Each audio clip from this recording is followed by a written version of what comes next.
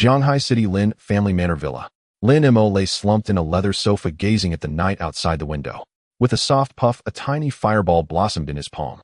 It was the initial skill he had obtained several hours earlier at the jaw change ceremony after awakening as a mage. Fireball. 18 years had passed since he came to this world. This was a world where the wilderness teemed with monsters. Everyone awakened to a different class at the age of 18, growing stronger by killing monsters and leveling up. Just a few hours ago, Lin Mo had awakened to the mage class, yet he turned out to be a blank mage with no elemental affinity whatsoever. In this world, mages came in many forms: flame mages with fire elemental affinity, thunder mages attuned to lightning, and so on. As for a blank mage like himself with no elemental affinity, learning skills was arduous, controlling them clumsy. Undeniably a trash-tier class. I'll blank it is then. Lin Mo poked the little flame in his palm with his other hand, teasing it, as though it were a pet. You may be weak, but I don't despise you. From now on, you'll be in charge of lighting my cigarettes and warming my food. We'll just hole up in this mansion for life. Being a happy little lighter is far better than going out and risking our necks against those bosses dozens of meters tall, don't you think? Before his words had even faded, the tiny fireball in his palm suddenly convulsed violently. Immediately, lines of text surfaced on his interface. Your skill Fireball strongly protests against your statement. Fireball believes your career plan is an insult to its fiery dignity. It is roaring, you may be a salted fish, but I am not. I will grow stronger. I will evolve. I will become a world-shattering forbidden spell.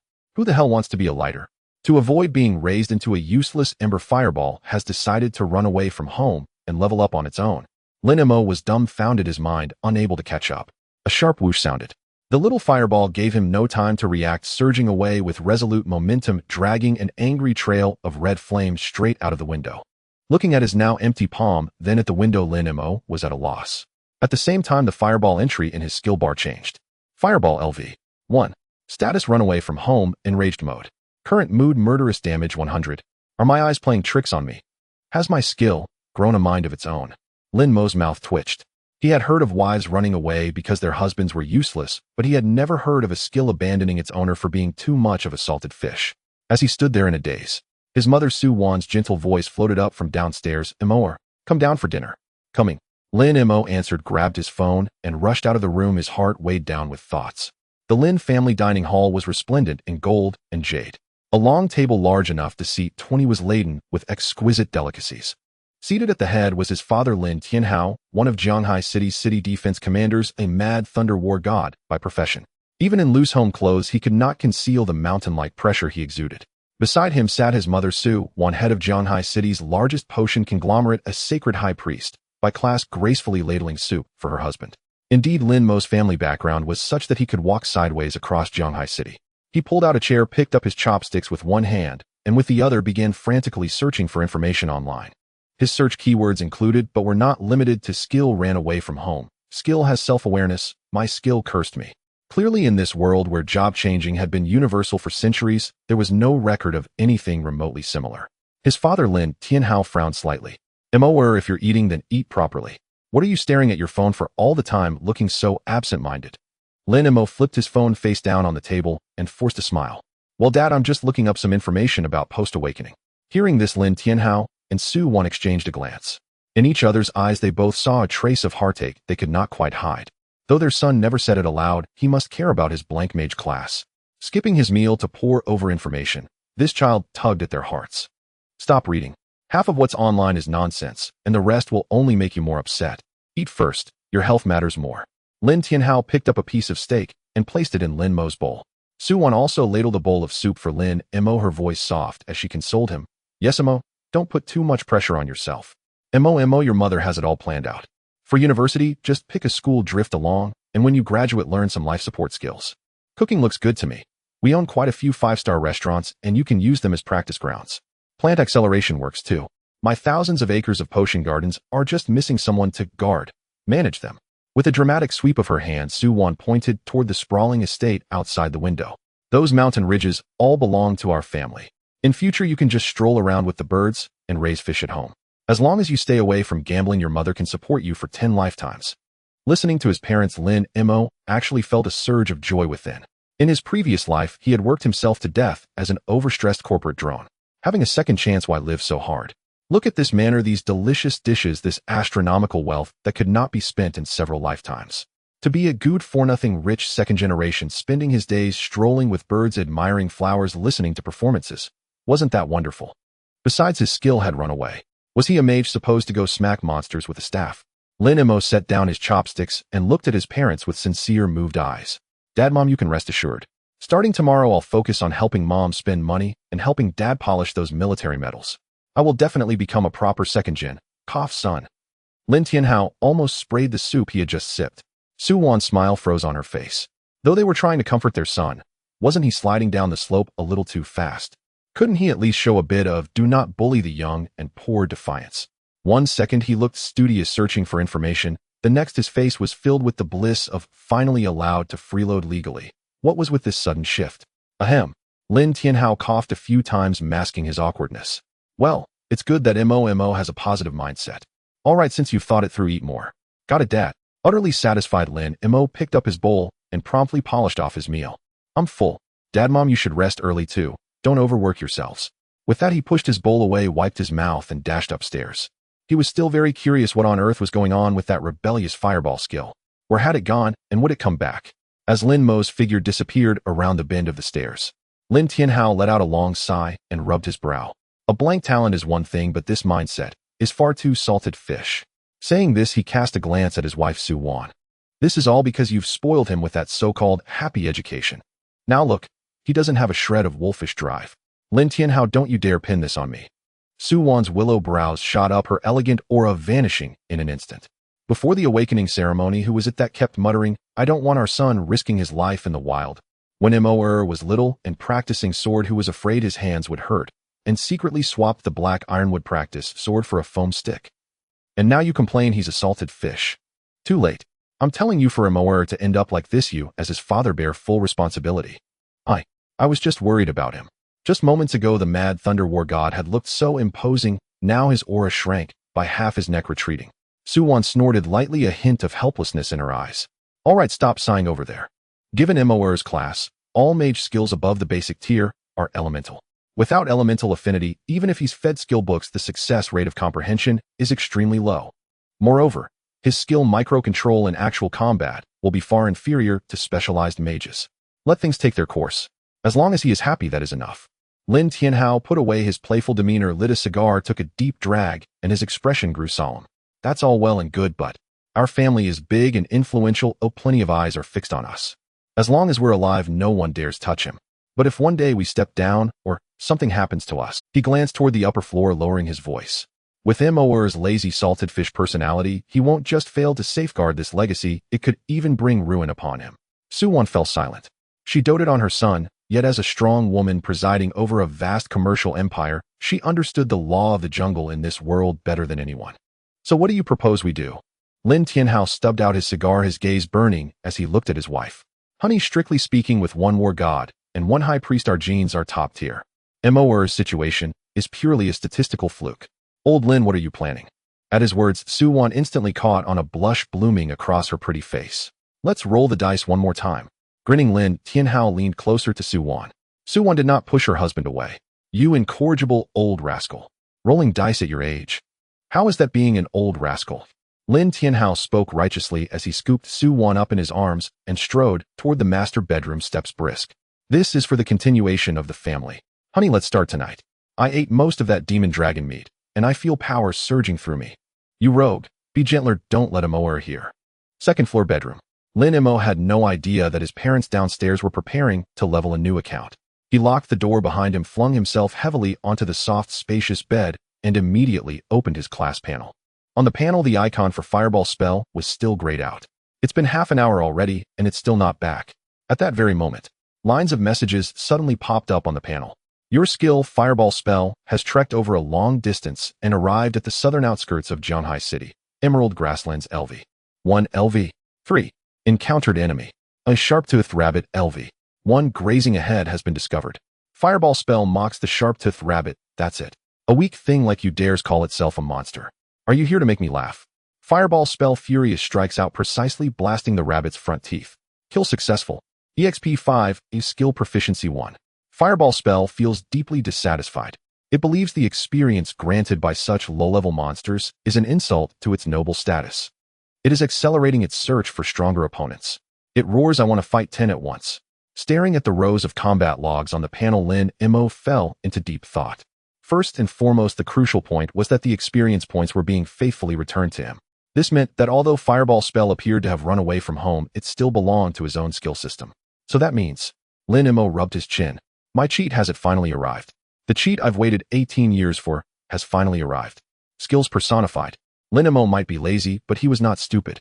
As a seasoned bookworm in his past life, he instantly understood just how terrifyingly powerful this cheat truly was. First, and most importantly, it meant fully automated cultivation. Others had to risk their lives out in the wild fighting monsters in close combat just to level up. Although this world was highly gamified, life itself could only be lived once. Death was real, and there were no such things as revival coins. But he could sit at home and experience would rain down on him from the heavens. As long as his skills were diligent enough, even if he simply lay in bed sleeping, his level and skill proficiency would soar upward at a rapid pace. Second, and also the most broken aspect of all, absolute microcontrol. Even among mages of the same level, the difference in actual combat strength could be like heaven and earth.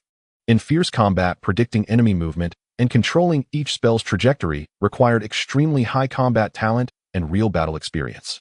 But now, his skills had minds of their own. They could aim by themselves, predict by themselves, and might even understand how to kill monsters better than their own master Lin Mei.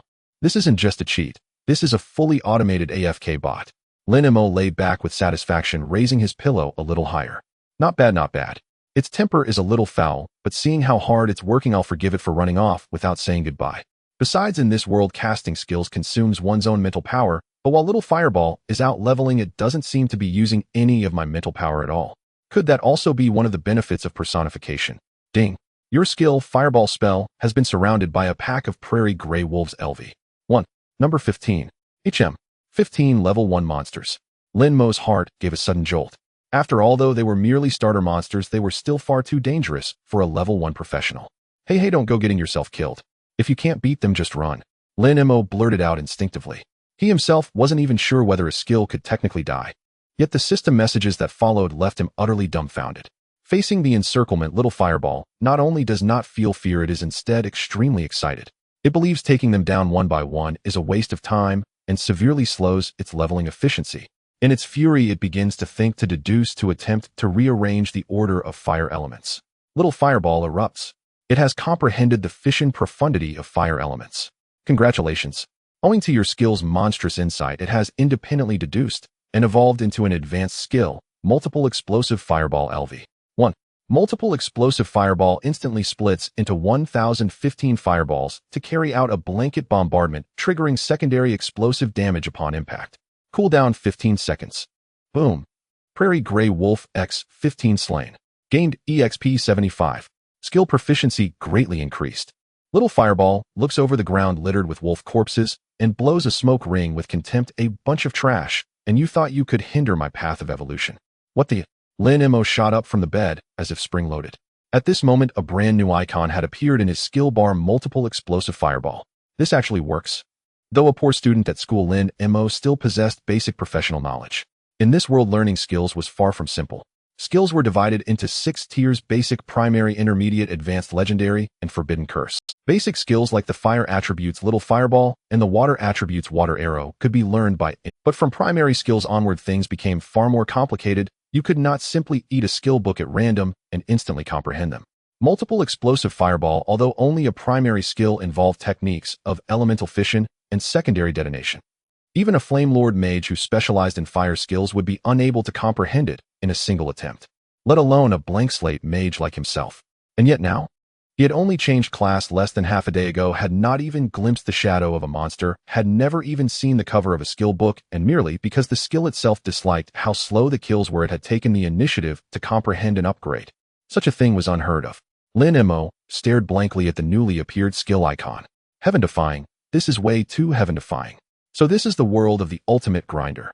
Other people train their skills, my skills are the ones training me. Lin Mei shook his head, slightly unable to stop his imagination from running wild. If things kept developing along this trajectory, when he reached level 10 and could learn a second basic skill, if he picked up Water Arrow, would it also, out of contempt for its own low power, grind itself into Tsunami? If he took Earth Shield, would it feel it was not sturdy enough and grind itself into absolute defense? If every element's skills were this obsessive, would this so-called blank slate mage of his end up becoming an alliement forbidden curse archmage? Hiss. Lin Mei drew in a sharp breath. This was the path of becoming a god while lying down. At this rate, when the professional entrance exam is held 3 days from now, won't this blank slate mage of mine shock everyone present? A flicker of excitement rose within him.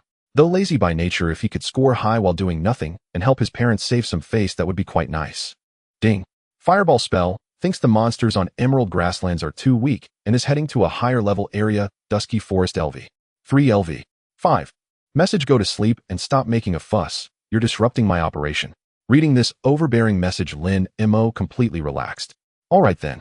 Since even his skill was working this hard, how could he possibly drag it down? At a time like this, the greatest support he could offer was not to cause trouble. To cooperate with my skill's grand leveling plan, I hereby decide. Lin Mei yawned and shifted into the most comfortable position he could find. To sleep. Heaven and earth may be vast, but sleep is vaster still. Hey you, little fire, work hard out there. If you're not level 3 by tomorrow morning, I'm definitely going to mock you. 2 minutes later, steady breathing filled the luxurious bedroom. In the master bedroom, Lin Tianhao leaned against the headboard, a satisfied expression on his face as he lit a cigar. His bare upper body was covered in crisscrossing scars, the medals of honor earned as a god of war. You are aging like fine wine, Commander Lin. Su-Wan, draped in a silk robe, leaned lazily against her husband's shoulder, her fingers gently tracing the scars on his skin. It seems that piece of dragon meat was indeed worth it. Your combat power hasn't diminished a bit since the past. Of course. Lin Tianhao raised his eyebrows, proudly waving his hand with a hint of bravado. Do you even know who I am? The Thunder God. If it weren't for the fear of waking up Moer with too much noise after that battle, I would have unleashed 2 more moves of Thunderclap. Su-Wan rolled her eyes at him, lightly pinching his arm. Stop boasting. Are you trying to tear down the house? At this point, Su-Wan's expression turned worried. I hope we can have a child with decent talent this time. If Moer gets bullied in the future, at least a younger brother or sister can protect him. Lin Tianhao held his wife's hand. Don't worry, I have a feeling this time it will definitely work. Moer was. Coffin accident. If we try again, I am sure we'll have a little monster. Just then a buzzing sound came from the bedside table. Lin Tianhao frowned slightly as he picked up the phone to check the caller ID, his expression suddenly becoming a bit complicated. So late, who is it? Su-Wan asked. Old Zhao. Lin Tianhao grimaced, clearly displeased. That old coot, Zhao Lei, he's probably here to show off. As soon as the call connected, Zhao Lei's loud voice came through the receiver. Hey, old Lin, you're still awake this late. From the sound of it, you're still busy. Get to the point. Lin Tianhao replied irritably. I'm busy, I don't have time to chat with you. Hee, it's nothing major, just to share that my boy has awakened, and I wanted to report this joy to my old comrade. Zhao Lei was not offended, and there was a hint of pride in his tone. Before Lin Tianhao could respond, Zhao Lei began boasting on his own. My boy has awakened as a flame mage, but unfortunately his fire element affinity is only rated S, so it's just mediocre. Zhao Lei feigned humility with a sigh. Lin Tianhao snorted coldly. Enstrated fire element affinity flame mage, and you call that mediocre? My thunder element affinity as the thunder god is only S as well. A profession with serrated elemental affinity will surely be among the top combat powers in the city in the future. Well, that's not bad. Lin Tianhao's tone was dry. Congratulations. Thanks. Zhao Lei pretended not to notice Lin Tianhao's displeasure and continued. You know what, my son is quite impressive. He's almost at level 3 now. By the way, old Lin, I heard that your Lin Mei's awakening isn't great. How about I let my boy help him level up a bit? After all, we've known each other for quite a while. Before Zhao Lei could finish, Lin Tianhao expressionlessly hung up the phone. The bedroom fell into a brief silence. Su-Wan hugged his arm with concern and softly said, Are you angry about what old Zhao said? You know the character of that old coot, don't you? Lin Tianhao leaned back against the headboard again, but this time his hand holding the cigarette was a bit forceful. Back in college, I had him under my thumb. Then he joined the City Defense Army, and I had him under my thumb again. For decades, Zhao Lei has never stood tall in front of me. And now God has gifted him a son who is enstrated flame mage. He's been holding back his frustration for decades, and he finally found an opportunity to regain face against me. Su-Wan sighed, her eyes showing a hint of helplessness. Dear enstrated affinity flame mage is a genius among geniuses. In 3 days during the vocational examination, that Zhao family's kid will surely shine, perhaps even break the city record. If Moer performs poorly, those whispers will be inescapable. He dares. Lin Tianhao's eyes widened, an aura of determination exploding from him. If he dares to say anything bad about Moer in front of me, he'll tear his mouth apart. Hey old Lin, you can use your fists to shut Zhao Lei up, but you can't silence the multitude of voices. Zhao Lei's son has always been arrogant and has never gotten along with Moer. It's inevitable that he'll stir up some gossip with his little followers. Su-won glanced at Lin Tianhao, worry evident in her eyes. After a moment, Lin Tianhao exhaled a puff of smoke, his voice turning hoarse and deep. The examination. Based on fairness, only the most ordinary bronze-level equipment is allowed. It's a true test of strength broadcasted live throughout the city under everyone's gaze. As he spoke, Lin Tianhao fiercely extinguished the freshly lit cigarette, a glint of determination flashing in his eyes. No, we can't let Mower suffer this humiliation. Wife, tell Mower tomorrow to just take sick leave on the exam day and skip it. After all, we have plenty of money. We can easily find a university for him to muddle through for a few years. Rather than let him be a laughingstock in front of Zhao Lei's family, it's better to let him stay home and sleep comfortably. Su-won was taken aback for a moment, then her eyes reddened as she nodded. I'll do as you say. We only have this one son. It doesn't matter about face as long as he is not suffering. Lin Tianhao fiercely extinguished the freshly lit cigarette and turned to Su-won. Wife, let's try again. Does Zhao Lei want to compete with sons? Good. Then let's compete to the end. As for Mower, in this life we will shield him from all storms. Even if he turns out to be a waste, he is still my Lin Tianhao's most treasured waste. Su-won proactively wrapped her arms around her husband's neck, her eyes soft. All right. No one is allowed to bully our Lin family's child. The next morning, Lin Mo groggily opened his eye. This sleep was unusually sweet. So comfortable, Lin Mo rubbed his eyes and instinctively opened his profession panel. Name: Lin Mo. Profession: Mage level LV. 325. Skills: Fireball LV. 3 Multiple Explosive Fireball LV. 3 Lin Mo's pupils constricted sharply, his sleepiness instantly vanishing. What the hell? I really am at level 3. You must understand, in this world leveling up is no easy feat. Even the geniuses of wealthy families can only reach LV 3 on the first day with a whole team assisting them. And I just slept and did nothing and am already at LV 3. Plus the experience bar is already at 25. Is this the charm of fully automatic AFK? Lin Mo couldn't help but sigh. He glanced at the skill bar, where below Fireball there was a status prompt: status resting, deep sleep, mood extremely tired, even a bit craving a midnight snack. Last night's achievements: killed 158 sharp-toothed rabbits, 135 prairie gray wolves, 112 venomous spiders. Message: Dad is exhausted. Hey, someone hurry and get me some fire element food to replenish, or else I'll go on strike. Looking at this somewhat irritable message, Lin Mo wasn't angry. Why bother getting mad at his own skill? Moreover, it was helping him level up. Just then a gentle voice from downstairs called out, Mower, are you awake? Come down for breakfast. Lin Mo quickly flipped out of bed, washed up, briefly changed into a casual outfit, and hummed a little tune as he went downstairs. In the dining room, his mother Su-won and father Lin Tianhao were already sitting at the table. Good morning, Mom, Dad. Lin Mo pulled out a chair and sat down casually, grabbing a slice of toast, feeling quiet. Su-won looked at her son's carefree demeanor. A wave of sorrow washed over her heart. Last night, Lin Tianhao's words still echoed in her ears. Although asking their son to take sick leave and skip the examination was to protect his mental health and prevent him from suffering from gossip, it was indeed a cruel thing to tell him directly. You aren't capable, don't go and embarrass yourself. Su-won weighed her words, preparing to bring up the topic of taking sick leave. Suddenly, the innate instinct of a divine priest made her sense something was off. Lin Mo's aura. Why does it seem stronger than yesterday? Inside the restaurant, Lin Tianhao was about to ask what was wrong when his gaze swept past Lin Mo, and he too felt a jolt, his eyes nearly popping out. Level 3. He suddenly stood up, disbelief written all over his face. No more, you were still at level 1 before bed last night. How could you be at level 3 now? Facing the shocked expressions of his elders, Lin Mo's heart sank. This was bad. He had been so caught up in the excitement that he forgot how to explain. Should he say his skill autonomously went out to hunt monsters? No, this was far too shocking. In this world, the notion of a skill developing self-awareness was unheard of. If exposed, he couldn't predict the consequences. Moreover, this was his greatest trump card. He couldn't reveal it easily. Lin Mo's mind raced, and in just a fraction of a second, he put on a slightly embarrassed, yet somewhat stubborn expression. Dad, Mom, actually. Lin Mo scratched his head and sighed. After dinner last night, I lay in bed thinking, I still felt a bit uneasy. Although I'm a blank slate mage, I am still the son of Lin Tianhao and Su-won. So last night after you both fell asleep, I sneaked out to level up a bit. Speaking sincerely, Lin Mo's eyes brightened as he added, Dad, Mom, don't worry. Even though I lack elemental affinity, I will work hard to become stronger. Even if I'm just a clumsy bird, I still want to take a few steps ahead. The restaurant fell silent for a few seconds. Lin Tianhao and Su-won exchanged glances, and their eyes instantly turned red. Look, who said my mower was a slacker? This child is so sensible it breaks my heart. While claiming to rely on us, he secretly practiced all night to spare us worry.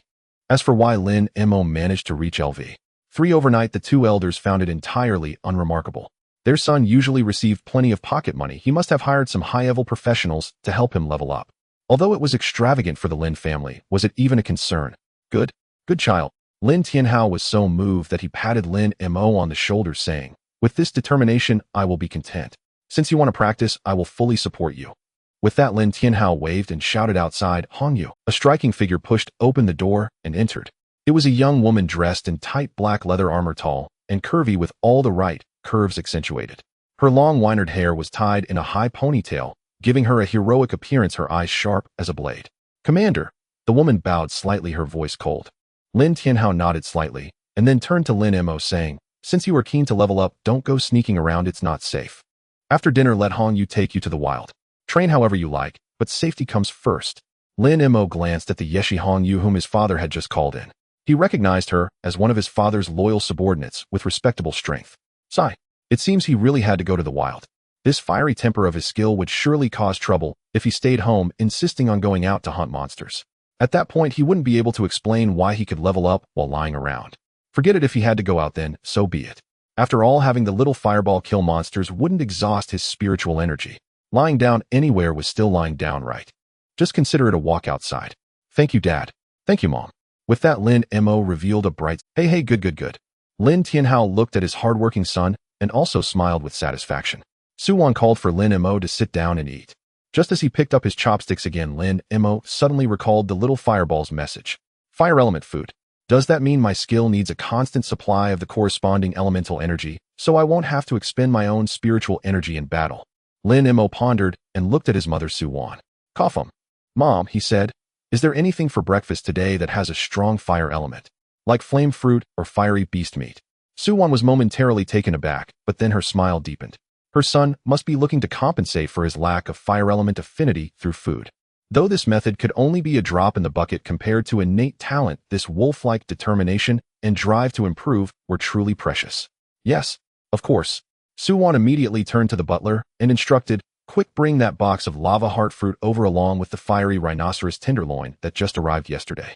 Have the kitchen cook it right away. As long as Moer is willing to eat, even if it's the heart of a heavenly fire dragon, I will get it for you." 10 minutes later, a series of expensive dishes were laid before Lin Mo. The rich fire element aroma was enough to make Yi Hongyu, who stood nearby, glance over in surprise. The value of this breakfast could rival that of an ordinary family's annual expenses. Lin Mo was not polite. He picked up a lava heart fruit that looked like a small tomato and threw it into his mouth. Boom. A wave of heat surged through his throat, spreading throughout his body. At the same time, Lin Mo could clearly sense the skill icon of the little fireball suddenly stirring. Ding. Fireball has tasted high-purity fire element. Mood elated like drinking a bottle of ice soda on a hot day, Fireball roared, "Awesome. This is the taste.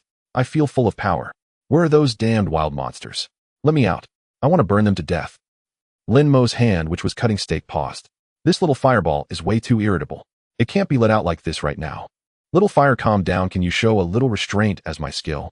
Lin Mo couldn't help but soothe this fiery character in his heart. Fireball scoffed, "Restraint is not something you can eat. Stop talking nonsense. Take me to the wild quickly. My big knife is already itching to go." Lin Mo shook his head helplessly, mentally reiterating, "After eating we'll go, but we need to establish some ground rules first. Once we get to the wild, don't stray too far from me. You need to stay within 500 meters of me, understood?" Fireball gave a cold snort. What a hassle. "All right, for the sake of this meal, I'll listen to you. Hurry up and eat, then we can get to work." "And the second point," Lin Mo continued in his mind, "you need to learn to disguise yourself. Other people's fireballs are launched one by one, and once thrown they explode. But you, after firing one, just hover in the air looking for the next target. Does that make sense? So you need to learn to vanish after firing a shot. Do you understand?" Fireball instantly became agitated. "You want me to shoot and then run away? I want to be a forbidden spell. How can I do something so sneaky? I want to float in the air and make those monsters tremble in fear." Lin Mo. This skill is quite the hot-headed teenager. "No way. If you keep hovering outside, it will be easy for others to discover that something is off with me. If I get caught and sliced up for research, who will give you this top-quality magical beast meat?" As he spoke, Lin Mo deliberately speared a piece of sizzling fiery rhinoceros meat with his fork and waved it near his mouth. "See, this piece of meat is worth tens of thousands. If you don't behave, I'll eat plain porridge every day and not let you have a single spark." Fireball fell silent. The originally murderous icon flickered a couple of times, seemingly engaged in a fierce ideological struggle. It It was a battle between dignity and delicacies. A few seconds later, Fireball conceded fine as long as there is sufficient meat, everything else is negotiable. Fireball grumbled and added, but remember, this isn't cowardice, this is tactical maneuvering. It's for longer-lasting slaughter. Lin Mei twitched the corner of his mouth and then popped that piece of fire element beef into his mouth. All right, if it's tactical maneuvering, then so be it. Slaughtering is slaughtering, as long as you're happy. That's more like it, little fire. As long as you behave, not to mention the fiery rhinoceros, even the heart of that flaming dragon, I will get it for you as a snack in the future. Fireball's anger level instantly dropped to 0, and its state changed to anticipation. Done. Lin Mei felt great finishing off the food on his plate, wiping his mouth, and standing up. Dad, Mom, I'm full. Sister Yi, let's go to the dark forest. Upon hearing the words, dark forest, Su-Wan paused mid-action with her utensils. Dark forest. Mower, that's the mixed leveling zone from LV3 to LV5, where there are not only packs of shadow wolves, but also poisonous spiders. You don't have much combat experience, and you're a fragile mage. Su-Wan looked at her son with some concern. Before Lin Mei could respond, Lin Tianhao let out a hearty laugh, waving his hand nonchalantly. Oh, my dear wife, you worry too much. He pointed at Yi Hongyu, his tone filled with trust in his subordinate. With Hongyu by your side, what do you have to fear? Hongyu is the youngest elite captain of our Jianghai City Defense Forces special team. Her strength is remarkable. Upon hearing the commander's praise, Yi Hongyu bowed slightly. Though her striking face remained expressionless, her eyes showed absolute confidence and composure. Madam, please rest assured. As long as I have breath left, I will ensure that the young master suffers no harm. Su-Wan looked at Yi Hongyu, then at her husband and son, and could only sigh helplessly in resignation. Then, all right, she gently reminded, since your dad has said so, then go ahead. But Moa, remember, there's no need to push yourself too hard. If you encounter danger, hide behind Hongyu and never act recklessly, understood? Lin Mei nodded obediently. Don't worry, Mom, I value my life the most. Lin Tianhao saw this and laughed heartily, then turned to Yi Hongyu. Originally, his cheerful expression became somewhat serious, and the authority of the commander was unmistakable. Hongyu, I entrust Moa to you. If you encounter uncontrollable danger, whether it's humans or monsters, eliminate them directly without reporting. In the final sentence, a chilling aura flashed through the restaurant. Yes, Commander. Yi Hongyu stood at attention, her gaze sharp as a blade. All right, let's not make this a tearful farewell. Lin Mei, unable to bear the atmosphere, waved his hand and walked toward the villa's front door, first saying, Dad, Mom, see you. I want to eat stir-fried flaming dragon tonight. Fireball drooled, mood excited and anticipatory, damage 100.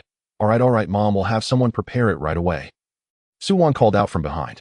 A black military SUV came to a rumbling halt at the entrance of the dark forest on the outskirts of Jianghai City. The car door swung open, and Yi Hongyu was the first to step out. She cautiously scanned the surroundings, confirming it was safe, before pulling open the rear door. Young master, we have arrived. Lin Mei stretched lazily and got out of the car. He gazed at the forest perpetually shrouded in mist. A chilly wind rustled the leaves, and occasional roars of wild beasts echoed from the depths. The fireball technique cackled with glee in the dark forest. My little fireball has returned, tremble creatures of the wild. Fear not, mere ants. My wrath shall once again cleanse this sinful land. Lin Mei interrupted. Tone it down, you are a skill, not a villainous boss. Lin Mei's mouth twitched slightly as he silently mocked it in his heart. The two of them walked into the forest's outskirts, one after the other. As Yi Hongyu walked, she skillfully drew 2 gleaming daggers and spoke. Young master, to ensure your leveling efficiency, I won't team up with you. After all, teaming up would divide your experience, and if a high-level character teams with a low-level one, the gained experience will also be reduced. My plan is to lure the monsters, control them, and bring them to a near-death state. The final blow will be yours, allowing you to enjoy 100 of the experience. Understood, Yi Jie, thank you for your hard work. Lin Mei nodded, his face full of ease. Yi Hongyu looked at Lin Mei's nonchalant demeanor and sighed slightly. She had watched this young master grow up. Although this young master had been rather lazy since childhood, preferring to lie down rather than sit, he had never displayed the arrogance of those from wealthy families. He was always polite and humble towards the servants, and both the family and staff greatly appreciated this young man. Originally, she thought this awakening setback would leave him disheartened for a while, but unexpectedly, he displayed such determination, diving into an all-night leveling session right after awakening. Unfortunately, it turned out that he awakened as a blank slate mage. A hint of regret flashed in Yi Hongyu's eyes. In this world, the mage profession valued elemental affinity above all. Affinity not only determined damage and the probability of skill comprehension, but also dictated one's control over magical skills. A flame mage with fire elemental affinity, even as a beginner, could release fireballs with pinpoint accuracy. But a blank slate mage was like wielding a gun with massive recoil, where hitting the target relied entirely on fate.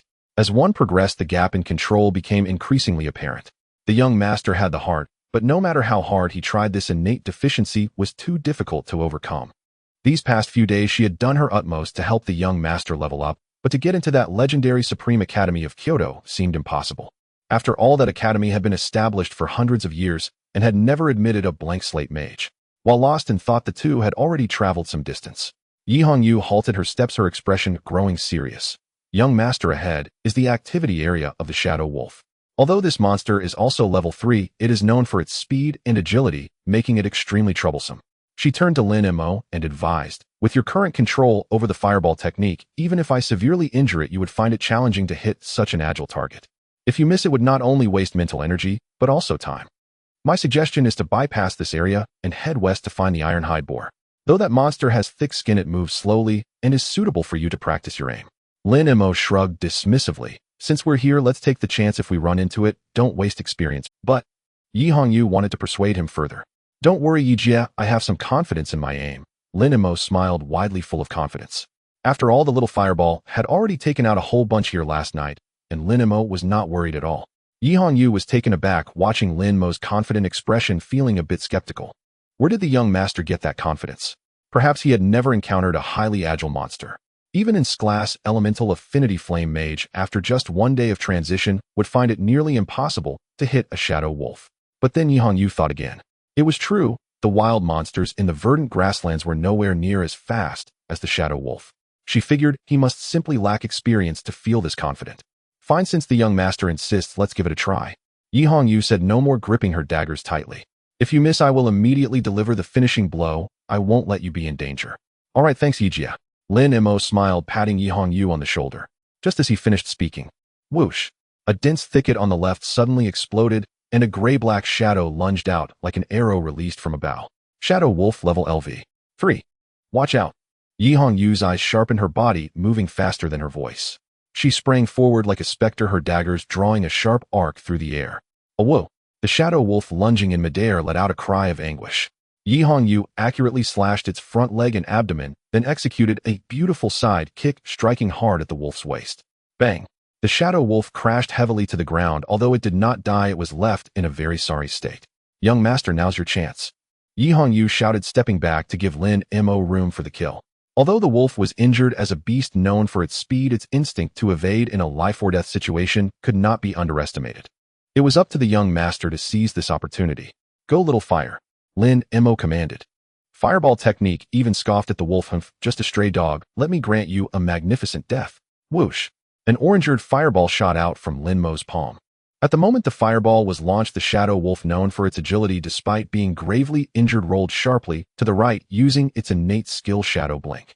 That roll perfectly evaded the fireball's original trajectory. Oh no, it's a miss. Yi Hongyu's heart sank. Was it really not going to work? The trajectory of a blank slate mage's fireball was too straight, unable to handle such sudden changes. She was preparing to strike to ensure the wolf wouldn't endanger the young master. But in the next second, Yi Hongyu froze in place, her eyes widening in disbelief, as if witnessing something. The fireball, which had seemingly missed, suddenly halted sharply after brushing past the wolf's body. Then it forcefully twisted its direction, making a U-turn, heading straight for the Shadow Wolf. The fireball disdainfully declared, you dare to dodge. Did I allow you to die? Although Yi Hongyu could not hear the fireball's thoughts, she sensed a furious momentum in its sudden turn. Boom! The spinning fireball struck the Shadow Wolf with pinpoint precision. The already weakened wolf was blown apart by the fireball, its flesh and blood scattering. Shadow Wolf LV. 3 killed, gained experience 20. After defeating the Shadow Wolf, the little fireball vanished as promised. At that moment, Yi Hongyu, standing nearby, stared intently at the lingering flames. This is a second stage mental energy guide. Yi Hongyu turned to look at Lin Mei. At this moment, Lin Mei stood there with his hands in his pockets, appearing relaxed and at ease. The second level of mental control, though not considered a profound skill among mages, allows high-level mages to perform intricate maneuvers, such as making fireballs trace flowers in the air. The problem is, this young master just awakened yesterday. A novice mage who hasn't even transitioned for 24 hours, with no elemental affinity, is relying solely on mental strength to forcibly alter the trajectory of spells. No wonder the young master hasn't even bothered to glance at the highly agile Shadow Wolf. No wonder he couldn't even be bothered to reposition himself earlier. He even dug at his ear. So this is the confidence of a strong person. Sister Yi. Lin Mei called out when he saw Yi Hongyu staring at him in a daze. What's wrong? Why are you in a daze? Quickly summoned the next one. Yi Hongyu came to her senses and took a deep breath. She forcibly suppressed her astonishment, and her gaze towards Lin Mei changed completely, now filled with genuine admiration. It's nothing, young master. I just didn't expect that your control over the fireball spell has reached such a level. It seems I was overthinking it. With your level of control, the shadow wolf truly poses no threat. Ha ha ha, is this really impressive? Lin Mei scratched his head, feeling a bit embarrassed. After all, he had done nothing but shout fire up. The fireball rolled its eyes. It's just a curve. Does this woman look like someone who has never seen the world? The fireball mocked while picking its nose. If I were to show her a Thomas full spin 720-degree followed by a zaped shadow step, wouldn't she be scared to the point of kneeling on the ground and shouting for help? Humans really make a big deal out of nothing. Shut up. Lin Mei felt speechless inside. This little fireball sure talks a lot. Yi Hongyu organized her emotions and said seriously, Young master, since you have such precise control, let's change our strategy. Since accuracy is not an issue, these high agility but fragile wild monsters are just right. Next, I will lead the monsters and weaken them while you focus on the final blow. This will be the most efficient way. Alright, Sister Yi, let's do it like that. Lin Mei was delighted upon hearing it. He wouldn't even have to move his legs, just waiting here is fantastic. Okay, young master, please be careful.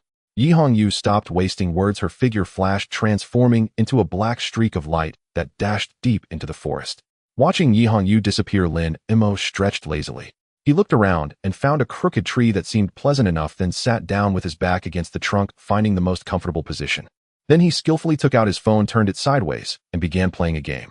Fortunately, this broken forest has a signal. Lin Mei mumbled casually, starting a ranked match. The fireball roared, where are the monsters? I want to farm, I want to evolve. What are you in such a hurry for? Lin Mei didn't lift his head, his fingers flying across the screen.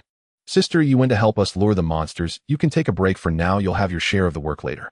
The fireball snorted, tired. This lord has no such word as tired in my dictionary. Only slaughter. Only becoming stronger. I am destined to become an existence of forbidden spells. Moments later, rapid sounds emerged from the nearby bushes. Young master, catch. Accompanied by Yi Hongyu's light shout. Whoosh, a shadow arced through the air. It was a shadow wolf with a broken hind leg. Here it comes.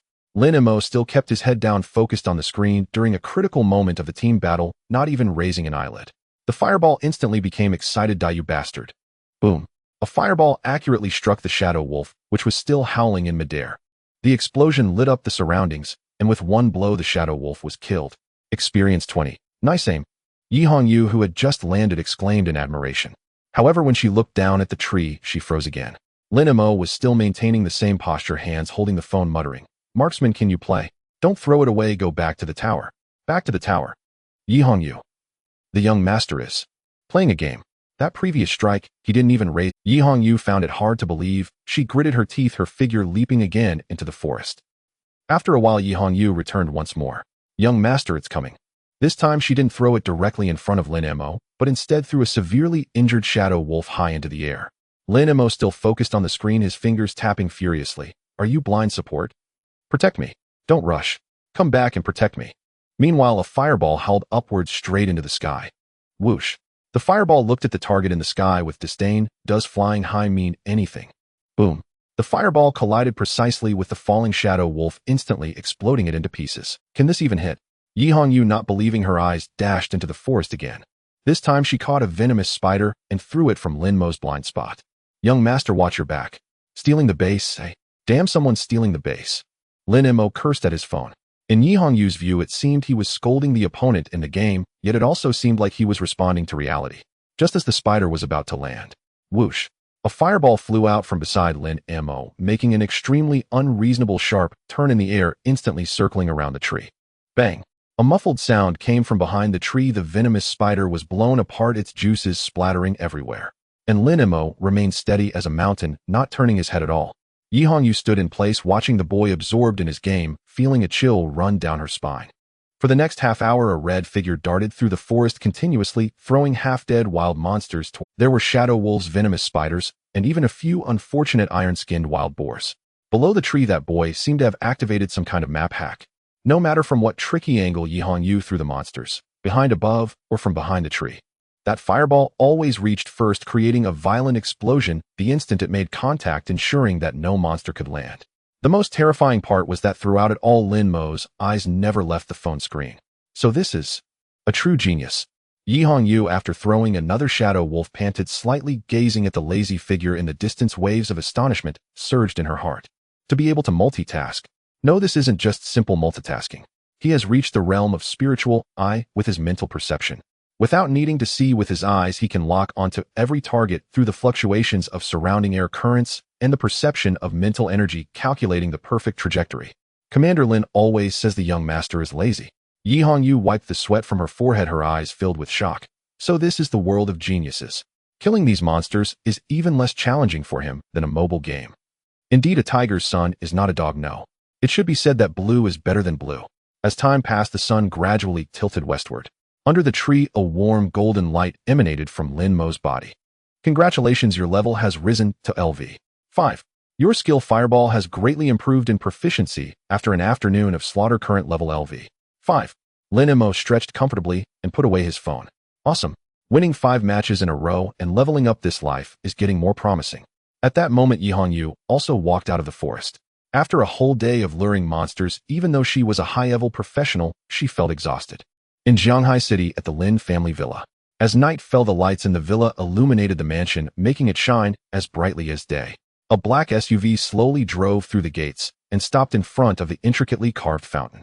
The car door opened and Lin Mei stretched lazily as he stepped out, while Yi Hongyu maintained her vigilant posture behind him, even in the absolute safety of the Lin family stronghold. As the two reached the villa's entrance, they were greeted by a chorus of voices. Welcome back, young master. A row of 10 maids dressed in exquisite black and white uniforms bowed in unison. The sight of their long legs and perfectly timed smiles could leave any man flustered, yet Lin Mei was already accustomed to it. He smiled and nodded, waving his hand casually. Hey, good. Moer is back. In the hall, Su-won had been waiting for a long time. Dressed in casual home attire, she nevertheless exuded an air of grace and nobility. Upon seeing her son enter, a radiant smile blossomed on her face. She hurried over, taking Lin Mei's hand and examining him from head to toe. How was it? Are you tired? Did you get hurt? I see your clothes are hardly dirty. Hongyu has done a good job protecting you. Lin Mei shrugged and chuckled. Mom, I just want to level up, not to fight. How could I get hurt? Besides, with Sister Yi around, I'm very safe. As long as you're safe, that's good. Su-won nodded in satisfaction, then pulled Lin Mei towards the dining room. You must be starving. Quickly, Mom specially instructed the kitchen to prepare a table full of delicious dishes, all made according to your requests from this morning, with the fire element maximized. Great, I'm just hungry enough. Lin Mei's eyes lit up as he obediently followed his mother into the dining room. Inside, the 5-meter-long dining table was laden with an array of exquisite dishes. Tonight's dishes were all vibrantly red. Stir-fried fiery dragon, liver lava core fruit salad, flaming rhino rib soup, lotus fire roasted whole lamb.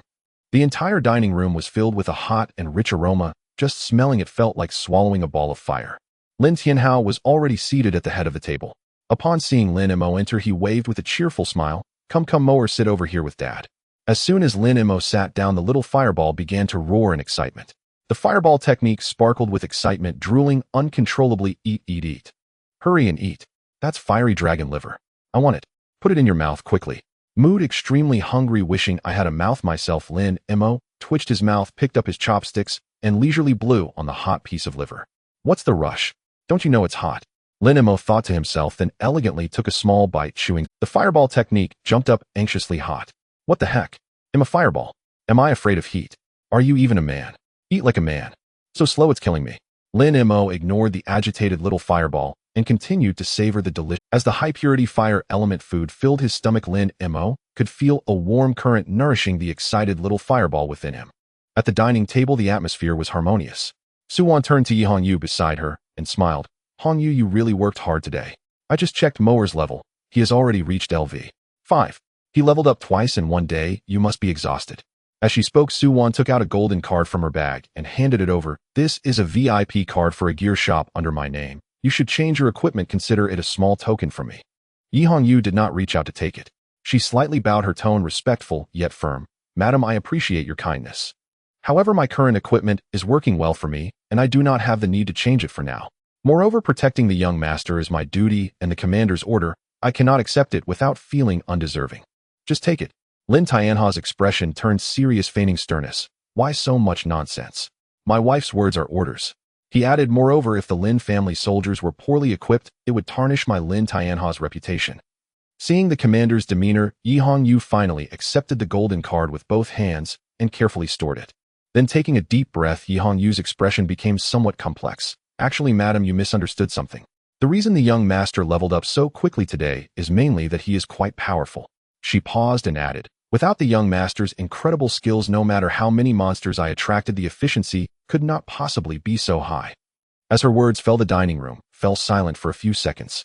Lin Tianhao and Su Wan exchanged glances, blinking in disbelief as if they thought they had misheard. How strong could a mere novice mage possibly be? Moreover, Lin Tianhao knew Yi Hongyu well. She was a very proud subordinate.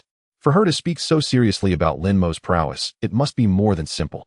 Su Wan, unaware of the situation, thought that Yi Hongyu was flattering and immediately said, Hongyu, I know you are loyal and want to bring glory to Moer. But let's be honest. Yi Hongyu took a deep breath and replied earnestly, Commander, madam, I am not exaggerating. The young master can be said to be the most talented mage I have ever seen or heard of. Upon hearing this, Lin Mo couldn't help but shrink his neck, his cheeks slightly flushing.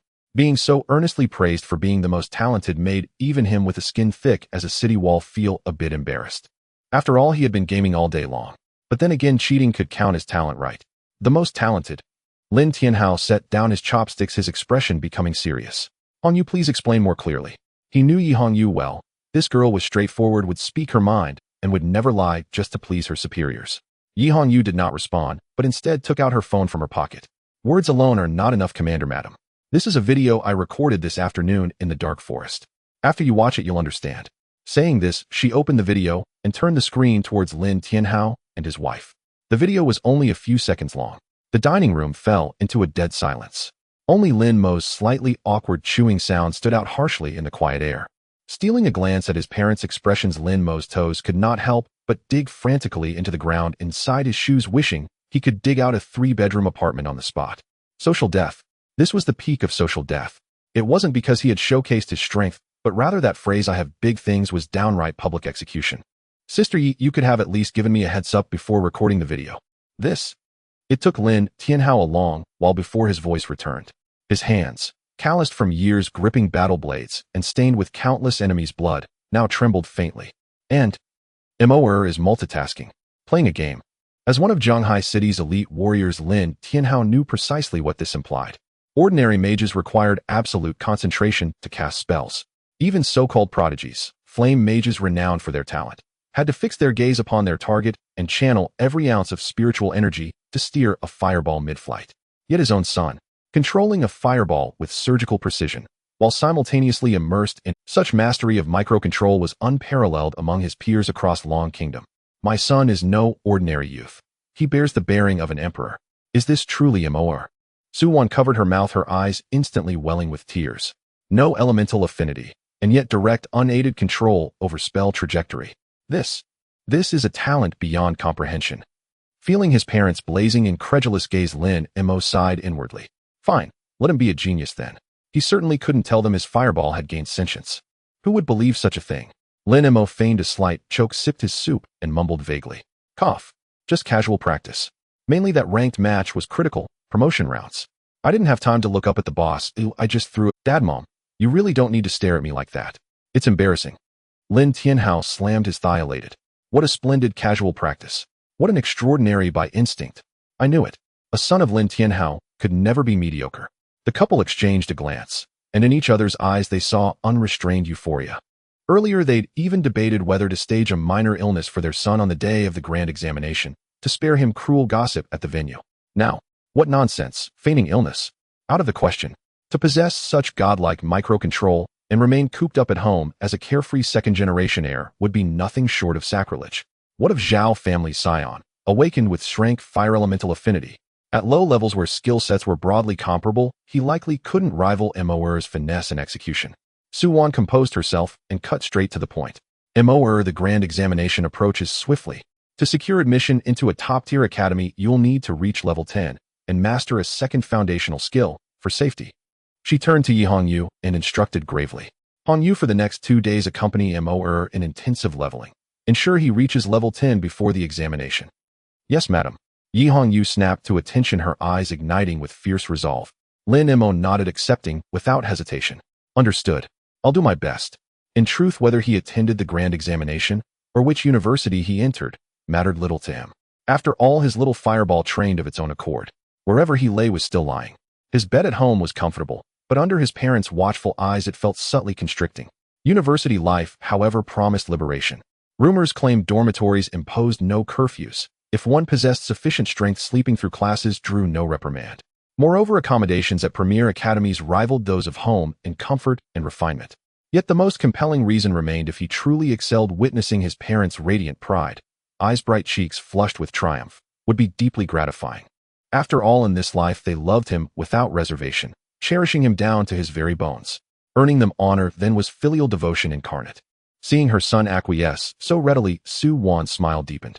As for your second skill, you should begin considering it now. Our family possesses foundational skill manuals across all elemental disciplines. Su Wan recited them with effortless familiarity. Water's water arrow, earth's earth shield, wind's wind blade, wood's healing art, even the rare lightning-based lightning strike.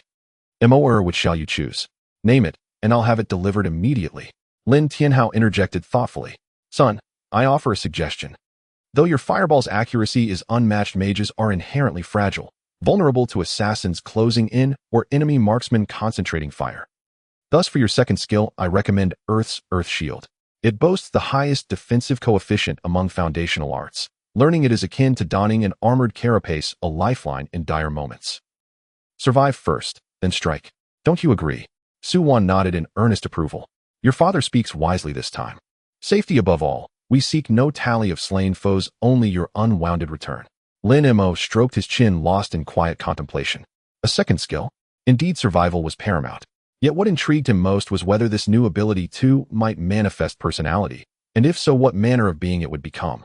He only hoped it wouldn't resemble his fireball, a hot-tempered old man. One such hothead sufficed, or a second would give him a splitting headache.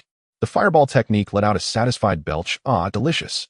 The fireball technique wore a blissful expression, then blazed anew with fierce resolve. That dragon liver tasted exquisite. I feel power surging through me. Bloodshed, I crave bloodshed. I sense I'm drawing ever closer to forbidden incantations. Ignoring the gluttonous little fireball, Lin Mei lifted his gaze to his parents. All right, I'll follow Dad's advice. For now, I'll settle on Earth as my second discipline. An extra layer of armor means greater peace of mind. Staying alive is priority. I intend to enjoy many more years of parental support.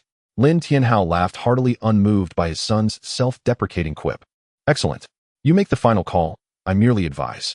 Now that our objective is set, leveling must proceed without pause. So saying, Lin Tianhao flipped his wrist. A weathered scroll pulsing with violet-black luminescence settled solemnly upon the table. This is the dungeon scroll for hard mode, Phantom Castle. Originally intended for use in several days, given your astonishing pace of advancement and that uncanny microcontrol aptitude, you may enter tonight. This dungeon permits levels 3 to 5 only, so Hong Yu cannot accompany you inside. But fear not, I've already assembled your party. Party? Lin Mei asked instinctively. Lin Tianhao, observing his son's reaction, spoke with solemn warmth. I know your microcontrol talent is exceptional, yet never let it breed arrogance. Monsters within hard mode dungeons dwarf mere wilderness beasts in lethality. Life grants but a single chance. I will not tolerate even the slightest scratch upon you. Dad, I understand. Tread carefully, and your vessel sails 1,000 years. The wisdom is clear. In truth, he welcomed his father's arrangement. Though his fireball was formidable, he himself had never stepped foot inside a formal dungeon. First-time ventures demanded prudence, and his father would never endanger him.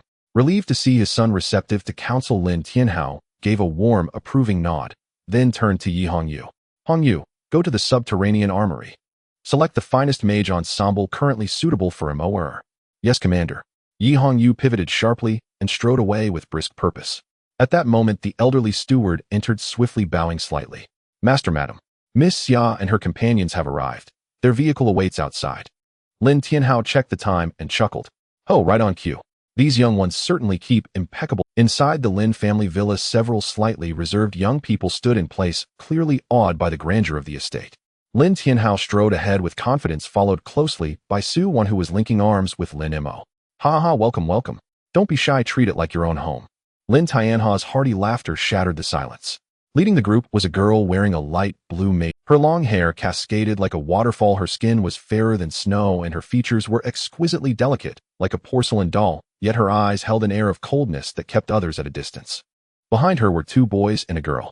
One was a tall, slender boy with a longbow slung over his back, another was a stout man carrying a massive shield, and the last was a shy little priestess with twin tails. "Hello, Uncle Lin. Hello, Aunt Sue." The cool girl nodded slightly, greeting them politely. "Oh, this must be the daughter of the Xia family, right?"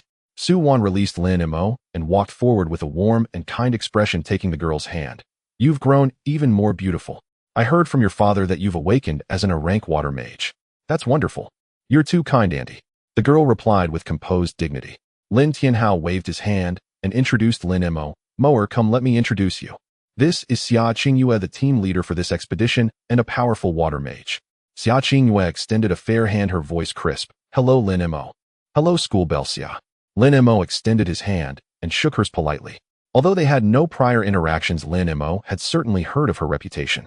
She was the aloof school belle from the adjacent school, rumored to have suitors lining up from the south to the north of the city, the dream girl of countless young men.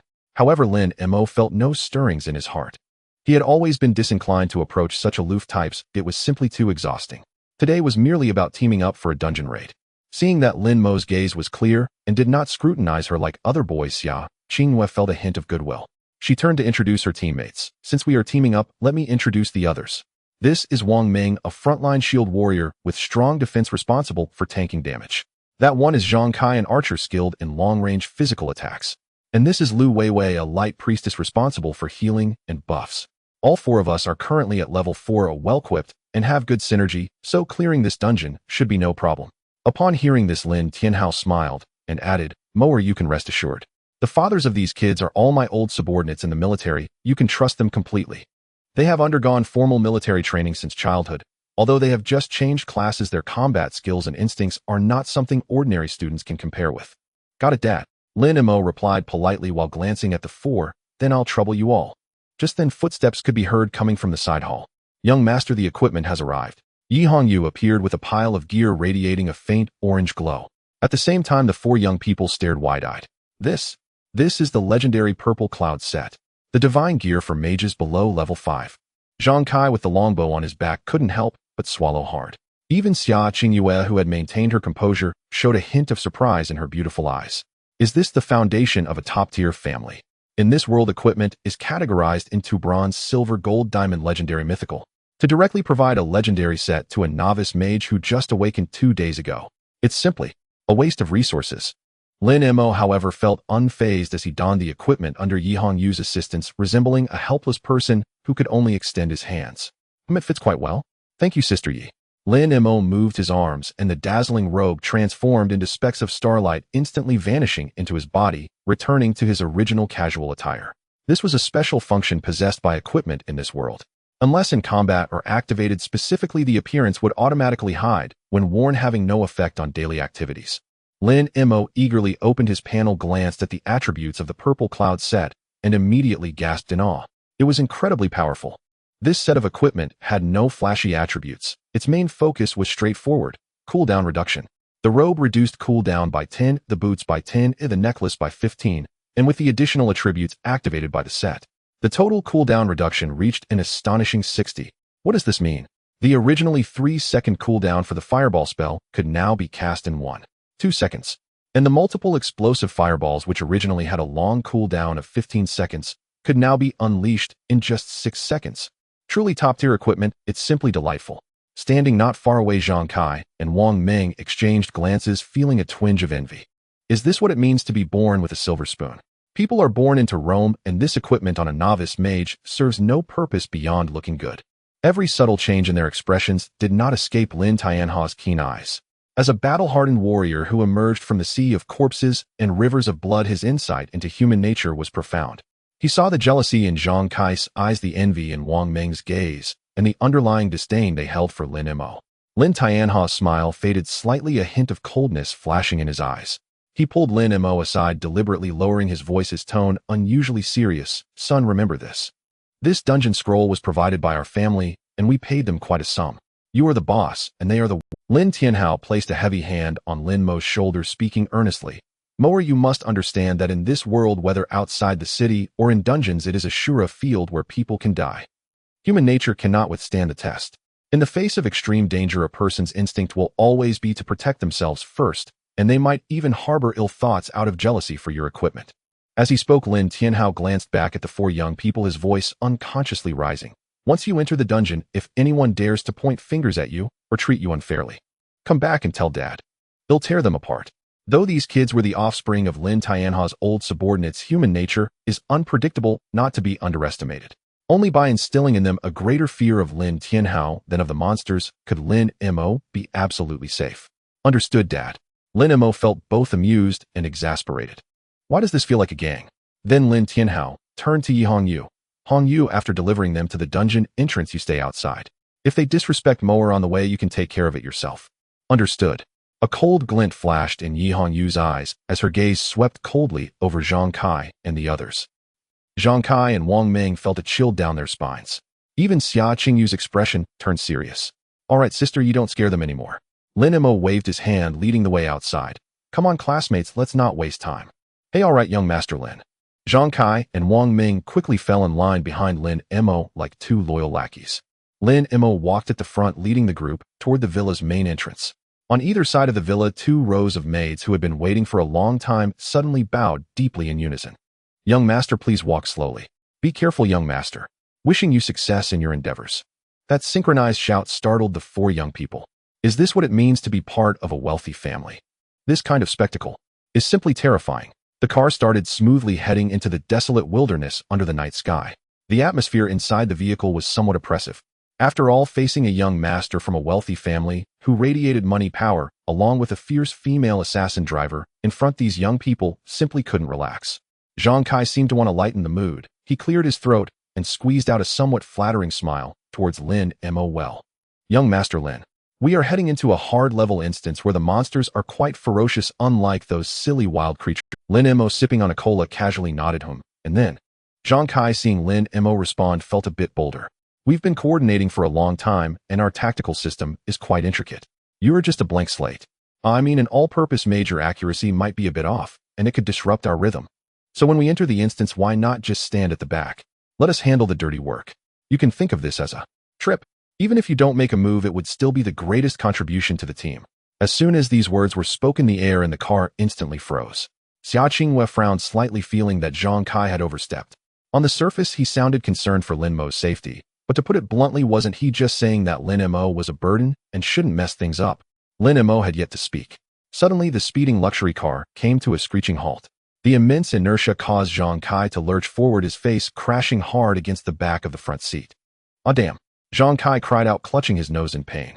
Before he could complain, he looked up and met a pair of cold, piercing eyes in the rearview mirror. Yi Hongyu, with one hand on the steering wheel, gazed at Zhang Kai through the rearview mirror. If I heard correctly, are you implying that our young master is too weak to fight alongside you? Or are you teaching the young master how to do things? The car fell silent in an instant. As an elite warrior, Yi Hongyu's aura was something these students who hadn't yet graduated could hardly bear. No, sister, that's not what I meant. Zhang Kai's face turned pale in an instant, and he stumbled over his words. I just wanted to ensure young Master Lin's safety. I'm just clumsy with my words. As he spoke, he actually lifted his hand and slapped his own mouth. Young Master Lin, please don't mind me. I'm just a careless person, just treat me like a fart. Wang Ming and Lu Weiwei beside him didn't even dare to breathe. They shrank into the corner, trembling. Especially the timid Lu Weiwei, her face pale with fear, worried that she might be the next one called out. At that moment, they deeply understood what it meant to be with a prince is like being with a tiger. Even the usually calm Xia Qingyue felt a bit of sweat forming in her palms. She realized that in front of this seemingly kind young master, any inappropriate word could lead to unpredictable consequences. Lin Mo watched this scene in silence, feeling speechless. Why did it seem like he had become a great villain?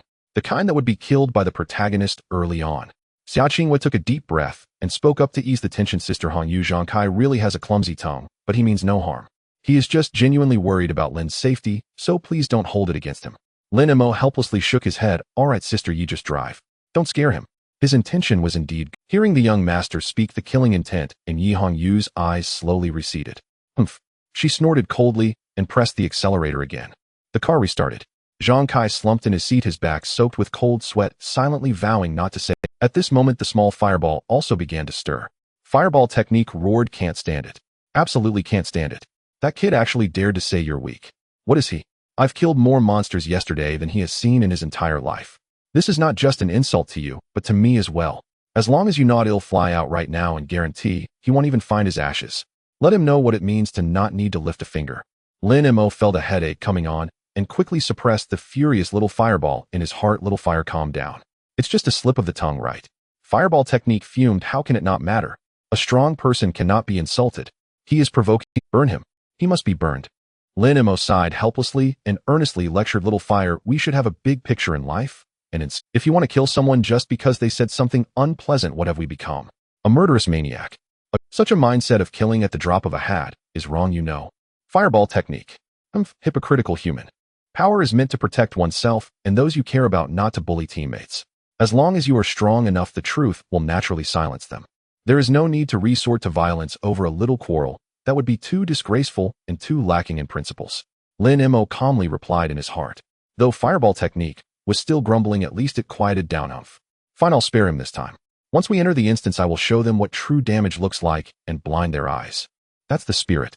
Lin Mo smiled slightly. About an hour later, the luxury car stopped at a desolate rocky shore. The car door opened, and everyone climbed out of the vehicle. The cold wind of the night wilderness was biting, but for Zhang Kai and the others who had just experienced Yi Hongyu's death glare, this cold wind felt incredibly welcoming. Young master, we have arrived. Yi Hongyu walked around the car and respectfully opened the door for Lin Mo. Lin Mo stepped out and looked around. Yi Hongyu took out an ancient scroll. The coordinates are accurate. As the scroll burned to ashes, a buzzing sound erupted. The air ahead trembled violently, and a spatial rift emanating purple light tore open.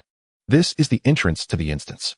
Yi Hongyu turned to Lin Mo. Young master, although this is a trained team, the situation inside the instance can change rapidly, so be cautious.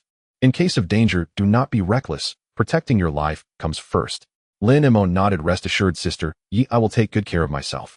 As the figures of the five completely vanished into the rift, only the howling cold wind remained on the desolate. Yi Hongyu leaned against the front of the extended luxury car, pulled out a pack of ladies' cigarettes from her pocket, lit one, and took a deep drag.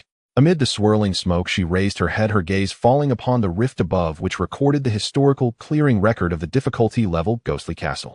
Current highest record 1 hour, 15 minutes, and 23 seconds. Record holders Mei Yishuan, Chun Jin Lu Shu. 18 years ago. 1 hour, 15 minutes. This record loomed like an insurmountable mountain, standing before all new Tier 5 and below practitioners in Longhua for a full 18 years. It was a miracle created by the most brilliant talents of that year, and to this day, no one has been able to break it. If it were the young master. Yi Hongyu's eyes flickered slightly. That terrifying micro-control, that mastery of skills as if they were an extension of the body, indeed had the qualifications to challenge this record. One could even say that the young master's personal strength would have made him the absolute core damage dealer in any generation. But the next moment, Yi Hongyu shook her head again. What a pity. Records are never broken by a single person. She exhaled a puff of smoke, her gaze filled with regret. Although that girl from the Xia family isn't a level water mage with solid fundamentals, those two boys, while capable, are well equipped. But they are merely decent. To ordinary people, this might seem like a luxurious elite squad. However, in Yi Hongyu's eyes, having witnessed Lin Mo's abnormal maneuvers, this team's configuration simply did not measure up to her young master. Clearing the dungeon is definitely not a problem, but to break the record, these little guys will probably just be a burden dragging down the young master's pace. Yi Hongyu flicked off the ash from her cigarette, no longer thinking about the unattainable record. Her task now was simple: to stay here and wait for the young master to return victorious. At this moment inside the dungeon, after a bout of dizziness and spinning, Lin Mo opened his eyes.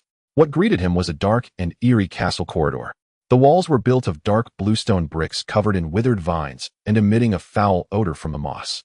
The air was filled with the scent of decay and dampness. On both sides of the corridor, every few meters, hung a sinisterly designed skull lamp. Blue ghostly flames burned in the lamp wicks. This dungeon feels a bit hellish. Lin Mo surveyed his surroundings and joked.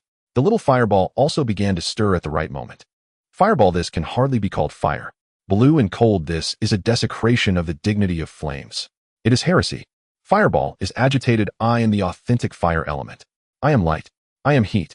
This garbage posing as fire makes me sick. Status update: angry purifier swearing to burn away all fake flames here. Current mood: irritated and boiling with killing intent. Damage to undead creatures 100.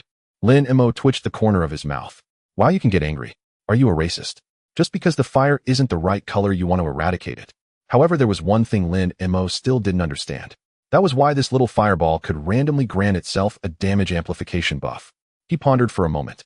Perhaps it was similar to the hot-blooded protagonists he had seen in those anime in his past life. As long as they yelled loud enough and got emotional, their output would skyrocket. Like saying my suffering is above yours, it's not me, it's this world. At that moment ahead, Xia Qingyue had already swiftly entered combat mode. She gently tapped her staff on the ground, and a soft water-blue halo spread out slightly, dispersing the surrounding chill. Everyone stay alert. Xia Qingyue's voice was cold, but carried a sense of calm. This is a difficulty-level dungeon. Both the attributes and combat skills are not comparable to monsters of the same level in the wild. Get into formation.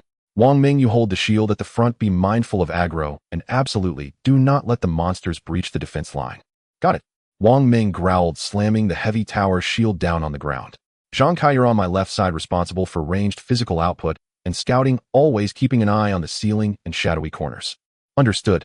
Zhang Kai drew his longbow, his eyes vigilantly scanning the surroundings. Wei Wei, you're in the middle, ready to shield and heal Wang Ming at any time. The little priest named Lu Wei Wei nodded nervously, gripping her cross tightly. Finally, Xia Qingyue's gaze fell on Lin Mei. Lin Xiao, you stand in the middle of the team. After saying this, she turned to Zhang Kai and emphasized, Zhang Kai, if any monsters sneak attack from behind you, support Lin Mei at the first instant. No worries, Captain. As long as I have a breath left, I will ensure Lin Xiao doesn't lose a single hair. Alright, I will just be here shouting 666 for all of you. Lin Mei didn't mind Xia Qingyue's arrangement for him. Instead, he took out some fire attribute snacks from his pocket. Fireball sneered, shouting 666. Let this bunch of noobs protect me. What a joke. Lin Mei couldn't be bothered with the little fireball if this skill was indeed a bit chatty. The team slowly advanced. The castle was eerily quiet, with only the sound of their heavy footsteps echoing in the corridor. Creak. Suddenly, a faint sound came from the dark corner ahead. It sounded like the rubbing of bones. Stop. Xia Qingyue whispered sharply, the tip of her staff glowing. Something is coming. Everyone's nerves instantly tensed. In the darkness ahead, two ghostly blue flames slowly emerged. Then, aided by the dim light, everyone finally saw the true form of the creature. Ethereal Spirit Cat, Elite LV. 5. Though it was called a cat, its size was more akin to that of a leopard. Its body was devoid of flesh, only a skeletal frame, with eerie blue flames burning in the gaps of its bones, staring intently at everyone. It's a high-agility monster. I didn't expect the first monster to be an elite. Xia Qingyue's expression changed. Wang Ming, raise your shield. Its speed is too fast, ranged attacks will struggle to hit. Oh, wait until it pounces before attacking. Don't waste mental energy. Just as her words fell, whoosh, an orange-red light unexpectedly lit up from the, then accompanied by a wave of heat, a fireball the size of a fist whizzed past Xia Qingyue and Zhang Kai's ears with a certain unyielding and violent momentum. Lin Xiao, wait until it gets closer to attack. It's impossible to hit from this far away. Zhang Kai instinct. Facing such a high-agility monster from this distance, it was nearly impossible for this group of new practitioners who had just switched jobs the day before to hit. Randomly tossing skills at this moment would only be a waste of mental energy. Just as the fireball was about to hit, the ethereal spirit cat suddenly darted to the left, and the fireball flew past it. Sai, as expected, it missed. Zhang Kai sighed. However, the next second, that fireball, which had clearly flown past, abruptly halted midair, as if being forcibly grabbed by an invisible hand. Fireball grinned, dodge. What are you trying to dodge? Whoosh. The fireball turned in midair and slammed heavily into the ethereal spirit cat's waist. Meow. The ethereal spirit cat let out a piercing scream, thrown into a roll on the ground. This. It curved. Zhang Kai, Xia Qingyue, and the others were all taken aback. Before they could regain their composure, another fireball whizzed past them. Thanks to the 60 cooldown reduction from the purple cloud set, the fireball, which originally required a 3-second cooldown, now only needed 2 seconds. Almost the moment the first fireball exploded, the second fireball was already whizzing out. Followed swiftly, the ethereal spirit cat desperately tried to dodge, but found it futile. Boom, boom. 2 violent explosions rang out. The flames dissipated. The level 5 elite monster was thus obliterated into a pile of shattered bones. In the eerie corridor, Zhang Kai and Xia Qingyue widened their eyes, staring at the pile of shattered bones before simultaneously turning to look at Lin Mei in the middle of the group. Died. Zhang Kai's voice was somewhat hoarse. 3 shots. Just 3 fireballs. Xia Qingyue's cold eyes were also filled with disbelief. As an A-grade water mage and a top student with full marks in theory, she understood better than anyone what that moment signified. Generally speaking, even an A-grade fire mage with elemental affinity would need at least 6 fireball spells to kill a fully healed level 5 elite monster. This plain mage used only 3 shots. How could that be? And the key point was that terrifying the fluidity, the precision of predicting the monster's landing point, and even the control to accelerate after a sudden stop in midair. Could this really be achieved by a plain mage who had just awakened 2 days ago? Such a level of microcontrol was beyond what even the top fire mages in the annual Dragon Country professional examinations could achieve. Lin Mei looked at everyone, casually pulled out a bright red nut from his snack bag and tossed it into his mouth. The crisp sound of chewing echoed in the quiet corridor. Then he took out a few more and offered them to the group. Want some? They're quite spicy. This? Only then did everyone react. Lin Mei had just been munching on snacks while performing such outrageous microcontrol. No, I want to eat. Zhang Kai instinctively replied. Oh, if you don't want to eat, then forget it. Lin Mei didn't linger, retracting his hand. Fireball spell, scoffed. Humph, is this what stunned you? Just a basic skill. Wait until I use Heavenly Maiden Scatter Flowers. You'll probably be scared stiff. I say. He swallowed the pine nuts in his mouth and looked at everyone, somewhat helplessly brushing off the crumbs on his hands. Why are you all in a daze? Hurry up, this creepy place is unsettling, and I want to get through this and sleep early. Hearing Lin Mei's voice, everyone seemed to wake from a dream. Oh, yes. Zhang Kai suddenly jolted, and the look in his eyes towards Lin Mei had lost the previous disdain. Lin Xiao is right. Lin Xiao is amazing. I knew it. Lin Xiao has that aura, clearly a profound expert. Those 3 fireballs just now tisk simply art. Wang Ming scratched his head and began to flatter. Xia Qingyue also looked at Lin Mei with a complex expression. Originally, she thought this team-up would be a difficult journey with a burden and had even mentally prepared to rescue Lin Mei at any moment. But now it seemed who the real burden was still uncertain. This seemingly laid-back young master of the Lin family was not some idle second-generation rich kid, but a true monster in sheep's clothing. Everyone adjust your state and continue forward. Xia Qingyue quickly adjusted her mindset. Though shocked as the captain, she had to remain calm. Since Lin Xiao has such powerful offensive capabilities, we can afford to be a bit more aggressive in our tactics. Wang Ming, clear the path ahead and speed up a bit. All right. Wang Ming gained confidence and shouted loudly. At that moment, Lu Weiwei, who had been relatively inconspicuous, suddenly turned pale and looked towards the pile of white bones. Monsters. So many monsters. Everyone's hearts tightened as they followed the direction she pointed. In the place where the elite-level ghostly spirit cat had appeared, countless pairs of ghostly blue eyes lit up densely. 1 pair, 2 pairs, 10 pairs. There were dozens of pairs. Ghostly spirit cat LV. 5 all were ghostly spirit cats. Although smaller than the previous elite monster, they were just ordinary monsters, but their numbers were overwhelming. Don't panic, it's just a group of ordinary ghostly spirit cats. Aside from their numbers, their attributes are far inferior to that elite monster. Xia Qingyue's voice suddenly rang out clear and steady. Her eyes sharpened as she quickly issued orders. Wang Ming. Activate immovable as a mountain and hold the front line. Zhang Kai. Use arrow rain to suppress the left side, don't let them surround us. Weiwei. Give Wang Ming a shield and be ready for group healing. Everyone back against the wall, shrink the defense circle, and we will clear them little by little. Before Xia Qingyue could finish her tactical arrangement. Whoosh. A familiar wave of heat surged out from behind her again. A tangerine-ered fireball charged straight towards the dozens of ghostly spirit cats. Lin Xiao. Xia Qingyue instinctively exclaimed. This young master was too impatient. This was a group of dozens of highly agile monsters. At such a moment, recklessly provoking monsters could easily enrage all of them and cause a riot. This is too reckless. But the next second, everyone widened their eyes in disbelief, staring at that fireball. The fireball trembled violently for a moment before instantly splitting in midair. In the blink of an eye, it split into over a dozen fireballs, resembling a small meteor shower raining down upon the group of ghostly spirit cats. This is multiple explosion fireball. Isn't this an elementary skill of fire mages? As a top student, Xia Qingyue recognized it immediately. Boom, boom, boom, boom, boom. There was no time for anyone to contemplate. The dozens of fireballs smashed into the cat group. Suddenly, a deafening explosion echoed throughout the entire ancient castle. Flames soared into the sky. Ghostly spirit cats killed, experience 40. Ghostly spirit cats killed, experience 40. Fireball spell, cackled. Ha. How about this multiple explosion fireball? Scared you, didn't it? I just comprehended this yesterday. Xia Qingyue quickly regained her composure. As the captain, she had to swiftly organize the attack. Don't just stand there. Hurry. Xia Qingyue shouted loudly. Assist Lin Xiao in clearing the monsters. Don't give them a chance to breathe. Wang Ming, finish off any remaining ones. Zhang Kai, target the wounded. In fact, they didn't need too much assistance, because Lin Mei's offensive never stopped. Thanks to his top-tier purple cloud set with a 60 cooldown reduction, normally such a powerful AoE skill would have a long cooldown. But for Lin Mei, only 6 seconds had passed. Whoosh! The second fireball whistled out once again, splitting into over a dozen fireballs in midair.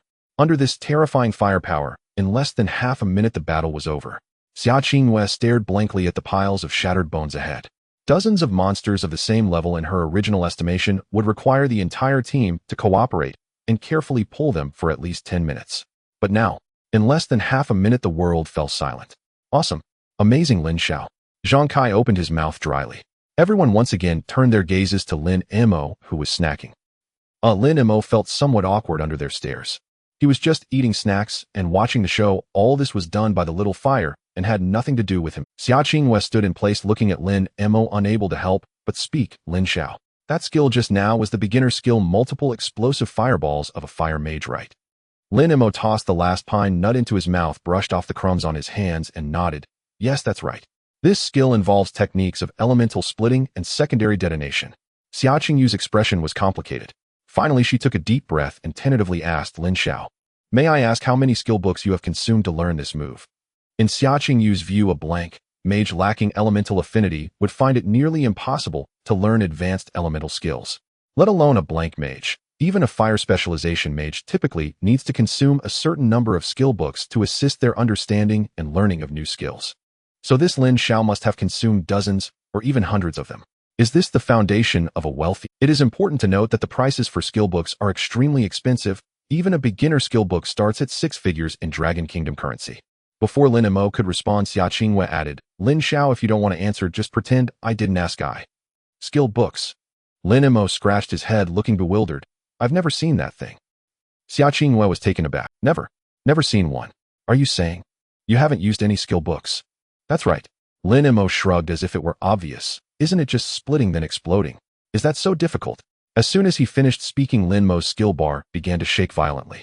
"Fireball, couldn't take it anymore. Is it difficult?" "That's not difficult for me. Clearly I struggled last night on the prairie to comprehend it." "What were you doing at that time?" "You were asleep." Fireball looked at him with disdain. "Pretentiousness will lead to disaster. Shameless. Stealing my hard-earned results, doesn't your conscience hurt?" Lin Mei remained unfazed, silently replying in his heart, "Shut up. Do you still want to eat tonight's stir-fried crimson flame dragon?" Fireball instantly fell silent. Status update: enduring humiliation damage 100. Lin Mei felt a wave of relief as the little fireball quieted down. "I must say, occasionally showing off feels quite enjoyable." Xia Qingyue opened her mouth wanting to say something, but found herself at a loss for words.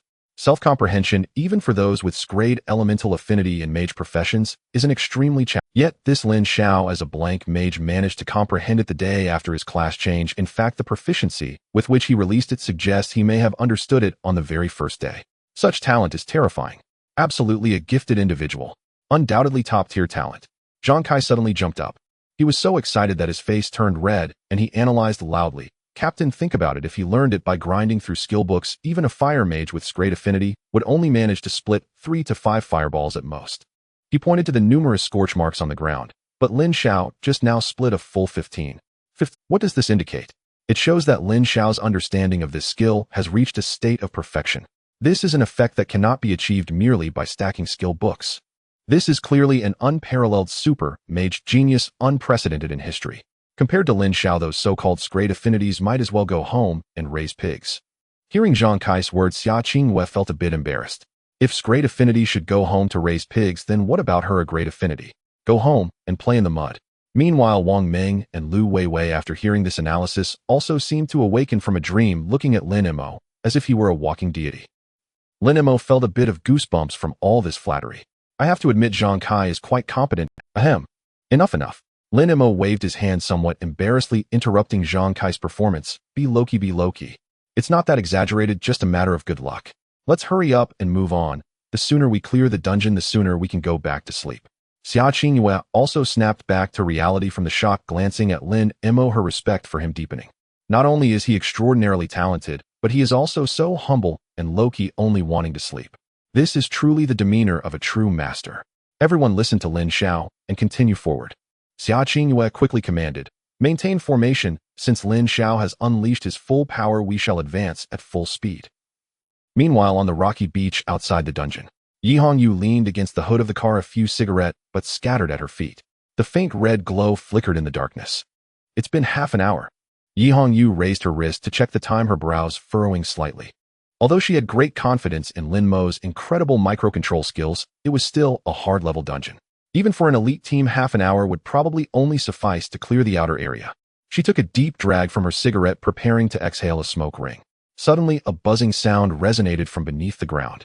Immediately after, an extremely oppressive and sinister aura enveloped the entire rocky beach. Yi Hongyu's expression changed drastically as she abruptly looked up at the spatial rift. The dungeon entrance, originally emitting a mysterious purple glow, was now swirling with an inky blackness that seemed impossible to dissipate. It resembled a devil's eye from hell slowly opening. What is this? Yi Hongyu's pupils constricted sharply. For the first time, a look of terror appeared on her usually calm and cold face. Abyssal transformation. How is that possible? As an experienced soldier, Yi Hongyu was all too aware of what this scene before her signified. In this world, dungeons are divided into two categories. One type consists of fixed dungeons, stable and safe. The other type is temporary dungeons opened through random dungeon scrolls.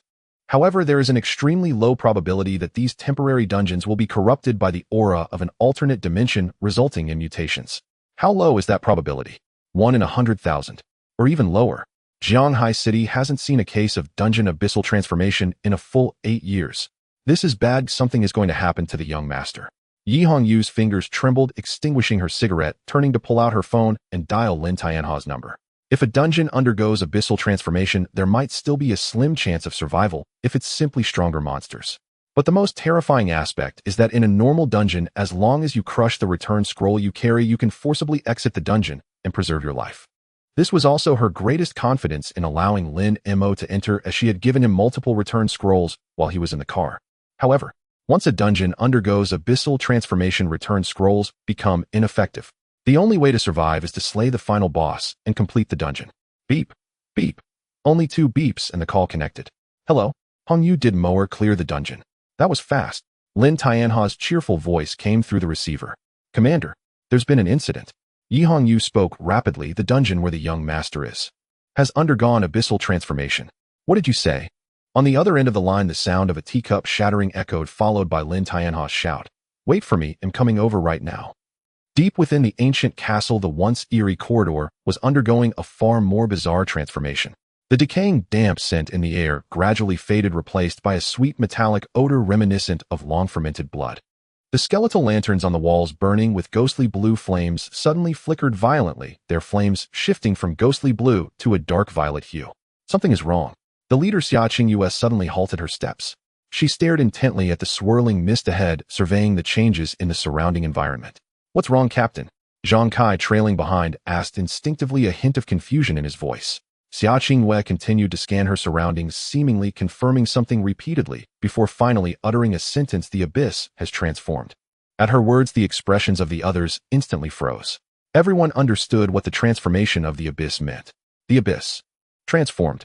Zhang Kai's body went weak with fear as he clumsily fumbled out the return scroll. A faint glow emitted from the scroll, yet nothing changed.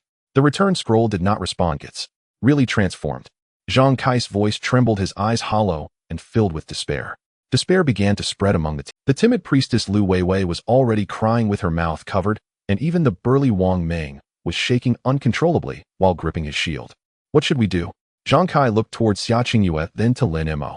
Before entering the dungeon, the others might have looked down on Lin Mei, seeing him as nothing more than a wealthy heir. However, after enduring a series of hardships, Lin Mei had practically replaced Xia Qingyue as the pillar of support for everyone. Lin Xiao. Zhang Kai's voice quivered, tinged with tears. What should we do now? Lin Mei gazed at the pitch-black path ahead, feeling speechless. What on earth is this? After 18 years of waiting for a golden opportunity, I step out only to encounter 900,000 chance. My luck truly is unmatched. An abyss dungeon requires an entire elite team to have any hope. Fireball was eagerly consuming the abyssal aura in the air. Fireball trembled with excitement. This scent filled with ferocity, destruction, and decadence is utterly magnificent. I can feel my blood boiling within me. It is the call from hell. Current mood extremely exhilarated. Abyssal creature damage 200. Watching this chaos-inducing skill, Lin Mei sighed. Is this guy strong against the strong? But even with a 200 damage increase, that doesn't guarantee we can defeat the abyssal boss. Lin Mei brushed the crumbs off his hands and calmly said, enough, stop looking so mournful. Since there's no way back, we can only move forward. Xia Qingyue took a deep breath, tightened her grip on her staff, and her gaze became resolute. Lin Xiao is right. Crying won't help, we must fight. Everyone listen closely. Tighten the formation and protect Lin Xiao. We will charge in. The ensuing journey was nothing short of brutal. The monsters after the Abyss transformation not only had their attributes skyrocketed, but their desire to attack had also gone wildly insane. Creatures that could previously be dealt with using just a few fireballs now required far more firepower. Fortunately, the cooldown reduction effect of Lin Mei's Purple Cloud set was outrageous, coupled with the abyssal damage 200 buff from the little fireball. The team managed to push deep into the dungeon without too many mishaps. Lin Mei's level had reached LV 6, while the others had also climbed to LV 5. Before them stood a towering black giant door 10 meters high. "We've arrived." Xiaoqing Yu's voice was hoarse. "The boss is inside." With a rumble before the others could push the door, it slowly opened of its own accord. A terrifying pressure surged forth instantly. In the center of the hall, upon a throne made of piled bones, sat a fearsome figure. Abyssal Bone Knight BOSS LV 5. Clad in tattered black heavy armor, it had no face beneath its helmet, only two flickering purple soul flames. In its hand it wielded a giant sword nearly 2 meters long, and beneath it was a skeletal warhorse engulfed in infernal flames. "Invaders! Roar!" A terrifying hoarse voice echoed throughout the hall. Accompanied by this roar, a wave of killing intent surged forward. In just one glance, Zhang Kai and Lu Weiwei felt their breathing become difficult, even losing the courage to raise their weapons. Even the usually composed Wang Meng was now shaking violently while gripping his shield. Although it was only a level 5 BOSS, the terrifying abyssal aura was far more dreadful than any creature they had encountered. Fireball was extremely excited. "This is a true opponent. Let me have a go at it." Xiaoqing Yue suppressed her fear and waved her staff, shouting loudly, "Don't be afraid. It's only level 5. With Lin Xiao here, we still have a chance." "Wang Ming, go in." "Lin Xiao, prepare." Before she could finish her sentence, there was no need for Lin Mo to lift a finger. Whoosh! An orangered afterimage shot past the others, heading straight for the Bone Knight on the throne. Boom! A deafening explosion erupted in the vast hall. With the terrifying bonus of abyssal damage 200, the power of this fireball was astonishing. It hit. Zhang Kai's face lit up with joy as he tightened his fists. However, the next moment, as the smoke cleared and the flames extinguished, the Bone Knight remained seated upon its throne, not even having shifted an inch. Around it, a layer of translucent, eerie purple shield shimmered, radiating a chilling glow. That previous blow hadn't even left a scratch on this shield. Fireball was stunned. Fireball could hardly believe it. No damage. This was an enraged strike with 200 damage added. "This is unscientific." Roar! The Bone Knight slowly raised its head, a mocking glimmer emanating from its two flickering soul flames. Next, it mounted a skeletal warhorse, fiercely squeezing its belly, charging at the group with blue infernal flames. The ground trembled. "Be careful, Wang Meng. Block it." Xiaoqing Yue immediately shouted loudly. "Oh, they'll fight you to the end." Unyielding as a mountain, Wang Meng's eyes turned red, and with a mighty roar he slammed his tower shield into the fissure in the ground, his body glowing with a yellowish hue. In the next moment, that 5-meter-long giant sword struck heavily against the tower shield. Clang! Uft! Wang Meng, along with his shield, was sent flying, spewing a mouthful of blood in midair before crashing into the wall several meters away. "Wang Meng!" Lu Weiwei screamed as she rushed over. How could this happen? Even Lin Xiao's powerful fireball couldn't budge it. Zhang Kai's face turned ashen. Lin Mo stood in the middle of the group, appearing relatively calm, just frowning slightly. "This is a bit troublesome. Little fire, don't stop, push it back, don't let it get close." Fireball roared, "You don't need to tell me. I'm not done with it yet." Boom, boom, boom. The hall was filled with exploding fire and ear-splitting blasts. Under the relentless bombardment of fireball and multiple explosive fireballs, the Bone Knight was forced to retreat repeatedly. Yet as the flames dissipated, the layer of purple shield remained intact. Roar! Under the continuous bombardment, the relentless shockwaves inflicted immense humiliation upon the skeletal knight. Its two flickering purple soul flames locked onto Lin Mo through the crowd. It seemed to have realized that among the ants before it, only this young man posed a true threat. As long as it killed him, that annoying flame would vanish. Not good. Xiaoqing Yue suddenly rushed to the front of Lin Mo, a glint of determination flashing in her eyes. She was the captain. She was in charge of this mission. She had taken money from the Lin family. Even if it meant death, she could not allow her employer to perish before her.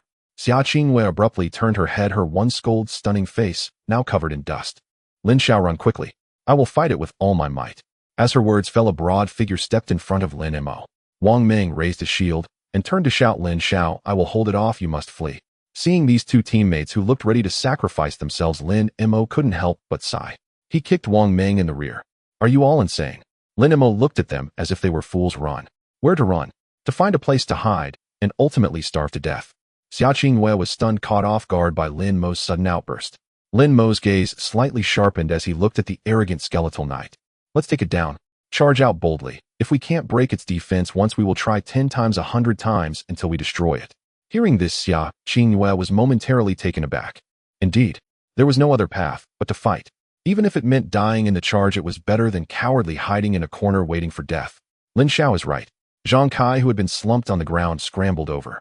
Although his legs were still trembling, his eyes shone with a wild determination. Damn it. Since we are going to die anyway, let's fight back.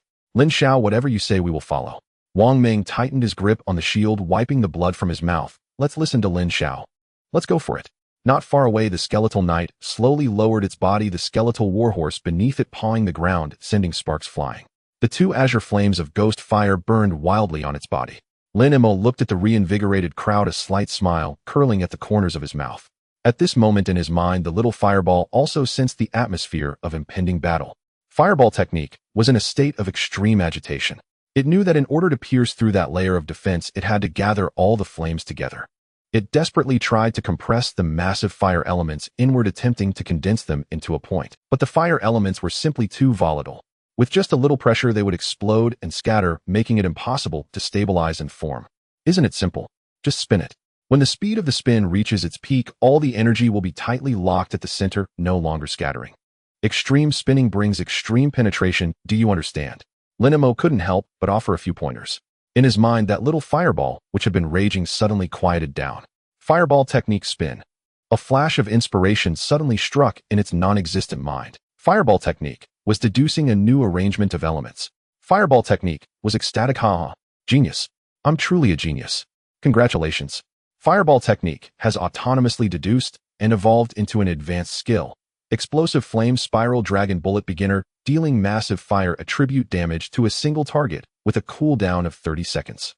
Lin Mei watched as the little fireball comprehended a new skill, unable to help but be amazed. The word spin sounded simple, but in practice it was extremely difficult. Fire elements were inherently the most violent elements, attempting to make them spin at high speeds while being extremely compressed was akin to climbing to the heavens. With the slightest misstep, the internal elements could collapse, resulting in an explosion in the caster's hands. Only a little fireball possessing independent consciousness and nearly perverse control over fire elements could complete this theoretically impossible task with just a single prompt. Since you've learned it, let's give it a try. Lin Mei calmly raised his right hand, shaping it like a pistol, pointing directly at the skeletal knight. A slight smile played on his lips. Xia, the school beauty, pay attention. A mage must not only have AoE, but also possess a lethal strike. Upon hearing this, Xia Qingyue was taken aback. A lethal strike. The others looked at Lin Mei in disbelief. Could it be that this young Master Lin has comprehended a new skill again? Skills are not something you can just... Before everyone could react, a buzzing sound echoed. Before Lin Mei's fingertips, a blazing fireball coalesced. In the next second, that massive fireball began to tremble violently, then spun wildly. Whoosh!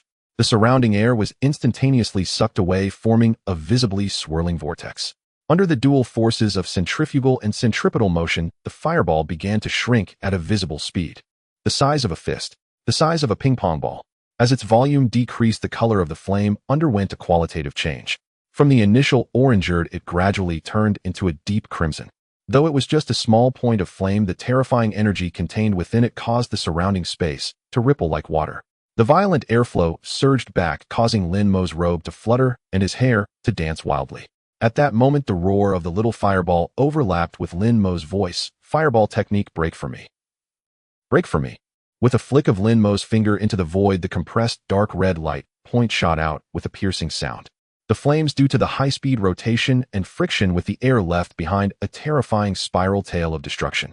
Wherever it passed, the bluestone tiles on the ground shattered into pieces, lifted into the air by the violent airflow.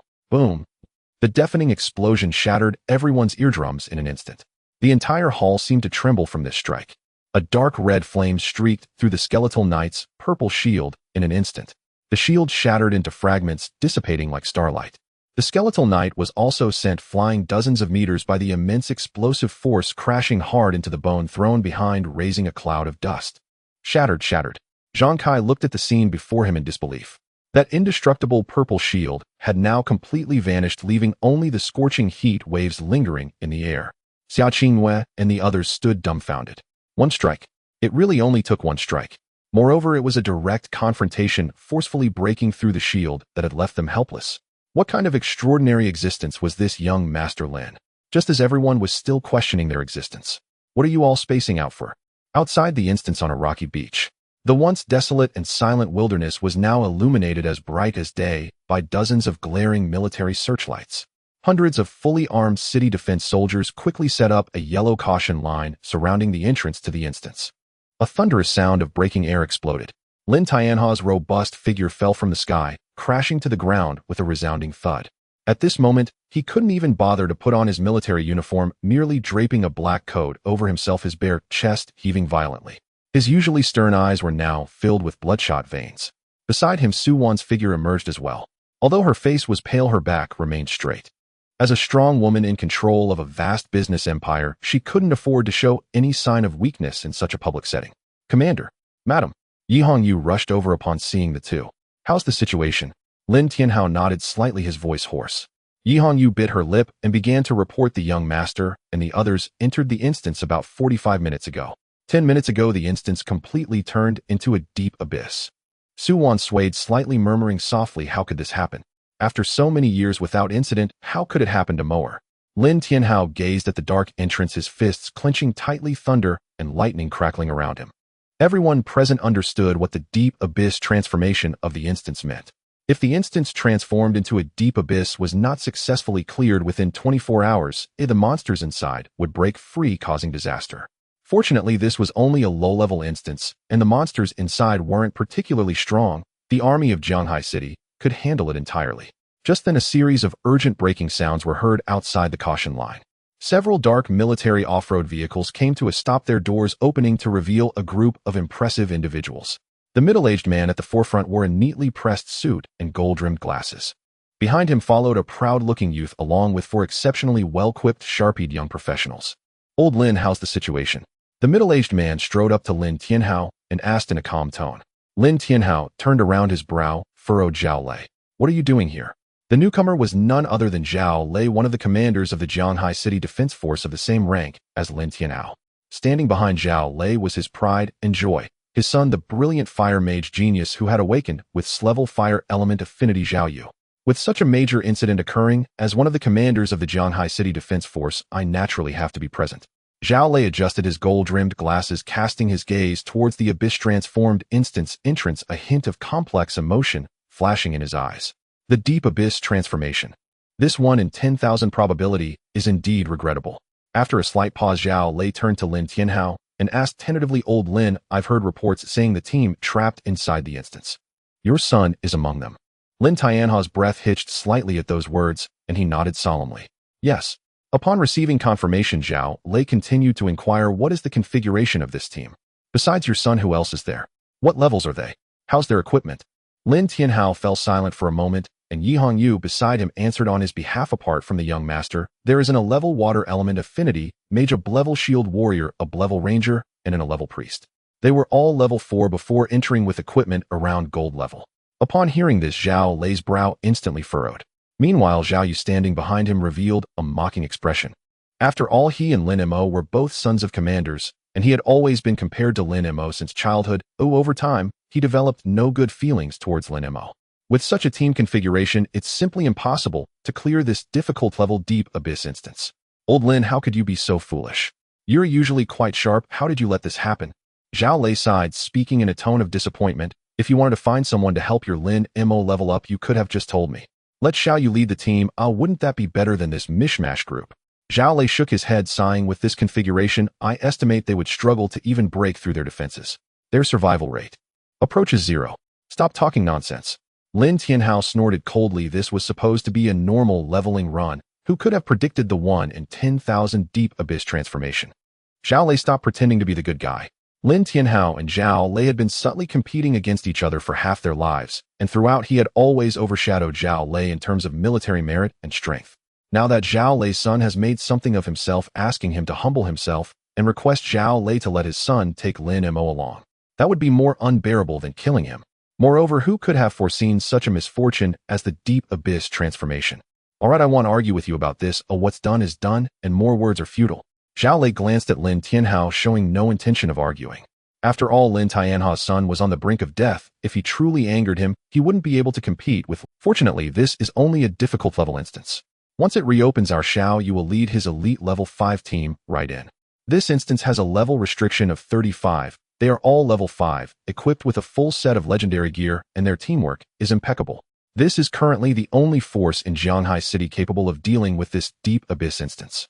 Xiao Yu stepped forward, his face radiating the confidence and pride of its level genius. Uncle Lin, Aunt Su, please rest assured. Although it's highly likely that Moer will, I will always be prepared. Once the instance resets, I will lead the charge to personally behead that boss and avenge Moer. At this moment, Su Wan, who had been silent, suddenly lifted her head. Her red-rimmed eyes sparkled with a mother's unique stubbornness and unwillingness. Who says Moer will definitely die? Su Wan's voice trembled slightly, but remained exceptionally firm. The instance hasn't reopened yet, which means they are still alive. I believe in my son. Perhaps Moer not only can survive, but can also clear this deep abyss instance. Right, old Lin? Su Wan turned to Lin Tianhao, her gaze filled with a glimmer of hope. It seemed that as long as Lin Tianhao nodded, their son could truly survive. Lin Tianhao looked into his wife's eyes. Clear the instance. He knew all too well the difficulty involved. But at this moment, seeing the tears in his wife's eyes, how could he bear to utter the cruel word no? Lin Tianhao took a deep breath, his voice hoarse. Yes, Moer will definitely succeed. Surely he will. Upon hearing this, Xiao Lei was momentarily taken aback. Then he could only helplessly shake his head, no longer attempting to refute. A talentless blank slate, mage leading a ragtag team to clear a deep abyss instance, was simply a pipe dream. Xiao Lei adjusted his glasses, chuckling coldly to himself. If Lin Mo's configuration could really clear the instance, then today, Xiao Lei will eat the tires of this military off-road vehicle raw. Within the instance, the skeletal knight was embedded in the ruins of the bone throne, weakened after having its shield shattered. Listen to Lin Xiao take advantage of its illness to claim its life. I will shoot you dead. Zhang Kai roared as he drew his longbow, shooting a rain of arrows towards the skeletal knight. Wang Ming also charged forward with his shield, smashing it hard against the knee of the skeletal knight. Although the damage was low, the insult was significant. As the 11 water mage in the team, Xia Qingwei took a deep breath and waved her staff. A series of azure streams of water coalesced in the air, forming sharp arrows that continuously shot towards the boss. As for Lin Mo, he was still munching on snacks while watching the show. The little fireball had entered full auto-kill mode, relentlessly bombarding the boss. Boom! The massive fireball from the explosion instantly engulfed the boss. This series of damage made Zhang Kai and the others' eyelids twitch. Now this is what we call output. Compared to Lin Xiao, they were merely scratching an itch. Under the storm-like onslaught from everyone, the long health bar above the skeletal knight visibly decreased. Soon its health dropped below 70. Roar! An extreme roar of anger echoed from the ruins. The skeletal knight swung its giant sword, sending the nearest Wang Ming flying. Immediately afterward, that despair-inducing translucent purple shield enveloped its entire body once again. Damn, here we go again. Seeing this, Zhang Kai turned sharply to look at the leisurely Lin Mo in the back of the team. Lin Mo said nothing and simply raised his hand for another shot. Buzz! A dark red light point rapidly condensed, compressed, and spun at Lin Mo's fingertips. Here we go. Lin Mo lightly tapped his fingertip. Boom! There was no suspense. That spiraling dark red fire line pierced through the purple shield once again. The freshly formed shield exploded into a shower of starlight. The skeletal knight let out a painful howl, its massive body being sent flying once more, crashing heavily against the wall. Lin Xiao is awesome. Lin Xiao is invincible. Zhang Kai jumped up in excitement, drawing his longbow and continuing to output. Although Xia Qingwei had seen this attack before, she couldn't help but glance at the calm Lin Mo. In the glow of the fire, Lin Mo's figure stood tall and slender. His black hair fluttered slightly in the heat wave, and the contours of his profile appeared particularly distinct in the interplay of light and shadow, with sword-like eyebrows and starry eyes. This unflinching demeanor in the face of danger, combined with his extraordinarily handsome face, made Xia Qingyu's heart skip a beat, despite her usual lofty standards as the campus beauty. Is this the true demeanor of a strong person? Xia Qingyu's gaze was fixed on Lin Mo's fingertips that were still smoking. As a top student, she understood better than anyone the significance of this move. Fire element. That is universally recognized as the most violent element. Compressing the fire element to the extreme while maintaining high-speed rotation. This move, Explosive Flame Spiral, although merely a basic skill, has a comprehension difficulty that is absolutely comparable to high-level skills. Moreover, the damage of this move fully matches its difficulty. It is the highest single-target damage basic skill among all professions, even among hidden classes. Lin Mo? Lin family young master, what kind of monster are you? The battle that followed became utterly. Every time the skeletal knight barely managed to conjure its shield, it was instantly shattered by Lin Mei's fingertip explosive flame spiral cannon. After repeating this 3 times, the massive body of the skeletal knight collapsed with a crash, turning into a pile of decaying bones, emitting black gas. Congratulations. You have successfully killed Abyss Skeletal Knight LV. 5. Experience gained 20,000. Congratulations. Your level has been raised to LV. 745. A golden light of leveling up shone upon Lin Mei. We won. We really won. Lu Weiwei sat on the ground looking at the pile of bones, tears of joy streaming down her face. Huh. I'm not dead. I cleared the Abyss instance. Zhang Kai crazily rushed forward, jumping up and down while hugging Wang Ming. Even the usually aloof Xia Qingyue couldn't suppress the smile tugging at the corners of her mouth at this moment. This is the Abyss instance. Though it was only a difficult level, its significance was enough to add a bold stroke to their resumes. Quick, let's see what we got. Wang Ming pointed at a few light orbs floating above the skeletal knight's corpse. Lin Mei casually glanced around, looking at the dropped equipment and materials, among which the most valuable was a piece of golden level equipment. It was just warrior equipment, and to Lin Mei, golden level equipment was not even worth his attention. You can divide these among yourselves. Lin Mei pointed at the light orbs and waved his hand casually. As soon as he finished speaking, Xia Qingyu's voice rang out. No way. She looked at Lin Mei, her face full of seriousness. Lin Xiao, this is not in accordance with the rules. First, you are the boss, so the loot from the instance should rightfully belong to you. Second, without you, not to mention clearing the instance, we wouldn't even have our lives. Therefore, logically and emotionally, these items are all yours. That said, we not only can't take these spoils, but after we go out, we will fully refund the hiring fee paid by Uncle. This time we were lucky to gain so much experience by following you and leveling up 2 levels. We've already benefited immensely. Zhang Kai and Wang Ming were stunned after hearing this. That was golden equipment. It would be a lie to say they weren't tempted. But soon Zhang Kai reacted, the captain is right. Lin Xiao, these items are all yours. The others also voiced their agreement. Lin Mei glanced at them, feeling somewhat helpless. He truly had no use for this scrap metal.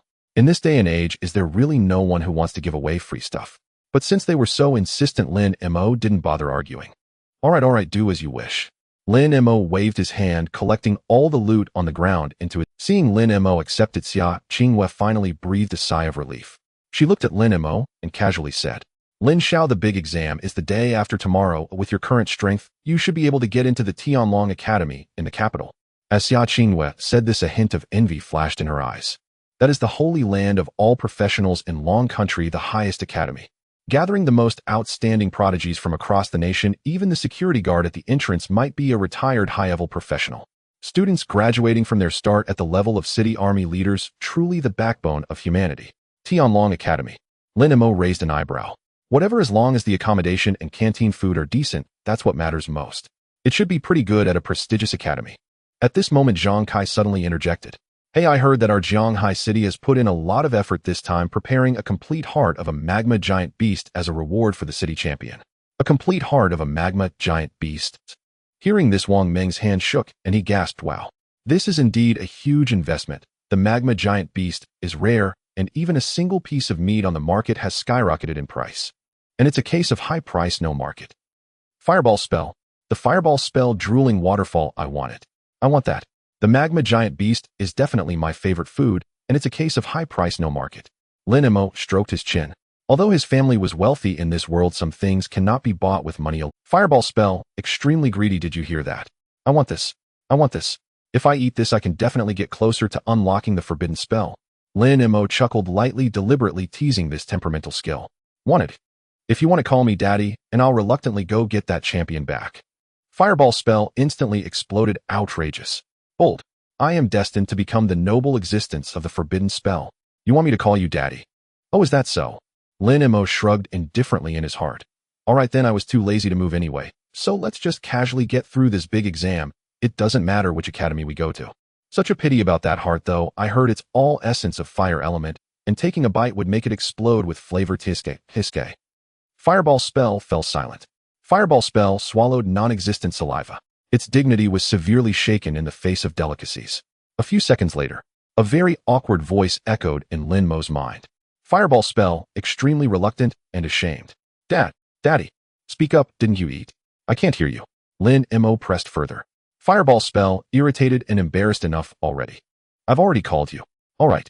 Lin Mo was too lazy to tease the little fireball anymore, waving his hand to the others. Let's go everyone, a sister Yi is probably about to fall asleep waiting for us. Hey, let's head out.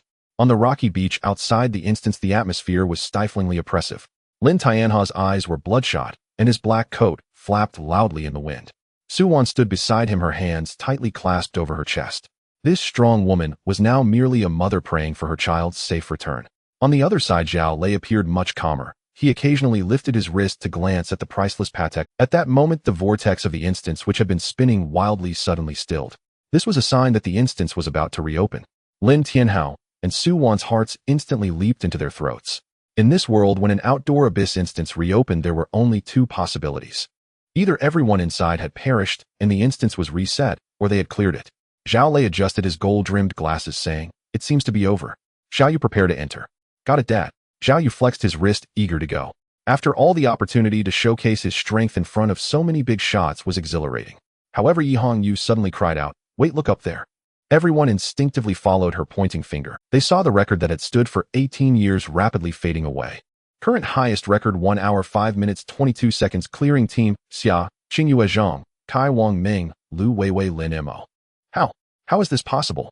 Zhao Lei's expression froze, his mouth slightly agape, unable to close it.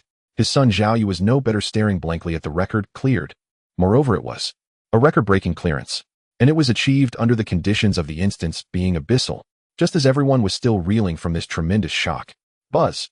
The light at the entrance of the instance flickered. Several figures slowly emerged from the vortex. As Lin Mo stepped out of the instance, he was startled by the scene. Hundreds of fully armed soldiers, dozens of bright lights, and pairs of eyes staring intently at him. Wow, what a grand setup. Lin Mo scanned the crowd and landed his gaze on Zhao Yu, whose expression was quite something. He raised an eyebrow and waved with a smirk. "Oh, Zhao Xiao is here too. Why are you out here enjoying the breeze instead of sleeping at home? Quite the leisurely spirit you have." "You?" Zhao Yu's face flushed, speechless. Before Lin Mo could tease him again, Su Wan rushed over. Mower. She could no longer maintain her CEO image and threw herself into Lin Mo's arms. The force was so strong it felt as if Lin Mo's ribs were about to snap. "You scared your mother to death. An abyss instance. Why are you so unfortunate? Whoa, if anything were to happen to you, I wouldn't want to live." Su Wan cried while vigorously patting Lin Mo's back. Cough, cough. Lin Mo was being choked, his face turning purple as he struggled to pat his mother's back. Mom, let go. I wasn't killed by monsters, but I might die from your hug." Hearing her son's plea, Su Wan finally reacted, hurriedly releasing him and hastily wiping her tears. She examined Lin Mo from head to toe, her eyes filled with concern and apology. "I'm so sorry, I got too excited. Let me check, are you hurt at all? Where does it hurt?" "Oh really, I'm fine, not even a scratch." Lin Mo shrugged helplessly, showing his intent. At this moment, Lin Tianhao also strode over. Although this iron-blooded commander did not lose his composure like his wife, the large hand resting on Lin Mo's shoulder trembled slightly, revealing his inner excitement. "Good boy. It's great that you're alive." Lin Tianha's gaze passed over his son to the four who emerged behind him, Xia Qingyue and the others. His eyes narrowed, brows furrowing slightly. Aside from being a bit dusty and fatigued, these four actually showed no signs of serious injury. What happened?" Lin Tianhao asked in a deep voice. Even if his son had micromanaging talent, it was already impressive for him to stay alive in that environment. How could he possibly emerge unscathed with the entire team? Xia Qingyue took a deep breath, stepped forward, and bowed deeply to Lin Tianhao. "Uncle Lin, Aunt Su, we were able to come out alive and clear the abyss instance thanks to Lin Mo. If it weren't for Lin Xiao shattering the final boss shield single-handedly and taking on over 90 of the output, we would have perished inside long ago." Saying this, Xia Qingyue took out a bank card from her pocket and handed it to Lin Tianhao with both hands. "Uncle Lin, we cannot accept the payment for this mission. We not only did not contribute much in the instance, but we also leached off Lin Xiao's experience to level up twice and took the honor of the clearance record. This money is too hot to handle. Please make sure to take it back." Zhang Kai and Wang Meng behind her nodded repeatedly, like chicks pecking at rice. "Yes, Commander. Lin Xiao is amazing. Really, he carried the whole scene. We just went in to cheer. We're really embarrassed to take the money." Hearing this series of flattering remarks, Lin Mo felt a bit awkward and scratched his head, his cheeks slightly flushed. Being praised like this in front of so many people was indeed a bit overwhelming. Cough. Everyone. Lin Mo waved his hand, trying to appear modest. "It's not that impressive, just moderately impressive, nothing extraordinary." Lin Tianhao looked at his son's nonchalant demeanor, genuinely struggling to believe it. One person carried the entire scene and even broke a record that had stood for 18 years. His son truly that impressive? Lin Tianhao suppressed the joy in his heart and laughed heartily, directly pushing back the card Xia Qingwei had handed him. Keep it. There's no reason for money Lin Tianhao sent out to come back. This? Xia Qingyu's hand holding the bank card froze in midair, feeling somewhat at a loss. At this moment, Su Wan gently held Xia Qingyu's hand and pushed the card back into her palm. Xiao Xia, if your Uncle Lin insists you keep it, then do so. Even if Moer put in more effort this time, if it weren't for you all taking the lead and trusting him as teammates, he wouldn't have achieved much on his own. Besides, you accompanied Moer through the gates of hell. This money is just a little token of Auntie's appreciation. Take it to buy some supplements and take good care of yourself. This? Xia Qingwei looked into Su Wan's sincere eyes and finally nodded, accepting the bank card. Thank you, Uncle Lin. Thank you, Aunt Su. All right, everyone stopped standing in the cold wind. Lin Tianhao was in a great mood as he waved to an aide nearby. Whoever that is, take Xiao Xia and the others back first. Not far away, Zhao Lei wore a face of disbelief. Everyone emerged unscathed. Zhao Lei muttered, his voice ominously low. Not only did they clear it, but they also emerged unscathed. Dad, how is this possible? Zhao Yu stood beside him muttering. Zhao Lei snorted coldly. It's probably that old man Lin Tianhao, who spent a fortune to give Lin Mo some hidden card. As he spoke, Zhao Lei's gaze fell upon Xia Qingyue, who was preparing to leave. Moreover, I think that girl named Xia Qingyue is not simple. Do you know her? Zhao Yu followed his father's gaze, nodding. Yes, she's from the neighboring one middle school, a grade water element affinity. She's quite famous at school. Before her job change, she always ranked first in both theoretical scores and practical simulations. A grade water magic school first. Zhao Lei narrowed his eyes. Let's go, there's nothing for us here. He opened the car door and before getting in turned to a nearby officer and coldly ordered, go investigate that Xia Qingyue, thoroughly find an opportunity to talk to her. Just say we want the top scorer from Jianghai City and she can name her price for compensation. Yes, Commander. The officer complied and left. As the car window slowly rose, Zhao Lei looked at his son beside him, his tone turning serious. Xiao Yu, don't let this little matter disturb your mind. This time, the Jianghai City top scorer reward, that Heart of the Lava Giant, is crucial for your fire mage profession. Zhao Yu clenched his fists, flames igniting in his eyes. Rest assured, Dad. I will definitely obtain the top scorer from Jianghai City. Seeing his son like this, Zhao Lei's previously gloomy mood lifted considerably. Truly deserves to be my Zhao Lei's offspring. Not retreating in the face of strong enemies, but instead igniting stronger combat desire. This is how it should be. Only with such a wolf-like nature can one stand at the pinnacle of this cannibalistic world. Huoqiu Shu languished, hungry. So hungry. I feel utterly drained. Huoqiu Shu protested. The recent Bao Yin spiral dragon orb expended too much. Hurry. First fetch me some fire dragon meat to line my stomach. The little fireball's once surrogate voice had become feeble. Lin Mo rubbed his belly. His stomach rumbled. He was indeed ravenous, as if he could devour a whole ox. He turned to his mother Su Wan and said, Mom, save the sentiment for later. I'm about to faint from hunger. Can we get something to eat first? Something high in calories and rich in fire element. I need to recuperate. At those words, Su Wan's face transformed into a flurry of energy food. Must eat. He'll have our home's 5-star culinary team start cooking at once. What will you have? Fire dragon meat, chilen arm, or deep sea flame marrow soup. Whatever you crave, will fetch it.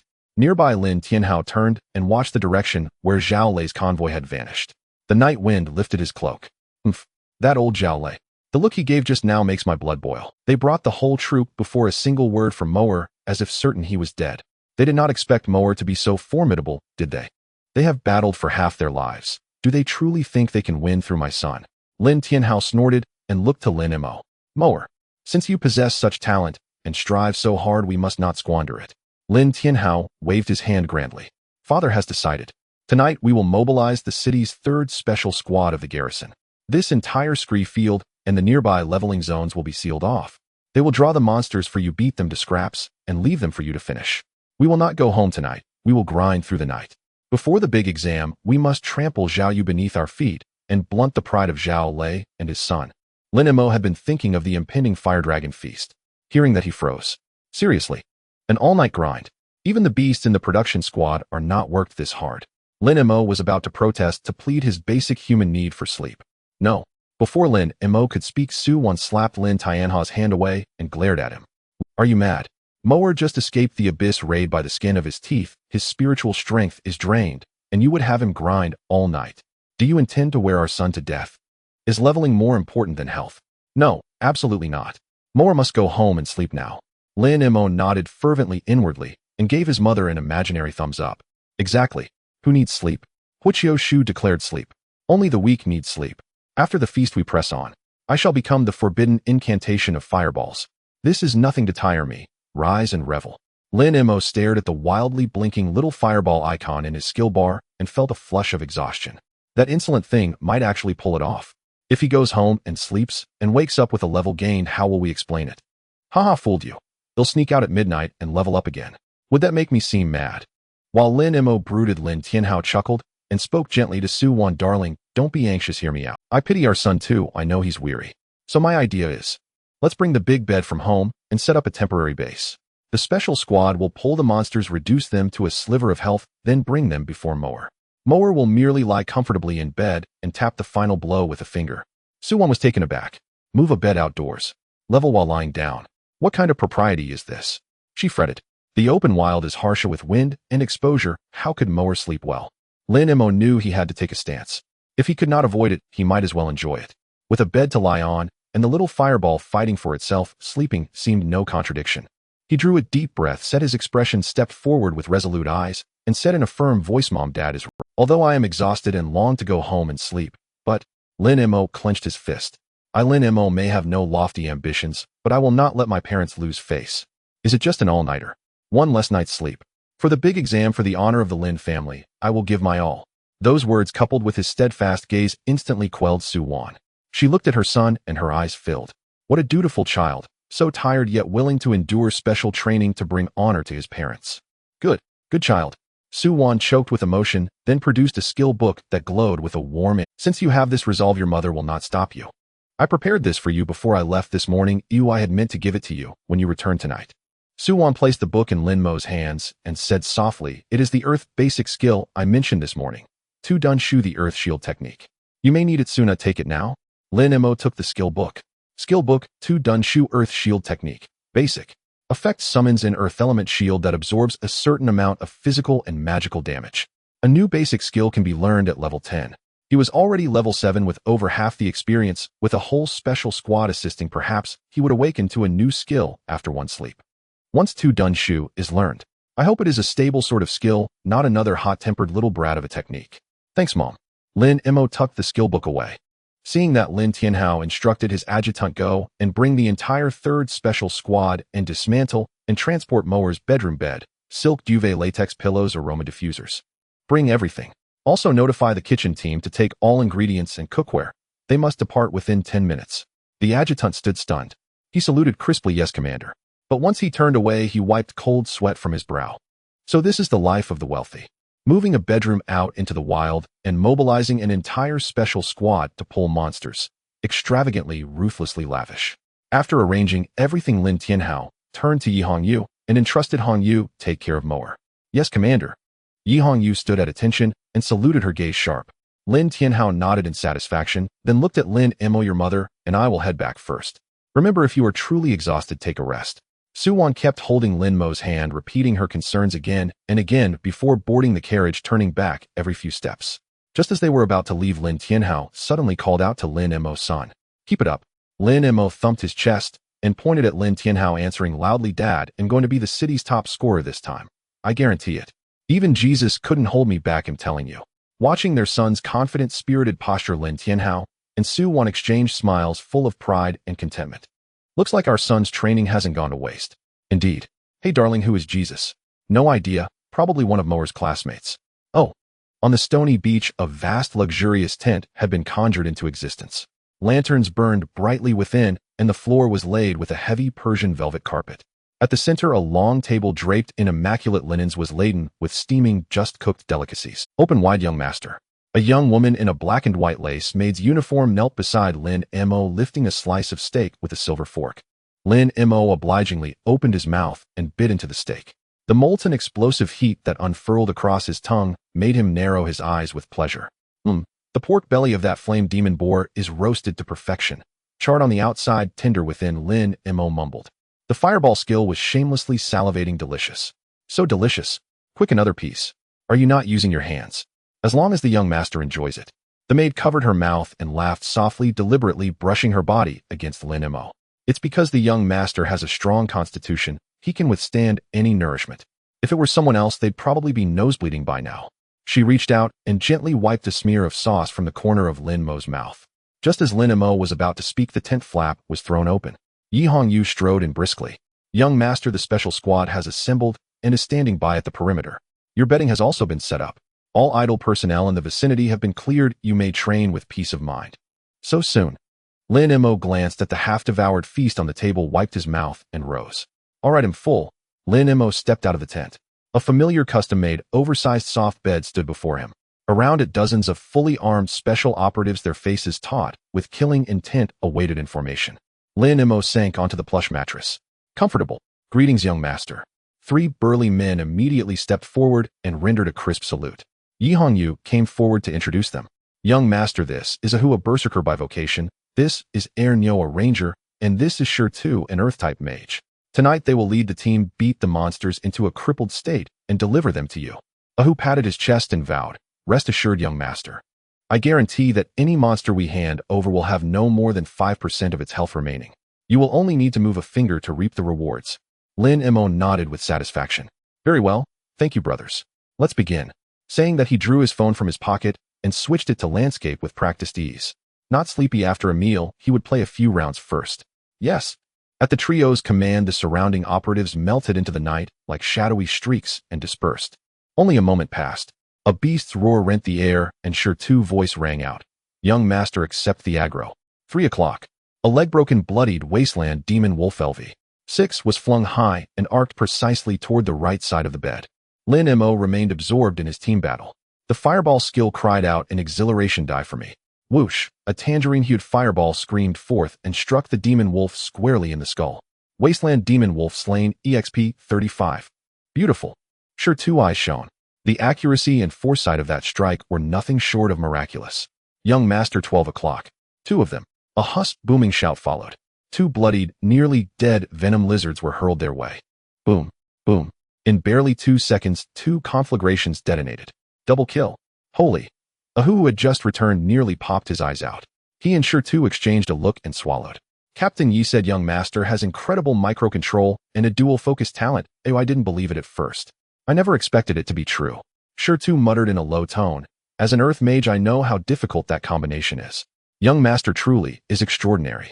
As time flowed on, the special team's coordination grew ever more polished, and they increased the frequency of their lures.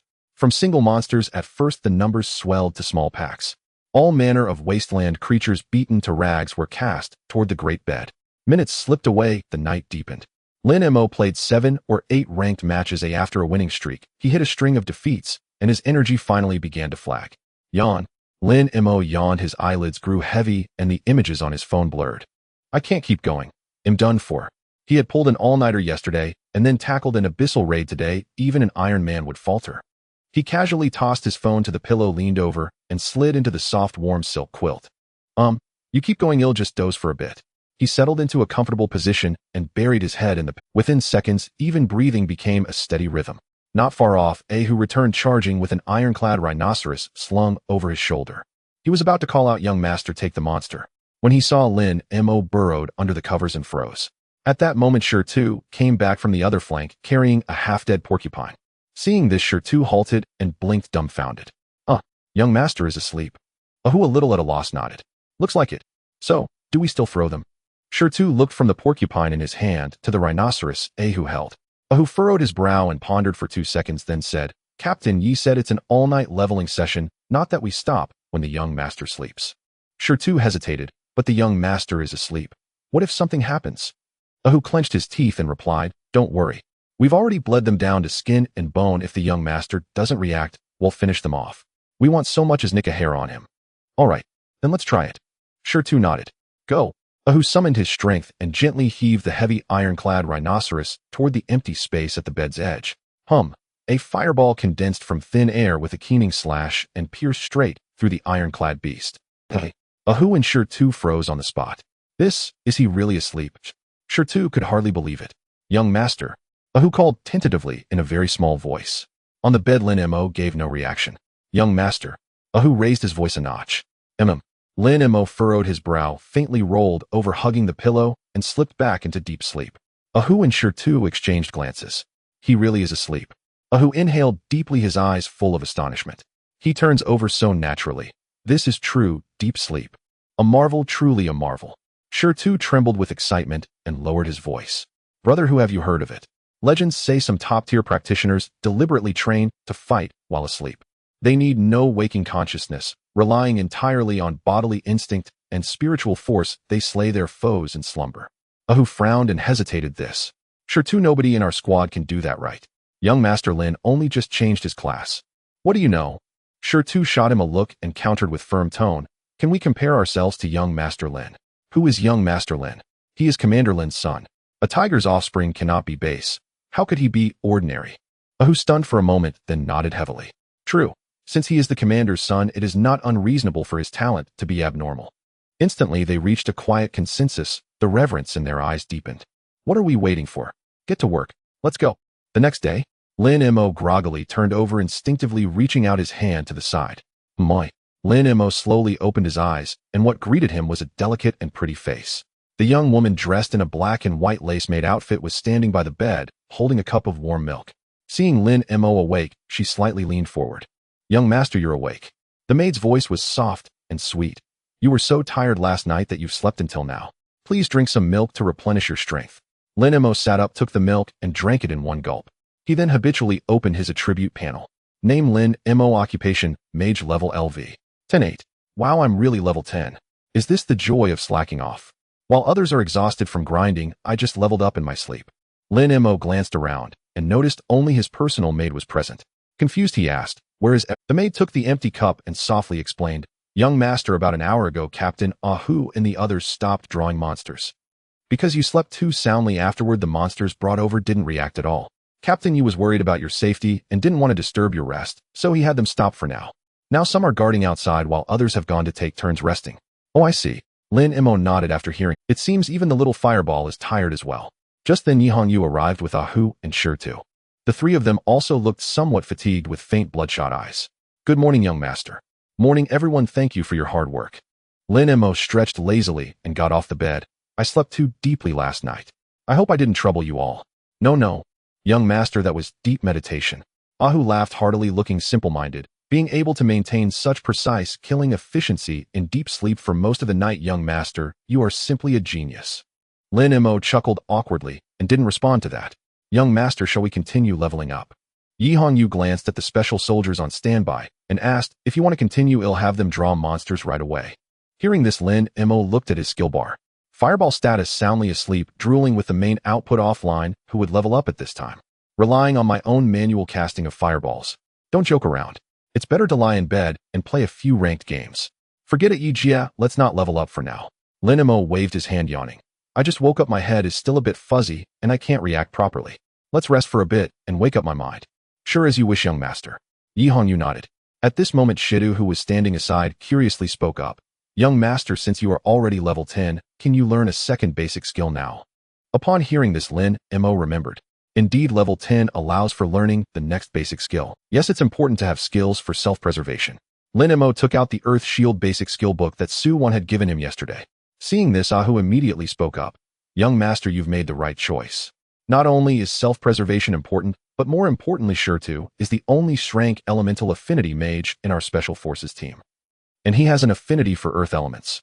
When it comes to understanding earth-type skills in our Jianghai city, few would dare to claim they are better than Shirtu. Shirtu waved his hands repeatedly. Brother, who don't boast. In front of the young master, I wouldn't dare to claim to be Shrank. Young master is the master of micromanipulation. I see that young master's skill in fireball is even more profound than my earth shield, which I've practiced for over. I just have a little understanding, just a bit. Although he was modest in words, the confidence in Shida's eyes was hard to hide.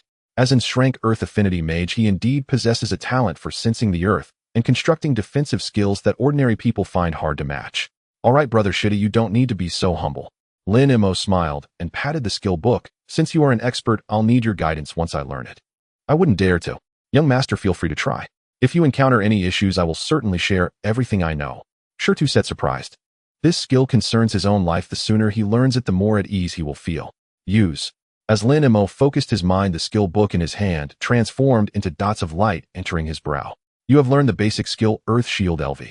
1. Earth Shield summons an earth element shield to block physical and magical damage from the front. Lin Mo didn't pay much attention to the skill effects. What he cared about was whether the Earth Shield would speak. He tentatively called out in his mind, "Little Earth, are you there? Is anyone there? Hello? Hello? Moses Moses."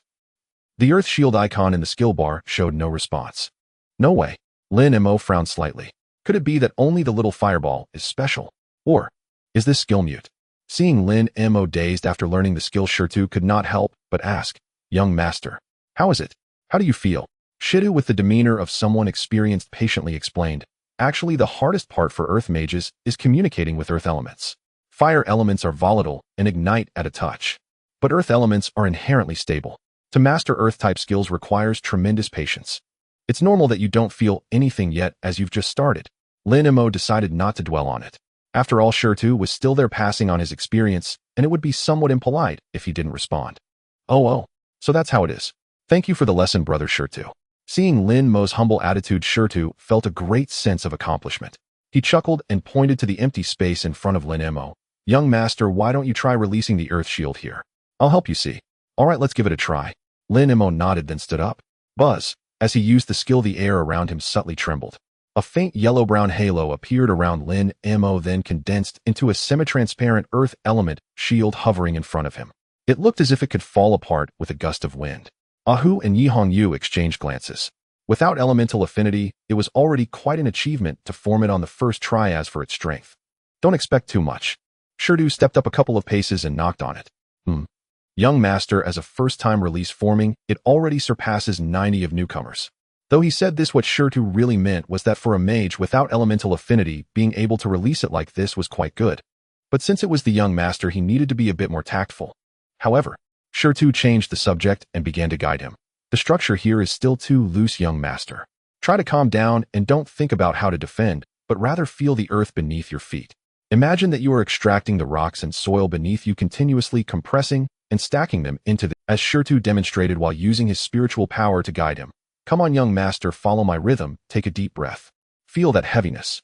Lin Mo nodded and closed his eyes, following Shidu's guidance. Although he did not have the so-called elemental affinity under Shidu's guidance, the thin shield underwent some changes. This was also his first time independently releasing a skill. Buzz. The shield visibly darkened in color. While it still didn't appear very strong, at least it looked like something. Yes, just like that. Shidu's eyes lit up, unable to resist clapping in praise. "Young master, remember the feeling from just now. With the thickness of the shield, it will definitely be more than enough to withstand an attack from a basic fireball of the same level. Shall we test its actual defensive power? I'll use the most basic fireball to attack and see what happens." Hearing that they were going to take a hit, Yi Hongyu frowned slightly. "Shidu, the young master just learned this. Do we really need to do that?" "Don't worry, Captain Yi, I know what I'm doing. It's just a small fireball to test. With the thickness of this shield, it can easily withstand it." Shirtu patted his chest confidently, assuring her. Seeing him so certain, Yi Hongyu finally nodded. After all, Shirtu was also an experienced mage, and he did have some control. Then Yi Hongyu stepped back a few paces with Ahu. Shirtu also retreated to a position 10 meters away. Whoosh! A ball of orange-eared flame instantly erupted in his palm.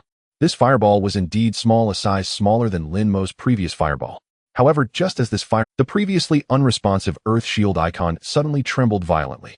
Earth Shield sensed a danger. The Earth Shield let out a scream like a pig being slaughtered. "No. Danger. Don't come near."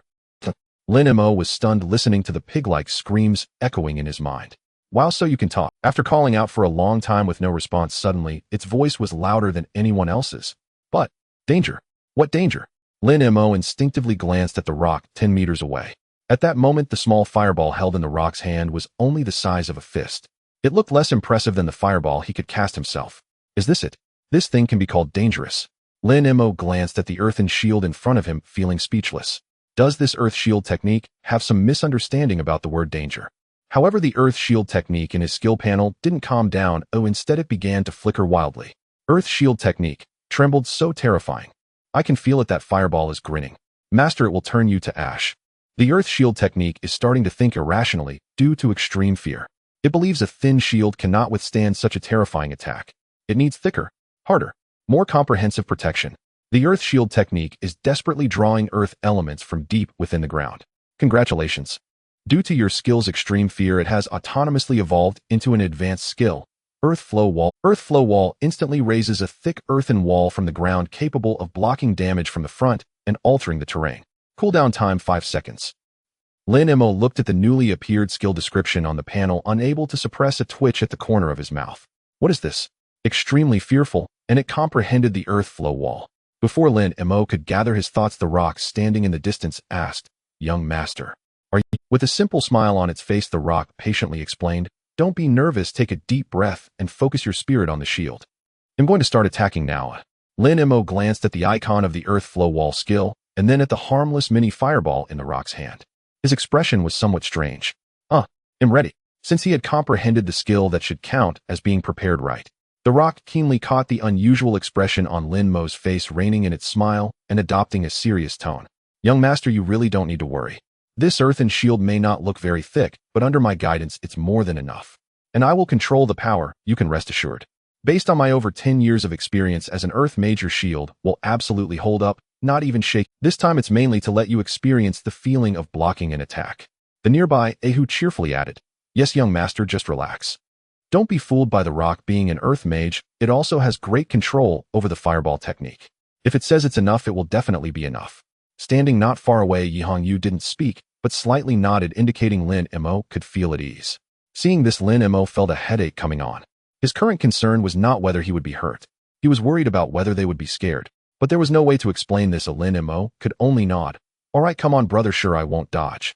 "Okay, young master, watch closely." As the rock spoke, it lightly flicked its wrist. "Go."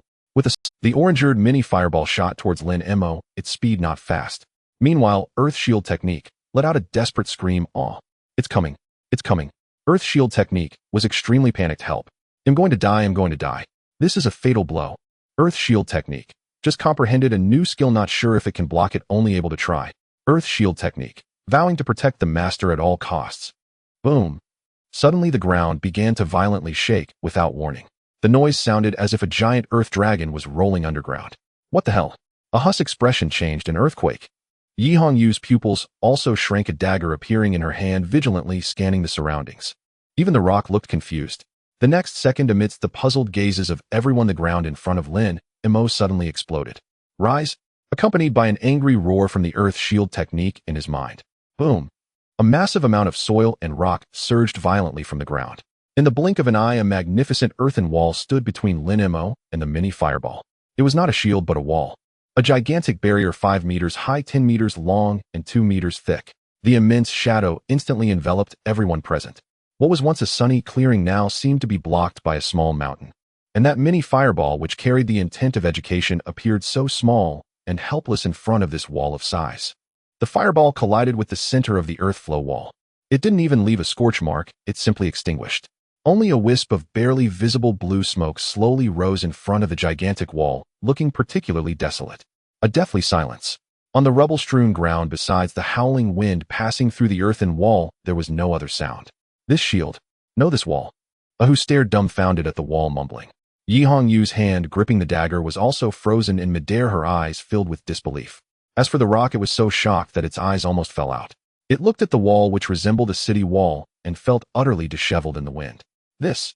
The Earth's beginner skill, Earth Flow Wall. Just learned a basic skill, and in the blink of an eye comprehended an advanced skill. But the key isn't that. The key is using Earth Flow Wall to block this fist-sized little fireball. Is this really necessary? Meanwhile, the Earth Shield Technique also looked relieved. Earth Shield Technique was trembling, sighing with relief. That was close. Really too close. It was still a bit shaken just a moment ago. I even felt the countdown to death. That fireball was less than 10 meters away from the master.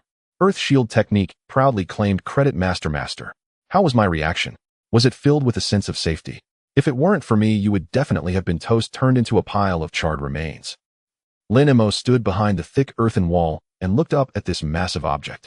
He reached out to touch the wall. Its rough and hard rocky texture even carried the chill from deep within the earth. This truly felt very reassuring. But, brother, can we have a bit of dignity in our skills? A fist-sized little fireball, and you made it seem like the apocalypse. It's quite embarrassing, you know. The fireball technique grumbled with a morning grumpiness. What noise is this? It woke me up. The fireball technique looked around irritably. Who's causing trouble? Show yourself. There are strange sounds and enemies. Lin Mo sighed helplessly. Little Earth, that's your big brother, the fireball technique. It's one of us, no need to worry. Upon hearing this, the Earth Shield Technique relaxed its tense nerves a bit. I was scared to death. It turns out to be my big brother. At this moment, the fireball technique also reacted, eyeing the newly arrived little brother with suspicion. Do I have a little brother now? When did this happen? Before it could figure out the situation, the little fireball, being extremely sensitive to elemental fire, suddenly twitched its non-existent nose twice. The fireball technique frowned. Wait, why is there a faint scent of fire elemental in the air? The fireball technique stared at the wall in front of it, stunned. What is this thing? Why is there a mountain in front? Lin Mei patiently explained. Someone just tried a small fireball as a probe attack. This was created by your new little brother to block skills. Upon hearing this, the fireball technique was silent for 3 seconds, then revealed a look of disdain. With this little elemental fire, you managed to create such a huge wall to block.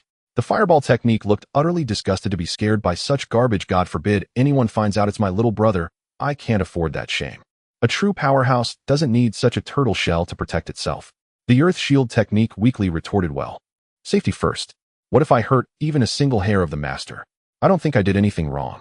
The fireball technique rolled its eyes. Enough. Cowardice is cowardice. Don't make excuses.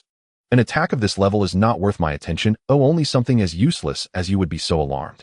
The earth shield technique mumbled softly. I never admitted you were my little brother. I only have one big brother, and that is the master. A brute. The fireball technique's gaze turned cold. What did you say? Repeat that if you dare. The earth shield technique stood tall. I said the master is the most handsome. Lin Mei interjected. All right, both of you shut up. Listening to the two skills bickering, Lin Mei felt a headache coming on. Little fire, if you keep arguing, tonight's dragon meat is off the table. Upon hearing this, the fireball technique's icon flickered a few times and fell silent. Again with this trick, how infuriating. The fireball technique felt humiliated. It was destined to become a noble existence of forbidden spells, yet now it was restricted by a piece of meat, which was simply a great shame. The fireball technique felt indignant. If it weren't for not having a mouth, why should it be subservient? How long will this life of being dependent on others last? The fireball technique's status updated muted. Looking at the suddenly quiet big brother, the earth shield technique felt it had chosen the right person. The earth shield technique looked at Lin Mei with admiration. Indeed, the master is impressive. With just a word, he has that brute completely under control. Seeing the fireball technique finally quiet down, Lin Mei let out a long sigh of relief. The world was finally peaceful. Young master, young master. At that moment, the voice of Stone came from behind the wall. Are you all right? Lin Mei brushed off the dust on his clothes, walked out from behind the earthen wall, and calmly said, I'm fine, brother Stone. This fireball technique is controlled quite well. Didn't hurt me at all. Outside the earthen wall, there was a dead silence. Ahu, Stone, and Yihong were staring at the earthen wall in front of them. Oh my! Ahu reached out and touched the rough, thick earthen wall. It felt icy cold and unbearably hard. Stone, tell me honestly. Ahu turned to Stone. How long did it take you to learn this skill? Hearing this, Stone showed a hint of a bitter smile. If this were before today, he would have proudly claimed that he successfully comprehended it just 5 days after changing jobs after eating a skill book. But now, Stone felt a bit embarrassed, his voice small like a mosquito. 5 days plus eating a skill book for the earth flow wall as assistance. Upon hearing this answer, Ahu and Yihong showed no signs of mockery. They both knew well that comprehending a primary skill in 5 days was already an extremely fast speed for Inscrade elemental affinity. Inscrade genius took 5 days and needed a skill book. But what about Lin Mei, the blank slate young master? From receiving that most basic earth shield technique skill book to unleashing this wall of size, it took maybe 5 minutes. He managed to use a basic skill book to comprehend an advanced skill. This is not just a gap in talent, it's a gap between species. Young master. Stone took a deep breath, walked up to the earthen wall, and tapped it a few times. Monster tide? Lin Mei asked, curiosity flickering in his eyes. Seeing his young master's bewildered expression, Shirtu hurriedly stepped forward to explain. Young master, the so-called monster tide refers to a peculiar spatial anomaly occurring in the wild zones. As he spoke, Shirtu gestured animatedly with his hands. This anomaly draws all nearby monsters within a radius of hundreds of kilometers, compelling them to converge frenziedly upon its epicenter. Moreover, the closer they draw to the center, the more violently enraged they become. Both their aggression and combat attributes surge dramatically. And most critically, Shirtu's expression grew solemn. When the appointed time arrives, a formidable wild boss randomly spawns near the epicenter. Thus, the monster tide invariably heralds extreme peril.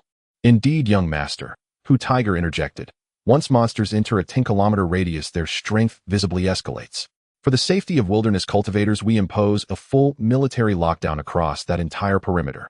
Lin Mei nodded thoughtfully. I see. Just then, Yihong phone vibrated sharply in her hand. Glancing at the caller ID, she swiftly answered. Commander. Yes, understood. I'll lead the team there immediately. Rest assured, Commander. I guarantee mission success. With those few words, Yi Hongyu ended the call. She turned her gaze sweeping over the assembled group before speaking with quiet authority. By order of the commander, we are to break camp immediately and deploy to this Sunset Gorge quarantine zone, with young Master Lin accompanying us. What? Bring young Master along. Both Hu Tiger and Shirtu froze, astonishment flashing across their face. Shirtu voiced his concern. Lieutenant Yi, this is a monster tide. Monsters are both frenzied and densely packed. Though young Master possesses the earth flow wall technique for defense, the battlefield itself is utter chaos. Hu Tiger added hesitantly. Yes, Lieutenant. This truly seems perilous. Yi Hongyu shook her head firmly. With me with you, and with the special task force standing guard, what danger could possibly remain? As last night, instruct everyone to weaken monsters first, then let young Master deliver the final blow. At this density, and with such efficiency, young Master may very well ascend to level 15 today.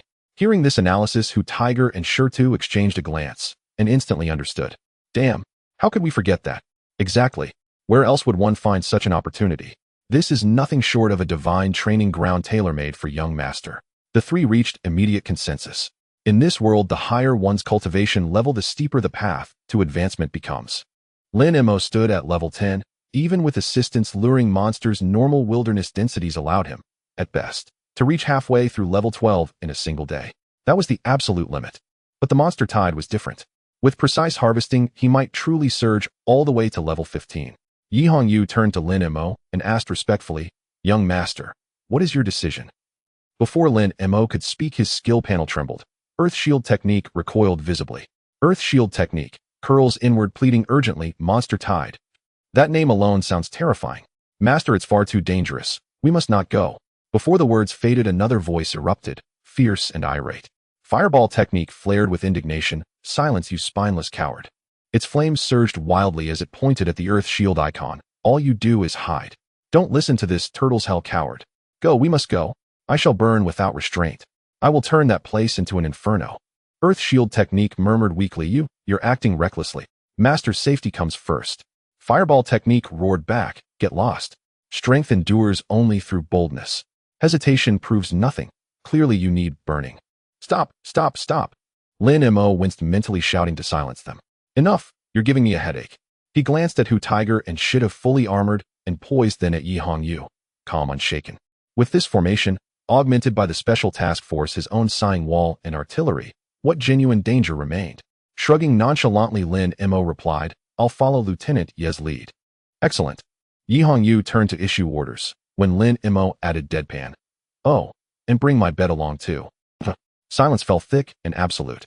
Here was a youth blessed with peerless, heaven-defying talent, yet insisted on bringing his bed to level up. Was he a prodigy so diligent he trained even in sleep, or a spoiled scion utterly incapable of rising above comfort? Yi Hongyu took a slow, steadying breath and replied with unruffled composure. Young Master, rest easy. Not just the bed, but your entire residence can come along. Hu Tiger, arrange transport and gather young Master's belongings. Shirtu, assemble the unit. Understood. 2 hours later, a steel-clad procession rolled majestically into the outer reaches of Sunset Gorge. The sky above the gorge churned with an eerie, blood-drenched crimson, as though soaked in gore. City defense forces had already erected barricades and warning lines at every crossroad. Lin Mei descended from his elongated luxury sedan as it glided into the secured zone. The moment his feet touched the ground, a crisp voice rang out from afar, Young Master Lin. He turned and saw Xia Qingyue standing nearby, waving eagerly. In the next instant, she broke into a light jog toward him. Young Master Lin, are you here for the defensive operation? Lin Mei paused, then replied, something like that. What brings you here? We were leveling in the gorge when the monster tide alert sounded, and we were promptly evacuated. Xia Qingyue offered a wry smile. Lin Mei nodded. Ah, I see. Stay safe. He had no intention of inviting Xia Qingyue to tag along and share experience points. After all, they barely knew each other, and besides, countless other suitable training grounds existed. There was no need to insist on this one. Noticing Lin Mei's lack of invitation, Xia Qingyue felt no disappointment. Such restraint was entirely expected. She drew nearer, lowered her voice, and said quietly, by the way, Young Master Lin, the Zhao family contacted me last night. The Zhao family. Lin Mei arched an eyebrow. Zhao Yu's father, the commander. What did they want? Xia Qingyue nodded frankly. They attempted to bribe me. They promised me 3 million Longwa credits if I deliberately underperformed during tomorrow's grand examination, yielding the city's top scholar title to Zhao Yu. Did you agree? Lin Mei asked curiously. Xia Qingwei shook her head, her gaze resolute. I refuse. Was it the money? Too little. Lin Mei sounded genuinely surprised. Xia Qingwei glanced at him, then curled her lip in quiet disdain. It's not about the money. I simply cannot abide the Zhao family's condescending arrogance, especially Zhao Yu himself, talentless, yet brash, arrogant, without merit. She drew a deep breath, her tone turning grave. More importantly, I know precisely who the true powerhouse, young Master Lin. Rather than grovel before the Zhao family for mere coin, I choose, however symbolically, to stand by your side. She was shrewd. She wished no entanglement in aristocratic feuds, but if forced to choose sides, having witnessed Lin Mei's overwhelming strength, she aligned herself unhesitatingly with the Lin family. Accepting the Zhao family's money now would risk Lin Mei perceiving her as mercenary, a traitor ready to stab allies in the back. That cost would far outweigh any gain. A beat of silence passed. Then, Lin Mei burst into laughter. He couldn't resist poking her forehead lightly. Wait, seriously, are you mad? Why refuse free money? Or do you honestly believe you'd win the top scholar title if you tried your hardest? Huh. Xia Qingwei blinked, dazed by the poke. Lin Mei shook his head, clicking his tongue. Has the Zhao family lost their minds? What use is bribing you? Do they truly think you led that abyssal dungeon run last night? Xia Qingwei opened her mouth, then flushed crimson. His words were blunt, even harsh, but utterly indisputably true. The Zhao family's lavish offer stemmed solely from her status as an rank genius, and their mistaken belief that she had spearheaded the abyssal dungeon's successful clearance the previous night. Enough of the but what-ifs. Lin Mei waved dismissively, utterly matter-of-fact. If they wish to play the fool, take the money, and test exactly as you always would. So long as I hold nothing back, neither of you stands a chance at that title. At Lin Mei's serene, effortless confidence, the last trace of Xia Qingyue's hesitation dissolved. Understood, young Master Lin. She nodded emphatically, then withdrew her phone and departed. Watching her recede, Lin Mei nodded in quiet satisfaction. That was the spirit. Pick fights with anyone, but never with money. Just then an aide officer strode briskly. He saluted Lin Mei first, then leaned toward Yi Hongyu and whispered, Lieutenant Yi, the Zhao commander's forces have arrived. Their Captain Zhang requests a word with you. Captain Zhang. Yi Hongyu's brow furrowed faintly. Zhang Chao. Zhang Chao. What sort of immortal is that? Lin Mei asked offhandedly. Young Master Zhang Chao is the foremost captain under Commander Zhao Lei and one of Commander Zhao Lei's most trusted confidants. Yi Hongyu said this as her gaze turned toward the middle-aged man striding up in the distance. Lin Mei suddenly understood and nodded. In other words, his standing here was roughly equivalent to Yi Hongyu's under their commander. While they spoke, Zhang Chao had already approached with 2 adjutants at his side. The man was thin, his eye sockets deep, giving off a cold, sinister air. Captain Yi, long time no see. Zhang Chao offered a hollow smile and a greeting. The last time was half a year ago, wasn't it? Captain Yi still carries herself the same. Faced with Zhang Chaos small talk, Yi Hongyu did not even lift an eyelid. Her voice was icy. Get to the point. You know the monster tide will break soon. Ooh, I have no time for nostalgia. Captain Yi still has that temper. Zhang Chao remained unperturbed, his eyes drifting to the young man behind her, Lin Mei. At that moment, behind Lin Mei, dozens of people were busily arranging a makeshift camp. A familiar lavish bed was set in the center. The maids accompanying them were placing fruit plates and snacks upon the bedside tables.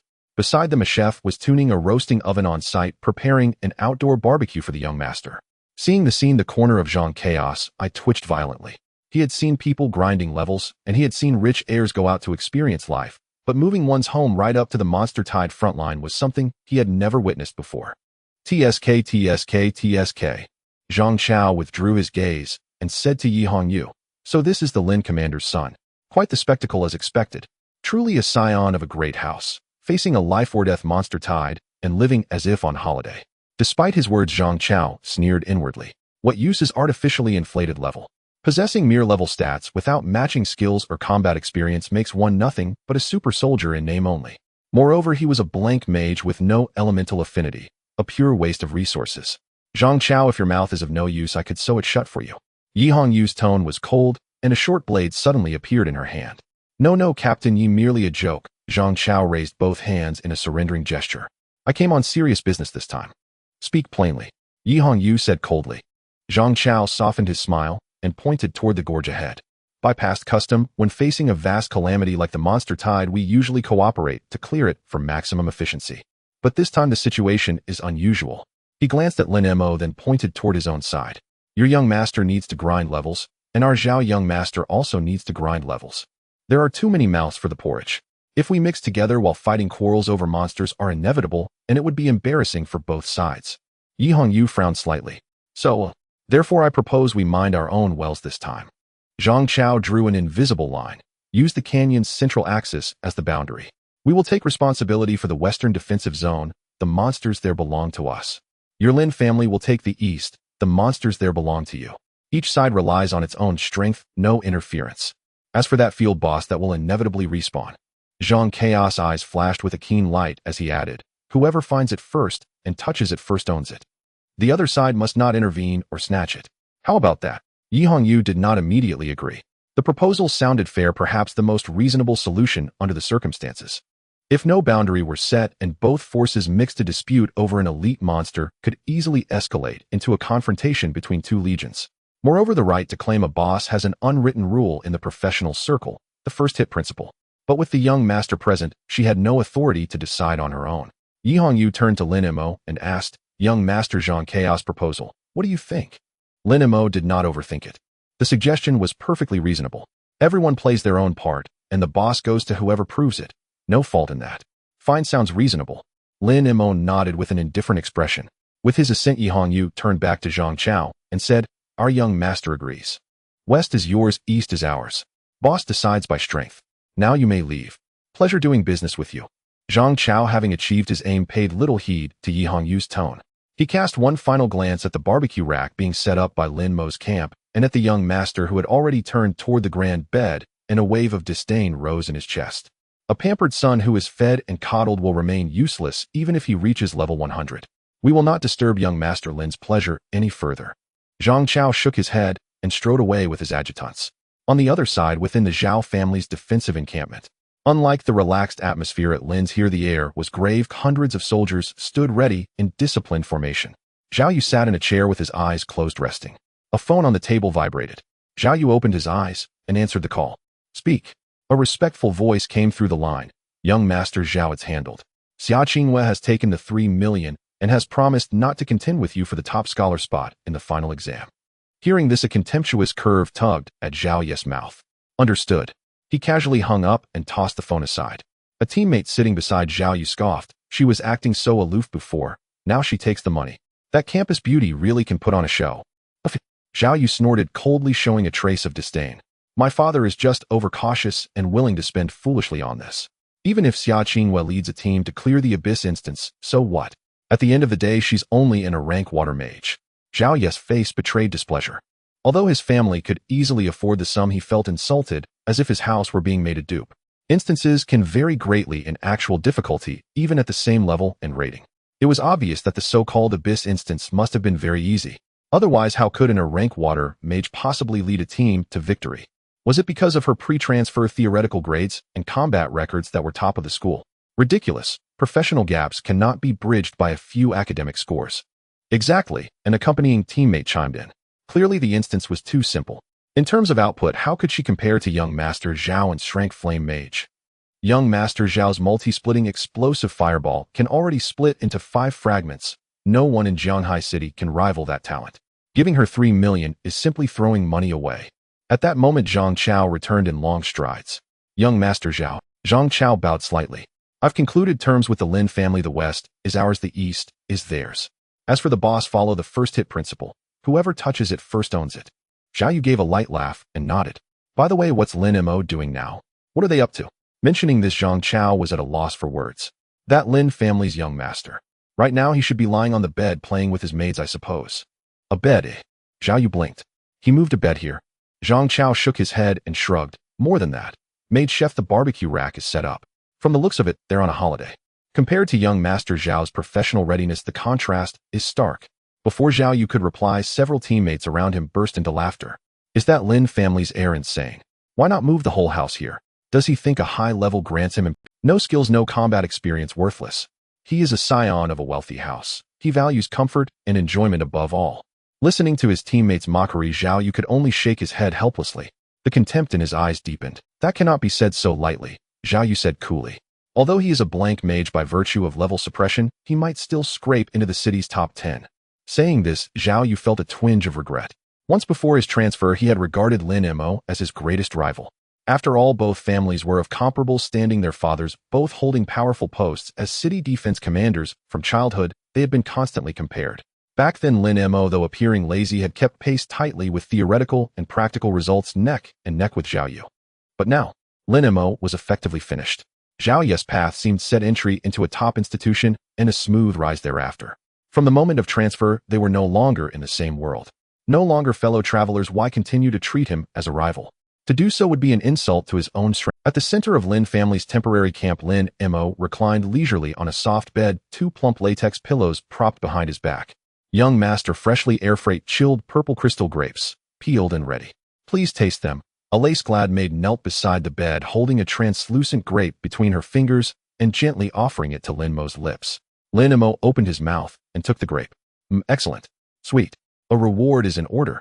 With that, he casually pulled out several 100 yuan banknotes from the People's Republic of China. A flash of delight sparkled in the maid's eyes. Thank you, young master. You're truly kind. I'll peel grapes for you every day. As Lin Mo felt the soft warmth of her arm brushing against his, an involuntary sigh rose in his heart. Corruption, utter decadent corruption. This insidious, intoxicating capitalist decadence, and yet, delicious. Earth Shield Art trembled anxiously. Master, I still sense grave danger. This is after all a wild monster tide. Perhaps we should simply return home. Before Lin Mo could respond, the volatile old fire erupted instantly. Fireball Art roared indignantly. Return. To where? Here we have food, drink, beauties, and monsters ripe for slaughter. This is paradise. Return home. Earth Shield Art. But enough, Xiao Tu. Before Earth Shield Art could speak again, Lin Mo reassured him calmly. Rest easy. These are all my people. A mere monster tide. Hardly worth a second thought. At that moment, Yi Hongyu strode forward, flanked by Shirtu and Ahu. Seeing Lin Mo idly savoring grapes, none of the three voiced objection. In their minds, Lin Mo's talent was unprecedented. A singular marvel in this world where strength dictated everything. True power conferred not only dominance, but also unshakable composure and supreme confidence. To them, Lin Mo's serene indulgence was no sign of aristocratic indolence, but rather the quiet assurance born of absolute, transcendent talent. Young master, Yi Hongyu bowed slightly, her expression grave as she delivered her report. Our reconnaissance unit has just transmitted the latest intelligence. As she spoke, she unfolded an electronic map in her palm. Young master, sensors confirm that wild monsters across hundreds of kilometers are converging here. Their levels range from LV 10 to LV 40, diverse in species and disposition. The first arrivals will be low-level local monsters, ranging from LV 1 to LV 10. Later, larger threats will follow, such as the LV 25 raging giant bear and the LV 30 venomous flying serpent. Yi Hongyu paused, then circled a region on the map. Currently, we can confirm the final arrival will be the Thundercloud Storm Eagle, ranging from LV 35 to LV 40. This elite, flying magical beast hails from the northern Layman Peak, swift beyond measure, wielding lightning-infused ranged attacks, and notoriously difficult to subdue. Once they appear, the boss should spawn shortly thereafter. Shirtu stepped forward and added, Young master, slaying monsters 10 or more levels above your own yields sharply diminishing experience gains. Counting on his fingers, he continued, that means, once those LV 25 monsters arrive, especially the LV 40 Storm Eagles, the experience you'd gain from killing them would be negligible. Poor value indeed. Moreover, Shirtu hesitated, then spoke with tactful restraint. Given the vast level disparity, landing meaningful damage upon such foes would prove exceedingly difficult. Yi Hongyu interjected, Young master, for the early waves, monsters below LV 35, will weaken them first, then deliver them to you for the finishing blow, accelerating your leveling. But when high-level flying monsters emerge later, our priority shifts, eliminate them outright, to guarantee your absolute safety. Lin Mo nodded thoughtfully. Indeed, the final flying beasts were simply too far beyond his level, forcing the issue would be perilous. With such a chasm in level, even a sliver of health remaining might render him incapable of landing a decisive strike. Very well, I'll follow your lead. Safety first. Lin Mo raised no objection. Yi Hongyu paused briefly before continuing. Young master, beyond this monster tide, the true prize lies in the guaranteed wild boss that will spawn. According to headquarters predictive models, this boss will range from LV 25 to LV. Even accounting for experience decay, claiming its full bounty alone would yield a substantial gain. If we locate and secure it before the Zhao family arrives, your level could reach LV 16 or even LV 17. At this, Lin Mo's eyes gleamed with sudden brightness. Historically, most examinees in the Grand Examination hovered around LV 10, with only a rare few attaining LV 13 to LV 15. Reaching LV 16 would place him head and shoulders above all competitors. So, how do we find this boss? Lin Mei asked curiously. Yi Hongyu explained, ordinarily it's a matter of luck, or exhaustive grid searching. However, it depends on the boss's elemental affinity. If it's Earth-aligned Sure-2, Shrank Earth Affinity Mage, can sense and pinpoint its location instantly. Likewise, if it's Fire-aligned Zhao Yu of the Zhao family could detect it. So this contest tests both power. Lin Mei's expression cleared. He understood now. It was a battle of elemental resonance. Then, wasn't he the so-called blank slate mage doomed to stand blind? No, his gaze instinctively drifted to his skill interface. That irascible little fireball, though brash and ill-tempered, possessed an uncanny sensitivity sharper than any hound's nose. And timid Xiao Tu, ever obsessed with survival, perceived his surroundings with near supernatural acuity. In a contest of perception, perhaps he wasn't so helpless after all. Just then an aide officer rushed and snapped to attention and saluted, reporting Captain Yi. The first wave of monsters has reached 3 kilometers ahead, mainly plains wolves and fawn-toothed rabbits. Yi Hongyu's expression hardened instantly, combat readiness activated. She turned to Ahu and Sure-2. Execute the original plan. Sure-2, take your team east. Ahu, you take the west. I'll remain here to protect the young master. Signal immediately upon detecting the boss. Yes, mission assured. In unison they roared their pledge, then departed at a swift, purposeful pace. Within moments the once crowded camp emptied, leaving only Lin Mei, his personal maids, and Yi Hongyu said nothing further, merely drew her short blade, and took position at the camp's main entrance, standing guard while awaiting the delivery of weakened monsters. Fireball art, long impatient, let loose an ecstatic roar at last. It begins. Glorious. Last night's slaughter was exhilarating. Today legions line up to die. And feasts await. This is life. Fireball art, exulted, convinced it was the happiest skill in existence. Its ascension to forbidden tier magic inevitable, its choice of master utterly inspired. Earth shield art, shuddered nearby, madman, utterly deranged. What if the tide breaches our lines? Fireball art scoffed, you understand nothing. Slaughter is the ladder of evolution. Little fire, if it's that thrilling, how about calling me dad again? Lin Mei teased, reigniting his favorite pastime. Instantly, Fireball art froze rigid. Fireball art wrestled inwardly, unreasonable. Didn't I call you that last night? Even I possess— Oh, dignity. Lin Mei mused aloud. Then how about stir-fried potato shreds for dinner? Haven't had them in ages. Earth shield art cheered, yes. I love potatoes. Fireball art. 2 seconds passed and then, a voice strained and humbled broke the stillness. Dad. Dad. On the western side of Sunset Canyon in the Zhao family's defense zone. Roar. A few LV-8 wolf-type monsters charged towards Zhao Yu with fierce roars. Zhao Yu's expression was grim as he skillfully positioned himself. The staff in his hand glowed brightly with red light, the fire element fully activated at that moment. Multiple explosive fireballs. With a low shout he swung his staff fiercely. Whoosh.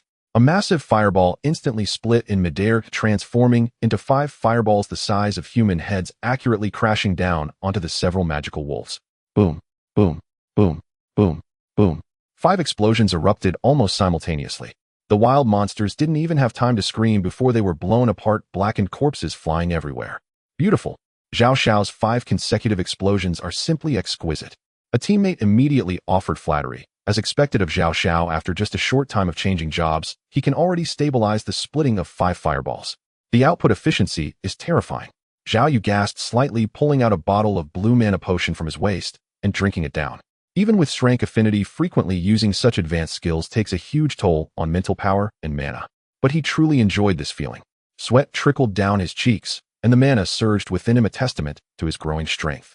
At that moment, an officer in charge of reconnaissance hurried over. Zhao Xiao. Zhao Yu wiped the sweat from his forehead and casually asked, "How is Lin Mei?" Deep down, Zhao Yu found it hard to believe that Lin Mei would truly become a complete failure.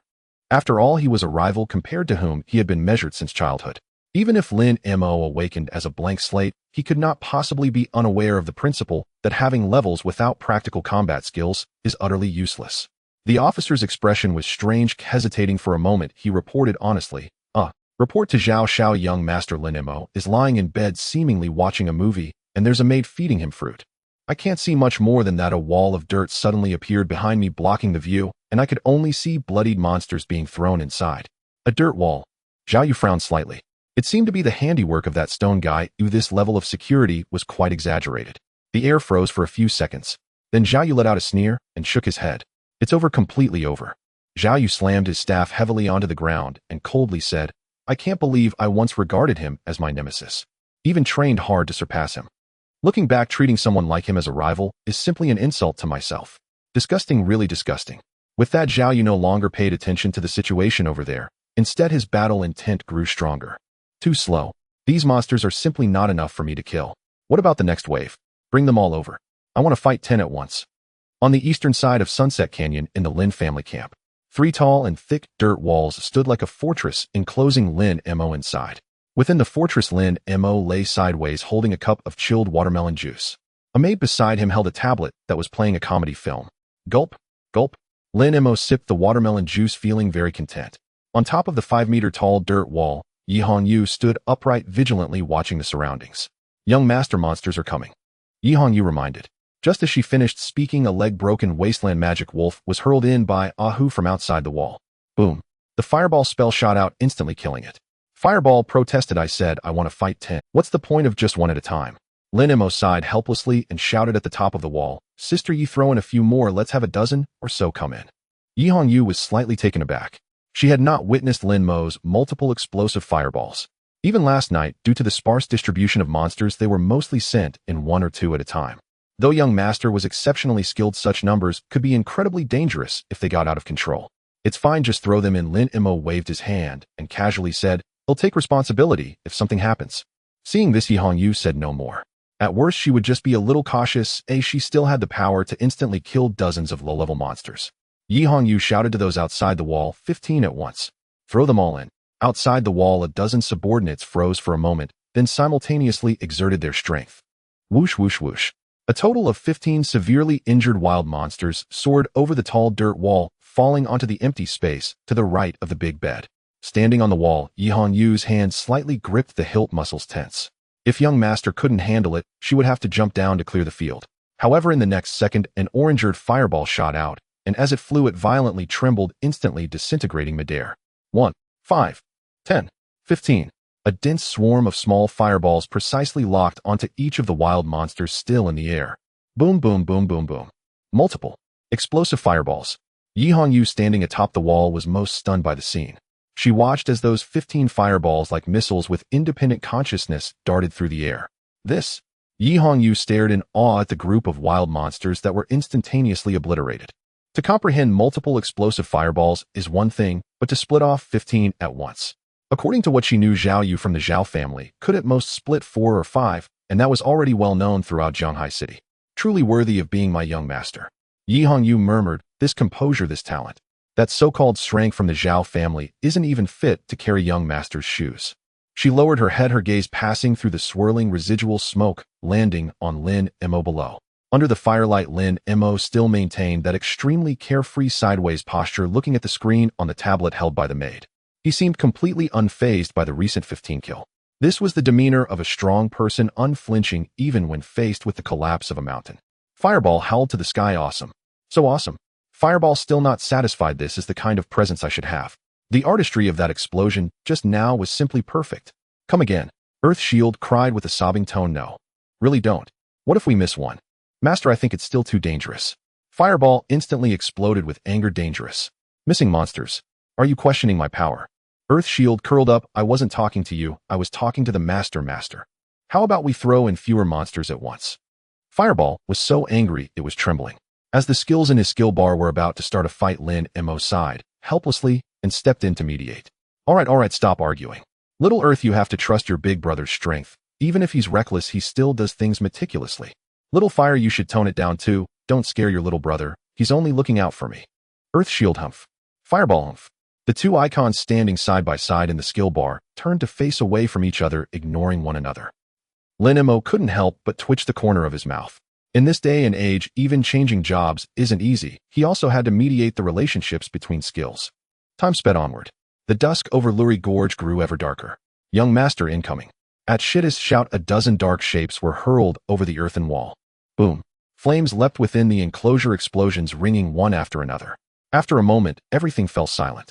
Shirtu wiped sweat from his brow, stood on the wall, and glanced at the unperturbed Lin Mo with admiration. The young master's talent is unparalleled, he said, glancing at Yi Hongyu standing guard beside him. He may be a bit lazy, but he has ambition. He knows to grind before the grand exam, and his sense of safety is remarkable. Shirtu touched the heavy earth wall beneath his feet. Even with us here, he was the one who first raised this. Yi Hongyu nodded in agreement. The young master's caution is justified. In the wild, prudence can sometimes be more important than sheer strength. With such talent and awareness, he is destined for greatness. As the two spoke, an adjutant responsible for the perimeter scouting came racing over in haste. Report, Captain Yi. The adjutant panted, words tumbling out. We have detected a flock of Lei Yun Fengbaoing, vast numbers covering the sky. They were already 5 kilometers away. Finally arriving. Shirtu looked up at the sky and said in a low voice, this is the last wave of the monster tide. By pattern, after this flock passes, the field boss should spawn. Yi Hongyu's eyes hardened as she barked orders to the soldiers around them. Listen up, do not wound and leave them, kill this wave outright. Protect the young master at all costs. Yes, dozens of soldiers cried in unison. After issuing the command, Yi Hongyu turned toward Lin Mei inside the earthen wall. Young master, the final wave of Lei Yun Fengbaoing is almost upon us. These monsters are generally LV 35 and above. The level gap is too great, experience gains will be heavily reduced. At your current level, it would be extremely difficult to break their defenses and farm them. Let us handle this wave, rest easy. Lin Mei listened, then looked toward the gathering storm clouds, faint rumblings of thunder drawing near. He opened his status panel. LV 1512. The afternoon's frantic grind had pushed his experience bar upward swiftly. Very well, I'll follow sister. Yes, orders. Lin Mei nodded readily. Hearing the young master's cooperation, Yi Hongyu exhaled in relief. At that moment, Tu Dunshu Earth Shield technique on his skill bar began to act unsettled. The Earth Shield trembled with fear. Tu Dunshu gazed up at the open sky with mounting anxiety, and voice quivering cried that although they had a wall, there was no roof. What if they attacked from above? Tu Dunshu urged anxiously, Master Ron. This place is not safe, truly not safe. Before Lin Mei could comment, Huiqiu Shu fireball spell burst out scornfully. Run. Huh. What does higher level mean? If any dare fly in, I will burn one for each that enters. Two come, two burned. Tu Dunshu despaired. All you do is boast.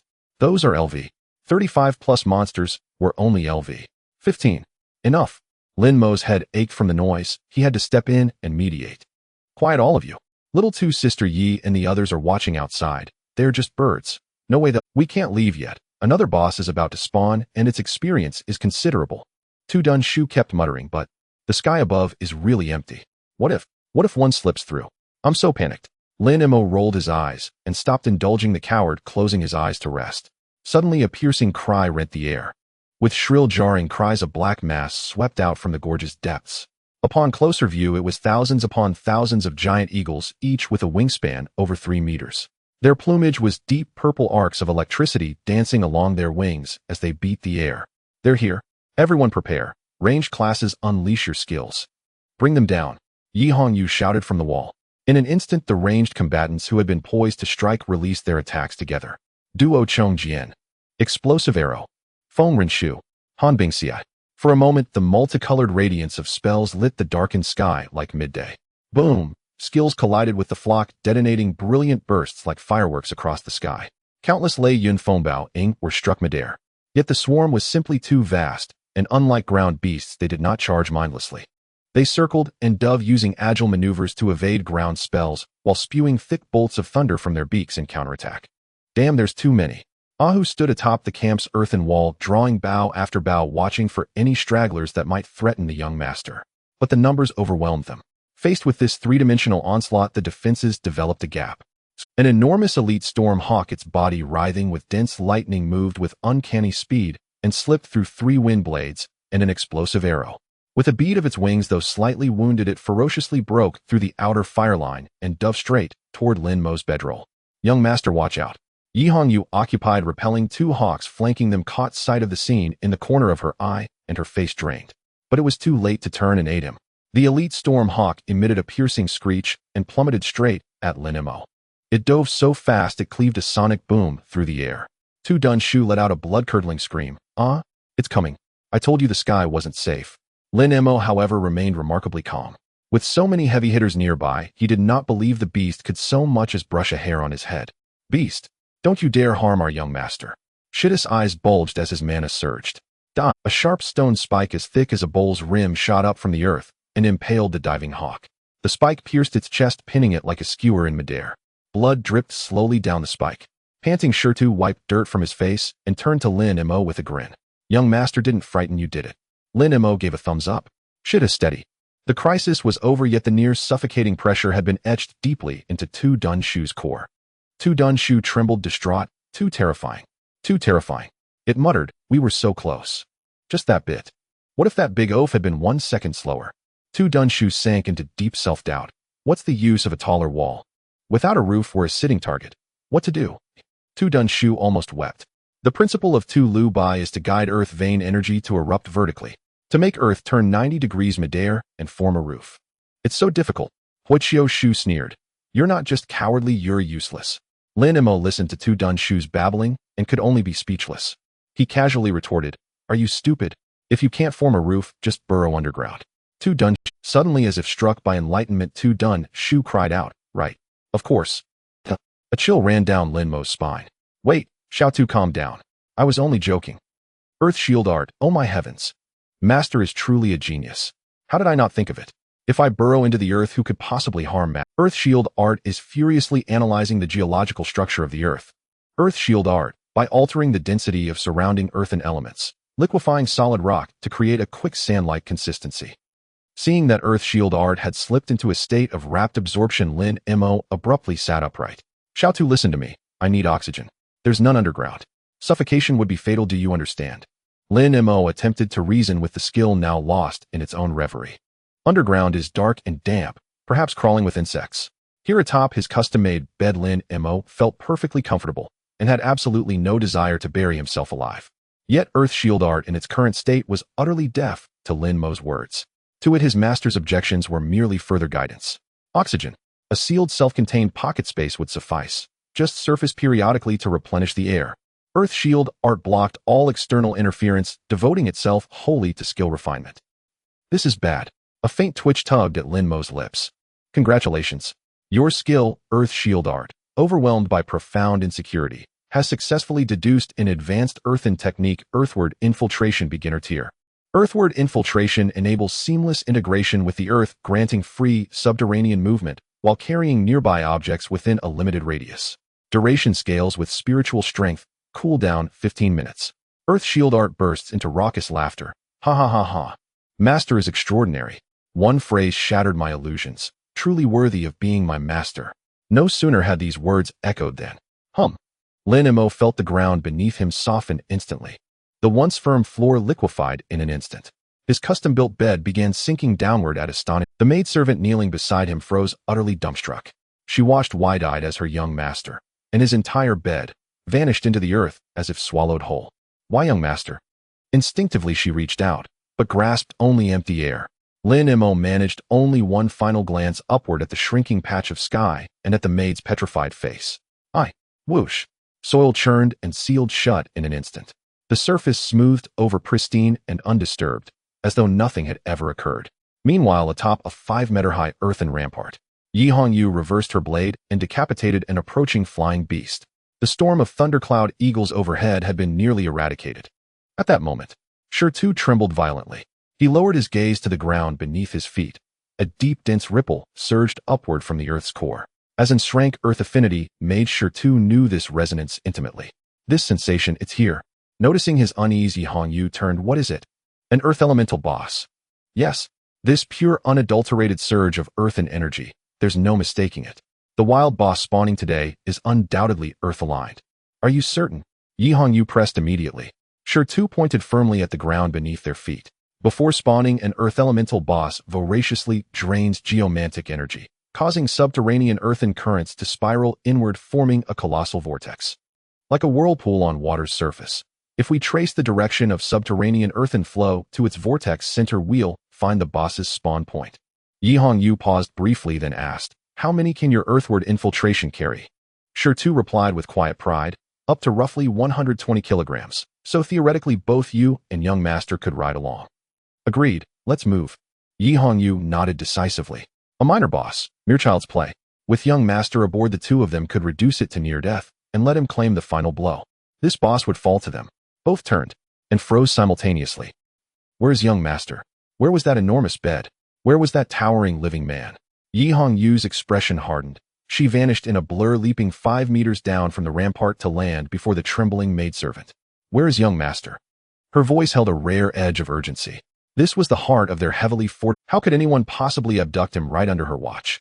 The maidservant, jolted from her stupor by Yi Hongyu's shout, pointed shakily at the smooth expanse before her. Aichi fell down. Fell down. Sure too, just landing, blinked in confusion. How? There's no pit here. The maidservant struggled to articulate, gesturing wildly. Jay, just now. The soil turned liquid like water. Young master in his bed. Whoosh. Sank straight down. And then, the earth sealed itself back up. Sure too and Yi Hongyu exchanged a stunned glance, shock blazing in both their eyes. Soil turned liquid. Burrowed underground. Left no trace. Why did that sound so familiar? Could this be earthward infiltration? Sure too gasped aloud.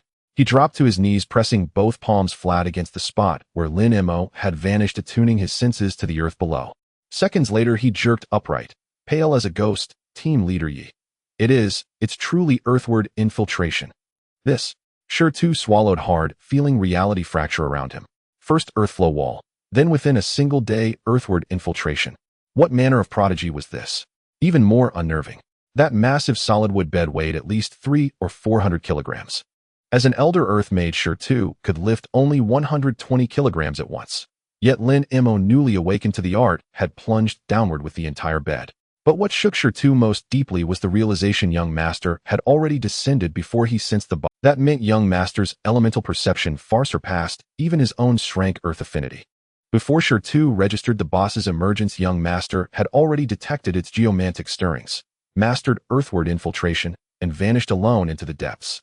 Most astonishing of all, he deemed this wild boss too weak to warrant assistance. One man, one bed solo conquest. Insane, unshakable confidence. Was this the unyielding pride of a supreme genius? Stop daydreaming. Yi Hongyu snapped back to reality, cutting through sure too's reverie. Hurry, take me down with you. Young master's life is priceless. We cannot afford a single misstep. Right, yes. Team leader Yi, hold on tight. Hum. A tawny yellow radiance flared. The earth beneath their feet softened instantly. Sure too seized Yi Hongyu's hand, and they plunged headlong into the abyss. On the other side, at the western edge of Sunset Valley, the Zhao family's defense line. Zhao Yu cast a fireball spell, killing a pangolin that had ambushed him from the side, his expression somewhat restless. He looked around as if searching for the boss's trace. Time was running out. The boss was likely preparing to respawn, yet he sensed nothing indicating that it was not a fire attribute. At that moment, a middle-aged officer rushed over from a distance. Young Master Zhao. Young Master Zhao. There's a situation. Zhao Yu's gaze sharpened. He recognized the officer as a class earth mage. What's going on? Did you sense the boss? The officer, too busy wiping sweat, spoke hurriedly. Just now, a terrifying wave of earth element energy came from deep underground. Young Master Zhao, this class earth mage from the Lin family, must have sensed it before us. We need to hurry over. Upon hearing this, Zhao Yu's heart raced. If they were a moment too late, the vast experience points from that boss would slip away from him. If the second-generation heir Lin Mei, who was on vacation, got the experience points, he would probably be disgusted for 3 days and sleepless. What are we waiting for? Your earth stealth can take me right. Let's go, Zhao Yu decisively stated. The officer quickly replied, yes, my earth stealth can carry about 80 kilograms. Taking young master along is no problem. The officer wasted no time, immediately casting the skill. Buzz, a yellow-brown light enveloped the two. The ground softened, and Zhao Yu and the officer's figures instantly sank into the ground, disappearing from sight. At that moment, deep underground. Ugh, Lin Mei was already dizzy. If skills had a physical form, his fireball would probably be throwing up uncontrollably at this point. The once luxurious soft bed now resembled a small boat without a rudder, violently rocking in the turbulent flood of earth elements. Soil, rocks, and debris flew past the shield like flowing liquid. Slow down. Slow down. Are you trying to die? Lin Mei clung tightly to the bed's railing, his whole being jostled around his stomach, churning violently. Lin Mei was confused. Just a moment ago, it was a peaceful vacation mode. How did it turn into a journey to the center of the earth in the blink of an eye? Fireball roared angrily, can't you drive? Fireball pointed at the rocks ahead, are you blind? Can't you see that huge stone? We crashed into it. Damn, crashed again. Fireball, what level is this? Making me ride in such a spirit vehicle. Damn, turn the corner. Earth shield panicked, I don't want this either. There's a huge suction force pulling us. I can't control it. Bang. A muffled sound. The luxurious bed collided with a hard granite layer. Lin Mei felt like crying without tears. I told you not to come down, but you wouldn't listen. Look where we are now. Where the hell are we going? Earth shield, lamented Boohoo. Master, I didn't expect it to be like this down here. That suction force is too strong, it feels like it's going to pull us somewhere. Just then the narrow dirt passage ahead opened wide. A massive underground current instantly wrapped around the bed, rushing upwards wildly. Earth shield, panicked Master, hold on tight. I feel like we're about to take off. Take off, you bastard. Lin Mei shouted, wrapping himself tightly in the quilt. Boom. With a loud explosion, the earth erupted. In a flat area of Sunset Valley, the once smooth ground suddenly bulged up and then exploded like a luxurious bed, along with a sky full of dust and debris, was violently propelled into the air for over 10 meters. Finally, the bed crashed down heavily. Fortunately, thanks to the protection of Earth Shield, the bed did not collapse, and Lin Mei emerged unscathed. Cough, cough. Cough, cough, cough. Lin Mei poked his head out from the quilt, feeling as if all his bones were about to fall apart. Good job, little Earth. Before Lin Mei could finish, a terrifying pressure suddenly enveloped him. Lin Mei abruptly raised his head. What met his gaze was a terrifying giant made entirely of obsidian and molten magma, standing at least 10 meters tall. It was flowing with scorching geothermal lava, and its eyes, the size of grinding discs, shone with a brutal red light, fixating intently on this small insect that had suddenly emerged from the ground. Geothermal Lava Titan, Lord level BOSS, level LV. 40 description: a horrifying existence born from the essence of the geothermal veins of Sunset Valley, possessing world-destroying power, extremely high defense, and immunity to most control effects. The four eyes locked onto each other. The air seemed to solidify. Lin Mei looked at the boss's crimson level indicator above its head and swallowed hard. Level 40. Lord level boss. Is this really something I can fight at this stage? I need to remember, I'm only level 15 right now. Is this what you meant by taking me to hide? Lin Mei's heart sank, unable to help but blurt out. Earth Shield was already stunned. I don't know either. This is the endpoint of that suction force. Earth Shield cried out in despair. What kind of monster is this? Level 40. There's no way we can win. Earth Shield attempted to activate the skill to re-burrow underground, but the skill was on cooldown. Fireball was instantly enraged, flames erupting from its body. Fireball roared, run. What the hell?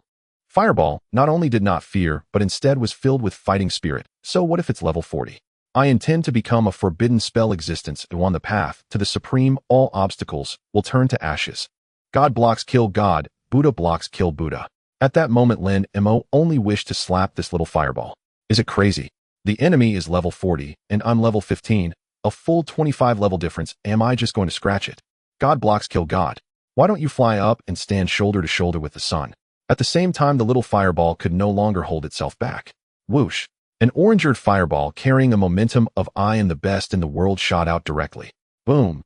The firelight flashed and disappeared, clearly just a scratch. Despite the low damage, it was extremely insulting. The lava titan instantly became furious. Boom. It raised its gigantic foot, beneath which the magma churned waves of heat emanating. Damn it. Lin Mei looked at the enormous creature charging towards him, his heart racing.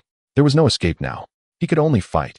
Lin Mei's eyes sharpened as a fierce resolve surged from his heart. Even a rabbit bites when it's cornered. Do they really think I'm a soft persimmon? Little fire, go for it. Fireball laughed maniacally. Ha. Now that's the spirit. Let's go for it. Buzz. Lin Mei raised his hand, a dark red light point quickly forming at his fingertips. Extreme compression, extreme rotation. Boom.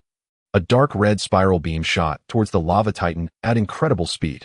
A terrifying explosion echoed. The shockwave released at that moment actually forced the lava titan back, but that was all. The gap in level was simply too vast. Damn it, little Earth. Lin Mei yelled. Earth Shield heard the master's shout. Though it was timid and afraid of death, it feared even more for the master's safety. Earth Shield let out a roar. I vow to protect my master at all costs. Boom. A heavy earthen wall rose from the ground, firmly shielding Lin Mei behind it. At that moment, young master. We made it just in time. Two figures rushed towards Lin Mei. Dare to touch my young master. I'll kill you. The stone's eyes turned crimson, its veins bulging. Boom, boom, boom.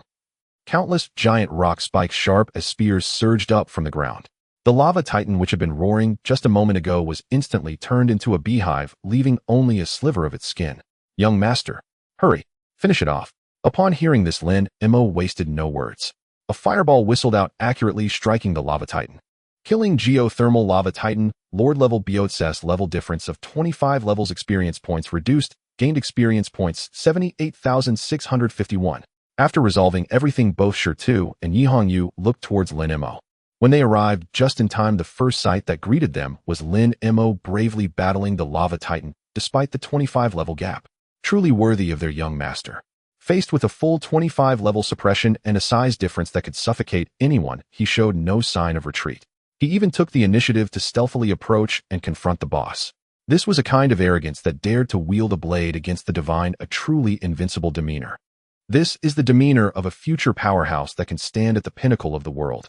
As the smoke dissipated and the dust settled, Yi Hongyu hurriedly walked up to Lin Mei. Confirming that her young master was unharmed aside from a slightly disheveled hairstyle, she let out a long sigh of relief. Young master, it's good to see you're fine, but you were really too impulsive this time. Shirtu also stepped forward, his expression grave, saying, Young master, I understand your confidence and pride as a strong individual. I can comprehend that desire to challenge limits alone and seek breakthroughs between life and death. However, this is a level 40 wild boss after all. Since you were able to detect it immediately with your extraordinary perception, you should have notified us first instead of confronting it alone. Yi Hongyu nodded in agreement, saying, Young master, what if? What if Shirtu had been half a second late? How would we explain it to Commander Lin? Lin Mei stood silently contemplating. Challenge limits alone. Seek breakthroughs between life and death. Confront a level 40 wild boss by himself. What the hell? I was just lying comfortably in bed when I inexplicably found myself in front of this thing. But since it has come to this point, I can only pretend to accept it with tears. Lin Mei brushed off the dust from his sleeves, revealing a faint smile. It's nothing. I sensed the boss while lying in bed, then suddenly had a flash of inspiration and realized a new skill. I was just itching to try it out and ended up getting sucked here. Fortunately, Shirtu and Yi Jie arrived in time. Lin Mei flashed an apologetic smile at the two. I'm sorry to have worried you. It won't happen again. Hearing this, Yi Hongyu and Shirtu exchanged glances, seeing the emotion reflected in each other's eyes. Their young master not only possessed extraordinary talent, but also had the indomitable spirit to face a level 40 lord at level 15. More importantly, he could humbly apologize to his subordinates afterward and promise it wouldn't happen again. He was neither arrogant nor rash, showing humility. This is the true demeanor of a great general. Young master. Shirtu felt a lump in his throat. You are too kind. Protecting you is our duty. Yi Hongyu also slightly bowed, her eyes filled with loyalty. Young master, you flatter us. It's nothing, we are all family. Lin Mei said with a smile, waving his hand. Yet inside he was roaring. Little Earth, get out here. Earth shield technique. Cowered in the corner of the panel, trembling master. I was wrong. Sob sob. Wrong. Do you know you almost sent your master away? Lin Mei gritted his teeth. You must listen to my orders from now on. If I say don't burrow into the ground, then you must not burrow. If you dare to act recklessly again, I will have little fire roast you into tiles. Do you believe that? As soon as he finished speaking, fireball technique trembled. Fireball technique appeared gleeful, he happy to serve. Earth shield technique was scared out of its wits. No. Big brother, please. I truly made a mistake. Earth shield technique vowed, I will never burrow again. Without permission, I will obey masters. That's more like it. Lin Mei rolled his eyes helplessly. His skills truly were a source of constant worry. I can only hope the upcoming water, wood, and lightning skills can be more dependable. Being a mage in this era is truly difficult. Just then, a sudden disturbance came from the ground not far away. Two somewhat disheveled figures emerged from the earth. It was Zhao Yu and his Earth-type deputy. Cough, cough. As soon as Zhao Yu popped his head up, he spat out the mud and sand from his mouth, looking disheveled. Damn it. Why is the path underground so bumpy? Ugh. Lin Mei and the others turned to look, exchanging glances with Zhao Yu. Zhao Yu froze for a moment.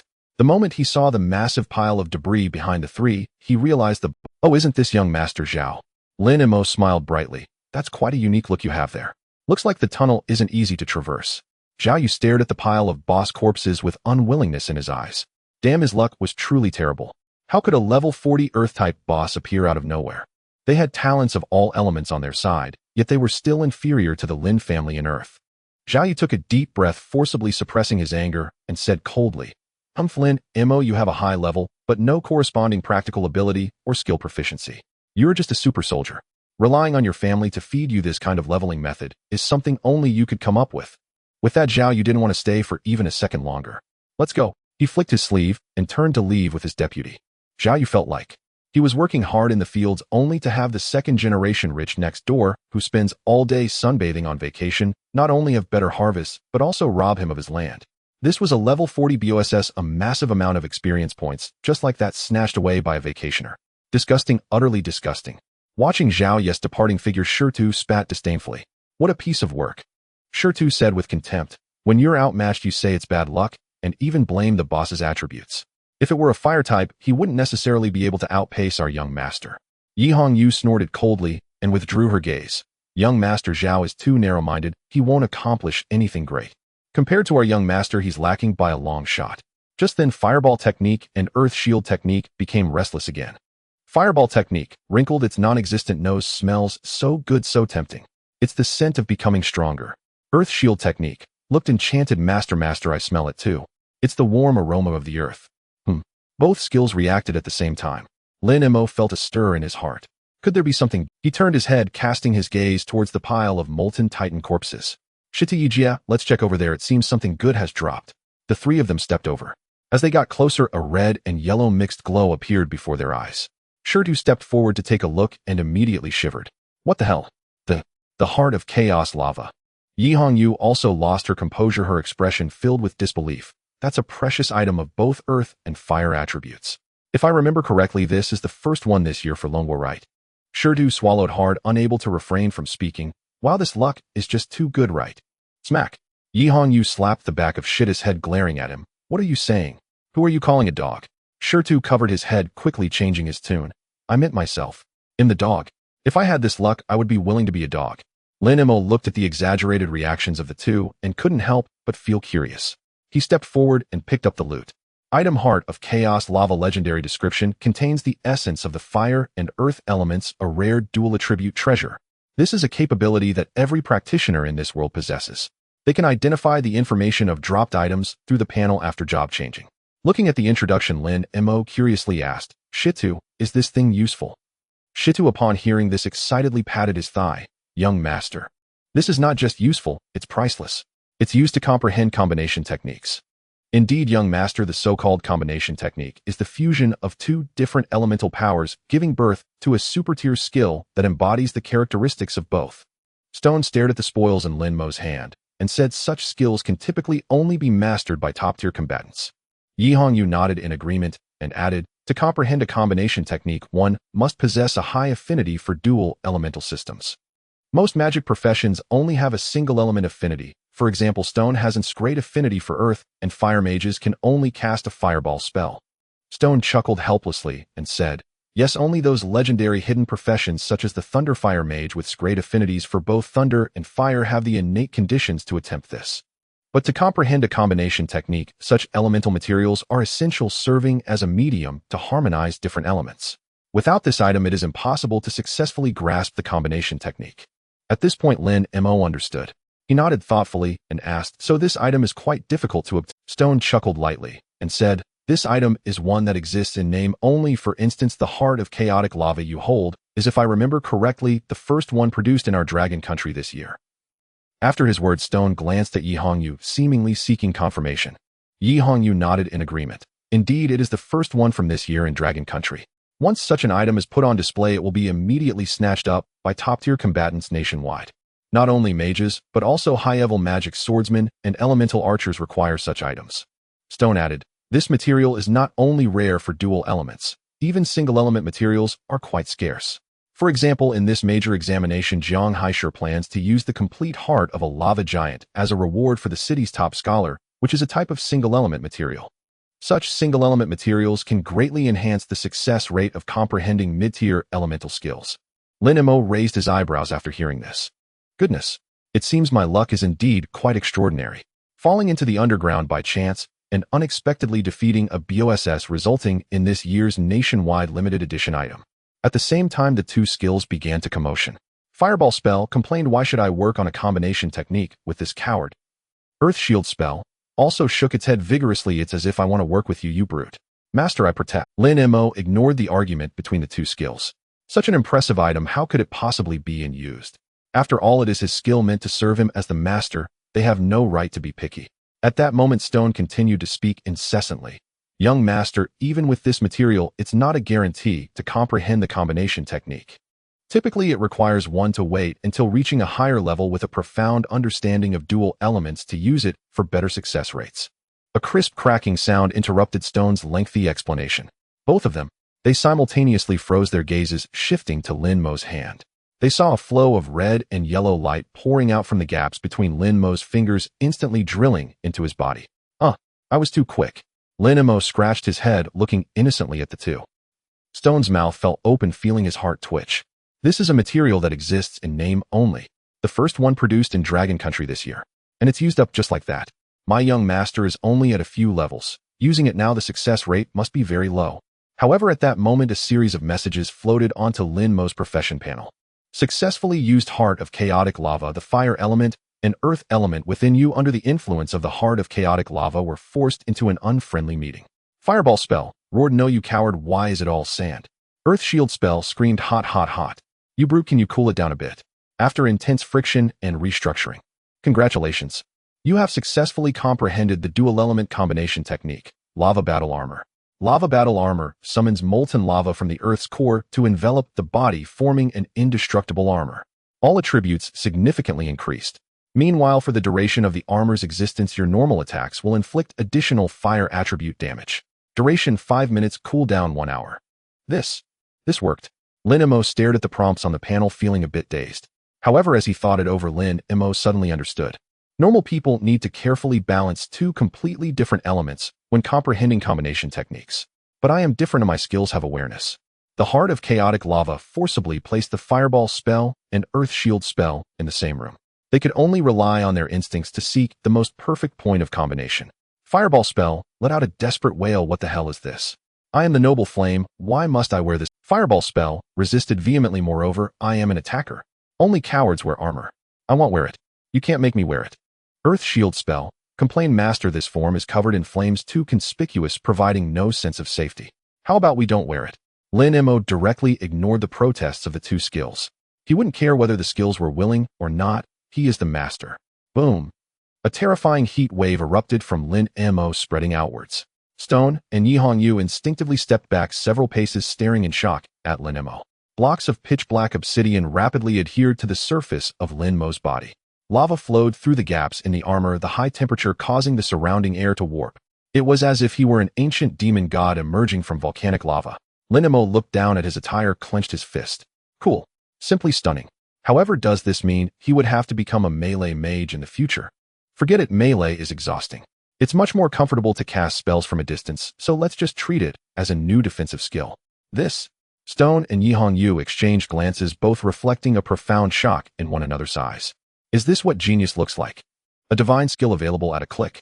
After a considerable time, Yi Hongyu finally regained her senses. She looked at the now unarmored Lin Mei, who had returned to being the laid-back young man with a hint of a wry smile on her face. That was a deep sense of powerlessness and helplessness when an ordinary person faced a true prodigy. Young master, it's already quite late. We should head back. Yi Hongyu glanced at the now dark sky. With your current strength coupled with this monstrous combination technique, you'll definitely dominate the major examination tomorrow. Let's rest well tonight. Lin Mei nodded in agreement. Indeed, we should head back. I'm starving. Fireball spell excitedly chimed food. I'm starving. I want to eat fire dragon liver. Eat flaming rhinoceros. Earth shield spell, weakly added Master. I'm also hungry. Do you have any aged earth vein essence? I want to eat. These two fellows are quite clever. Knowing that resisting the combination technique in front of him would be futile, they sensibly refrained from bringing it up again. Since they were so understanding, he would also be accommodating. All right, there's plenty of everything. Lin Mei generously replied in his heart. Today I'm in a good mood. Whether it's fire dragon liver or earth vein essence, as long as we have it at home, it's all you can eat. Meanwhile, Yi Hongyu took out her phone to notify her subordinates to come and pick them up. Following that, she fell into deep thought. When they return home, she needs to report to Commander Lin and his wife about the young master's situation today. Where should she begin? Today's surprises from the young master were simply too many. In Shanghai City, the Lin family's grand villa stood illuminated against the deep night. A convoy of luxury cars slowly drove through the intricately carved gate, coming to a stop in front of the fountain at the main villa. As soon as the car door opened, a line of maids who had been waiting on both sides bowed in unison. Welcome back, young master. You've worked hard. Lin Mei had just stepped out of the car when his mother Su Wan hurried over. Although Su Wan was dressed in casual home attire, she still exuded an air of elegance and grace. She grabbed Lin Mei's hand, her eyes welling up as she looked at his slightly disheveled hair. Oh dear, look at you all covered in dust. You must have had a tough time. Mom, I'm fine, just a bit tired. All right, as long as you're fine. Su Wan gently patted the back of Lin Mei's hand, not wanting to linger. The chefs are still preparing dinner. Go take a bath and get a massage to relax, then enjoy your meal comfortably. Okay, Mom. Lin Mei nodded and turned to wave at Yi Hongyu, who had just gotten out of the car. Sister Yi, you should go rest a bit too. Yes, young master. Yi Hongyu replied with a nod. Watching Lin Mei walk away, Su Wan turned to Yi Hongyu and stopped her. Hongyu, come here. Let's talk about what Moer experienced today that left him so disheveled even his hair. Su Wan's voice was gentle. Yi Hongyu slightly bowed and said, Madam Young Master's day has been quite astonishing. I think it's best if the commander hears this too. Su Wan was taken aback for a moment, then nodded. All right, old Lin is in the study, let's go. On the second floor, in Lin Mo's private bathroom. In the center of the bath, steam rose gently.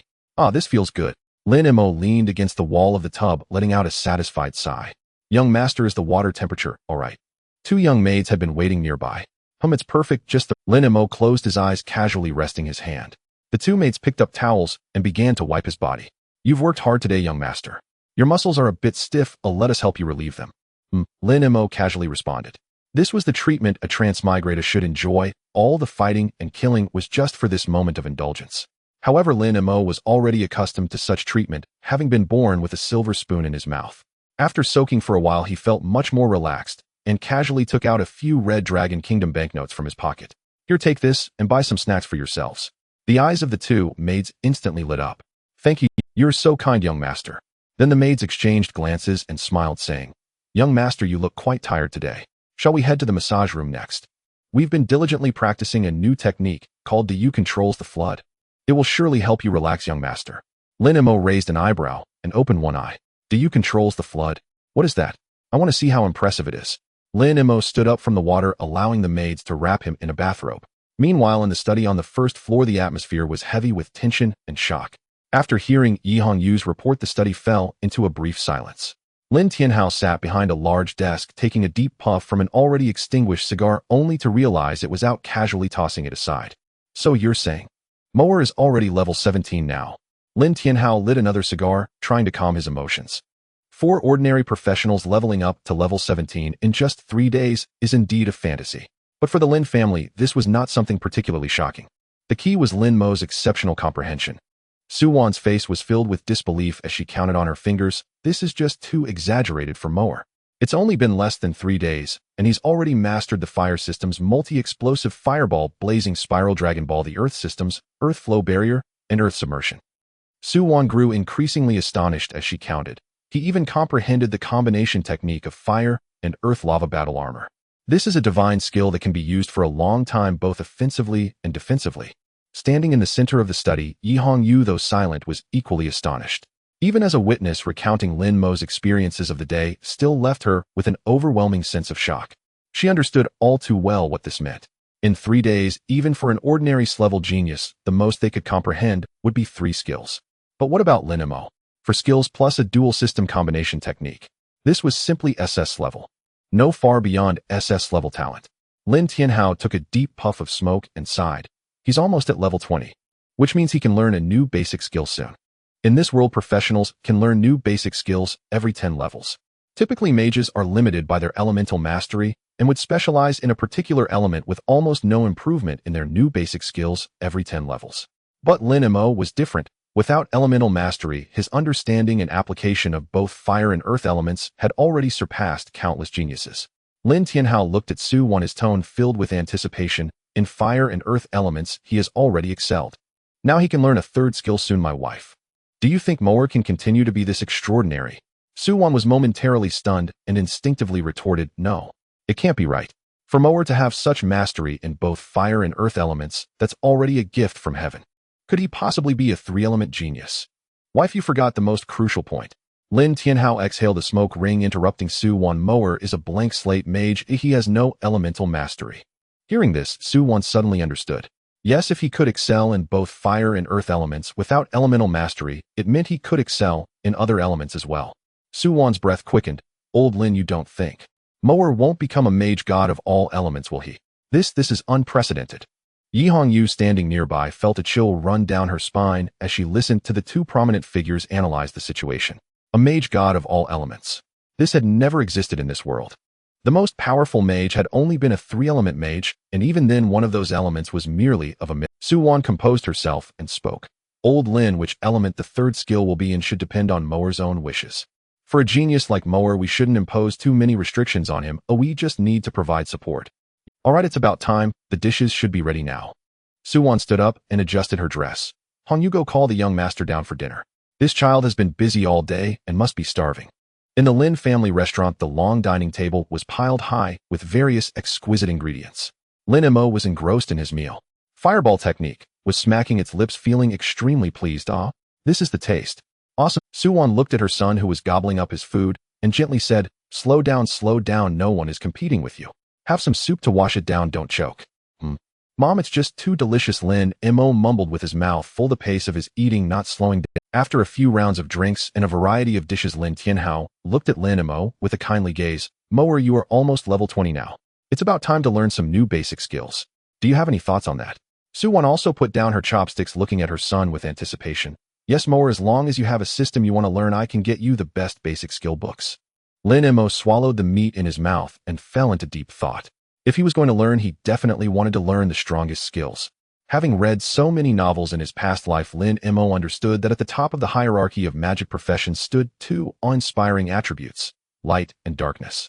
If he could master both, it would not only be stylish, but also powerful. If he could create a combination technique like the fire and earth dual attributes. While the imagery is too beautiful to behold. With this in mind, Lin Mo looked up and tentatively asked, Dad, Mom, since you both have spoken, can I learn a light attribute?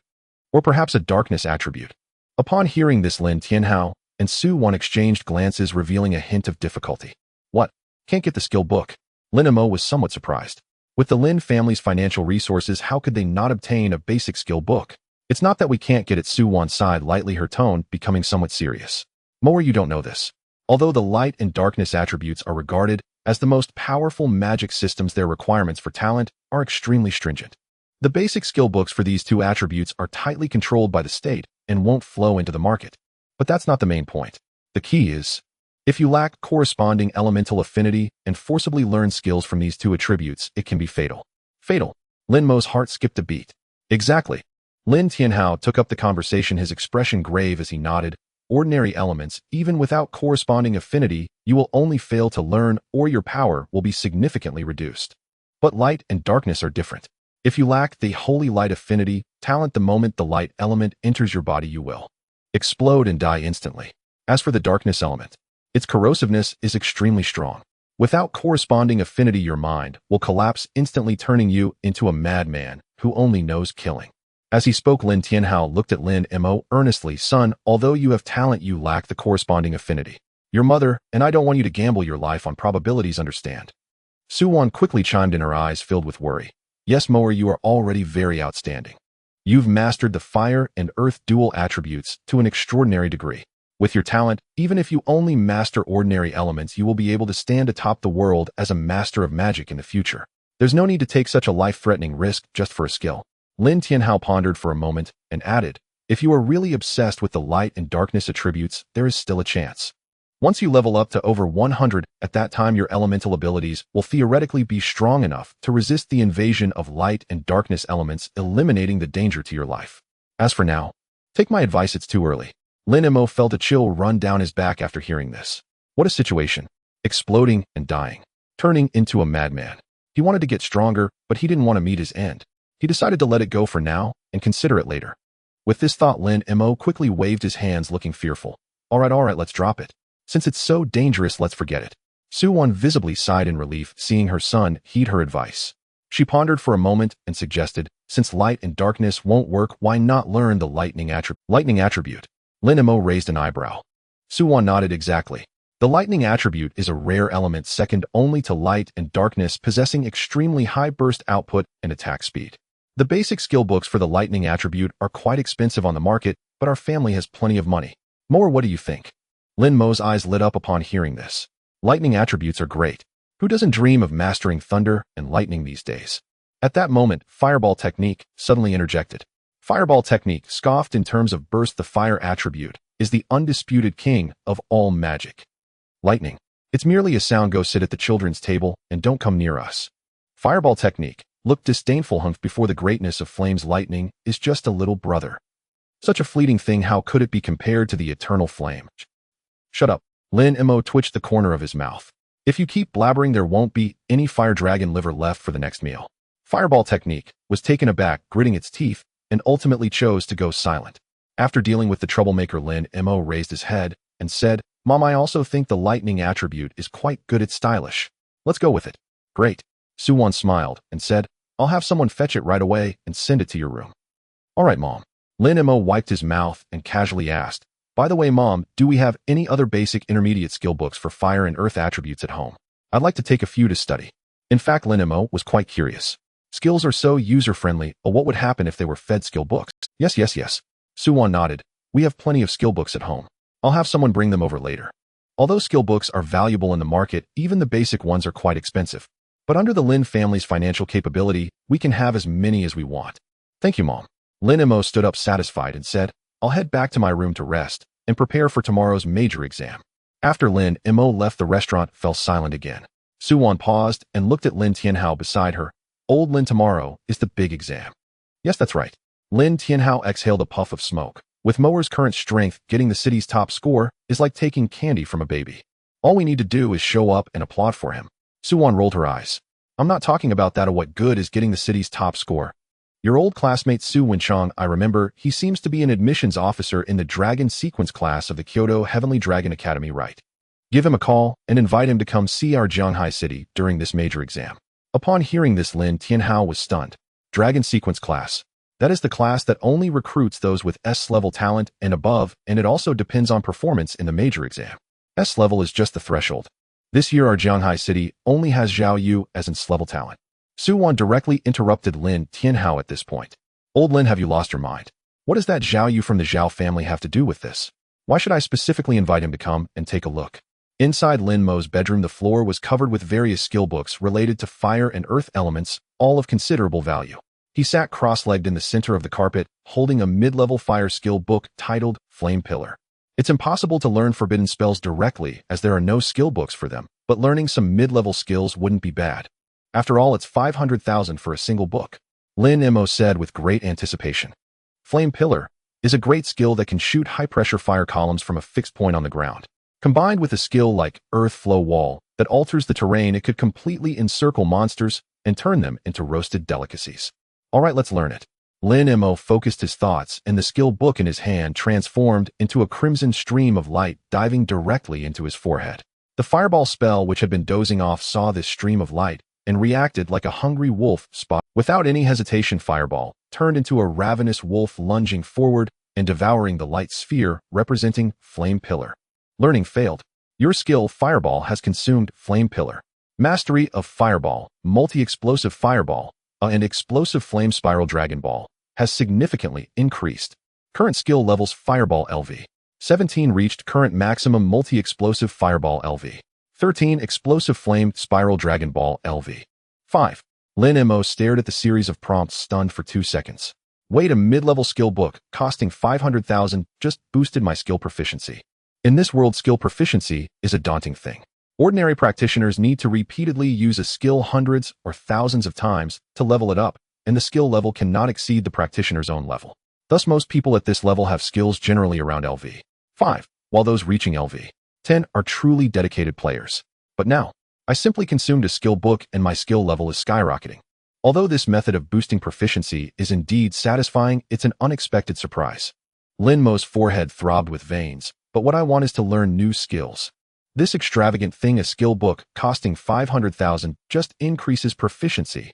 Fireball burped, looking innocent, as if to say it was just too tempting. I couldn't resist. Couldn't resist. Lin Mo smirked coldly. Fine, I declare that tomorrow's Fire Dragon liver is cancelled, and so is the Flame Rhino. From now on, you'll just have to drink the northwestern wind. Fireball panicked instantly. No, Daddy, please. Give me another chance. Next time, I will definitely resist. Seeing it admit defeat, Lin Mo finally calmed down. He picked up another skill book titled Flame Ring. If you dare to consume again, you'll never eat meat for the rest of your life. Lin Mo clicked to learn once more. The stream of light entered his body again. In the skill bar, Fireball trembled and curled up. It was trying hard to restrain itself, desperately enduring. However, the aura emitted by that stream of light held a lethal attraction for it. Fireball quivered all over. I can't consume it. Fire Dragon liver is so tempting, I must hold on.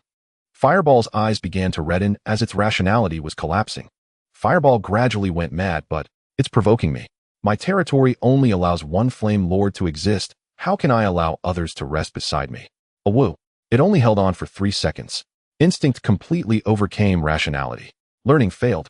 Your skill Fireball has consumed Mastery of Fireball, Multi-Explosive Fireball, and Explosive Flame Spiral Dragon Ball has significantly increased. Current skill levels Fireball LV. 17 reached current maximum multi-explosive Fireball LV. 16 Explosive Flame Spiral Dragon Ball LV. 10 Lin Mei's eye twitched, and he burst into laughter out of anger. Good, very good, you are finished, your life is over. Fireball was on the verge of emotional collapse, terrified of never eating fire dragon liver again. Can't control myself. This isn't my fault. At this moment Earth Shield suddenly jumped out, having been silently observing. Earth Shield indignantly exclaimed, Master, it did this on purpose. Earth Shield loudly accused. What do you mean you can't control yourself? That's just an excuse. It completely disregards the Master's words. Such a disloyal and unprincipled skill deserves to starve. Earth Shield looked obedient. Master, don't be angry, I'm very obedient, definitely not like that reckless one who eats randomly. Lin Mei glanced at the skill icon of Earth Shield and raised an eyebrow. Alright, little Earth, you're still sensible. Since you're so obedient, show your big brother how it's done. This is Earth Spike. If you learn it, it can both attack and defend. Come on, learn it, so your big brother can see what it means to be obedient. Earth Shield was full of confidence. No problem, Master. I promise to complete the task. Fireball observed anxiously. It couldn't be certain if Earth Shield the veteran could control itself. What if Earth Shield can control itself? Wouldn't that mean there would be no more fire dragon liver in the future? After all, the Master was almost ready to learn new thunder skills. Lin Mei didn't waste any time and directly started learning. A yellow-brown stream of light drilled into his forehead. In that instant, the Earth Shield, which had been so certain just a second ago, suddenly became agitated. It sensed a kind of invasive threat, one that aimed to establish new rules on its territory. Learning failed. Your skill Earth Shield has consumed Earth Spike. Mastery of Earth Shield, Earth Flow Wall, and Earth Stealth has significantly increased. The air suddenly fell silent. Fireball, which had been worried just moments ago, paused for a moment before bursting into wild laughter. Fireball rolled on the ground laughing. Obedient. Show me how it's done. Fireball ruthlessly mocked. You coward. You eat faster than— How dare you say that? After consuming Earth Spike, Earth Shield looked utterly bewildered, unable to believe what had just happened. It shrank into a corner, staring down at its body as if it had committed an unforgivable crime. Lin Mei watched this scene deep in thought. He didn't get angry again, but calmly asked, Little Earth, you can't control yourself either. Earth Shield replied with a sobbing tone, Master, I really can't control myself. Hearing this answer, Lin Mei completely understood. It seems that the personified skills also possess exclusivity. Within him, each elemental type can only have one ruler. Any incoming skill book of the same element will trigger an instinctive territorial awareness in them. But new skills of different elements are different. For example, the Thunder skill Thunder Strike that needs to be learned after reaching level 20 can theoretically be learned because there is still no ruler for the Thunder element. With this thought, Lin Mei shook his head, feeling a bit regretful.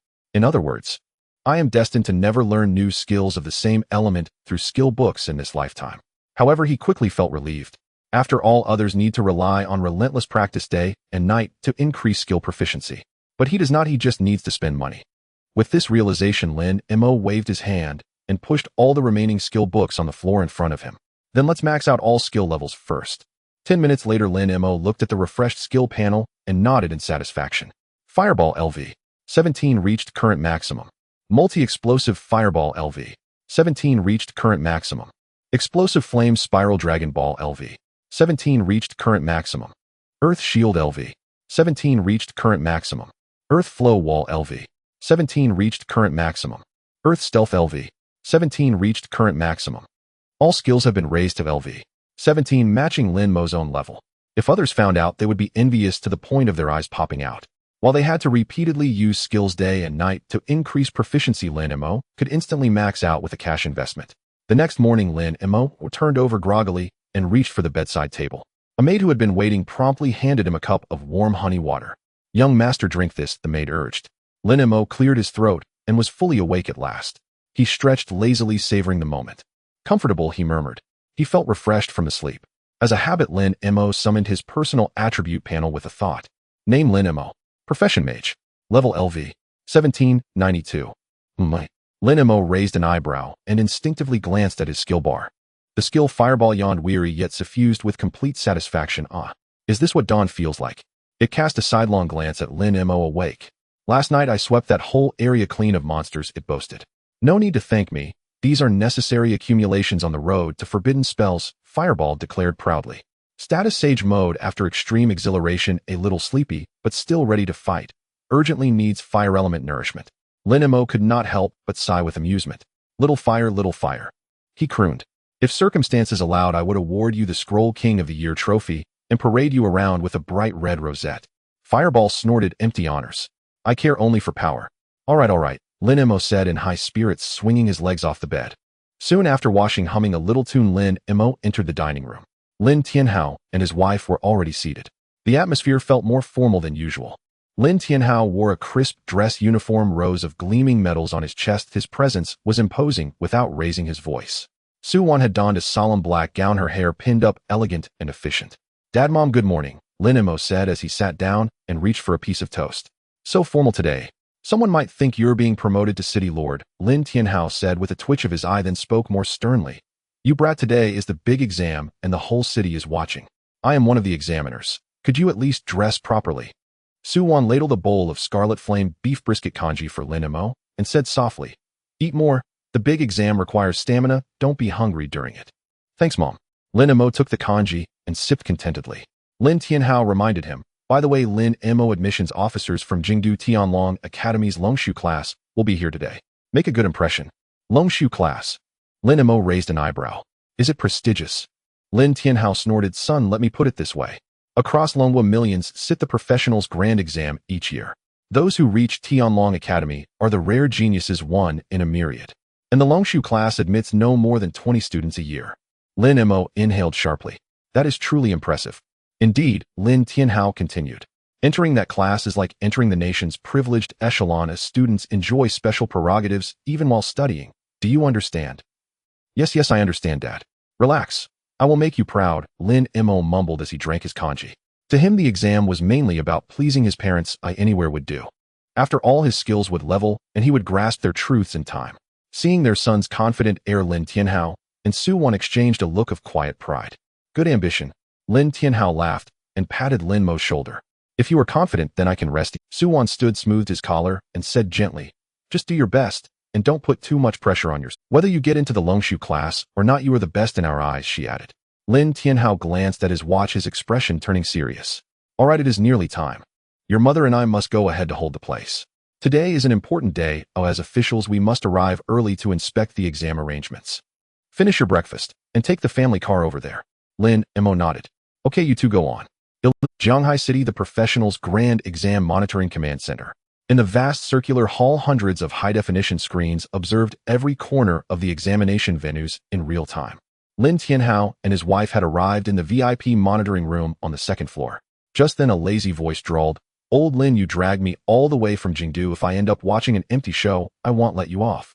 Lin Tianhao turned to look. Su Wenchang, cradling 2 walnuts, strolled over at an unhurried, how could that be? How many years have we known each other? When have I ever tricked you? Lin Tianhao laughed and rose to meet him.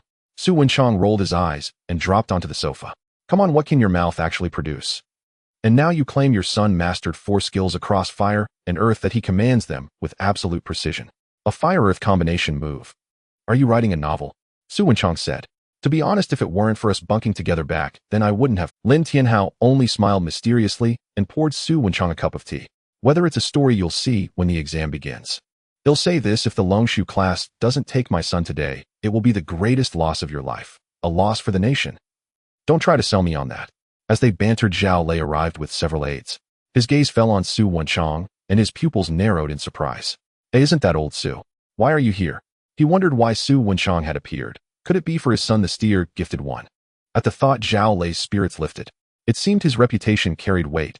People came without. Su Wenchang turned his head at the sound. The 3 had been classmates at the same university. Back then, Lin Tianhao was the undisputed battle maniac, far ahead in strength.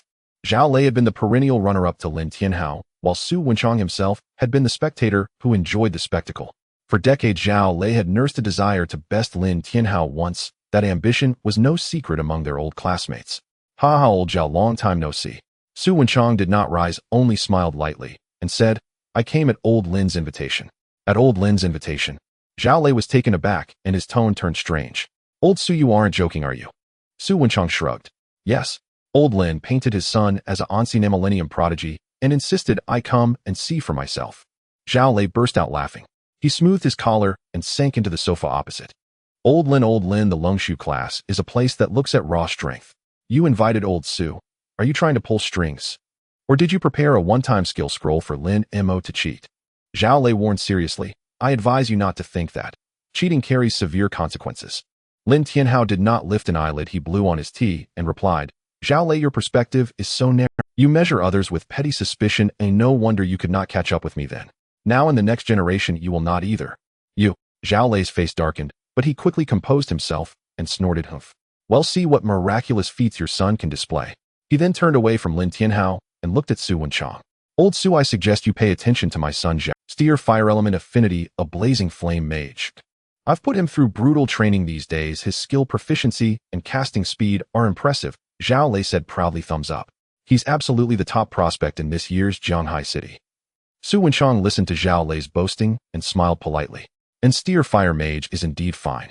But the Longshu class also considers fate and on-the-spot performance. Wait and see, don't rush. Su Wenchang's reply was perfectly non-committal, neither affirming nor rejecting. Seeing this, Zhao Lei leaned back on the sofa delighted. His Steer-gifted son had previously had no chance to display himself to the Longshu admissions officers. Now that Lin Tianhao had invited Su Wenchang over, any extraordinary talent Lin Mei, the unremarkable mage, might possess, would have limited room to shine. He would likely fail to catch the admissions officer's eyes, while Zhao Yu would be granted a perfect stage. This maneuver was a divine assist. With that in mind, Zhao Lei picked up his phone and sent a message to his son Zhao Yu. Son, perform well later. The Longshu admissions officers are here. In the center of Jianghai City, at the examination venue for professional candidates, a black luxury car with military plates came to a steady stop in front of the main entrance. The car door opened, and a long leg stepped out first. Yi Hongyu approached the back seat respectfully, opened the door, and gently shielded the top frame with her hand. Young master, we have arrived. Lin Mei yawned as he emerged from the car. His lazy demeanor exuded an air of nobility, immediately attracting the attention of those around. Is that the young master from the Lin family? I heard his awakening was a blank slate. Shall lower your voice. His father is the commander of Jianghai City. Even without awakening, he can live a life free of worries. Yi Hongyu stood beside Lin Mei and softly said, Young master, ahead is the examination venue for output professions, while the tank and support classes are on the other side. Lin Mei nodded, stretched lazily, and replied, All right, I understand. Thank you, Sister Yi. He'll go in first. Mei will wait for you outside. Yi Hongyu slightly bowed, then stood by the car watching Lin Mei walk toward the main entrance of the examination venue. At this moment, a long line had formed at the security check. However, Lin Mei took the VIP passage, which was completely empty ahead. 2 uniformed staff members, 1 male and 1 female, were responsible for the security check. Hello, please present your examination admission ticket. The male staff member extended his hand in an official manner. Lin Mei handed over his admission ticket. Lin Mei. The staff member glanced at the name, momentarily stunned. Hearing this name, the female staff member who was organizing documents nearby immediately approached, her eyes scrutinizing Lin Mei from head to toe. Oh, you are the young master of Commander Lin Tianhao. Lin Mei calmly nodded and replied, That's me. What do I look different from my photo? You do? You look even more handsome in person. The female staff member quickly smiled, her tone filled with flattery. As they spoke, both of them subconsciously activated detection technique. What? What the hell? The male staff member couldn't hold back, directly exclaiming, Level 17. It's known that in previous years' major exams, having a level 15 was already impressive. Just moments ago, a level 16 Zhao Yu had already surprised them enough, and now another level 17 had appeared. They exchanged glances, both shocked by what they saw in each other's eyes. Is this what a wealthy family looks like? They managed to elevate a blank slate mage to a lofty level 17. Cough, cough. The male staff member, having received professional training, quickly composed himself, hiding his astonishment. Young Master Lin, pardon my rudeness. It's no wonder you are the son of Commander Lin. What tiger begets no... He pointed to the metal security gate behind him and said respectfully, Young Master Lin, this is a routine safety inspection device. You only need to stand under the light screen for 5 seconds. It will be quick. Lin Mei took the admission ticket, nodded, and said, Okay, no problem. After that, he stepped toward the security gate. The moment Lin Mei stepped into the light screen's range, Virum, a beam of azure light instantly descended from above. In that moment, Earth Shield technique, there's a situation, flashed. In the next moment, a yellow-brown spherical shield enveloped Lin Mei, blocking all external light. The 2 staff members exchanged glances. What's going on? Just for a security check, isn't young Master Lin being too cautious?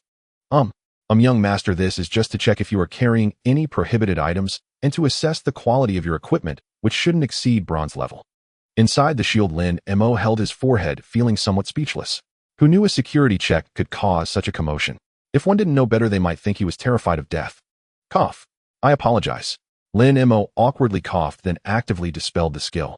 I've been leveling up a bit too aggressively lately, and my nerves have been too tense, so I overreacted. Please forgive me. Alright, Little Earth, don't be so jumpy, okay? One day I won't die from being killed, but from being scared to death by Earth Shield technique. Pouted, I only want to ensure the safety of my master. I'll pay more attention next time. Lin Mo rolled his eyes, not wanting to argue with this coward. Alright, young Master Lin, the inspection has passed, and you may enter now. After checking the monitor, the staff member granted him access. Lin Mo nodded and walked into the examination corridor. The two staff members watched Lin Mo's departing figure and began to murmur softly. My goodness, is this the level of caution of the wealthy? Even for a security check he needs to put up a shield? What's there to it? If I were young Master Lin, I would be even more cautious than him. After passing through the corridor, Lin Mo arrived at a huge outdoor square.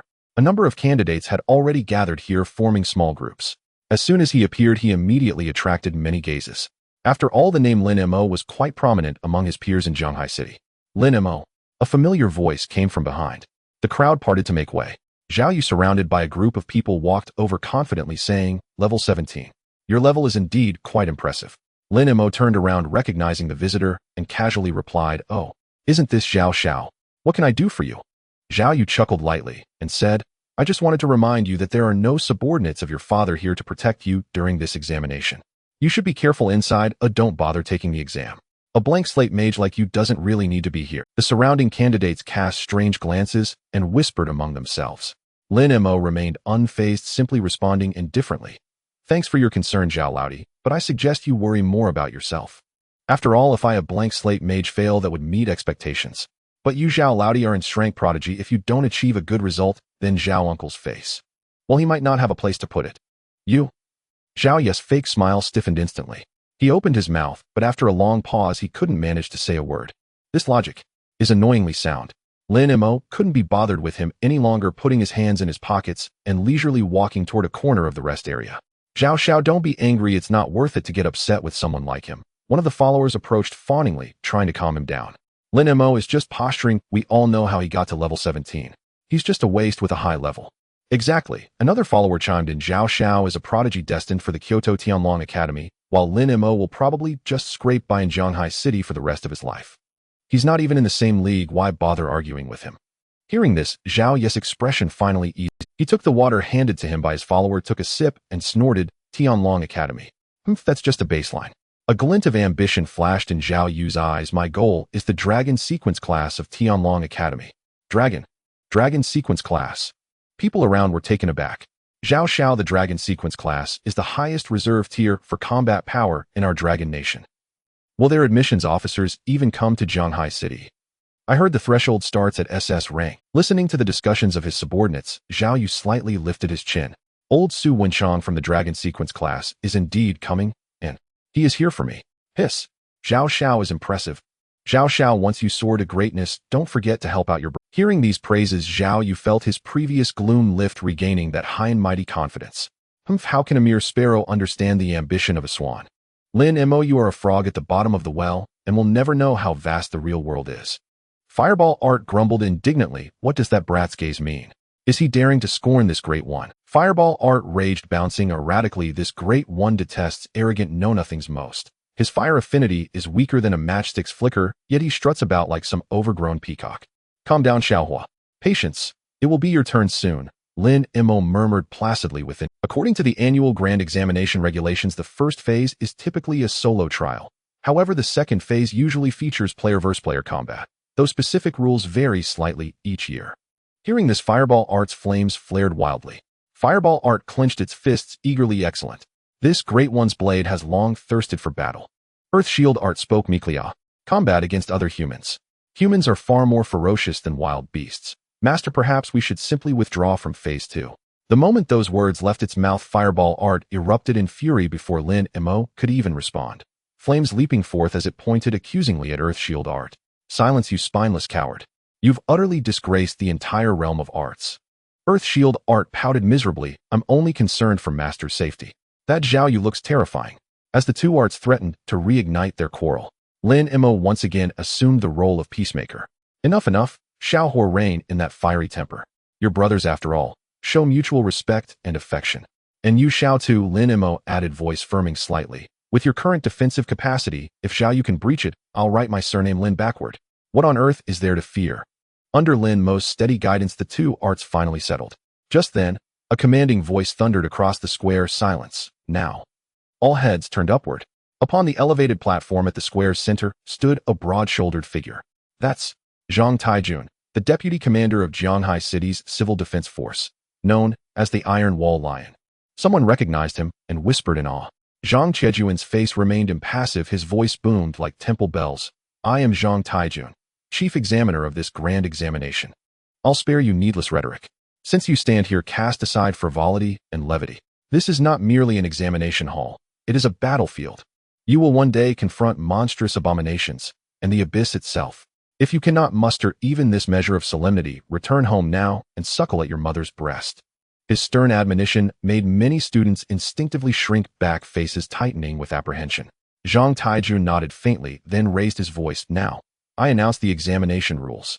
This grand examination comprises 2 phases. Phase 1, the trial tower. As he spoke, the ground at the square's center trembled violently. Then with a deep groan of stone and earth, dozens of obsidian towers, each soaring over 30 meters, rose slowly from the depths. The trial tower contains 30 levels. Each floor spawns monsters of varying species and escalating strength. The rule is simple: clear 1 level, earn 100 points. Final rankings shall be determined first by total points. Ties shall be broken by completion time. The swifter the higher the rank. Only the top 200 candidates after Phase 1 shall advance to Phase 2. At the phrase top 200, a collective gasp rippled through the crowd. With tens of thousands of candidates from Jianghai City alone, only 200 would proceed, a merciless attrition rate. Ignoring the commotion below, Zhang Taijun continued. As for Phase 2, the 200 qualified candidates shall be randomly teleported into the mist-shrouded wastelands. There, a high-tier wind art practitioner stationed outside the zone will summon a tempest. Its vortex will constrict relentlessly over time. Do not attempt to cross its boundary, or you shall be torn asunder instantly. During Phase 2, slaying common beasts yields 10 points, dispatching elite beasts grants 20. Here Zhang Taijun paused. Then a wave of chilling lethality surged forth. Of course, beyond beasts there exists a far swifter path to points, defeating fellow candidates. Defeat a candidate. You immediately seize all points they hold. A stunned hush fell over the square. Seize all points. It meant that no matter how many beasts one slaughtered early on, a single ambush at the end would render every prior effort futile, serving only another's triumph. Watching the candidates' shifting expressions, Zhang Taijun's voice hardened. Fear not for lives lost.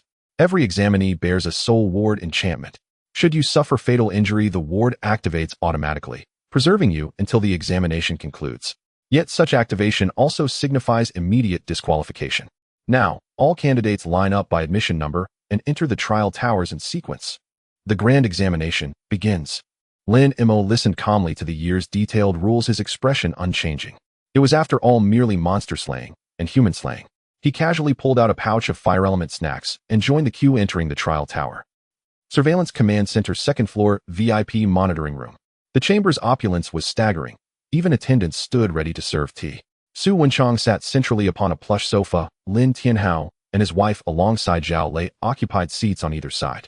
Though outwardly cordial, undercurrents churned thickly. It begins. Lin Tianhao straightened as the main screen displayed candidates filing in. He turned to a technical deputy officer behind him and issued a quiet instruction.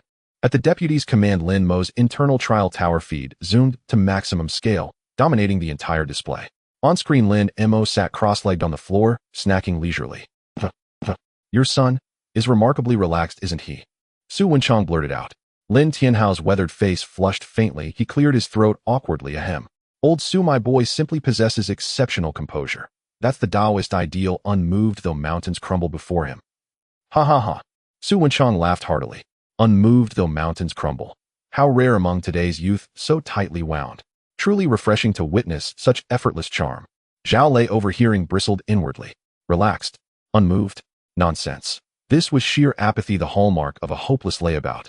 Zhao Lei snorted coldly, then ordered another deputy officer. Bring up Zhao Yu's feed as well. Yes, Commander Zhao. Instantly, Zhao Yu's feed appeared beside Lin Mei's, both centered prominently on screen. There Zhao Yu stood poised, staff gripped firmly, gaze sharp as a hunting eagle's, face taut with unwavering focus. The contrast between the two frames could not have been starker. Zhao Lei gestured pointedly at the screen. Old Su, behold the proper spirit for a grand examination.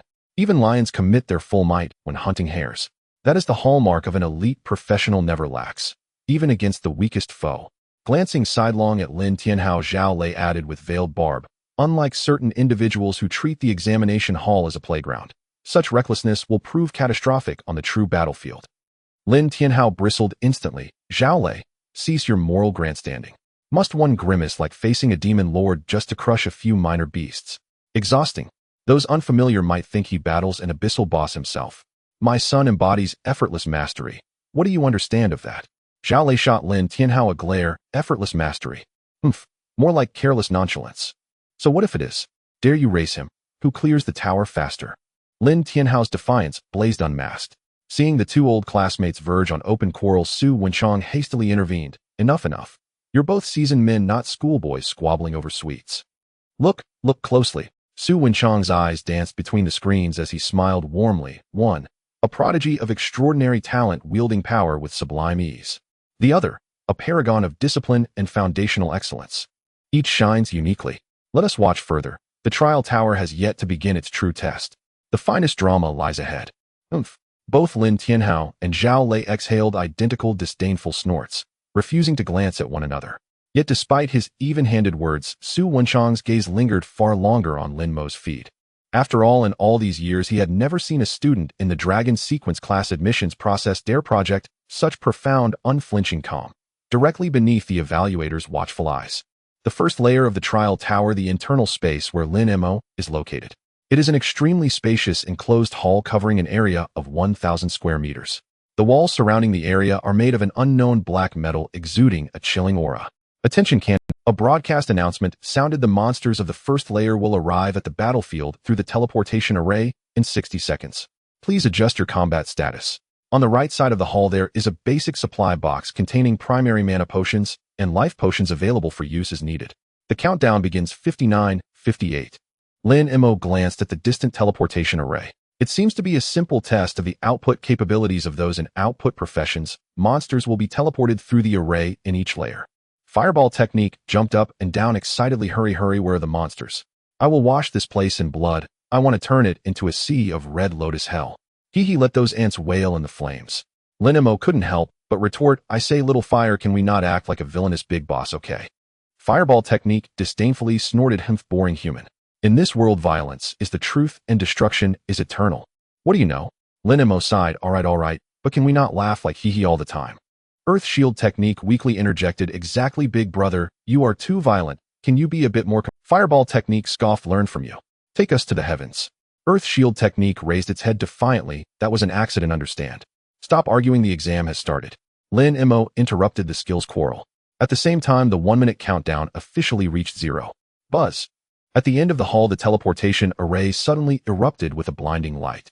The space distorted and several small, ugly figures slowly appeared. 5 creatures with rusty iron rods and dark green skin charged out from the array. Goblin Warrior, LV. 5 Lin Mo raised an eyebrow. Only level 5. Still novice monsters, goblins. However, it makes sense after all, this is just the first layer. Forget it, little fire, let them go. Fireball technique instantly flared with flames, emitting a spine-chilling, eerie laugh. They have finally arrived. Next, be turned to ashes in despair. A fireball quickly formed in front of Lin Mo. Go. Lin Mo muttered indistinctly while chewing on. The fireball, trailing a long tail of flames, soared towards the goblins that had just steadied themselves. At that moment, boom. The ground before Lin Mo suddenly trembled. A massively thick earthen wall rose from the ground 2 meters in front of him, shielding him behind it. However, it also blocked the fireball that was ready to wreak havoc. Bang! Sparks flew and dust filled the air. As for the 5 goblins ready to charge, they looked somewhat confused. What is that human doing? Human tactics. Have they become so abstract now? Behind the earthen wall, Lin Mo's mouth twitched wildly. Fireball technique was stunned. Fireball technique completely exploded. Are you sick? Are you really sick? Why are you stopping me? Fireball technique continued to output. I just shouted turn to ashes, and you do this. Do I not have any pride? Facing the big brother's roar, Earth shield technique weakly defended itself. Earth shield technique shrank into a ball eye. I just didn't want those monsters to hurt the master. Fireball technique roared, hurt the master. With those trash. Are you questioning my strength? Earth shield technique murmured, safety first. As long as the master is fine, it's good. And look, my wall can't even be blown apart by you, which means I'm very powerful. Fireball technique, I will kill you. Enough. Lin Mei slapped his forehead, feeling that his blood pressure was about to rise. Can you all calm down? This is an exam being broadcast live to the whole city. Can you give me some face? Lin Mei took a deep breath and calmly said, Little Earth, let's reason. Your intentions are good, but you need to distinguish the situation. With those level 5 little monsters, there is absolutely no need to use the Earth flow wall. Besides, even if you want to use it, you must wait for your big brother to fly out first. Do you understand? Being scolded by the Master Earth Shield technique completely wilted. Earth Shield technique lowered its head in guilt. I'm sorry, Master. I was just too nervous. I was wrong. Seeing Lin Mei stand by his side, Fireball technique beamed with pride. Fireball technique laughed heartily. Did you hear that, coward? Hurry and clear the way for me. Don't block my output. Earth Shield technique aggressively drew circles. Got it. Lin Mei turned to pacify the irritable big brother. All right, little fire, you shouldn't be unreasonable. It's time to send those goblins on their way. At this moment, the goblins outside also reacted. Their intelligence was low. They did not understand what this human was doing, only knowing they wanted to kill all humans. Gagaga. The goblins waved their iron rods and rushed over, shouting wildly. Lin Mei's gaze turned cold, and then he focused his thoughts. The thick earth flow wall in front immediately transformed into quicksand, merging back into the ground. His vision cleared up. The leading goblin raised its iron rod, revealing a menacing grin. Fireball technique, sneered laugh. Just wait and see how you cry. Die, you scum. A blazing fireball was instantly formed. As the fireball was launched, it trembled violently. Multi-explosion fireball. The original single fireball instantly transformed into 15 explosive fireballs, accurately locking onto the 5 unfortunate goblins in front. Under the overwhelming pressure of both profession and skill levels, the goblins had no power to fight back. Boom, boom, boom, boom, boom. Flames soared into the sky and heat waves rolled. In the narrow fan-shaped area, it instantly turned into a sea of fire. The 5 goblins were immediately refined. In the monitoring command center of the vocational exam VIP room. Good, good. Good. Zhao Lei suddenly slammed his thigh. He pointed at one of the screens, his face filled with pride and satisfaction. Old Su. Did you see? My little, you not only comprehended multi-explosion fireball, but also split it into 5 fireballs, each accurately hitting. This kind of micro-operation, this kind of talent, Old Su, this is definitely the pinnacle of candidates from Jianhai City this year. However, the expected praise from Old Su did not come. Old Su. Zhao Lei was somewhat puzzled, glancing at Su Wenchang. Shut up. Su Wenchang suddenly spoke, then sternly commanded the technicians rewind the footage of candidate Lin Mei for 10 seconds. Slow it down 10 times. Yes. The technicians immediately complied. The footage on the big screen instantly switched, and time began to flow backward. Zhao Lei had just focused all his attention on his son Zhao Yu, and had not noticed Lin Mei's situation. Now seeing Old Zu's expression, he keenly sensed something was off. Could it be that Lin Mei was caught cheating? That would be wonderful. On the screen, the footage began to play in slow. Under the tenfold slow motion, everyone clearly saw that the fireball trembled violently in the air, then began to split. 1, 2, 5, 10, 15. This. Zhao Lei suddenly jumped up from the sofa. 10, 15. How is this even possible? Su Wenchang's mouth hung open, unable to close for a long time.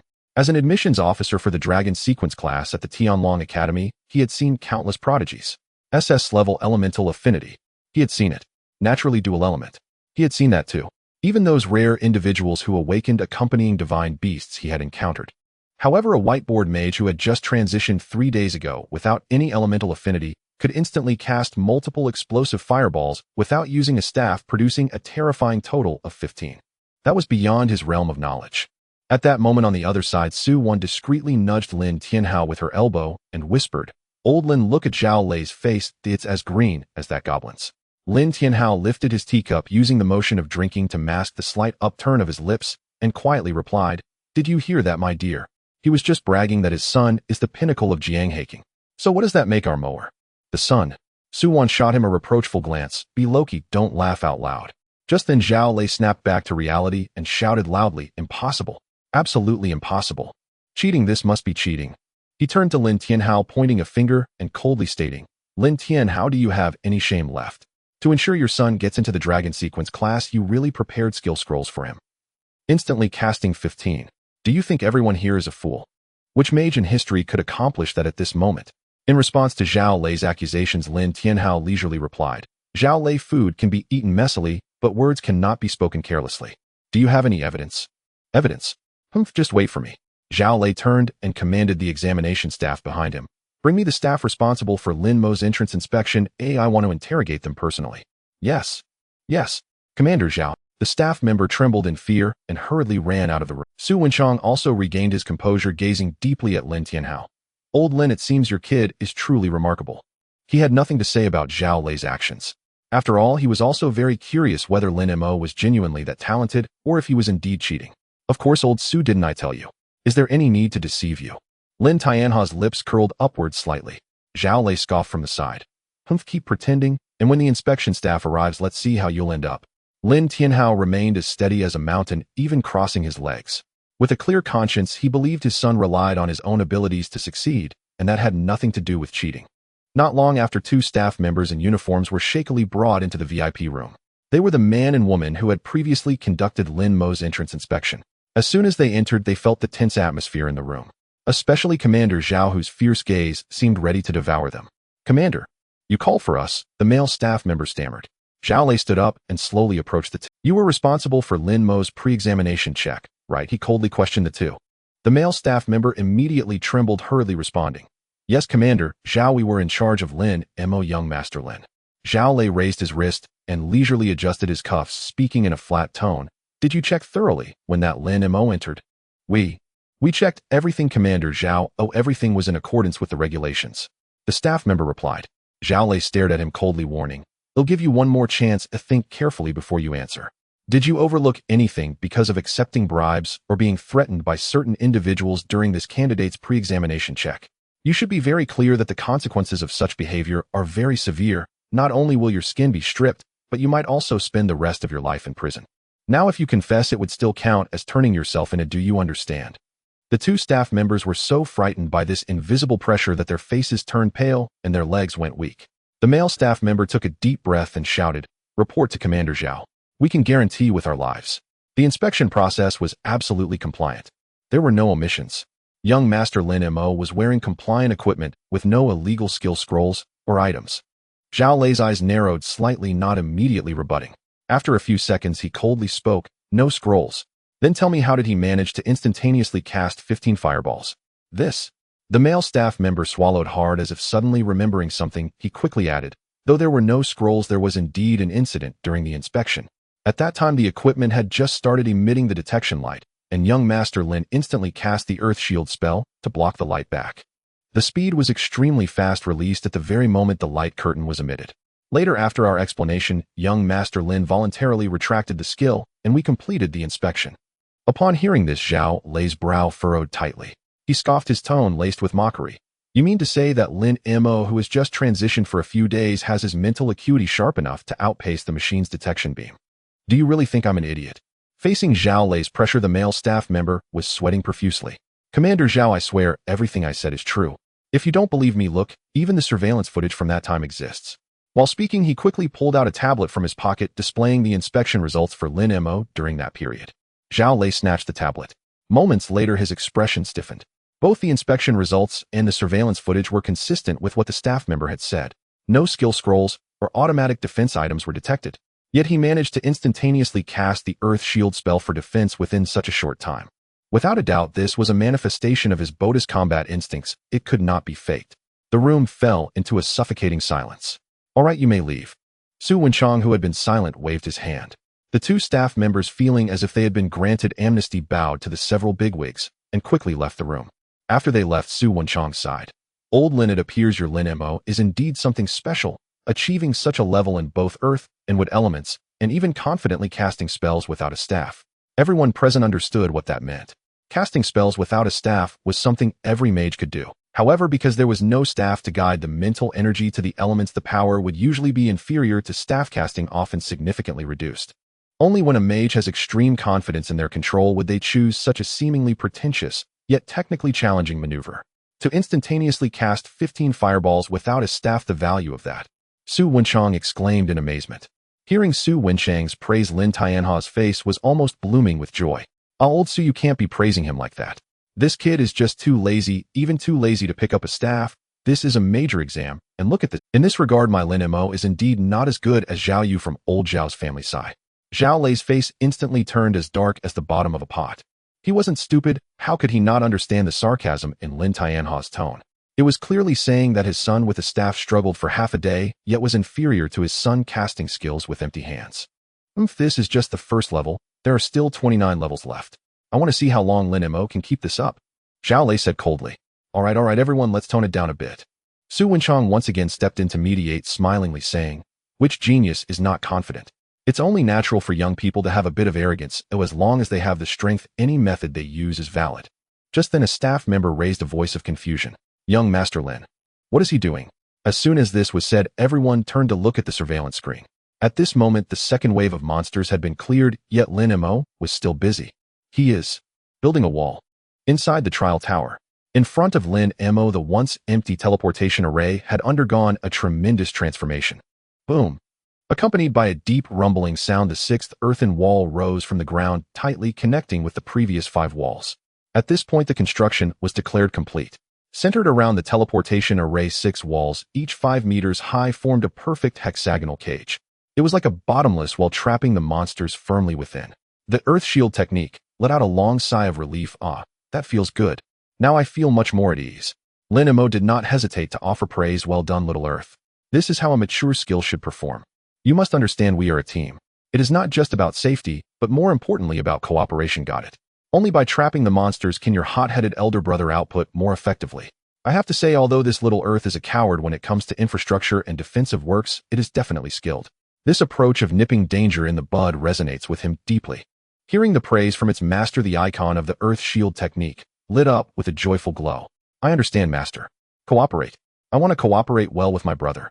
However, on the other side of the skill bar, the fireball technique wore an expression of disdain. Humph. Why make things so complicated? I could solve this with a single fireball. Why build a pig pen? The flames of the fireball technique began to flicker wildly. A true powerhouse always faces challenges hidden. My flames are enough to consume everything. Hearing this, the Earth Shield technique, which had just been basking in joy, suddenly felt wronged. After working hard to build these walls, was it suddenly worth nothing in the eyes of its elder brother? The Earth Shield technique exclaimed with a teary voice. Master, look at him, always trying to undermine me. This brute. Lin Mei felt a headache coming on. All right, little fire, say a little less. You don't think about it. If the monsters scatter, you'll have to aim at them one by one. How exhausting. Now that Little Earth has gathered them all together, you just need to throw your skills into that pit. What do you call that? It's called catching turtles in a jar. That's efficient monster hunting. You have to have vision when using skills. Understand? The fireball technique paused for a moment, seemingly pondering this logic.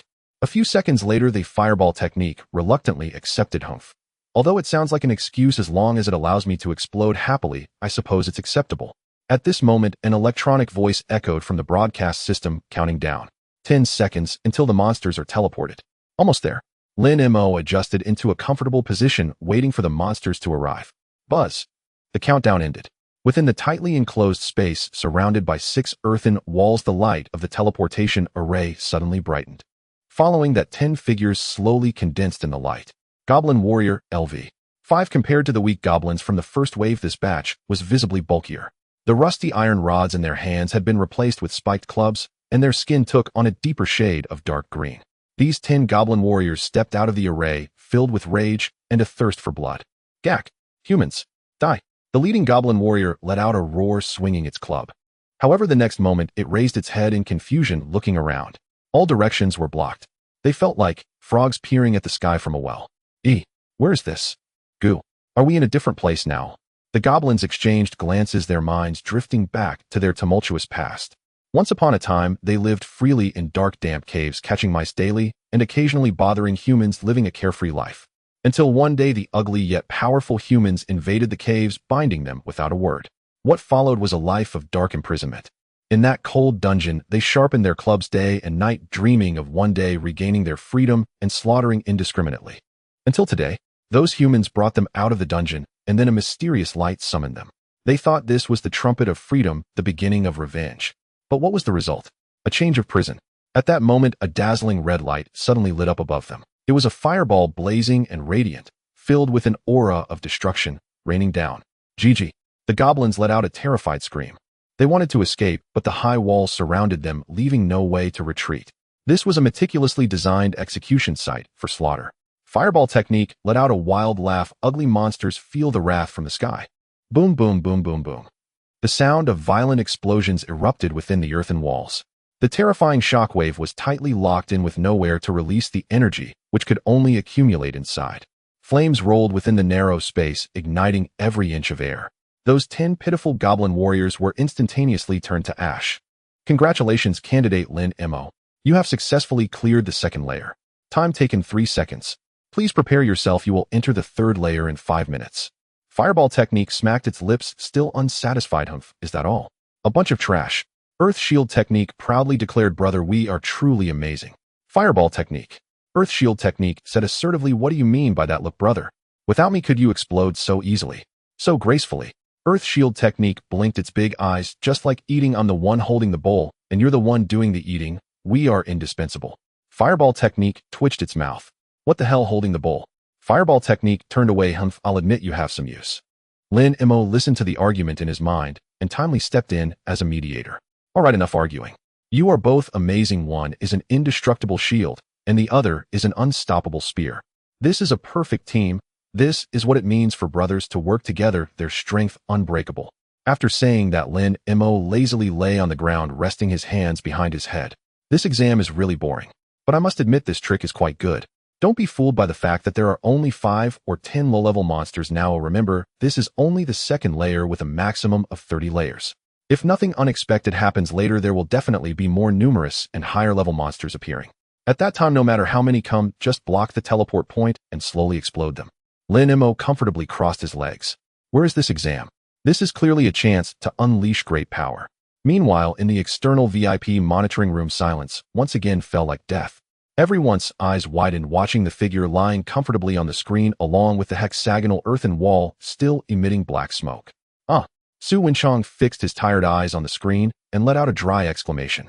As the admissions officer for the Longshu class of Tianlong Shuefu, he had witnessed countless methods of clearing the Shirlian Tower. There were those who relied on nimble positioning, those who depended on burst damage to one-shot foes, even some who used summoned beasts to tank hits. But he had never seen anything like this, building up the monster's spawn points into a structure and then pouring fireballs straight into it. One must understand that Tu Lu Bai is an advanced Earth-type skill. At only 3 days after a vocation change, an ordinary Earth mage could barely steady a single wall, let alone construct such a solid, impeccably fitted hexagonal cage. More astonishing still, while mastering Tu Lu Bai to that degree, he wielded a firepower capable of instantaneously melting 10 goblins at once. Those prodigies born with an innate earth-fire dual affinity could in the entrance exam manage to raise a reasonably sturdy wall and acquire good accuracy with fireball, considered a strong performance already. Old Su, what's your verdict? Asked Lin Tianhao, his smile barely restrained, though he forced a composed expression. Su Wenchong drew a deep breath, his voice laden with astonishment. Old Lin, your boy is truly extraordinary. No, he's just a little better than the rest, Lin Tianhao protested as he watched Zhao Lei from the corner of his eye. Su Wenchong turned to the technician. Rewind the footage and slow it down, he ordered. The image rolled back.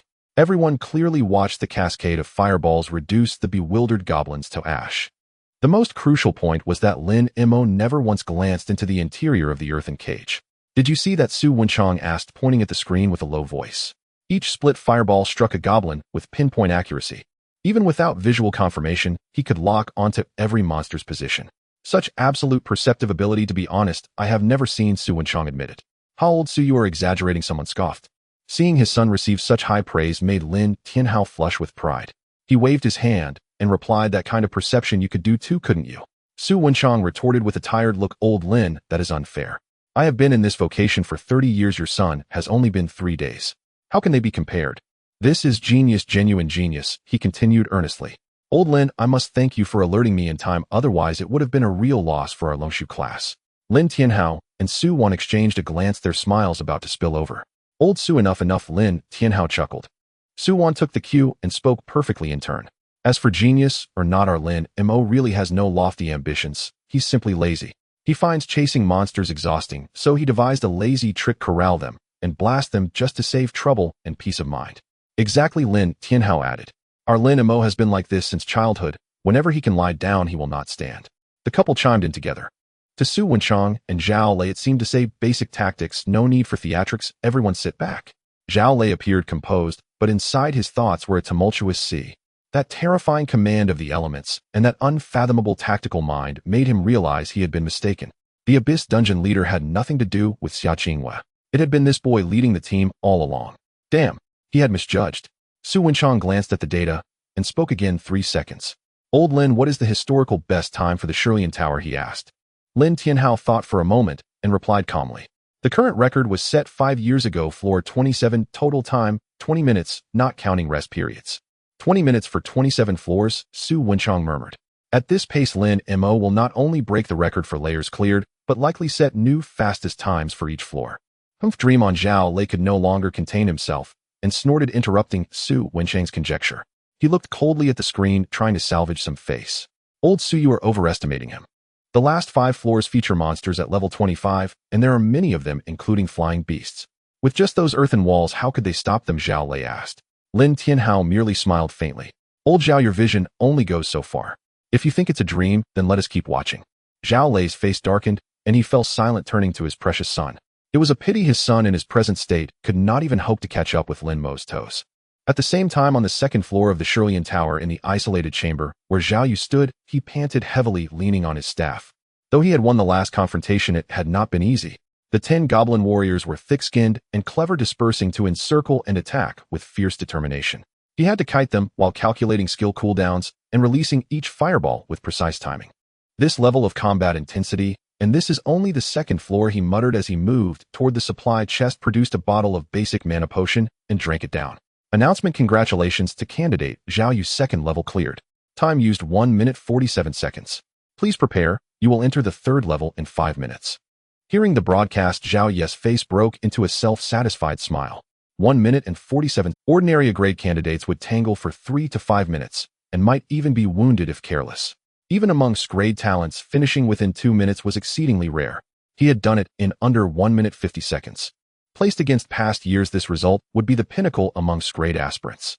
And in Zhanghai City, there were no existences above his rank. In other words, this performance would very likely dominate the entire field. Pleased at the thought, Zhao Yu turned his gaze to the surveillance camera in the corner. Dad, did you see that? He imagined saying. This is the might of Enshrank Flame Mage. This time I will surely be Zhanghai City's champion. Although he could not see the monitoring room, he was certain his father sat there in the VIP booth, watching proudly. In the monitoring room, because Lin Mo had already cleared his level, everyone's attention shifted to the other magnified screen showing Zhao Yu. Watching Zhao Yu's enigmatic smile on the screen, Lin Tianhao feigned curiosity and asked old Zhao, what is your Zhao Yu muttering to himself over there? Zhao Lei's face darkened. No one knows their child like a parent. He knew his son too well. From the tilt of that gaze, from the upward curve of that lip, Zhao Lei could already guess what the boy was thinking. Under ordinary circumstances, he would feel proud, even boastful. But now, seeing the 3-second clear on the adjacent screen and his son's smug expression, heat surged up Zhao Lei's spine and blood boiled. He wanted nothing more than to crawl into the monitor and drag Zhao Yu out to thrash him. It was mortifying, utterly humiliating. Inside the trial tower, a faint, burnt smell permeated the air. The battle raged on, or rather a one-sided massacre continued. Buzz. As the light from the teleportation array illuminated the monsters of the third level, just revealed their heads, followed immediately by fireballs raining down from above. Boom, boom, boom. The dull sound of explosions echoed within the earthen walls, causing the ground to tremble slightly. The third level has been cleared. Time taken 3 seconds. Lin Mo didn't even lift his eyelids, merely shifting into a more comfortable position while chewing on a piece of jerky. The fourth level. The fifth level. The same scene repeatedly played out. Whether it was skeleton soldiers wielding rusted blades or shadow leopards attempting to exploit speed for ambushes. As long as they dared to teleport over, they would be met with an unmissable barrage of multiple explosive fireballs. Earth Shield Technique expressed heartfelt admiration. Big brother is truly fierce. Big brother. Lin Mo's lips twitched slightly. This little fireball certainly had the demeanor of an elder brother already aware of its CPU. Little brother. The 19th level. Throughout this journey, regardless of goblins, wasteland wolves, or halforcs with shields, as long as they teleported over, they were bombarded mercilessly at the teleportation point, unable to emerge. Congratulations to candidate Lin Mo. The 19th level has been cleared. Time taken 42 seconds. With a burst of golden light soaring into the sky, Lin Mo's level rose to LV 18. Not bad, level 18, just 2 levels short of learning Lightning Strike. Although the dual elements of fire and earth were strong, who could refuse the thunder that represented speed and destruction? Fireball Technique, smugly declared Little Thunder. Am I about to gain another little brother? It's perfect. Little Earth can take hits, Little Thunder can run errands, and I just need to look cool. Earth Shield Technique excitedly rubbed its hands. Am I going to be the second brother? Soon the broadcast sounded again, interrupting Lin Mo's thoughts. Candidates, please pay attention. You are about to enter the 20th level. This level's monsters are of level LV 22 and includes flying monsters. Please prepare for aerial defense. Hearing this, Lin Mo raised his eyebrows slightly. Flying monsters. My earth flow wall can't cover the top. Moreover, how can fireball technique explode if the top is sealed? Earth shield technique. Suddenly became anxious. Master, what should we do? How about we dig underground later? Lin Mo's heart jumped at this suggestion. The memories of the last underground adventure were still fresh. What are you panicking about? With your big brother here, they will still die when they come out. Don't go digging until the last moment. Earth shield technique lowered its head. Okay, master. As they spoke, the countdown reached 0. Caw. Accompanied by a piercing shriek, 10 grayish-white monsters with bat wings emerged from the teleportation point. Stone Gargoyle LV. 22x9 Stone Gargoyle Elite LV. 22x1 The leading elite stone gargoyle was larger than the ordinary ones, radiating a faint dark red aura. As soon as they appeared, driven by instinct, they took to the skies immediately. Fireball technique, scoffed Hasari, but flying is forbidden in my territory. Fireball technique, roared, explode for me. Fireballs soared into the air, splitting into 15 tracking fireballs, accurately locking onto the stone gargoyles that had just taken off. Boom, boom, boom, boom, boom. The firelight soared and the heat surged. This wave of firepower coverage remained terrifying. However, an unexpected event occurred. Despite Lin Mo's skills dealing significantly more damage than those of other mages of the same level, after all, one of them was a level 22 elite monster. Moreover, without wearing top-notch cooldown reduction gear, he couldn't maintain continuous firepower suppression. After the first wave of bombardment, the remaining elite stone gargoyle was still alive. Fireball technique, coldly huffed him. It didn't die yet. Take another hit from me. A fireball shot out again. Boom. The fire exploded. The large elite stone gargoyle was charred black, yet its health bar still remained robust. Not dead. At this moment, both multiple explosive fireballs and fireball technique entered cooldown. The elite stone gargoyle seized the opportunity, flapping its damaged wings and breaking free from the confinement. Those crimson eyes suddenly locked onto Lin Mo on the ground. Earth shield technique let out a desperate scream. Ah? You let a monster escape. Big brother, you let a monster escape. Earth shield technique, panicked, help. Master, be careful. Boom. Just as the stone gargoyle was about to pounce on Lin Mo, a wall of earth shot up. The stone gargoyle's claws couldn't shake this wall of size at all. Little Earth, your reaction is quite fast. I knew you would be reliable at critical moments. Lin Mo didn't hold back his praise. He understood the art of PUA with his skills.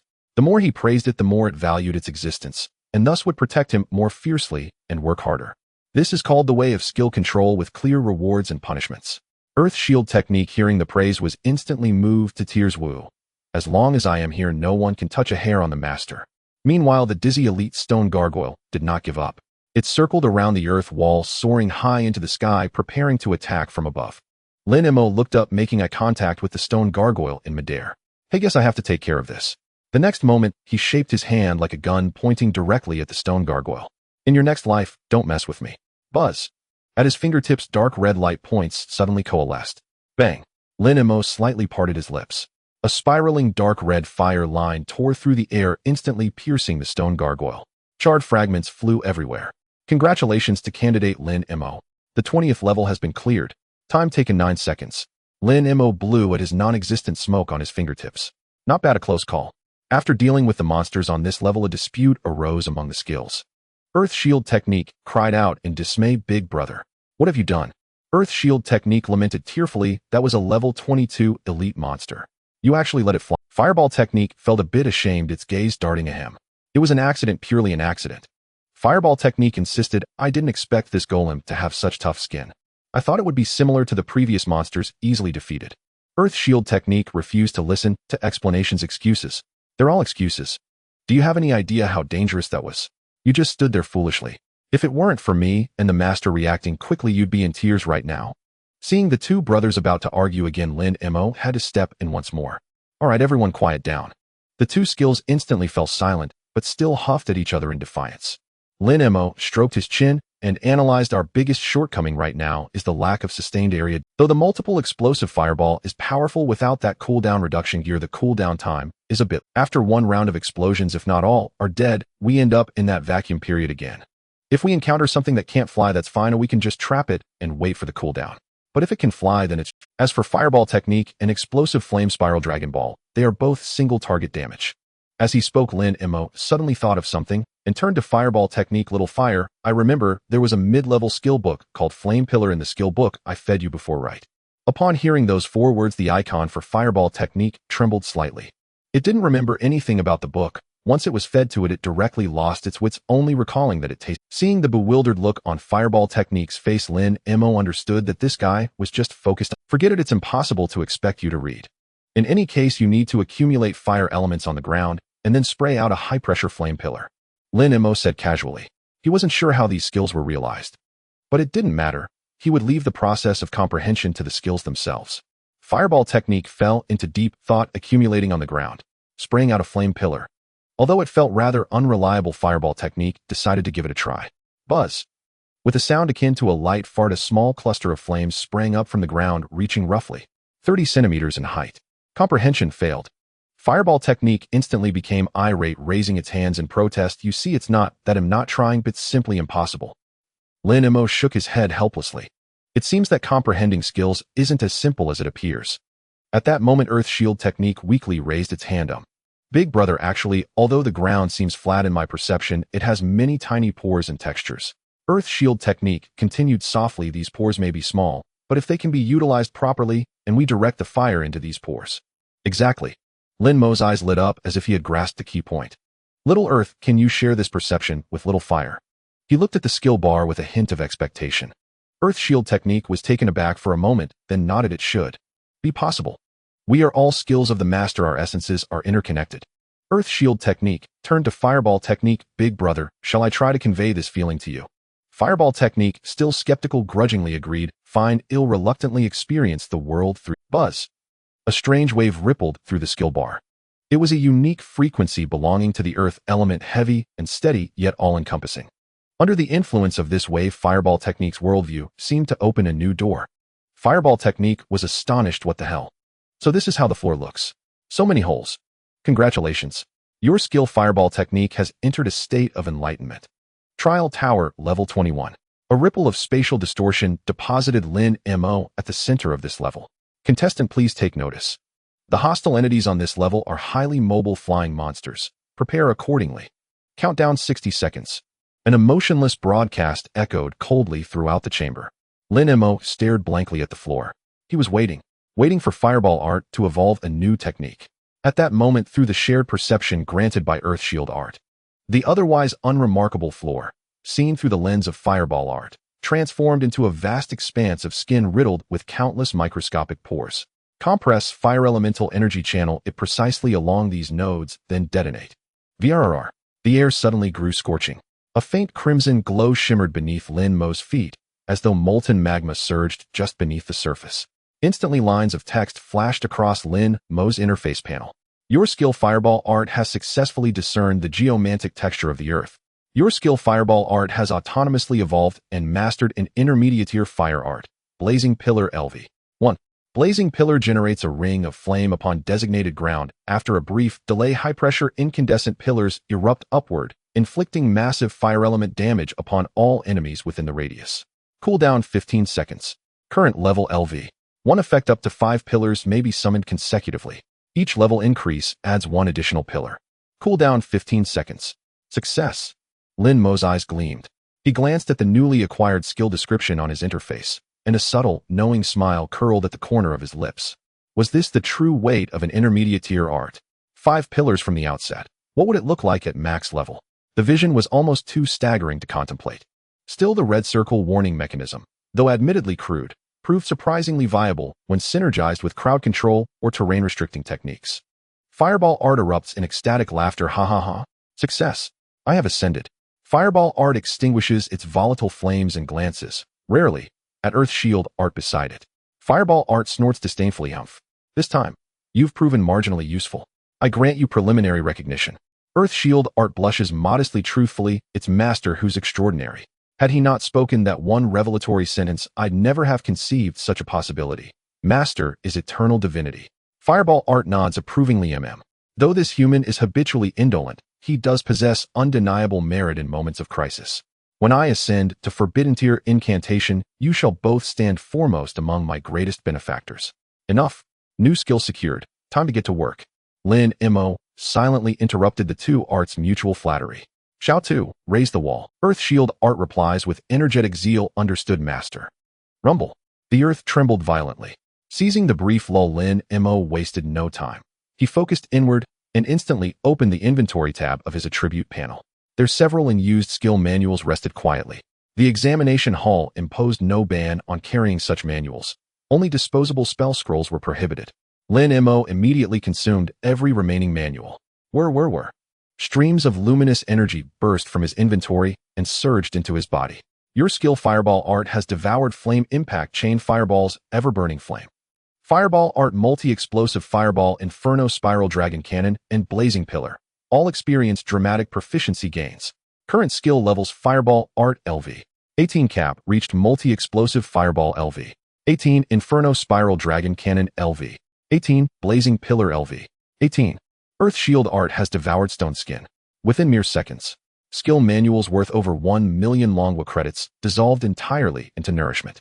Lin Mei's skill bar shimmered anew. Every art, including the freshly acquired Blazing Pillar, had been elevated to level 18, matching his own cultivation tier. LV. 18 Blazing Pillar. Base output 5 pillars. With 17 additional levels of amplification, total 22 pillars. Perfect. Lin Mei snapped his fingers. Glancing at his now empty inventory, he began calculating. Though the consumption is substantial, I'll need to restock with Mother after the final exam, and acquire some lightning art manuals while I'm at it. If I gain admission to that so-called dragon sequence class, perhaps Mother will reward me with extra pocket money. At that very moment, the broadcast countdown struck 0. Monster transmission initiated. VRR. Within the hexagonal earthen prison, the teleportation array blazed with sudden brilliance. Spatial distortion rippled, and 20 figures materialized. 20 level 22 monsters crammed the confined space to overflowing. Half were grotesque, bloodthirsty bats.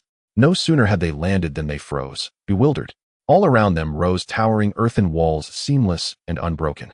Before they could react, their feet sank onto the floor, and dozens of vivid red circles ignited beneath. 1, 2, 5. Dense, overlapping rings flooded the entire enclosure. Every inch of earth covered, no blind spot left untouched. Simultaneously, a rain of 15 fireballs descended from above. Fireball Art roars with dark mirth. Welcome to the Inferno of Flames. Kaboom, kaboom, kaboom. 23 blazing pillars erupted from the earth in unison. In that instant, the interior of the earthen cage became a living hell. Fire raining from the heavens. Pillars surging from below. Those wretched monsters never even uttered a scream before being reduced to ash. Flames soared skyward, staining half the trial tower crimson. The thick earthen walls themselves glowing cherry red under the Inferno's wrath. Lin Mei stood at a safe distance, feeling the searing heat wash over him, and calmly pulled out an unopened bag of snacks.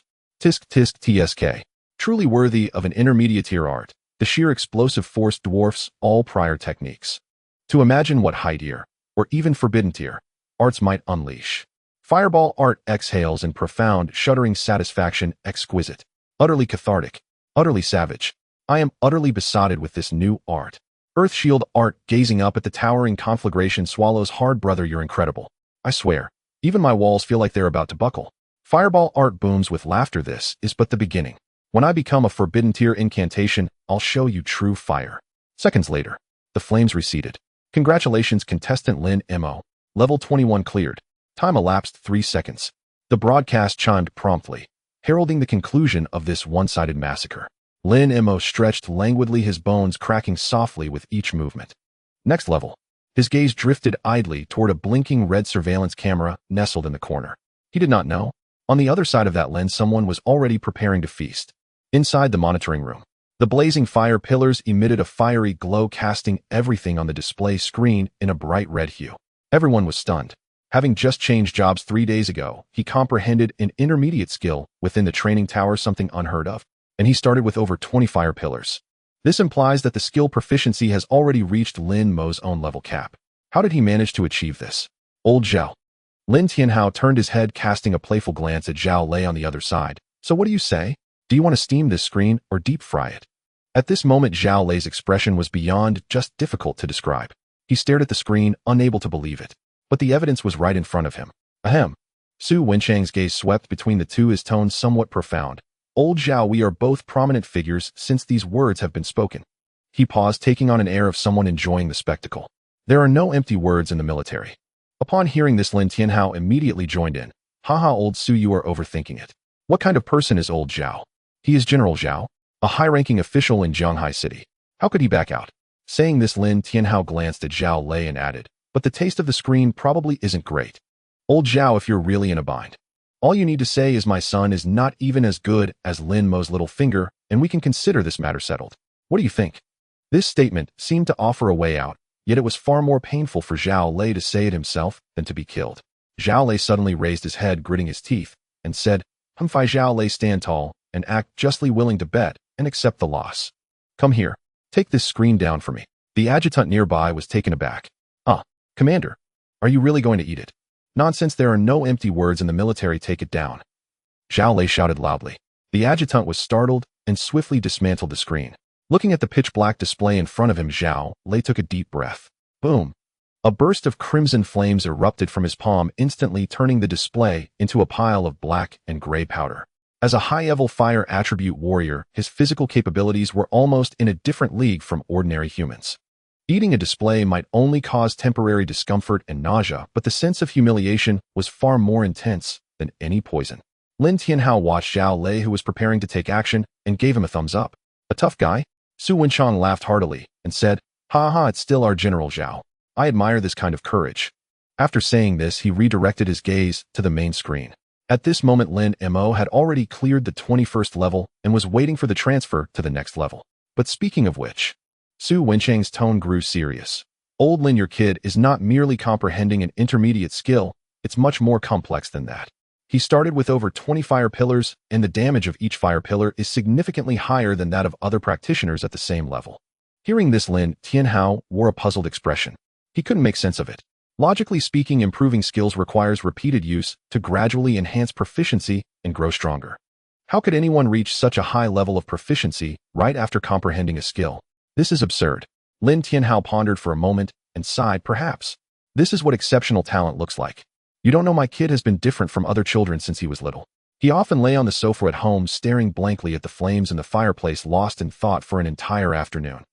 Back then I thought he was just being lazy, but now it seems this child might have been comprehending the true meaning of the fire element from a young age, accumulating depth before finally soaring after changing jobs. Cough, cough, cough. Zhao Lei had just swallowed a mouthful of screen dust and nearly choked upon hearing this. Staring at the fireplace can lead to over 20 fire pillars. Then should I let him stare at a light bulb to see if he can comprehend a light-based forbidden spell? Old Zhao, you are just jealous, Lin Tianhao said with a smile. Is it that hard to admit someone else's excellence? The world is vast and full of wonders. Some people exist to break common sense. Su Wenchang nodded, his eyes filled with admiration. No matter the method, the results cannot deceive people. This terrifying speed of learning and control, if he can join our Dragon Sequence class. His future is limitless. Meanwhile, outside the examination hall, the huge square was bustling with noise. Countless eliminated candidates were looking up at the enormous list hanging in the air.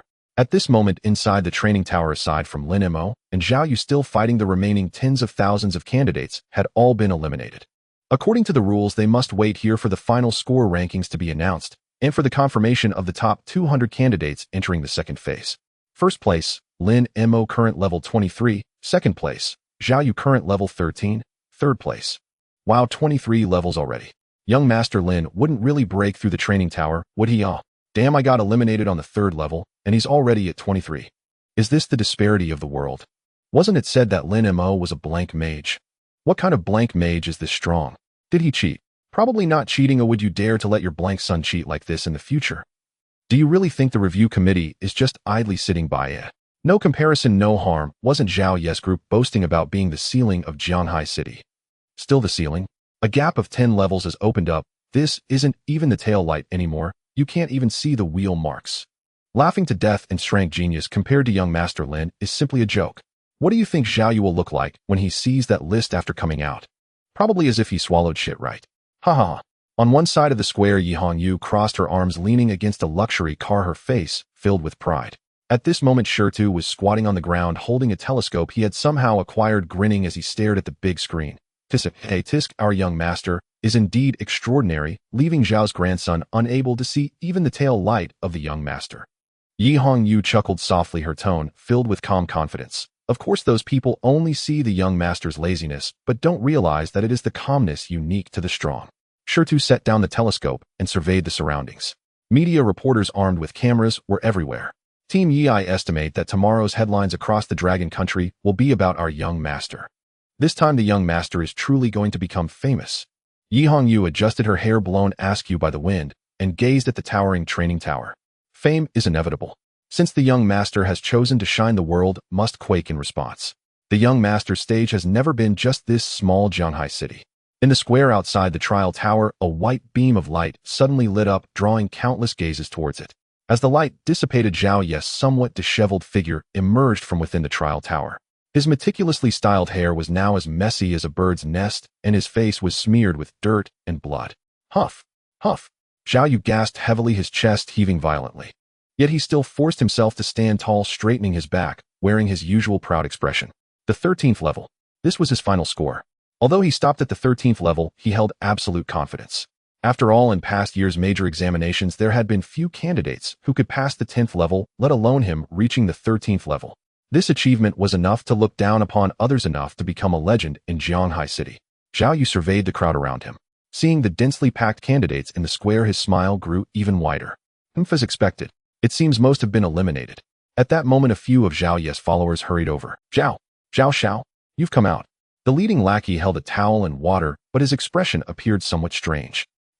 Zhao Yu took a sip of water, furrowing his brow. What's with that expression? Did someone die at home? He was quite displeased. This score of his was the pinnacle of its class genius. Shouldn't these people be cheering and shouting? Zhao Xiao is amazing. What was with this mournful expression, as if someone had died? No. The lackey wiped the cold sweat from his forehead, stammering, Zhao Xiao, your score is indeed impressive, 13th level, which would definitely make you the top scorer in previous years. Of course. Zhao Yu slammed the water bottle down, glaring at them angrily. If you know it's impressive, then what's with this reaction? What do you think my score is beneath your notice? Or do you think there's someone in Jianghai City stronger than me? This? The lackeys exchanged glances, each retracting their necks, none daring to speak first. Eventually, it was the leading lackey who cautiously reminded Zhao Xiao, take a look at the ranking list behind you. What is there to see? Zhao Yu snorted coldly, turning away with a look of disdain. Look at my spectacular second place. At that moment, Zhao Yu froze altogether. He couldn't comprehend that he was not in first place. Even more incomprehensible was the vast difference between him and the first place.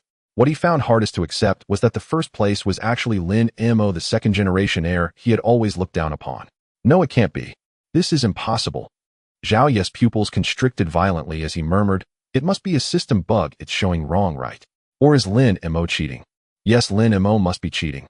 A nearby lackey cautiously leaned in, whispering, we've been watching for a while, and Lin Xiao was too fierce, basically breezed through it all. Shut up. Zhao Yu suddenly turned around, eyes blazing. Did I ask you to speak? The lackey shrank back, no one daring to say another word.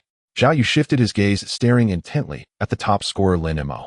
Although he blurted out that Lin Mei was cheating, deep down he understood that it was nearly impossible.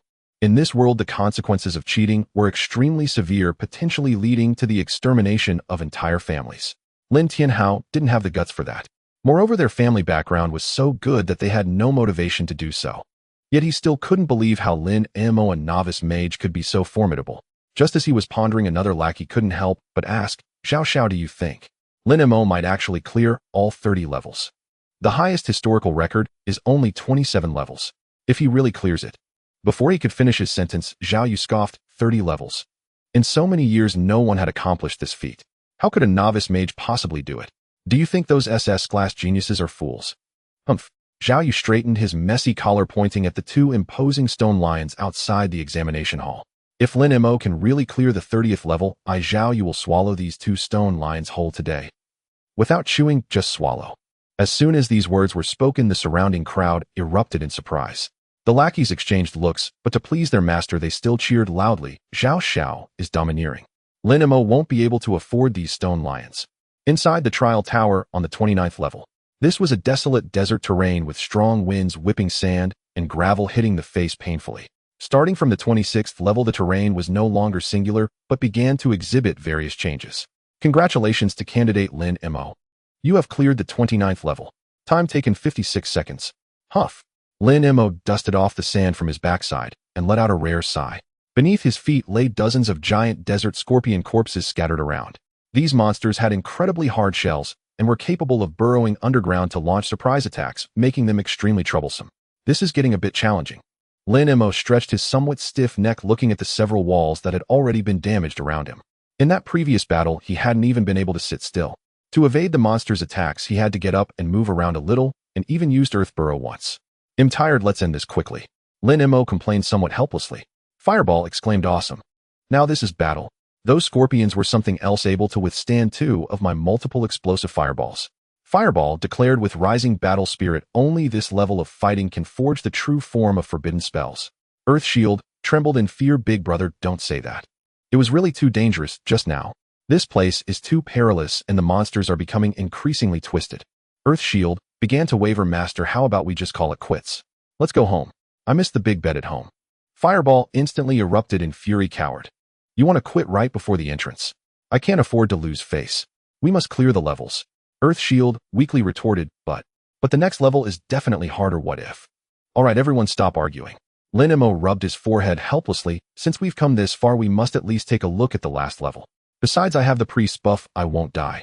Moreover, Xiao Tu, have you forgotten that combination technique we comprehended yesterday? We haven't tested it in battle yet, right?" As soon as this was said, Earth Shield was momentarily stunned. Earth Shield suddenly realized, "That's right. Our combination technique with Big Brother. It looks very sturdy." Earth Shield instantly perked up. "With that layer of shell. Oh no, with that layer of armor, what do I have to fear?" Earth Shield changed expressions faster than flipping pages. "Master, I think I can do it again. Let's charge. We must clear the levels. Whoever doesn't clear the levels is a loser." Fireball rolled its eyes. Fickle coward." Just then the countdown for the teleportation completely reached 0. The surrounding space began to distort, the scene changing. What appeared before Lin Mei was an enormous circular coliseum. Surrounded by towering stands, although empty, it felt as if the cheers of millions could be heard. A chilling atmosphere rushed over. Trial Tower, 30th level. Also the final level. Congratulations to candidate Lin Mei for reaching the final level of the Trial Tower. This level is the ultimate trial. Monster level 25. Number of monsters 50, BOSS 1. We wish you good luck. Inside the monitoring room. The 30th level. Su-won tightly grasped Lin Tianhao's hands, her eyes filled with worry. A realm that has never been traversed by any candidate in history. Can Moer really do it? Lin Tianhao reached out and gently patted his wife's hand. Although his hand trembled with excitement, he tried to maintain a calm tone. "Dear, with soul protection in place, even if he fails, there won't be any danger to his life, so don't worry." Hearing this, Lin Tianhao lowered his voice. "Besides, have you forgotten that our son has a trump card he hasn't used yet?" Su-won paused for a moment, her eyes lighting up. "You mean that one?" "Exactly." Lin Tianhao's lips curled into a slight smile. "That's a technique envied by many. Even the boss at the 30th level, no matter how powerful, is only level 25 and cannot break through the defense of lava battle armor." After hearing her husband's analysis, Su-won finally felt some relief. Yes, Moer still has a hidden card. At this moment, Su Wenshang also spoke up. "Sister-in-law Lao Lin is right.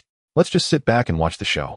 I truly believe that your son Lin Mei has a real chance of becoming the first candidate in history to conquer the Trial Tower." Just then in the corner, Zhao lay holding a handful of black-gray screen powder, sneered at Su Wenshang's words. "Clearance. Dream on." He cast a glance at the screen and chuckled. "The last 5 levels are all random maps. Can't you see that the 30th level is the most annoying shadow arena? The guardian boss of this level is the Shadow Wing Demon Lord, who is extremely counter to ranged professions." "So what?" Lin Tianhao raised an eyebrow. Zhao Lei had no idea that Moer had a combination skill. "So what?" Zhao Lei looked at Lin Tianhao as if he were an idiot. "Lin Tianhao, as an old warrior, don't you know the characteristics of this boss? It possesses both super evasion and rapid flight capabilities. Its movement speed is extremely fast, and its evasion is incredibly agile. For mages and archers, such ranged professions, it is simply a natural enemy. I admit your son is indeed impressive in output, but hitting the Shadow Wing Demon Lord, dream on. He will undoubtedly lose in this challenge." After hearing this, Lin Tianhao merely smiled faintly. "Old Zhao, nothing is absolute. If my son has good microcontrol, who knows, he might just hit it." Microcontrol, in the face of absolute speed and evasion, microcontrol is just a joke, Zhao Lei said disdainfully. Hearing this, Lin Tianhao teased, "Since you are so confident, how about we bet another screen?" But at this moment, stimulated by Lin Tianhao, and considering his understanding of this boss's mechanics,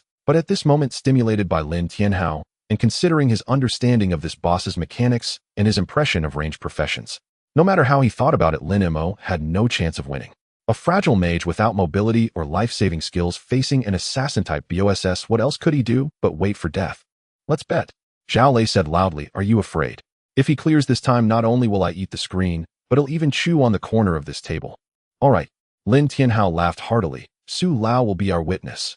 Su Wenchong helplessly face-bombed and sighed, Fine, fine, I'll be the witness. You two old men combined, you are over 100 years old, so childish. Trial Tower 3. In the center of the huge circular arena, Lin Mei stood there all alone, looking particularly small. The magic creature teleportation array at this level was more than 10 times larger than before. However, Lin Mei was not idle. He immediately instructed Little Earth to start building walls. Rumbling. The ground shook. Thick earth flow walls rose up from the ground, crazily erecting earthen walls along the edges of the gigantic array. Phew. Lin Mei sighed, this project is a bit large, but it's still manageable. Just at the moment when the last earthen wall was closing, the countdown ended. Countless beams of light shot into the sky and various chilling screams resonated through the air. Immediately after, a swarm of magical creatures appeared. Hellhound LV. 25x 10 Abyssal Demon Wolf LV. 25x 10 Bloodthirsty Demon Bat LV. 25x 15 Harpy LV. 25x 15 50 magical creatures in total. Half were ferocious land beasts and half were flying magical creatures circling in the air. Fortunately, the land creatures were trapped inside the earthen walls.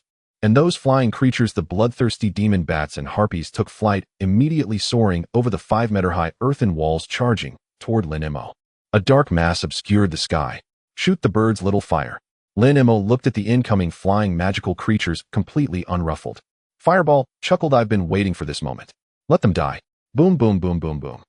Multiple exploding fireballs and pillars of flame erupted simultaneously. The flying magical creatures in midair were instantly obliterated in large numbers. Although the magical creatures were of a decent level under Lin Mei's fully skilled techniques and the humanoid damage bonus, they still proved to be no match. After a wave of explosions, the sky became significantly quieter. Meanwhile, Lin Mei also raised his arm and unleashed a rapid-fire shot. A dark red spiral beam tore through the air, instantly piercing the chests of the remaining few harpies. The fireball also began to clean up the leftovers. In just 30 seconds, all 30 flying magical creatures were annihilated. On the other side, inside the earthen walls, the 20 land magical creatures were still crashing against the walls, trying to break free. Earth Shield cried out in a whimper, Master. They are fierce. My walls can't hold much longer. Can't hold. Then let's send them on their way. Lin Mei's gaze was cold as he looked at the massive earthen prison. Little fire flame pillar full coverage. On the ground inside the earthen prison, a multitude of bright red warning circles lit up, densely packed, leaving hardly any place to stand. The next second, boom, 22 pillars of fire shot up into the sky.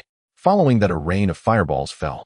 After 2 rounds of relentless bombardment, the magical creatures trapped within the earthen walls were reduced to ashes. Congratulations to candidate Lin Mei. Attention, the boss will descend in 60 seconds. Boss named Shadow Wing Demon Lord. Level LV. 25. This target possesses extremely high flying speed and has a strong instinct to evade ranged attacks. Please prepare, candidates. Hearing this introduction, Lin Mei's brows furrowed slightly. Extremely high flying speed and strong evasion instinct. TSK. Lin Mei clicked his tongue. This does sound a bit tricky. For mages, it's not the thick health that matters, but the erratic movement of the monsters. This assassin-type boss indeed poses a natural counter to mages who are fragile and need to predict skills. Thankfully, he wasn't fragile. Little fire, be careful, the main event is coming.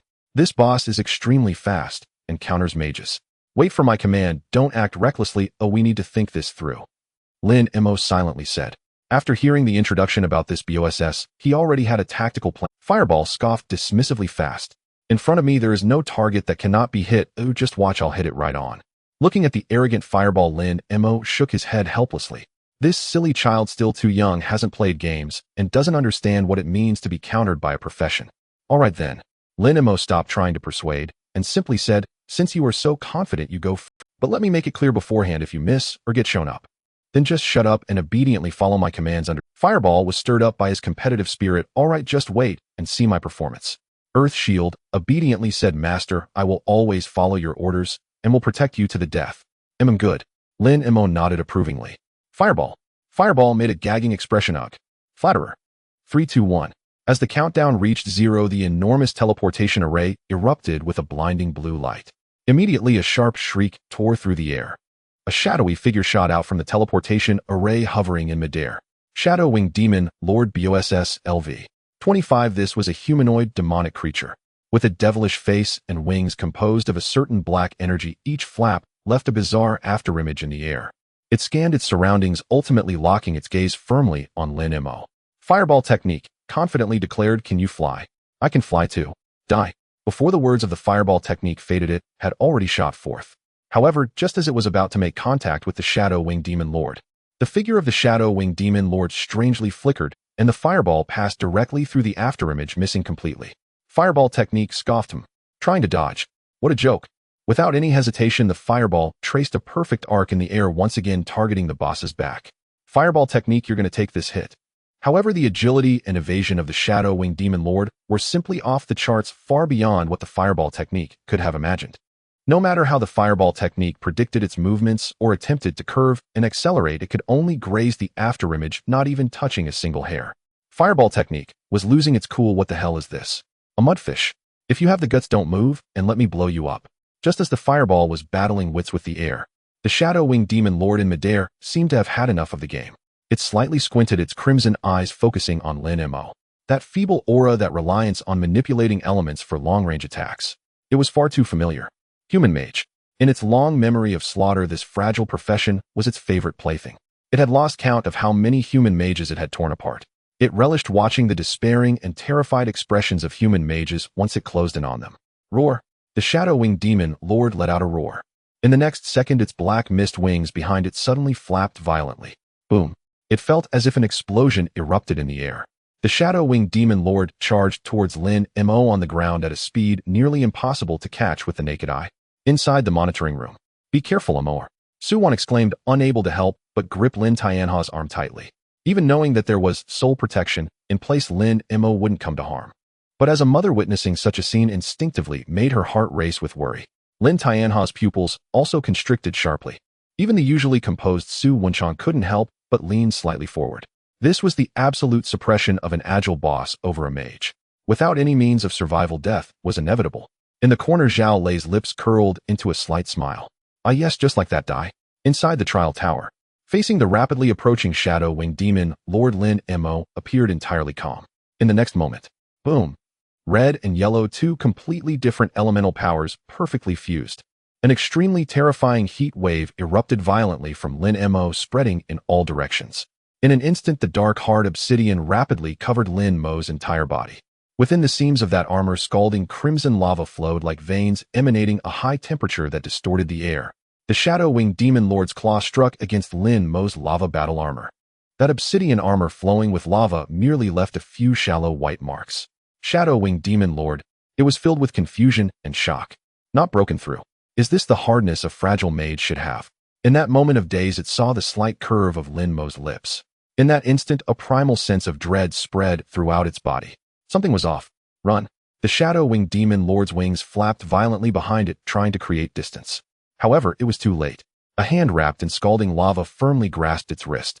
Lin Mei's voice came with a hint of mockery, got you, little bat. The Shadow Winged Demon Lord struggled desperately, its wings flapping wildly behind it, trying to escape from this terrifyingly high-temperature monster. Yet under the full attribute enhancement of the lava armor, it couldn't break free at all. Meanwhile, the Shadow Winged Demon Lord noticed Lin Mei had raised another hand, placing it on its abdomen, where a dark red light point was rapidly spinning and compressing. You can dodge, right? Hee, let's see you dodge again. Fireball technique, shouted madly awesome. Yes, just like that, blow this dead bat to pieces. Blast its guts out. Bang. As Lin Mei's lips parted slightly. Boom. The dark red spiral beam erupted at point-blank range. The immense force slammed into the Shadow Winged Demon Lord's abdomen, sending it flying. In that instant, Lin Mei's gaze became incredibly sharp. His connection between thought and skill reached its peak at that moment. All commands were instantly delivered through his inner thoughts. Little Earth, stand against the wall. Earth shield technique was already prepared, received, master. Boom. As the Shadow Winged Demon Lord flew back, Earth flow wall rose from the ground, sealing off its escape. Bang. The Shadow Winged Demon Lord crashed heavily into the earthen wall. Little fire. Lin Mei ordered again. Fireball technique was already eager, waiting for this moment. Lift off now. Beneath the Shadow Winged Demon Lord's feet, numerous red circles had already lit up. A total of 23 flame pillars stacked together. Boom. 23 flame pillars erupted in succession. The terrifying flames blasted the Shadow Winged Demon Lord into the air. Get it? Fireball technique. Laughed maniacally, all missiles launched. Die. The fireball that had been pinned up for so long because it couldn't hit finally found its outlet. It instantly split into 15 fireballs in midair. Facing the boss now trapped and unable to move in the flames. The fireball technique no longer needed to predict its movements. Boom, boom, boom, boom, boom. The continuous explosions rang out in the air. The Shadow Wing Demon Lord was an agile type boss, and its health was already inferior to other bosses of the same level. Under Lin Mei's exceptionally high attack and smooth combo moves, its health plummeted rapidly. Fireball technique was filled with battle intent. Die, die, die, die. As the final fireball struck the Shadow Wing Demon Lord, it didn't even have time to let out a scream before being reduced to ashes in the air. The Shadow Wing Demon Lord couldn't comprehend until its death. Why had a veteran of the battlefield fallen to the point of unable to break through the defense of an 18-level mage? Was it old? No, it was that this human was too strong. Congratulations to examinee Lin Mei. You have cleared the 30th level. Time taken 24 seconds. The announcement echoed within the silent trial tower. At the same time, a dazzling golden light rose from. Congratulations. Your level has been raised to LV 19. Lin Mei released the state of lava armor, dusted off his clothes, and let out a long breath. Level 19. He glanced at his hands, a glimmer of anticipation flashing in his eyes. Just one more level. Thunder system, here I come. Inside the monitoring room, all eyes were fixed on the young man clad in lava battle armor. Just moments ago, they had witnessed a textbook-level solo kill. This, Su Wenchang's voice trembled slightly. His eyes were filled with astonishment as he murmured, facing the high agility and high evasion of the Shadow Wing Demon Lord. He did not rush to attack, but instead feigned an assault with a fireball, demonstrating weakness to lure the Shadow Wing Demon Lord closer. Once in close range, he utilized the high defense and melee enhancement of the lava battle armor to restrain the Shadow Wing Demon Lord, negating the opponent's greatest speed advantage. At point-blank range, he unleashed the unavoidable explosive flame spiral dragon bullet, then immediately erected a wall of earth to block the retreat, linking it with flame pillar through the impact. Utilizing the floating mechanism of flame pillar, he connected it to the airborne pursuit of multiple explosive fireballs. This entire combo was seamless and fluid, with not a single superfluous movement. As he said this, Su Wenchang suddenly turned to Lin Tianhao, his eyes blazing. Old Lin Mei not only excels in skill mastery, but is also terrifyingly calm in tactics. This is top-tier combat quality.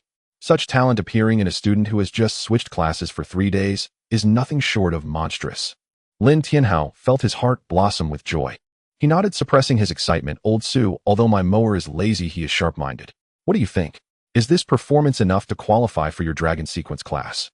Su Wenchang took a deep breath without any hesitation. Absolutely. More than enough. Just based on this tactical thinking and skill micro-control, even if he were a blank slate mage, I would be sold on him. At this point, Su Wenchang changed the subject. However, the final examination has a second phase, the real PvP confrontation. The complexity of human hearts far exceeds that of monsters. I want to see if he can maintain this composure when faced with a situation of treachery among peers. Lin Tianhao smiled confidently. Then let's keep watching. I believe this kid won't disappoint you. Meanwhile, in the corner, Zhao Lei's face had turned extremely grim. His gaze was fixed intensely on Lin Mei on the screen. As the commander of the City Defense Army in Jianhai City and a high-tier fire element profession, he knew all too well what that scene had signified. The perfect fusion of fire and earth elements, an integrated attack and defense, a qualitative transformation. This was a combination technique that required a profound understanding of both elements and countless attempts to grasp. Why was that? After 30 years, he had yet to comprehend a single combination technique. How could Lin Mei, after just 3 days, have grasped one? Had he skipped 30 years of detours? How is this possible? Zhao Lei felt his worldview collapsing. Lin Tianhao, watching Zhao Lei's shocked expression, felt a sense of relief. He personally removed a display screen and casually broke off a piece of the wooden table corner, slowly walking over. Old Zhao. In the military, there are no empty words. Lin Mei cleared the stage, and you can't escape this display screen. Moreover, I brought you the table corner as well. Don't be polite. Zhao Lei's face looked worse than if he had eaten excrement. Humph.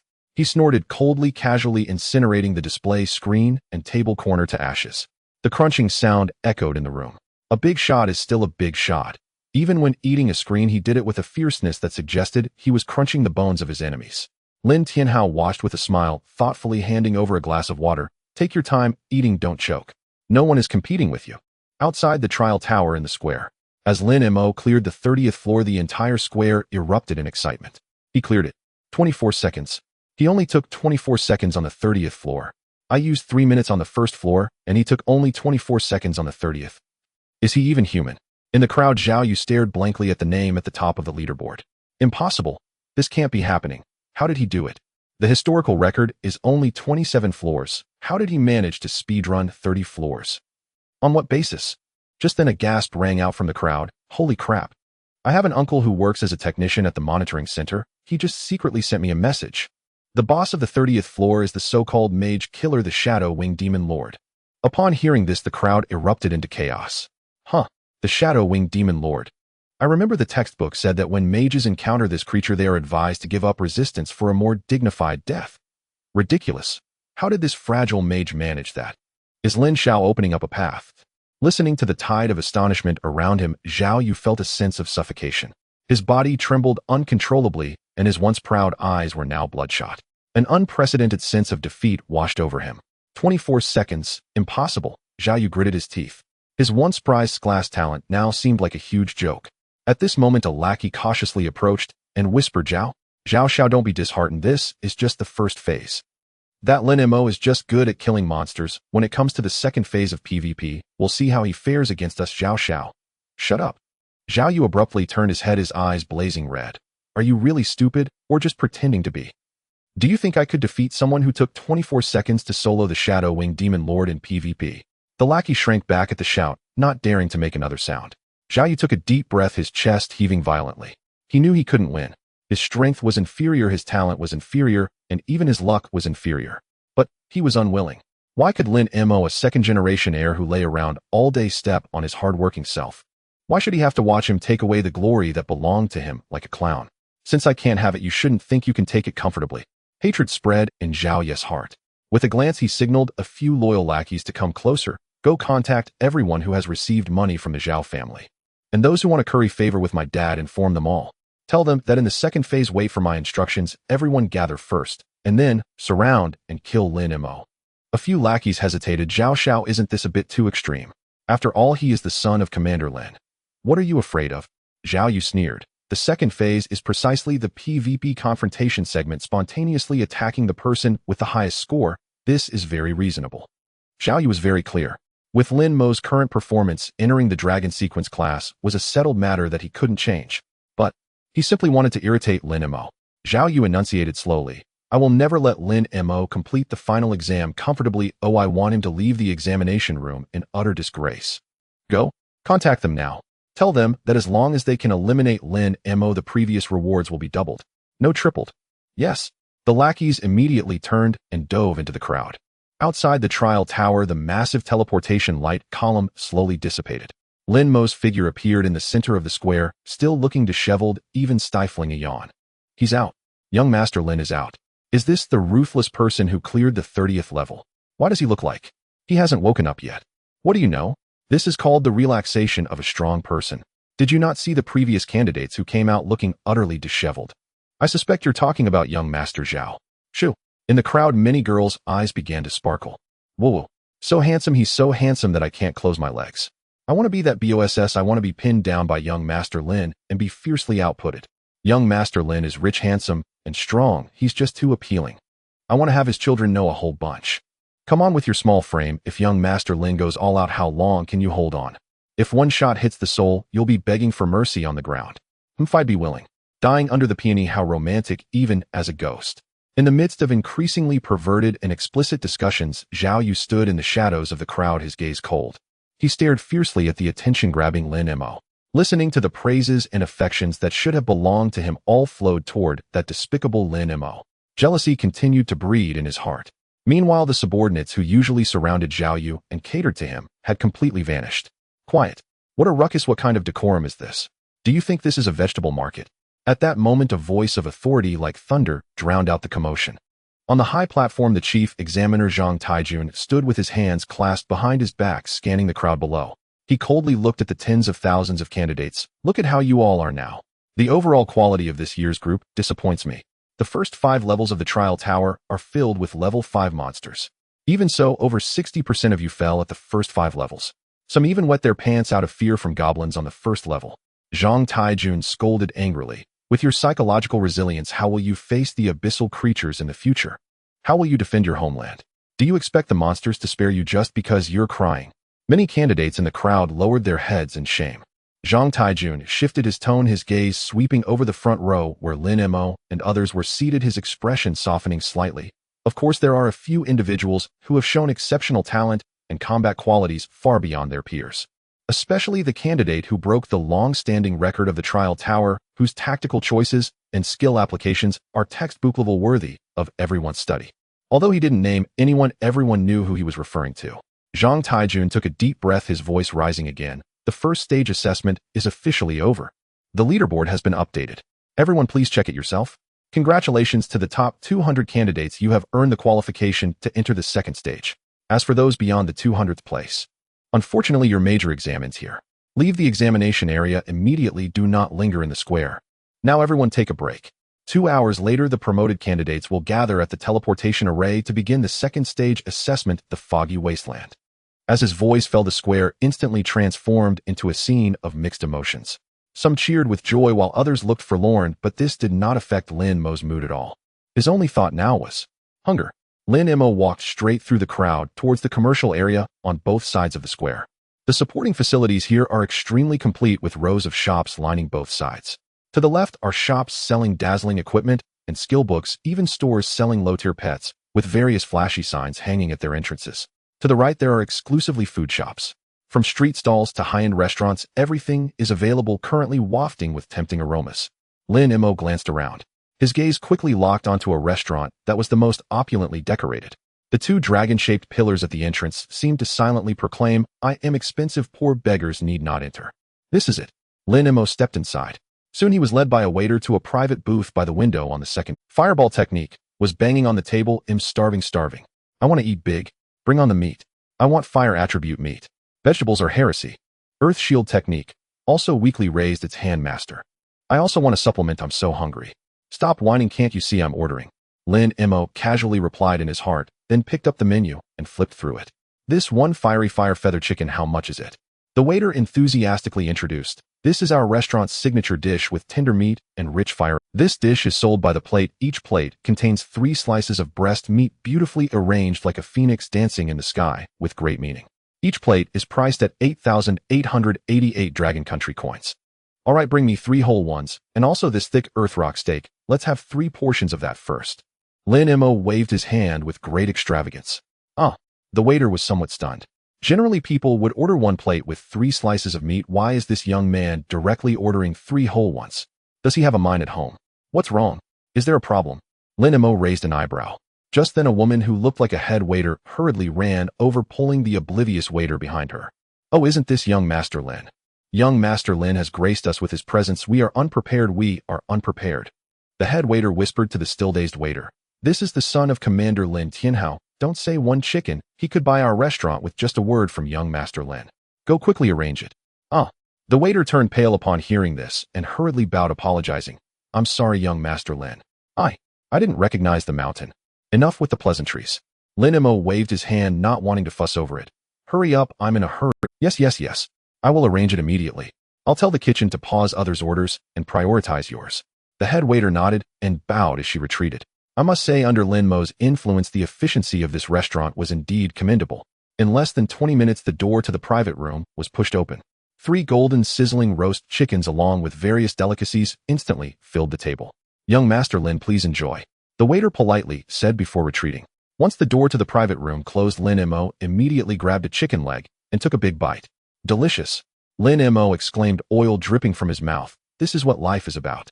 Fireball technique was madly absorbing the fire elements while letting out satisfied moans, so fragrant, really fragrant. Earth shield technique was drooling. "Master, eat some rock steak. Hurry." At that moment, a graceful figure walked over. Lin Mo glanced and saw it was Xia Qingwei. Xia Qingwei looked at the extravagant food on the table, her eyes showing a hint of astonishment. "Young Master Lin, your appetite. Impressive. Isn't this the campus belle, Xia? What's up?" Lin Mo casually asked. Xia Qingwei paused, her expression growing serious. "Young Master Lin, there's something I think I must tell you now. Zhao Yu over there has contacted many candidates entering the second stage of the assessment. They are planning something big, and the target is you." "Oh." Lin Mo paused slightly, a playful smirk curling at the corner of his mouth. Who gave them the audacity? Even the earth shield technique, which usually prefers to hide, was filled with righteous indignation. Do they think they can treat the master as a boss to be farmed? "Big brother, let's deal with them." A bunch of insignificant characters daring to stir up trouble. Lin Mo leisurely pointed to the chair opposite him and said, "Don't stand there, sit down, and tell me what's going on."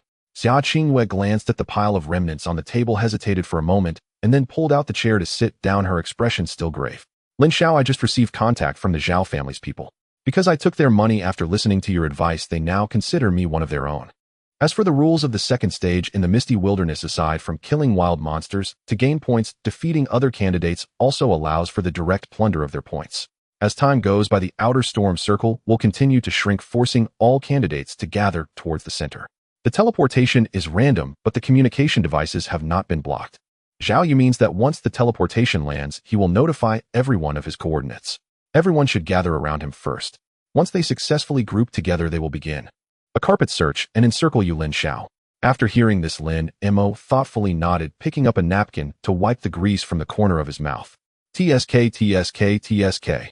A group of dozens banding together. Do they really think they can farm a boss? The fireball technique scoffed dismissively. Haha, does having numbers really help? With these small fry, the more the merrier for me to burn. The earth shield technique also chimed in. Exactly. We have the lava armor and earth flow barrier, why should we fear them? Lin Mo calmed his restless skills and looked at Xia Qingyue. So is this all their plan? Yes, Xia Qingyue nodded. Looking at Lin Mo's calm demeanor, she couldn't help but admire the composure of this young Lin Xiao. You are indeed strong, but that's still dozens of people. What do you plan to do? Avoid their sharpness. Haha, avoid their sharpness. Lin Mo leaned back, a hint of mockery in his eyes. Since they want to play, I'll play along with them. He looked at Xia Qingyue, a mischievous smile creeping onto his face. Xia the schoolflower, once the teleportation lands and Zhao Yu sends the coordinates, make sure to forward them to me immediately. Xia Qingyue was taken aback, then quickly realized Lin Mo's intention. You mean to take the initiative? Lin Mo nodded slightly. Even if dozens come at me together, I'm not too worried. After all, they probably can't break through the lava armor defense, although it only lasts for 5 minutes. But I have plenty of skills. 5 minutes is more than enough to wipe them out. However, that seems too troublesome, doesn't it? As the saying goes, catch the king first when capturing a thief. If I can deal with Zhao Yu right at the start, the rest of the rabble will naturally scatter. Why wait for them to gather before? When I ascend to Forbidden Tier incantation, you shall both stand foremost among my greatest benefactors. Enough. New skill secured. Upon hearing this, Lin Mo shrugged nonchalantly. A trap. So what? It would just be a bit of trouble. At this, Lin Mo looked at Xia Qingyue with a smile that was not quite a smile. What about you, Xia the schoolflower? Aren't you afraid of Zhao Yu retaliating for informing me? After all, the Zhao family has some influence in Zhanghai City. Xia Qingyue clenched her hands slightly on her lap upon hearing this. After some internal struggle, Xia Qingyue seemed to have made a decision. She raised her head and looked directly at Lin Mo. Lin Xiao, I have a great talent which may seem like genius to ordinary people, but in the whole Dragon Nation, grades are as common as dirt. My family has no background, no resources. If I don't fight for it, the best outcome after graduation would be to join a large guild as a lackey or start from the bottom in the army, risking my life for a meager resource. I am unwilling. At this point, her tone became incredibly firm. Lin Xiao, you have strength, background, and demeanor. All right, I get it. Lin Mo waved his hand, interrupting Xia Qingyue's lengthy discourse. He was as clear as day. This Xia Qingyue just wants to cling to a powerful figure seeking shelter. But right now, Lin Mo has no interest in taking in a subordinate. Managing them is too tiring. Lin Mo took a sip of the juice beside him and said lightly, you don't need to pledge loyalty to me. I'm not into that. Since you've helped me, I won't let you work for nothing. Once the major exam is over, I'll mention it to my dad. But Lin Mo changed the subject casually. I'll only mention it. As for how my dad arranges things and what treatment you get, that's his business. I can't make any guarantees. Although it's just a mention for Xia Qingyue, it's already a towering ladder to success. Who is Lin Tianhao? The god of war in Zhanghai City. If she could join his elite forces, it would be an instant leap to greatness. What more could she ask for? Xia Qingyue's face lit up with joy, and she quickly stood up and bowed. I understand, Lin Xiao. As long as I can help you, that's great. Thank you for your support, Lin Xiao. I will definitely not disappoint you. Lin Mo nodded and pointed to the 2 remaining chickens on the table. Have you eaten? Haven't you eaten? This chicken is really delicious. Xia Qingyue glanced at the tempting roasted chicken and swallowed. Thank you for your kindness, Lin Xiao, but I think I'll pass. I have to leave first in case someone sees me with you and alerts Zhao Yu ruining your plans. All right, then you go. Lin Mo didn't push her, waving his hand. Xia Qingyue turned and quickly left the private room. The door closed again. At this moment, Lin Mo's phone on the table suddenly vibrated, and the screen flashed the words father. Hello, Dad. Son. Lin Tianha's booming voice came through, causing Lin Mo to instinctively pull the phone away slightly. Well done. You've brought me great honor. 30 floors. A 24-second express pass. Do you know? Just now Zhao Lei's face turned as green as a goblin. Ha ha ha, crack me up. So satisfying. Listening to his father's infectious laughter, Lin Mei couldn't help but smile slightly. Basic skills, no need to show off. You kids still so full of yourself. Lin Tianhao scolded with a laugh, then his tone turned serious. By the way, I have some serious news for you. The admissions officer for the Dragon Sequence class is extremely satisfied with your performance, even saying it was astonishing. As long as you don't mess up in the second stage, getting into the Dragon Sequence class is practically a done deal. This is a great opportunity for our family. Of course that's to be expected. Don't you know whose son I am? Lin Mei chuckled. You little brat. Lin Tianhao laughed and scolded. Lin Mei held the phone pondering. Should he tell his dad about Zhao Ye's plans to surround him? After thinking for 0.5 seconds, Lin Mei dismissed the idea. What's the point of telling dad? It would only increase their worries without any significance. Besides, with Zhao Ye small fry, to be honest, he didn't really take them seriously. Such a small situation, he could easily handle it. Why bother alarming his parents? At this moment, Su Wan's voice came through. Old Lin, get out of the way, let me talk to my son for a bit. Hey. Su Wan's voice instantly became gentle as water. You must be exhausted from earlier, right? If the second stage is too tiring, we can find a place to hide. After all, the results from the first stage are already good enough. Mom, I'm eating right now at the restaurant by the square. It's really nice here. Inside the plaza, Lin Mei idly picked his teeth, strolling aimlessly with nothing better to do. Fate conspired against him. Directly in his path appeared Zhao Yu and his entourage. Their eyes met. Well, if it isn't young Master Zhao. Lin Mei spoke first. Just now I checked the rankings. How is it you emerged after only the 13th floor? This trial tower doesn't seem particularly difficult, does it? At this, Lin Mei feigned sudden enlightenment, his expression shifting dramatically. Ah, I see. You're deliberately holding back your score, aren't you? After all, as in class prodigy, surging ahead too early would leave the rest of us hopelessly behind. How terribly unbecoming of a team player. Tisk tisk tsk. Now that's vision. Utterly admirable. Upon hearing this, Zhao Yu's temples throbbed violently with suppressed rage. Holding back his score. He had pushed himself to the absolute limit. This was all he could muster. Jaw clenched, Zhao Yu seethed, inwardly humiliated beyond measure. Lin Mei, don't push your luck. The beasts inside the trial tower are at the end of the day little more than mindless animals. No tactics, no adaptability. What's so impressive about defeating creatures that lack even rudimentary thought? Faced with Zhao Yu's tirade, Lin Mei blinked slowly, his expression one of pure, unfeigned bewilderment. Huh. So if young Master Zhao can't even best a beast devoid of intellect, does that make him less than beastly? At Lin Mei's words, several passing candidates nearby burst into unrestrained laughter. Cough, cough, cough. Logically impeccable, truly. Less than beastly. Ha ha ha, brilliant. Absolutely brilliant. You. Amidst the surrounding snickers, Zhao Yu felt a crushing pressure tighten across his chest, so fierce he nearly spat blood, trembling from head to toe. Humiliation. Raw, unrelenting humiliation. He sputtered for long moments, yet no retort emerged, his tongue utterly tied. Fireball art raged silently within his mind. Look at that wretch. Dares he glare at you? Just wait. I'll incinerate him on the spot. Earth Shield art chimed in eagerly. Exactly. Master, shall I bury him alive first? Lin Mei waved dismissively, bored. All right, stop shaking.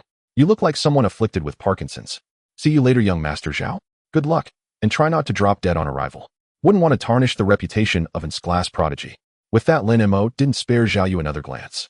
Hands buried deep in his pockets, he strode past him with languid, deliberate nonchalance. Watching Lin Mei's receding figure, Zhao Yu's eyes blazed with incandescent fury. At that moment, a red-haired lackey sidled up beside Zhao Yu. Staring after Lin Mei's departure, he spat contemptuously onto the ground. TCH. What is that thing? A petty upstart gloating over a fleeting advantage. Calm yourself, young Master Zhao. Don't waste your dignity on trash like him. Just then another lackey rushed over, breathless and urgent, lowering his voice to report. Young Master Zhao, you truly foresaw it.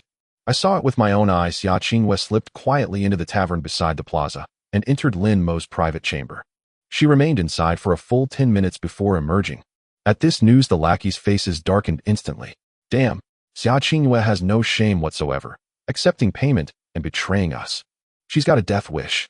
Damn traitor, eating from both sides of the bowl. She's got a death wish. The red-haired lackey turned sharply to Zhao Yu, voice thick with outrage. Young Master Zhao, you predicted it perfectly. That woman is utterly untrustworthy. Once we enter the examination grounds, let's not inform her. Not a word. Let her fend for herself. See how she manages her double game then. Yet Zhao Yu did not erupt in fury. Instead, a calm, self-assured smile played upon his lips. Zhao Yu shook his head. We will notify her, but only after every last person has assembled and the encirclement is fully secured. The red-haired lackey's eyes lit up. A classic trepan capture maneuver, brilliant. Truly worthy of you, young Master Zhao. Humph. Zhao Yu adjusted his collar with quiet precision. Dozens of fighters, diverse professions, seamless synergy. Do you truly believe Lin Mei stands a chance against that? Brilliant. Absolutely brilliant. Young Master Zhao's wisdom is unmatched. Ha ha. Pitting wits against young Master Zhao. Lin Mei is but a child. Amidst his underlings' fervent praise, Zhao Yu's lingering resentment dissolved entirely. Lin Mei, you may be strong, but in this world intellect reigns supreme. Time's up. All qualified candidates, report immediately to assembly. 2 hours of respite vanished like mist. From every corner of the plaza, the 200 advancing candidates converged swiftly toward its center. Upon the elevated dais stood Zhang Tiejuan's spine straight and unwavering. Beside him now stood an elderly man clad in azure ritual robes. Who is that? A candidate murmured low among the crowd. That's Gu Changfeng, the vice president of the Celestial Guild. Wind King Gu Changfeng. No way, it's really Gu Changfeng. He's my idol. They say he's Jianghai City's sole master of the wind element forbidden art, Apocalypse Tempest.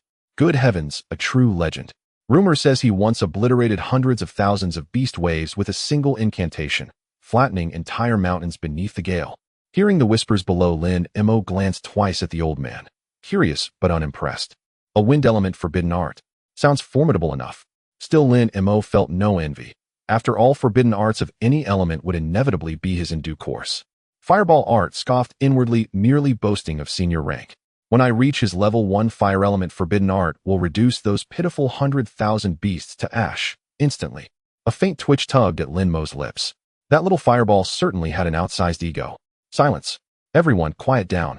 Zhang Taijun raised a hand. The plaza fell utterly still in an instant. He gestured toward the elder beside him and declared, voice resonant and grave. Allow me to introduce Master Gu Changfeng, the Wind King. For Phase 2, the trial grounds, Mistfall Wastelands, will be ringed by a storm barrier maintained personally by Master Gu. Gu Changfeng gave a slight, dignified nod. Zhang Taijun continued, voice booming across the plaza. I've already explained the rules, but let me reiterate them once more. The storm barrier will steadily contract toward the center over time. It is a true high-tier wind artifice. Contact means immediate disqualification. Though your soul protection wards will preserve your life, the agony of near death remains excruciatingly real. Zhang Tiejuan's gaze swept the assembly, sharp as a blade piercing each young face. You 200 are Jianghai City's most elite cohort this year. But towering trees cannot grow in greenhouses. In Phase 2, combat is permitted. All methods to claim the singular title of top scholar and win the heart of the magma colossus. You must unleash your fiercest resolve. Fight. Seize it. His words ignited fierce ardor in many candidates, battle lust blazing in their eyes. Especially Zhao Yu, whose gaze locked fiercely onto Lin Mei's back. No matter how strong you are, Lin Mei, you cannot withstand our coordinated might. Prepare to die, Lin Mei. Now. Zhang Taijun swept his arm forward. All units, enter formation. Boom. A colossal teleportation array at the plaza's heart roared to life. Blinding white light erupted skyward, flooding the entire square in searing, incandescent radiance. Violent spatial energies surged, whipping robes and hair into frenzied motion. May fortune favor you. Zhang Tiejuan's final words faded into the roar. Shua. White light consumed all. In an instant, the 200 candidates vanished from the plaza, gone without trace. The misty wasteland, as the name suggests, is a landscape shrouded in a dense gray fog. The visibility is extremely low and the air is permeated with a faint musty smell and humidity.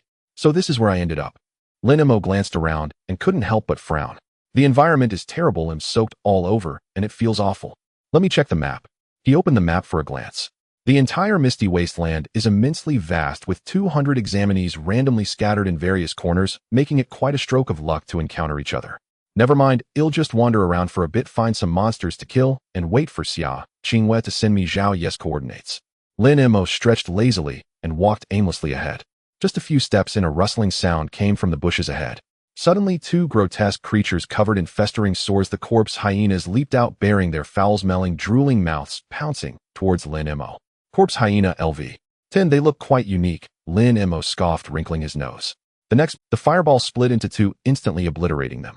You have killed a corpse hyena. Points 20, current points 30-20. Having previously cleared the 30th floor of the trial tower, he entered with a hefty sum of 3,000 points. This score is already a threshold that the vast majority of examinees might not even touch by the end of the exam. Even a mosquito's leg is meat. Lin Mei muttered casually, continuing to stroll forward. 10 minutes later, Fireball complained somewhat displeased. This wretched place has too much humidity, though I feel utterly uncomfortable. At that moment, Earth Shield suddenly jolted Master. Look behind you. There's a red object moving. A red object. Lin Mei halted his steps and turned around. A distinctive red-haired figure stood out vividly against the gray fog. At this moment, that red-haired person seemed to have sensed someone abruptly turning their head. Their eyes met. Lin Mei chuckled. Wasn't this the red-haired lackey who had been cursing loudly behind Zhao Yu in the square earlier? What was their name again? Never mind, it's not important. They are just a free point for me. Oh, isn't this Zhao's favorite? What a coincidence. Lost your way. Lin Mei greeted with a smile, raising his hand. Upon seeing Lin Mei's smiling face, the red-haired lackey shivered, their face instantly paling. Wah! What the hell? Lin Mei. The red-haired one felt their scalp tingle. Without any hesitation, they let out a strange cry and turned to flee. Swift wind step. Boom. The once flat ground in front of the red-haired one suddenly erupted. A wall of earth shot up. Bang. A muffled sound echoed. The red-haired one slammed against the earthen wall. Damn it, that hurts. The red-haired one screamed, blood gushing from their nose, collapsing to the ground. Why are you running? Am I that scary? Lin Mei's voice drifted over from behind, looking down at them. The red-haired one bravely shouted, Lin Mei, don't get too smug. Zhao has made full preparations, and you'll see what happens soon. Though they spoke the harshest words. The trembling legs and the frantic retreat of the red-haired one, however, honestly betrayed their inner fear. Although protected by Soul Shield, they wouldn't die, but the pain was all too real. TSK, TSK, TSK. Lin Mei shook his head. What a good dog you are, so loyal. Does your Zhao know? Fireball was already impatient. Why waste words on such trash? The fireball instantly condensed and flew out. Boom. The flames erupted. The red-haired one was engulfed in fire. Immediately after, a soft white light appeared, forming a thin mist-like shield that enveloped them completely. Soul Shield activated.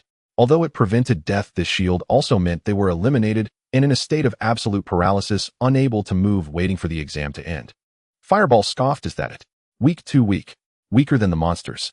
Lin Mei looked at the red-haired one wrapped in the shield. All right, just wait and see how your master gets eliminated. Defeated and examinee points stolen 210, Popper. Lin Mei glanced at the points disdainfully, shaking his head, then continued forward. After walking a few steps, another group of poison frogs jumped out. Lin Mei casually tossed out a fireball. Fireball was somewhat annoyed. Another one of these wet monsters, so sticky and disgusting. Can we get something dry? Earth Shield comforted Big Brother. Just endure a bit. Given the environment, we must overcome these difficulties. Lin Mei looked around and stopped. Strange. It's been 20 minutes. Illogically, Zhao, you should have started moving by now. Why hasn't Xia Qingwei made any noise? Did that girl just fall flat on her face? Thinking of this, Lin Mei casually edited a message and sent it out. Meanwhile, at the monitoring command center, old Lin looked over at Zhao Yu. Su Wan shook Lin Tianhao's arm. Lin Tianhao turned to look at Zhao Yu's split screen. On the screen, Zhao Yu was standing in a lowlying marshy area. Around him, several examinees had gathered one after another. Moreover, from the monitoring map, more light points could be seen rapidly moving toward that direction. Gather, Su Wan asked with a frown. Lin Tianhao squinted. As an experienced monitor, he was no stranger to this situation. Although PvP was allowed during the exam, they were all competitors, and normally, they kept their guard up against each other. To let so many people drop their guard and band together so quickly, there's no reason other than a huge bait of... Lin Tianhao glanced at Zhao Lei and said pointedly, looks like our commander Zhao has really invested a lot for this exam. Su Wenchang was also stroking his chin, pondering, such a targeted ambush on the top of the points leaderboard has occurred in past exams, but the scale this time is indeed rare. Lin Tianhao naturally trusted his son completely. That's good. It saves Lin Mei from searching for people all over the place. This group is delivering themselves right to his door, which saves a lot of trouble. Just then Zhao Lei suddenly spoke ominously.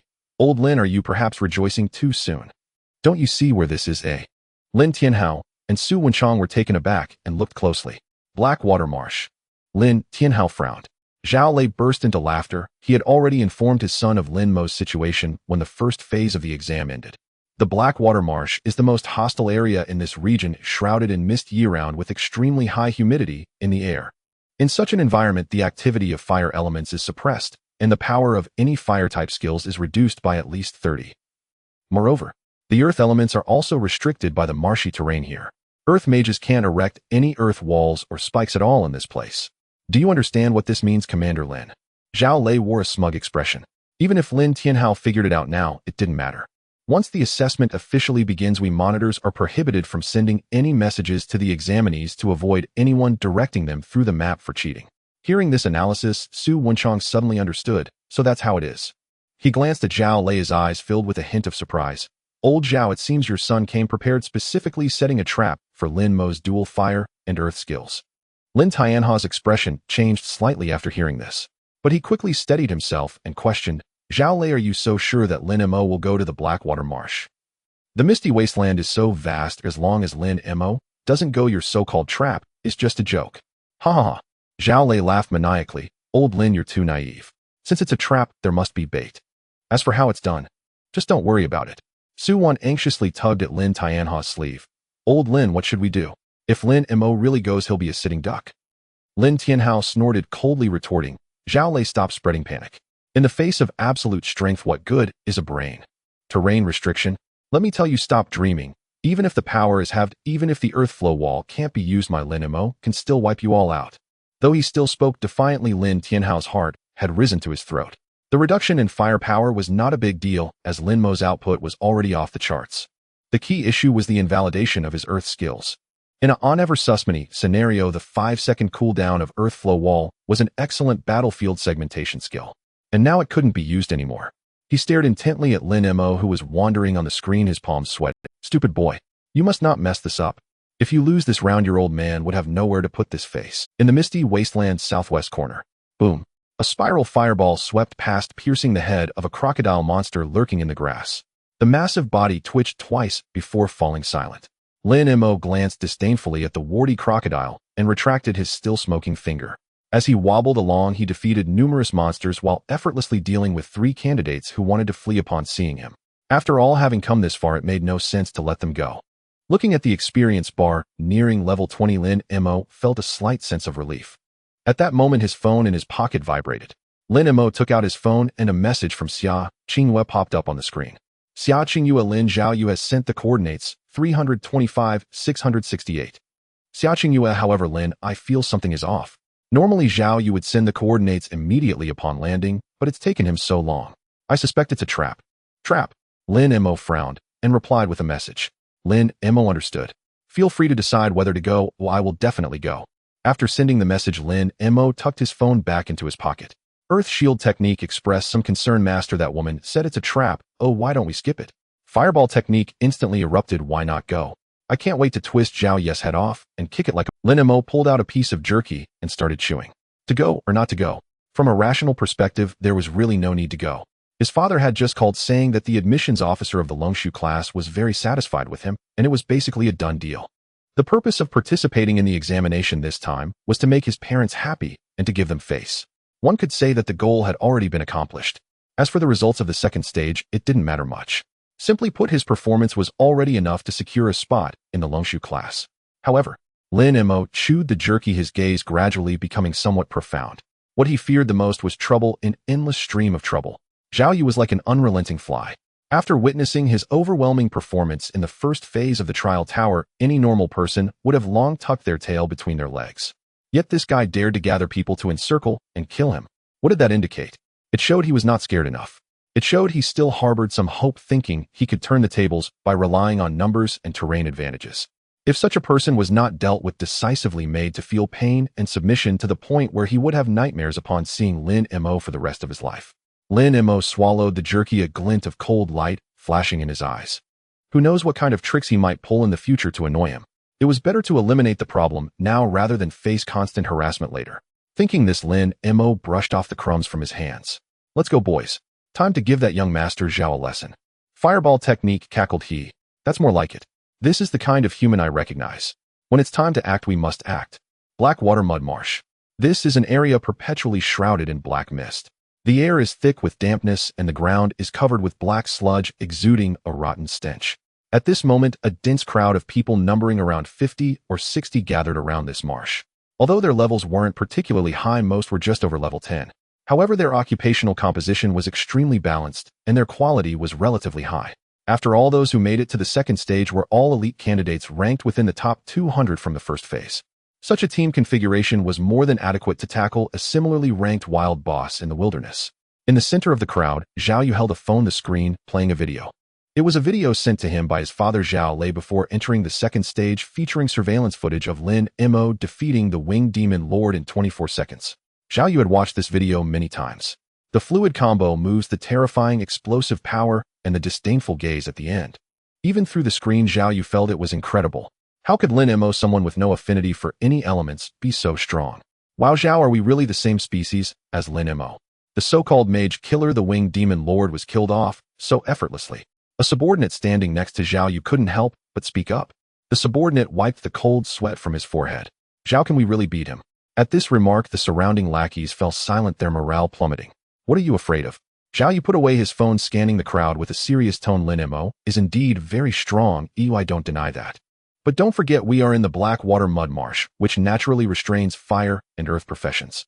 Look around you, these are the elite forces among this year's candidates. With the heavens, the earth, and people all on our side, the advantage is ours. Got it. If we can't take down Lin Mei, then there's no point in taking any exams. We might as well go home and farm. Zhao Yu's calm analysis instantly dissipated much of the fear in everyone's eyes. Indeed, with terrain advantages and numerical superiority, this was a guaranteed victory. Zhao is right. The advantage is ours. Take down Lin Mei. Take down Lin Mei. Take down. Seeing the morale solidify, Zhao Yu nodded in satisfaction. He then turned to three identical-looking fighters who were triplet brothers. Your father was an old subordinate of my father, and you have been receiving the most brutal practical training since childhood. Both your coordination and close combat skills far exceed your peers. Moreover, you are all A-class melee professionals, tough and resilient. Once Lin Mei appears, your only task is to cling to him tightly, creating opportunities for us in the back row. Do you understand? Don't worry, Zhao.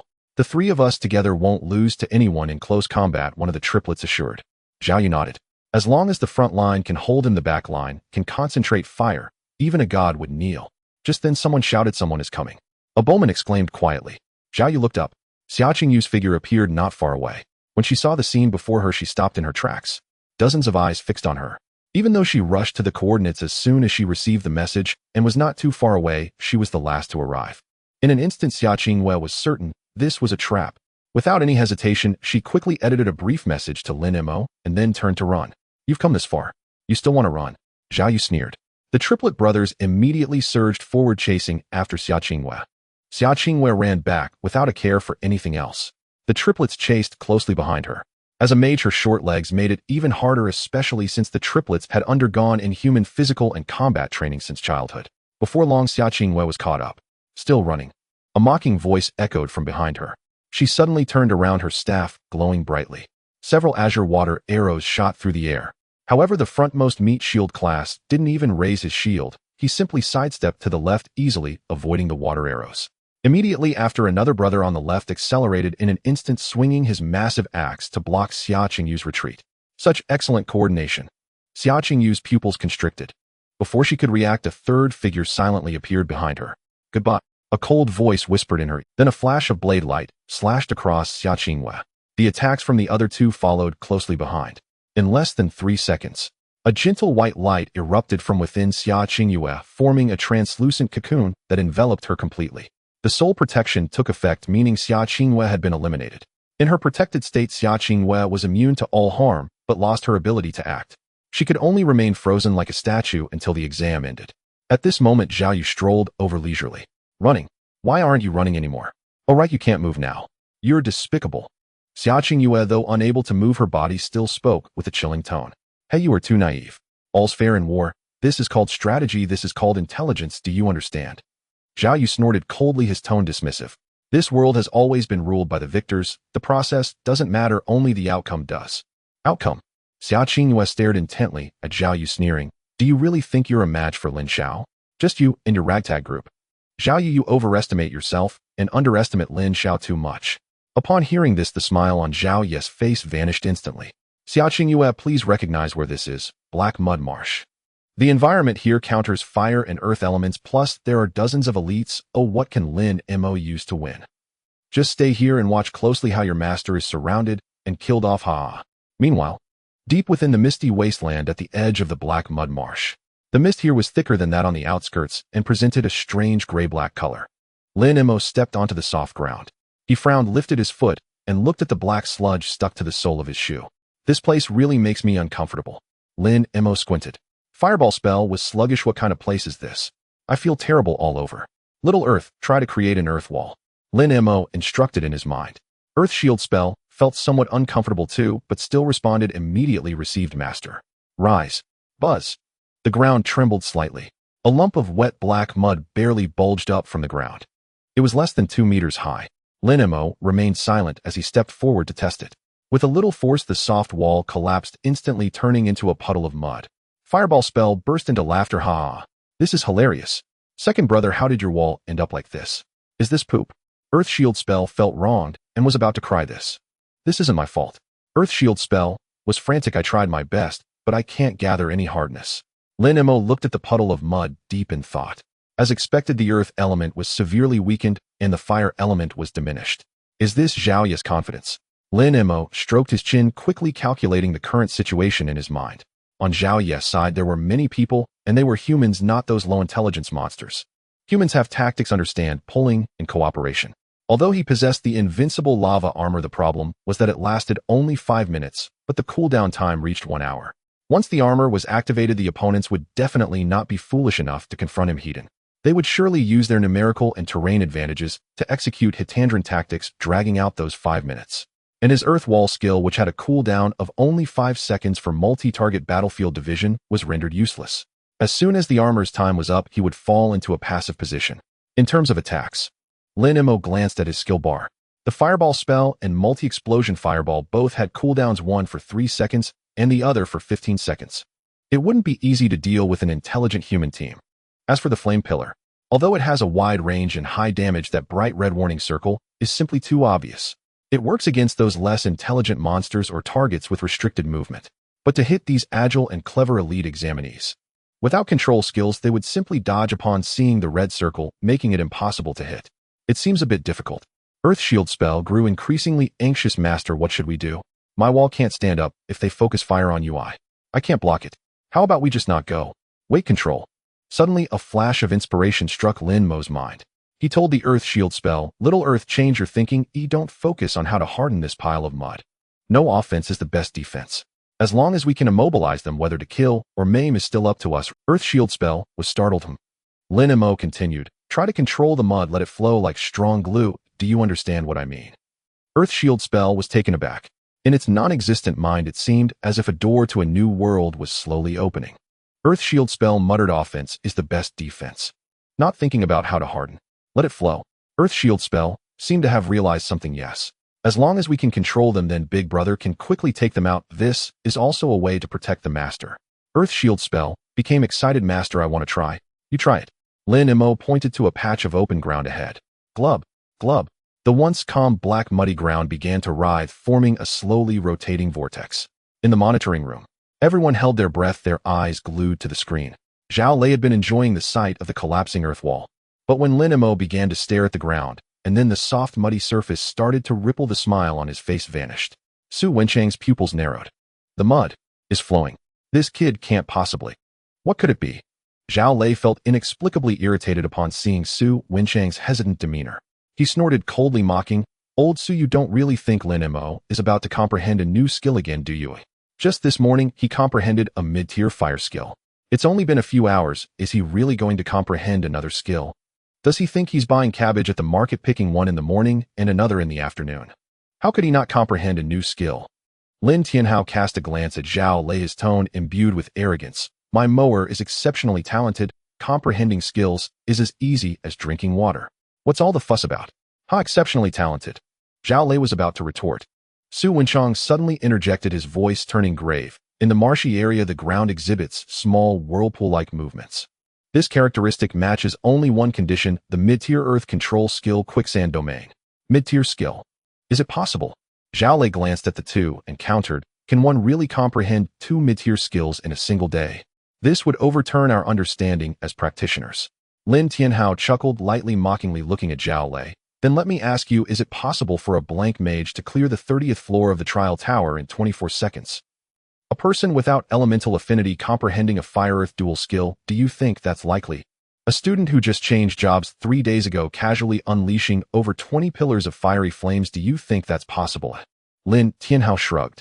Since all of that has happened, why is it impossible to comprehend 2 mid-tier skills in one day?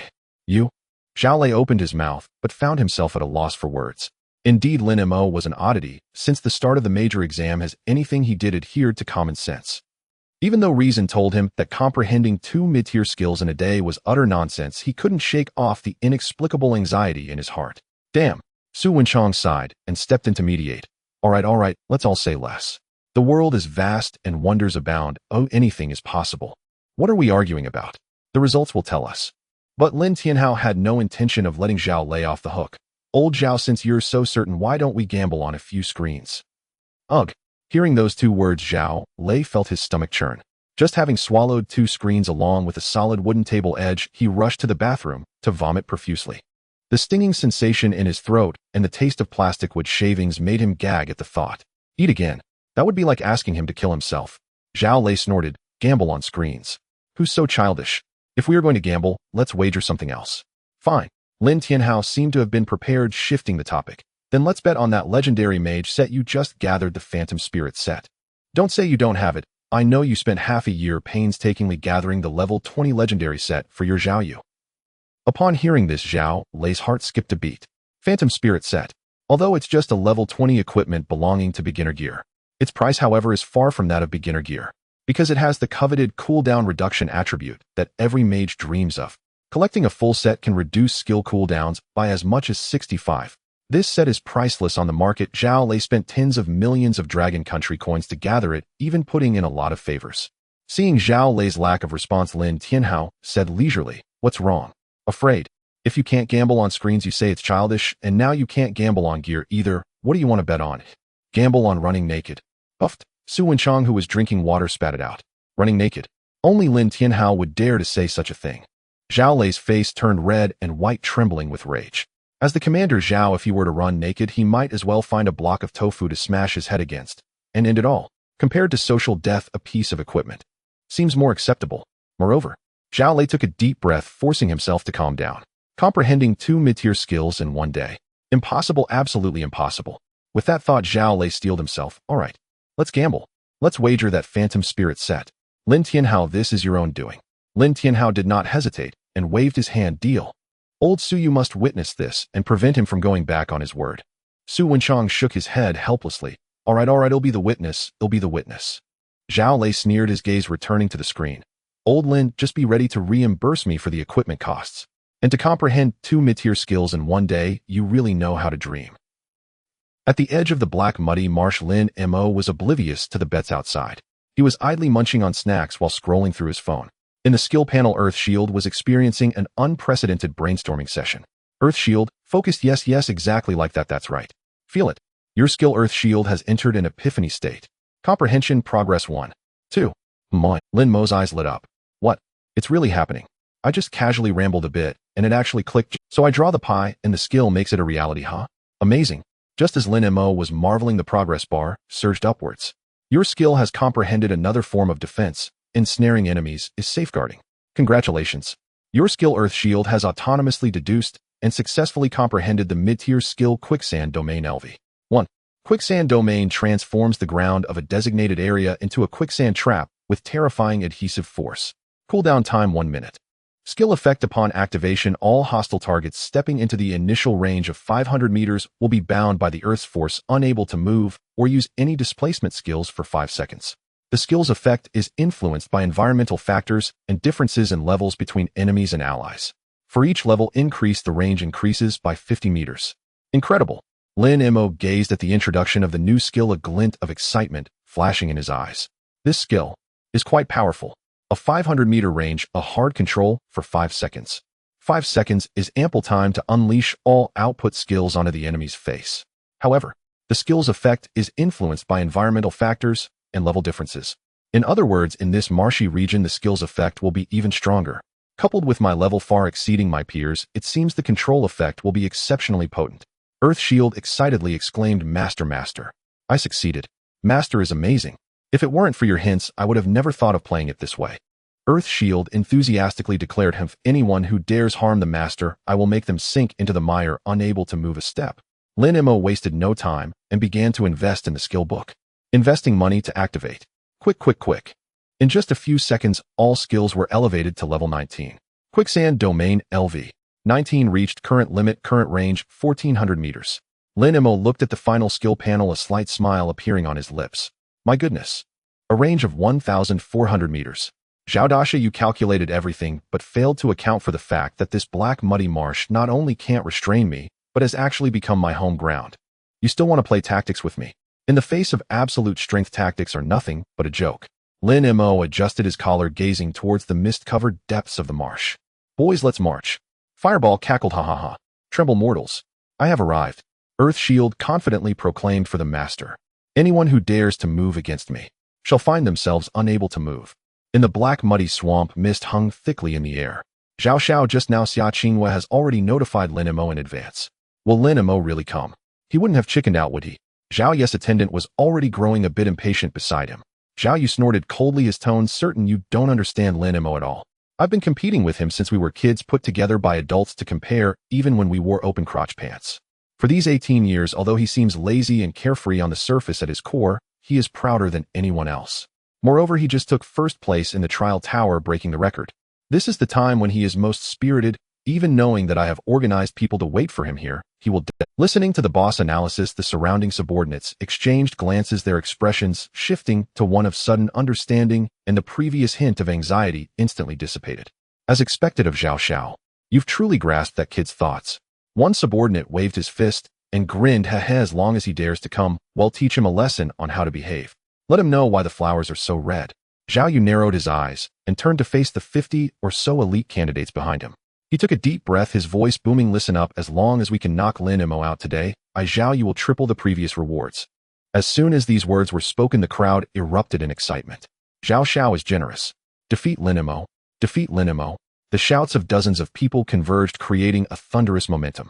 Just then Lin Mei's figure appeared within everyone's line of sight. Everyone instinctively tightened their grips on their weapons, holding their breath and staring intently ahead. This feeling was like waiting for a long-awaited boss to finally spawn. Nervousness, excitement, anticipation, and a hint of inexplicable fear filled the air. Lin Mei paused slightly, furrowing his brow, and used his pinky finger to dig at his ear. TSK, so noisy. From far away I could hear you all howling like ghosts. If I didn't know better, I'd think someone was having a funeral. The entire place fell silent. Lin Mei, Zhao Yu stepped out from the crowd, a familiar arrogance and mockery on his face. You really dared to come. Knowing this is a trap, knowing this is the black muddy swamp, you still came alone. Zhao Yu shook his head, letting out a mocking sigh. Should I say you are overly confident in yourself, or should I say you are foolish to the extreme? Taking first place in the first phase, breaking a record, do you really think you are invincible? Not far away, beside a dead crooked tree, Xia Qinghua was wrapped in a white light, indicating the effect of soul protection. Although she could not move, her consciousness was clear. Watching Lin Mei alone, Xia Qinghua felt an overwhelming sense of urgency. Lin Xiao? This is the black muddy swamp, a terrain with dual suppression of fire and earth, and there are dozens of elite candidates across from you. Can you really win? Facing Zhao Yu's taunts, Lin Mei seemed not to hear. He casually rubbed his shoe against the black mud beneath him and looked around. Zhao Xiao, I must say you really picked a good spot. The muddy ground is quite suitable for burying people. Burying? Zhao Yu's smile froze on his face. Why? Why at this point can this guy still be so calm? Clearly the terrain counters him. Clearly the numbers overwhelm him. Clearly all the advantages are on my side. How can he still wear that expression? An inexplicable fury surged up to Zhao Yu's head. Good. Very good. Zhao Yu's expression became ferocious as he roared, you dare to be stubborn even at death's door. I want to see if you can still be so calm later. Attack. With Zhao Yu's command, dozens of candidates erupted at once, colorful skills illuminating the area in an instant. However, Lin Mei's movements were faster than theirs. Quicksand Domain activate. A wave of energy surged from Lin Mei, instantly sweeping over a kilometer radius. They were shocked to discover that the originally soft, muddy ground at their feet had transformed into whirlpools of quicksand. A terrifying suction force surged from beneath their feet. What's happening? I can't move. I can't even use my displacement skills. Zhao Yu also realized. He abruptly looked up just in time to meet Lin Mei's cold, mocking gaze. Lin Mei remained standing in place, slowly raising his right hand, his index finger pointed directly at Zhao Yu. Buzz. Dark red light points rapidly converged, spinning wildly, as the surrounding air warped from the heat and friction. At the same time, the candidates who were unable to move saw bright red circles light up beneath their feet. Dense and numerous like hell's blooming red spider lilies, they emitted a breath of destruction. What is this? Zhao Ye's pupils contracted violently. Lin Mei. What have you done? Lin Mei's lips curled into a slight arc as he casually remarked, nothing much, just want to send you all to heaven right where you stand. Zhao Ye was momentarily stunned. The next moment, boom. Dark red spiraling flames carrying a momentum that could destroy the heavens and the earth instantly tore through the air, directly piercing Zhao Ye's chest. At the same time, boom, boom, boom, boom, boom. Over 20 thick pillars of flame erupted from those red, accompanied by 15 explosive fireballs falling from the sky. In that instant, the entire black muddy swamp seemed to ignite. Crimson flames soared into the sky, completely tearing apart the gloomy heavens, engulfing all the screams in the process. White light pillars rose. That was the light of soul protection in effect, densely packed. Out of the 50 or so people, 2/3 were instantaneously annihilated. As the flames dissipated, black smoke billowed. Only a few dozen people remained on the scene. They either had good luck, not covered by the fiery pillars and red circles, or they were naturally tanky classes positioned well enough to merely get grazed. Yet at this moment their eyes were filled with fear and their legs trembled uncontrollably. I wasn't hit, a candidate muttered. He looked up at the young man. Bathed in the firelight, Lin Mei's figure seemed elongated. This is the gold content of passing 30 levels in 24 seconds. An invisible pressure rushed towards them. He used all his skills. Now's our chance. In this dead silence, a shout rang out. It was the trio of triplet brothers. They were fortunate enough not to be hit directly by the fire pillars, sustaining only grazes. Even so, they were left severely wounded. Let's go all out. As long as we knock him out, millions are ours. People die for wealth, birds perish for food. Under the immense temptation of profit, the three brothers unleashed their final potential. Just as the restriction time of the quicksand ended, they charged towards Lin Mei. Die!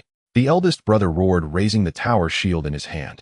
The second and third followed closely behind, ready to flank him from the sides. Boom! Crimson magma surged from nowhere, instantly engulfing Lin Mei. Lin Mei's right hand formed a fist, the scalding magma flowing across his knuckles. He faced the heavy tower shield and punched out. Bang!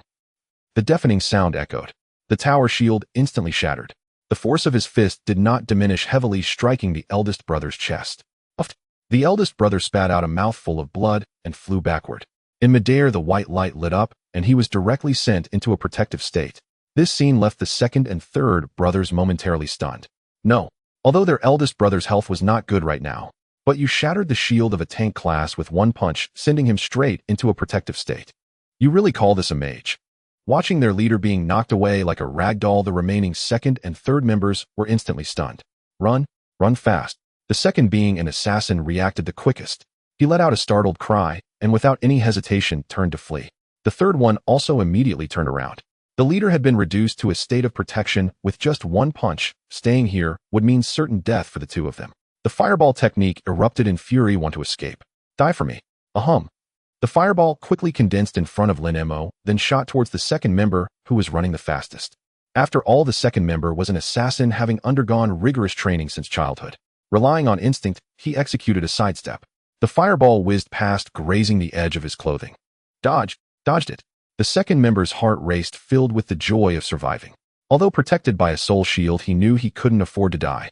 Yet the sensation of near death was all too real. No one wanted to experience it even once. More importantly, being driven into a state of protection here would greatly affect their exam scores. Just then, the fireball that had flown a short distance ahead suddenly made a sharp turn. What the? No way. Can it really turn like that? Is this something that practitioners at their level can pull? The second member was stunned, watching the fireball rapidly enlarge in his pupils. He wanted to sidestep again, but was already locked in cooldown, unable to act. Boom! The explosion of flames. The second member, already reduced to half health from the flames, was instantly obliterated. Monster! Run! Everyone run! The remaining candidates, who could still move without any hesitation, scattered in all directions. It's a joke. An entire assault team was wiped out in an instant, with Zhao Xiao and the strongest triplets being killed. This was more like a boss than a wild one. Lin Mei watched the group of fleeing candidates, choosing not to pursue. After all, his goal was merely to intimidate, to kill the chicken, to scare the monkeys, and if the monkeys scattered, so be it. The objective had been achieved. Chasing them one by one would be both troublesome and unnecessary. Lin Mei stepped towards the direction where Zhao Yu was. As he passed by the crooked tree, he paused slightly. Xia Qingyue was sitting half reclined there, unable to move. She was enveloped in a white light resembling a beautiful statue. Seeing Lin Mo approach, her eyes were filled with guilt. Although the outcome was good, Lin Mo had overwhelmed the entire scene with an invincible stance. But in any case, it was because of her intel that Lin Mo had stepped into Zhao Ye's carefully laid trap. If Lin Mo had been slightly weaker, today's outcome might have been entirely different. Lin Xiao. Xia Qingyu's voice carried a hint of apology. I'm sorry. I was careless and almost got you into trouble. Trouble? What trouble is that? Lin Mo waved his hand, smiling nonchalantly. If it weren't for you gathering them together, how long would it have taken me to find each one? After all, if it weren't for Xia Qingyu at Zhao, you wouldn't be waiting here for him. He wouldn't have gained the powerful control skill of quicksand domain in this harsh black mire. This was his first large-scale, strong control skill with an exceptionally strong effect. Watching Lin Mo's carefree, departing figure, Xia Qingyu let out a sigh of relief. But soon after, a deep shock surged in her heart. She looked at the devastated battlefield around her. So powerful.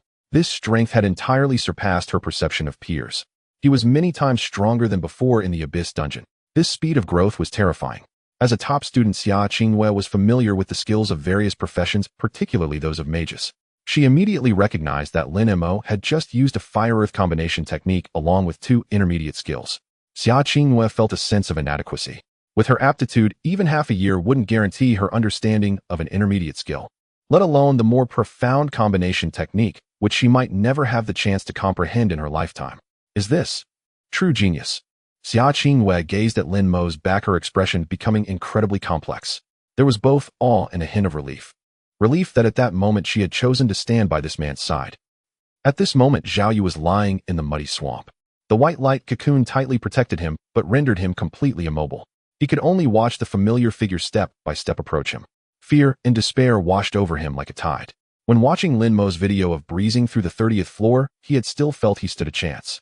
But when he truly faced Lin Mo, he finally understood the meaning of despair. It was a suffocating sense of powerlessness. His meticulously planned trap, the terrain's constraints, the siege of dozens of people. Before Lin Mo, it felt utterly feeble. Moreover, Lin Mo hadn't even taken out his staff. He cast spells without a staff throughout. Zhao Yu trembled all over, wanting to close his eyes and not look at Lin Mo, but he couldn't. Lin Mo stopped, looking down at Zhao Yu lying at his feet. Zhao Yu really can't do this just lying down. Zhao Yu gritted his teeth in humiliation and anger. You? His lips trembled, countless harsh words swirling in his mind. He wanted to say wait for me, wanted to say 30 years in the east, 30 years in the west. But recalling the scene of being effortlessly crushed, all his harsh words were stuck in his throat. A trembling sensation from the depths of his soul rendered him voiceless. It was the instinctive fear of a weakling facing an absolute strongman. He was afraid. He was truly afraid. The Lin Mo in front of him, smiling mischievously, had transformed into an invincible demon, in his eyes appear existing like a bug. Seeing Zhao Yu in this state, Lin Mo felt a sudden lack of interest. Tisk, boring. Lin Mo, for him, now Zhao Yu was no longer on the same level, not even worth the desire to humiliate. Like a dragon flying across the sky, would it care whether an ant beneath it was baring its fangs? Clearly not. The actions of the ant hold no significance to the dragon. Zhao Yu should reflect well here. I shall take my leave. Lin Mo stood up, striding over Zhao Yu's body towards the depths of the mist. There was still some time left. He could find some monsters to slay. Striving to reach level 20 as soon as possible. He only hoped that by then his lightning skills would be more reliable. In the mire, Zhao Yu lay in the cold muck, despairingly gazing at the gray sky. He knew he would never catch up to that guy in this lifetime. No catch up. Laughable. With his level talent. In front of that guy, he was merely a joke. Perhaps. Only those SS-level geniuses who emerge among hundreds of thousands would have the right to glimpse Lin Mo's back. As for himself, he didn't even have the right to look up. Inside the monitoring room, silence reigned. Every gaze was fixated on the enormous main screen. The battle in the black cement marsh had come to a complete end. From the muddy ground, dozens of white lights shot into the sky, each representing a soul's protection, seemingly narrating the brutality of the conflict. Cough, cough. Su Wenchang cleared his throat twice. I didn't expect this kid to truly comprehend the mid-tier Earth system skill sand domain. Turning his head, Su Wenchang glanced at Lin Tianhao and joked, "Old Lin, your son couldn't possibly have some sort of system on him, could he? Yeah. You know, like those popular web novels where the protagonist has an external support, otherwise how could he gain skills as if they were free gifts?" Lin Tianhao looked at Su Wenchang with a strange expression. "Old Su, how old are you? You actually read that kind of web fiction?" Su Wenchang's face turned red, giving a dry laugh. Cough. "It's just that my little nephew has been really into these things lately, so I flipped through a few pages, and I must say some of them are quite engaging. I think you've just read too many novels and should cut back on that nonsense. Lin Tianhao rolled his eyes at him. Don't blame me for thinking wildly. Su Wenchang shook his head, disbelief evident in his tone. Who can comprehend 2 mid-tier skills in a single day at this level and at this time? Hearing his old classmate's words, Lin Tianhao couldn't hide his smugness. Old Su, you know skills are purely dependent on comprehension. Some people's enlightenment is like constipation, they can't produce a fart after weeks. My daughter Moer, on the other hand, is just like a waterfall, unstoppable. No problem, right? Uffed. Alright, that's getting ridiculous and quite disgusting. Su Wan couldn't help but laugh, giving him a glare. Although the metaphor is quite disgusting. Su Wan paused, a hint of pride surfacing on her face, but the reasoning does hold true. Su Wenchang sighed helplessly. He refocused his gaze on the screen where Lin Mei was wandering around looking for monsters to hunt. Having been an admissions officer for so many years in the Longshu class, he had seen countless talents. But someone like Lin Mei with skills appearing one after another had never been seen before in history. However, just because it had never happened before didn't mean it couldn't happen. After all, history is meant to be broken. Perhaps this kid could forge an unprecedented path. Thinking this, Su Wenchang's eyes glimmered with admiration. Just then Lin Tianhao's slightly smug voice rang out again. Old Su, what do you think? My Moer must be the top contender in this year's Longshu class, right? Ha. Su Wenchang chuckled lightly, then looked at Lin Tianhao meaningfully. Old Lin in Jianghai City, your son Lin Mei is indeed the clear first, but... Su Wenchang paused and continued. This year's prodigies are quite extraordinary. In our internal meetings, we've referred to this year's batch as the arrival of the gods. The competition is that fierce this year. Lin Tianhao raised an eyebrow upon hearing this. Yes, Su Wenchang nodded, his expression serious. Let's put it this way, this year there is a space system mage, a light system knight, and 12 SS-level geniuses. And they almost all comprehended mid-tier skills before the major exam. Hearing this, Lin Tianhao gasped. Looks like the competition is indeed quite intense. It's worth noting that both light and space systems are rarer than even SS-level existences. 2 appeared in this batch at once. Yes, Su Wenchang lamented. So even though Lin Mei is a prodigy in a scenario where gods are clashing, it's tough for him to maintain his position at the top. Lin Tianhao fell silent for a moment, then laughed heartily. That's fine if there aren't any challenges, then how boring would that be? The arrival of the gods, huh? Then let's slaughter the gods. Ha ha ha. Su Wenchang was also infected by this boldness and laughed. Alright. Then I'm looking forward to seeing if this Lin Mei who has no affinity can truly slay gods. As he said this, Lin Tianhao's gaze locked onto Zhao Lei, who was trying to sneak away in the corner. Hey old Zhao, where are you in such a hurry to go? As soon as those words were spoken, Zhao Lei's body stiffened, his back to the crowd, and his steps abruptly halted. He slowly turned around, forcing a grimace that looked worse than crying cough. Is it not all right to go to the restroom? Lin Tianhao leisurely stood up, adjusting his collar. Going to the restroom. Sure, who could possibly control you, Commander Zhao, when you need to relieve yourself? But you should first hand over that equipment. I'm afraid you might run away and default on the debt. Default on the debt. Zhao Lei immediately exploded. Lin Tianhao, stop slandering me. I Zhao Lei never go back on my word. As he spoke, a flash of light appeared. A set of mage equipment radiating an orange-yellow glow materialized in his hand. Illusory spirit set legendary. Looking at the equipment in his hands, Zhao Lei felt as if his heart, he had spent over tens of millions of Long Kingdom coins, leveraging countless connections and using a lot of personal favors, taking an entire 6 months to collect it all.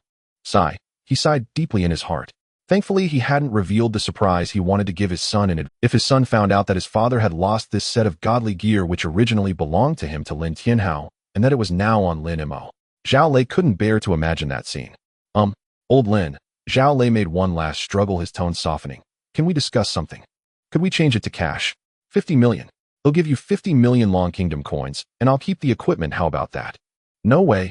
Lin Tianhao rejected without hesitation. Money. I have plenty of money. But this equipment is a rare treasure that's priceless, just right for my mower to use temporarily. Zhao Lei, seeing this, took a deep breath to calm his emotions and ultimately tossed the equipment to Lin Tianhao. Here you go. Lin Tianhao caught the equipment, weighing it in his hands, and revealed a cheeky smile. Thanks, old Zhao. If my mower finds out this equipment was a gift from you, he will surely be moved to tears. How about I have him write you a thank you letter and present you with a banner? Get lost. Zhao Lei could no longer hold back, roaring as he left the monitoring room with his aide.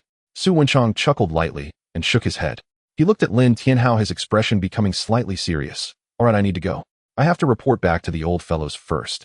After all, a whiteboard mage with no elemental affinity has displayed such talent. The situation is quite... Lin Tianhao nodded, not holding him back. All right, you go back to your business first. When Mower goes to Kyoto, you must take good care of him. Don't worry, do I need you to tell me?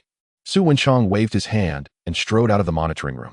As Su Wenchang left, Lin Tianhao gently wrapped his arm around Su Wan's shoulder.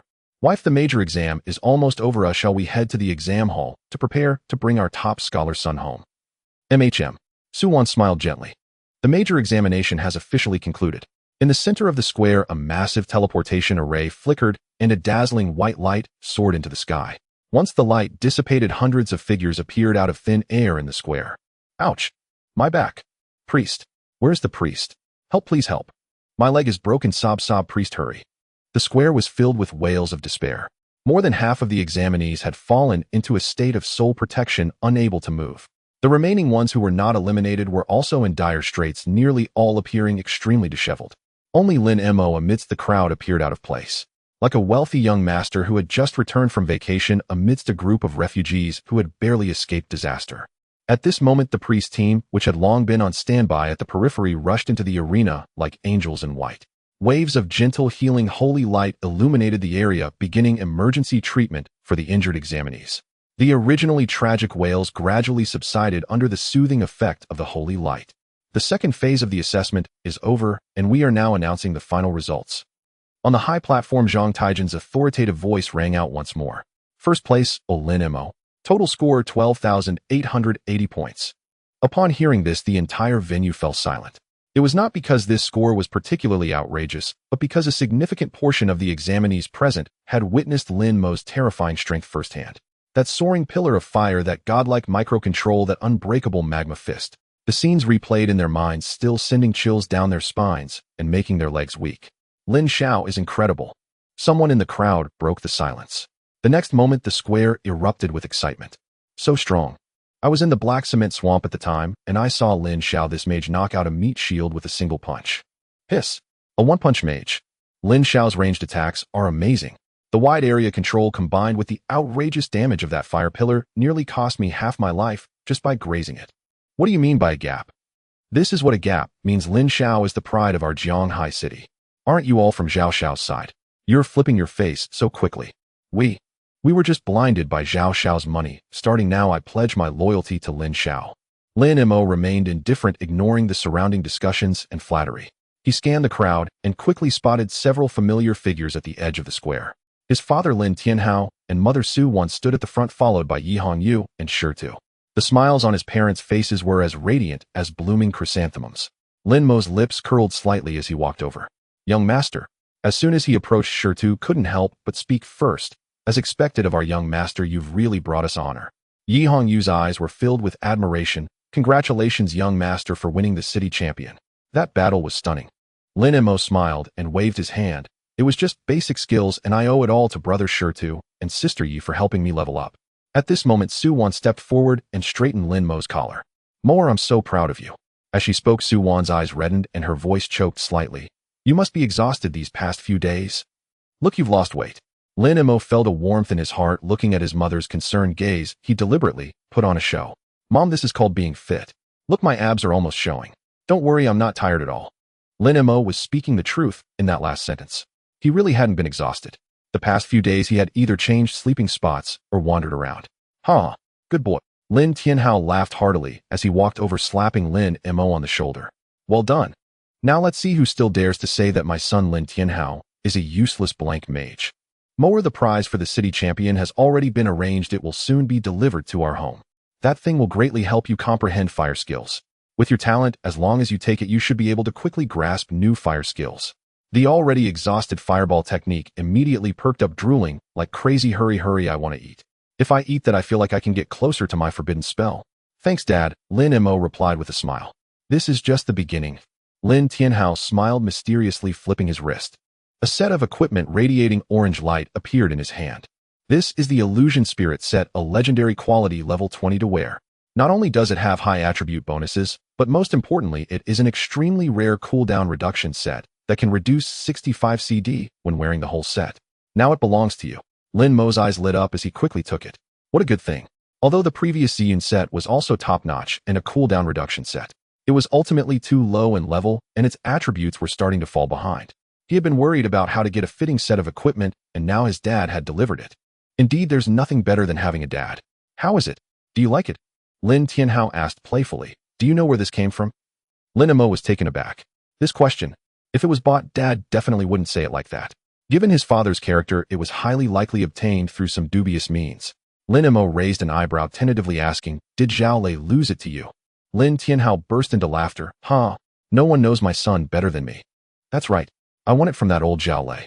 You don't know this set of equipment took him over half a year to prepare specifically for his son Zhao Yu as a level 20 divine outfit. Now it has come to you, we should really thank Uncle Zhao properly. Lin Mei chuckled upon hearing this. If Zhao Yu knew that this top-notch equipment was lost to him by his own father, he would probably faint on the spot, right? These two father and son are really good people sending points and equipment. All right, you two shouldn't be acting all coy after getting a bargain. Su Wan laughed, interrupting their conversation. Moer must be hungry, right? Let's go home. Mom has already prepared a celebratory feast in the kitchen, all hard dishes, eat as much as you want. As soon as he heard the word, eat, the skills sprang back to life. The fireball technique was drooling, eyes shining. Hurry, I feel like I can eat 10 cows. The earth shield technique was also shaking with excitement. Finally, I can go home. It's safe at home, I want to eat too. At the Lin family's villa in the second-floor bedroom. It was already past 2 in the afternoon. After an extravagant feast, an overwhelming sense of satisfaction made Lin Mei just want to lie down. He pushed open the door to his bedroom and directly collapsed into the soft bed. Ah, so comfortable. The fireball technique, burped flames dancing. Full and satisfied, now is the best time to level up. The fireball technique was excitedly hopping around in the panel. What a great day, let's go out and clear the nearby wild areas, striving to reach level 20 today. The earth shield technique weakly protested from the side. Big brother, aren't you tired? I want to sleep. The fireball technique nearly kicked it into the neighboring skill slot. Tired of what? Strong individuals do not need rest. Only useless people think about sleeping. Lin Mei glanced at his experience bar. Level LV, 1980. He was indeed close to leveling up. However, he currently did not want to go out at all. He had wandered around the exam venue all morning, and his legs were about to break. Nevertheless, Lin Mei was looking forward to reaching level 20, as he could finally learn new lightning skills. Thinking of this, Lin Mei turned over and said, Little fire, if you want to go then go ahead, but be careful and hide, well, don't let anything weird happen. If you don't reach level 20 tonight, I will look down on you. The fireball technique snorted disdainfully. Nonsense. You underestimate me too much. Just wait and see, I will definitely help you level up tonight. With that, the fireball technique darted out the window, disappearing into the sky. The earth shield technique looked outside and curled up. Big brother is really energetic. I think he'll just sleep. Sleeping is the safest. A rumble of thunder. Night hung low as storm clouds gathered over Zhanghai City. A bolt of lightning tore through the sky, illuminating the lavish Lin family villa. On the villa's second floor, along a corridor laid with soft wool carpet, Lin Mei had just finished dinner, and a toothpick between his lips made his way toward his bedroom. Hurry. It's about to pour. The clothes on the terrace haven't been brought in. 2 young maids hurried past. When they saw Lin Mei, they stopped, bowed, and greeted him. Good evening, young master. Be careful, don't trip. Lin Mei replied casually. He glanced at the sky outside and muttered, this fickle weather changes on a whim. Tonight is perfect for curling up under the covers and gaming. He pushed open his bedroom door and flopped onto the sofa, utterly comfortable. He opened his class panel and glanced at the experience bar. Level LV, 1999. Lin Mei clicked his tongue and shook his head in displeasure. How long has this been stuck? Why is he still short by a hair? The higher the level, the more unrealistic it becomes to level up out in the wild. Thankfully, it's on full auto AFK, so it's tolerable. Little fire, why haven't you reached level 20 yet? Was it seduced by some she fireball? Lin Mei teased. A few seconds later, the fireball spell responded in a petulant tone. Fireball roared, what are you clamoring about? Don't rush me. She fireball. Ridiculous. It declared righteously, there is no woman in my heart. My casting is pure. The opposite sex only affects my explosive power. Lin Mei raised an eyebrow. Then why have you been dawdling with no movement? Fireball sneered, I've been baiting monsters. It's almost time. Let me demonstrate what art is. Art is. Explosion. Before the words had even left his mouth, a cascade of combat notifications began to appear. Kill Goblin Thrower X12, gained 3,680 XP. Kill Goblin Warrior X13, gained 3,710 XP. Kill Goblin Knight X10, gained 3,550 XP. Kill. A dense torrent of kill prompts scrolled across the screen. A golden light rose within the room, enveloping Lin Mei. Congratulations, your level has increased to LV 20. It's here. Lin Mei's eyes brightened, and he sat bolt upright. With a flick of his wrist, the skillbook he had prepared materialized in his hand. Skillbook Lightning Strike Basic. Lin Mei inhaled deeply, anticipation shining in his gaze. Learn. At his thought, the book dissolved into a purple stream of light, and sank into the center of his brow. Within his sea of consciousness, a thunderclap seemed to detonate. Congratulations, you have successfully learned the basic lightning skill, Lightning Strike LV. 1. Lightning Strike unleashes a bolt of lightning to deal lightning damage to a target with a chance to paralyze. Cooldown 3 seconds. A new lightning icon skill appeared in his skill bar, radiating a sharp, aloof aura. The first to notice was Earth Shield. Earth Shield poked its head out curiously. Oh, a newcomer. Several kilometers away, the Fireball spell also sensed the change. Fireball became instantly alert. A newcomer. It snorted coldly. Humph, is it that lightning type that boasts the highest single target burst? Wait, I'll go back and properly teach it a lesson. Its status updated, returning at full speed. Lin Mei frowned and began to admonish Fireball. Little Fire, we're all family here. Is this how you welcome newcomers? What do you mean by teach a lesson? Earth Shield immediately chimed in. Exactly. The master is right. It looked obediently at the new lightning strike icon and said, Lay, third brother. Hello, you can call me Little Earth. From now on we're family, we must care for one another. Fireball snorted. Family. Humph. To become family with me, one must first earn my approval. Earth Shield weakly retorted. Big brother, that's not right. Lin Mei is our master. If the master says we're family, then we must follow his words. Fireball cut in a rage. Shut up. I am destined to become a forbidden spell. I will never be family with weaklings. Lin Mei sighed. This household never failed to be vexing. At that moment, the new lightning icon flickered. Lightning Strike said, you're unbearably noisy. Its voice was cold, saturated with scorn and aloofness. Lin Mei stared for a moment. This newcomer has some character. Fireball immediately bristled. What did you say? How dare you? You call me noisy? Fireball's flames surged. I am destined to be a noble forbidden spell. You new electric spark are nothing. How dare you disrespect me? Lightning Strike replied tersely. Idiot. Fireball was left speechless with fury. Trembling with anger, Fireball spat. Fine. You dare call me an idiot? Today I'll make you open your eyes and see what a true damage ceiling looks like. Yet Lightning Strike remained utterly unmoved by Fireball's fury. Why are you silent? Weren't you so arrogant? Coward. Fireball demanded. Earth Shield pleaded with a quivering voice. Stop arguing. Then Lightning Strike spoke. Lightning Strike said, only the incompetent and weak bark like mad dogs. Fireball erupted completely. I'll be damned. I'll compete with it. I will prove that in this household fire is the only true god. Lin Mei rubbed his temples, nursing a headache. These skills never gave him peace. Enough, Little Fire, calm down. You've already grasped intermediate techniques. A Little Lay has just arrived. Aren't you bullying him? Fireball felt a touch of reason and relented. Generously flicking its flame, it said, I'll only use basic Fireball. Is that satisfactory? Before Lin Mei could reply, Lightning Strike let out a light scoff. Humph, unnecessary. It said calmly, use your strongest move. Come at me. Lightning Strike added, in any case. The outcome is the same. Lin Mei was silent. This show of arrogance deserved full marks. Fireball, maddened with fury, laughed loudly. Very well. You are too presumptuous. I must let him see that there is craft beyond mere technique. All right. Then let's go to the backyard. There are wooden dummies to test skills. Lin Mei rose from the sofa. He was curious too. Was this boundlessly arrogant Lightning Strike truly formidable or merely a blustering poser? Lin Mei walked to the window and glanced out. Distant thunder swelled the black clouds, pressing down as if they might collapse at any moment. This wretched weather feels like it's about to break, he muttered. Keep it quick. The backyard is open to the elements. We don't want to end up soaked to the bone. Lin Mei stepped out of his bedroom and unexpectedly bumped into his mother. Su-won was accompanied by 2 personal maids holding a bowl of soup. Mower, where are you going so late? She slightly lifted the porcelain bowl in her hand, her tone filled with affection. I just had the kitchen simmer some soup, planning to bring it to your room. You must be exhausted after the big exam these past few days. You need to nourish yourself properly.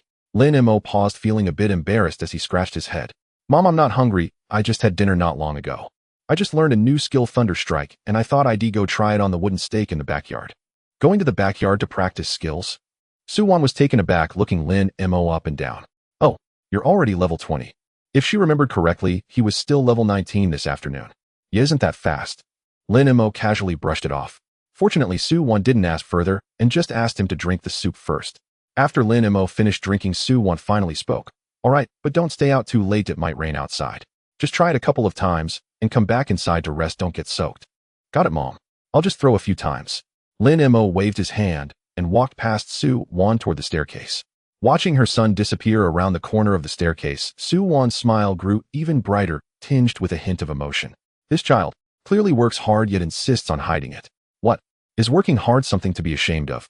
Su-won felt both gratified and amused. He must be worried that others would have too high expectations of him and pressure him, which is why he deliberately acted nonchalant. In reality, behind the scenes he was more diligent than anyone. Level 20. Thunder-type skills. Su-won murmured, her eyes gradually lighting up. Previously, with the fire and earth skills, Mower had already given everyone such great surprises. This time it was said to be the strongest single-target burst of the thunder type. Though it was just a basic skill, who knows what astonishing effects it might yield. No, I need to tell Lin about this. With that thought, Su-won turned and quickly walked toward the study at the other end of the hallway. At this moment in the study on the second floor, the atmosphere was somewhat tense. The heavy soundproof door blocked most of the thunderous sounds from the outside, leaving only a faint muffled rumble. Lin Tianha's expression was serious, and his casual outfit could not conceal the authority of the city defense commander. Opposite him stood Yi Hongyu and Shirtu, both equally solemn. You all need to remember the situation These days the world has been quite unstable. According to the intelligence from the front lines, various wild areas have seen varying degrees of monster uprisings. In previous years, small beast tides would occur once a month, but this month there have already been 3 occurrences, and each time has been larger than the last, with a frequency that has doubled compared to last year. As he spoke, Lin Tianhao stood up and walked to the window, pulling apart the curtain slightly. Rumble. A blinding flash of lightning split the sky. Thundercloud beast. It hasn't appeared in years, Lin Tianhao sighed. Yi Hongyu asked with concern, Commander, should we go to Yunhai City to provide support? Lin Tianhao shook his head, indicating, no need, it's just a world boss. Yunhai City has at least 5 mages stationed there. This little thundercloud beast won't cause much trouble. However, disturbances from such high-tier monsters often lead to chain reactions. For the time being, we need to increase our patrols in Yunhai City. You all need to arrange this. Yes, Commander. The two responded in unison. Just then there was a loud knock on the door. Before Lin Tianhao could speak, the door was pushed open. In the entire Lin family, only Su-won had the audacity to enter the commander's study without prior notice. Seeing Su-won enter, a smile immediately appeared on Lin Tianha's face. Wife, what brings you here? Su-won noticed the serious atmosphere and couldn't help but ask, did I interrupt an important discussion? No. Lin Tianhao waved his hands, repeatedly speaking with righteous fervor. What important matter could be more significant than my wife? Besides, the meeting has already concluded. I was just about to let them return to rest. What do you need, my dear? Looking at Lin Tianha's demeanor, Yi Hongyu and Shirtu exchanged glances, seemingly sharing the same helpless smile in their eyes. The commander, who was usually decisive and imposing, had no temper in front of his wife. Perhaps this is what they call a devoted husband. Su-won smiled and said, Mower has reached level 20 and just learned Thunderstrike. He said he wants to try it on the wooden stake in the backyard. I thought since this is our son's first thunder skill, would you like to go watch? Hearing this, Lin Tianhao waved his hand, laughing. Oh, it's just Thunderstrike. Before he could finish his sentence, Lin Tianhao suddenly remembered. That was Mower's Thunderstrike. Who knows what surprises it might bring? No way, I must go. Let's go. Hurry and see. Lin Tianhao pulled Su-won and headed out, his face filled with anticipation. Yi Hongyu exchanged a glance with Shirtu and followed suit. They were also curious. What would the strongest single-target burst of the thunder type look like in the young master's hands? Meanwhile, in the Lin family villa. Hey, did you hear? The young master went to the training ground in the backyard. A maid ran over, whispering to another companion who was polishing a vase. Huh, the young master went to the training ground. I've been working in the Lin family for 3 years, but I've never seen him go there. So should we go join the fun? But I haven't finished my work yet. Oh, and can't we do our work? The young master rarely goes to the backyard. There must be a good show to watch. That's true. For a moment, similar conversations unfolded in every corner of the villa. Within just a few minutes, the servants who were originally focused on their tasks found excuses to put down their work. They flocked toward the backyard. Fortunately, Lin Tianhao and his wife were usually kind and treated the servants without pretense, and they would never reprimand them for such minor matters. The servants also knew that Commander Lin and his wife doted on the young master to the core. As long as it was about the young master, it was a matter of utmost importance. Watching the young master practice might even please Commander Lin, making him feel that everyone cared about the young master's growth. In the backyard of the Lin family. This was an extremely spacious outdoor lawn surrounded by piles of various solid wooden weapons and racks. In the center of the lawn stood a huge wooden stake connected to a device that could display damage. This was not an ordinary wooden stake. This kind of stake was incredibly hard and possessed strong self-repair abilities. Just this one stake cost tens of millions of Longwa currency. Looking across Yunhai City, there were very few families that could afford to install such a testing stake at home. At this moment, Lin Mei was standing about 20 meters in front of the stake. He suddenly felt something was off and turned to look back. The previously empty entrance to the backyard was now bustling with people. In the front were his father Lin Tianhao and Mother Su Wan both watching him with eager expressions. Beside them were Yi Hongyu and Shi Tu, equally curious. That wasn't all. Behind them, there was a chef in a white chef's uniform, a gardener, holding large scissors, and even the security uncle had brought his dog along. Lin Mo could only feel speechless. What are you all doing? Thunder roared as lightning tore open the heavy clouds. Son, let them witness what it means to unleash the full force of thunder. Lin Tianhao stood at the forefront of the crowd, hands planted on his hips.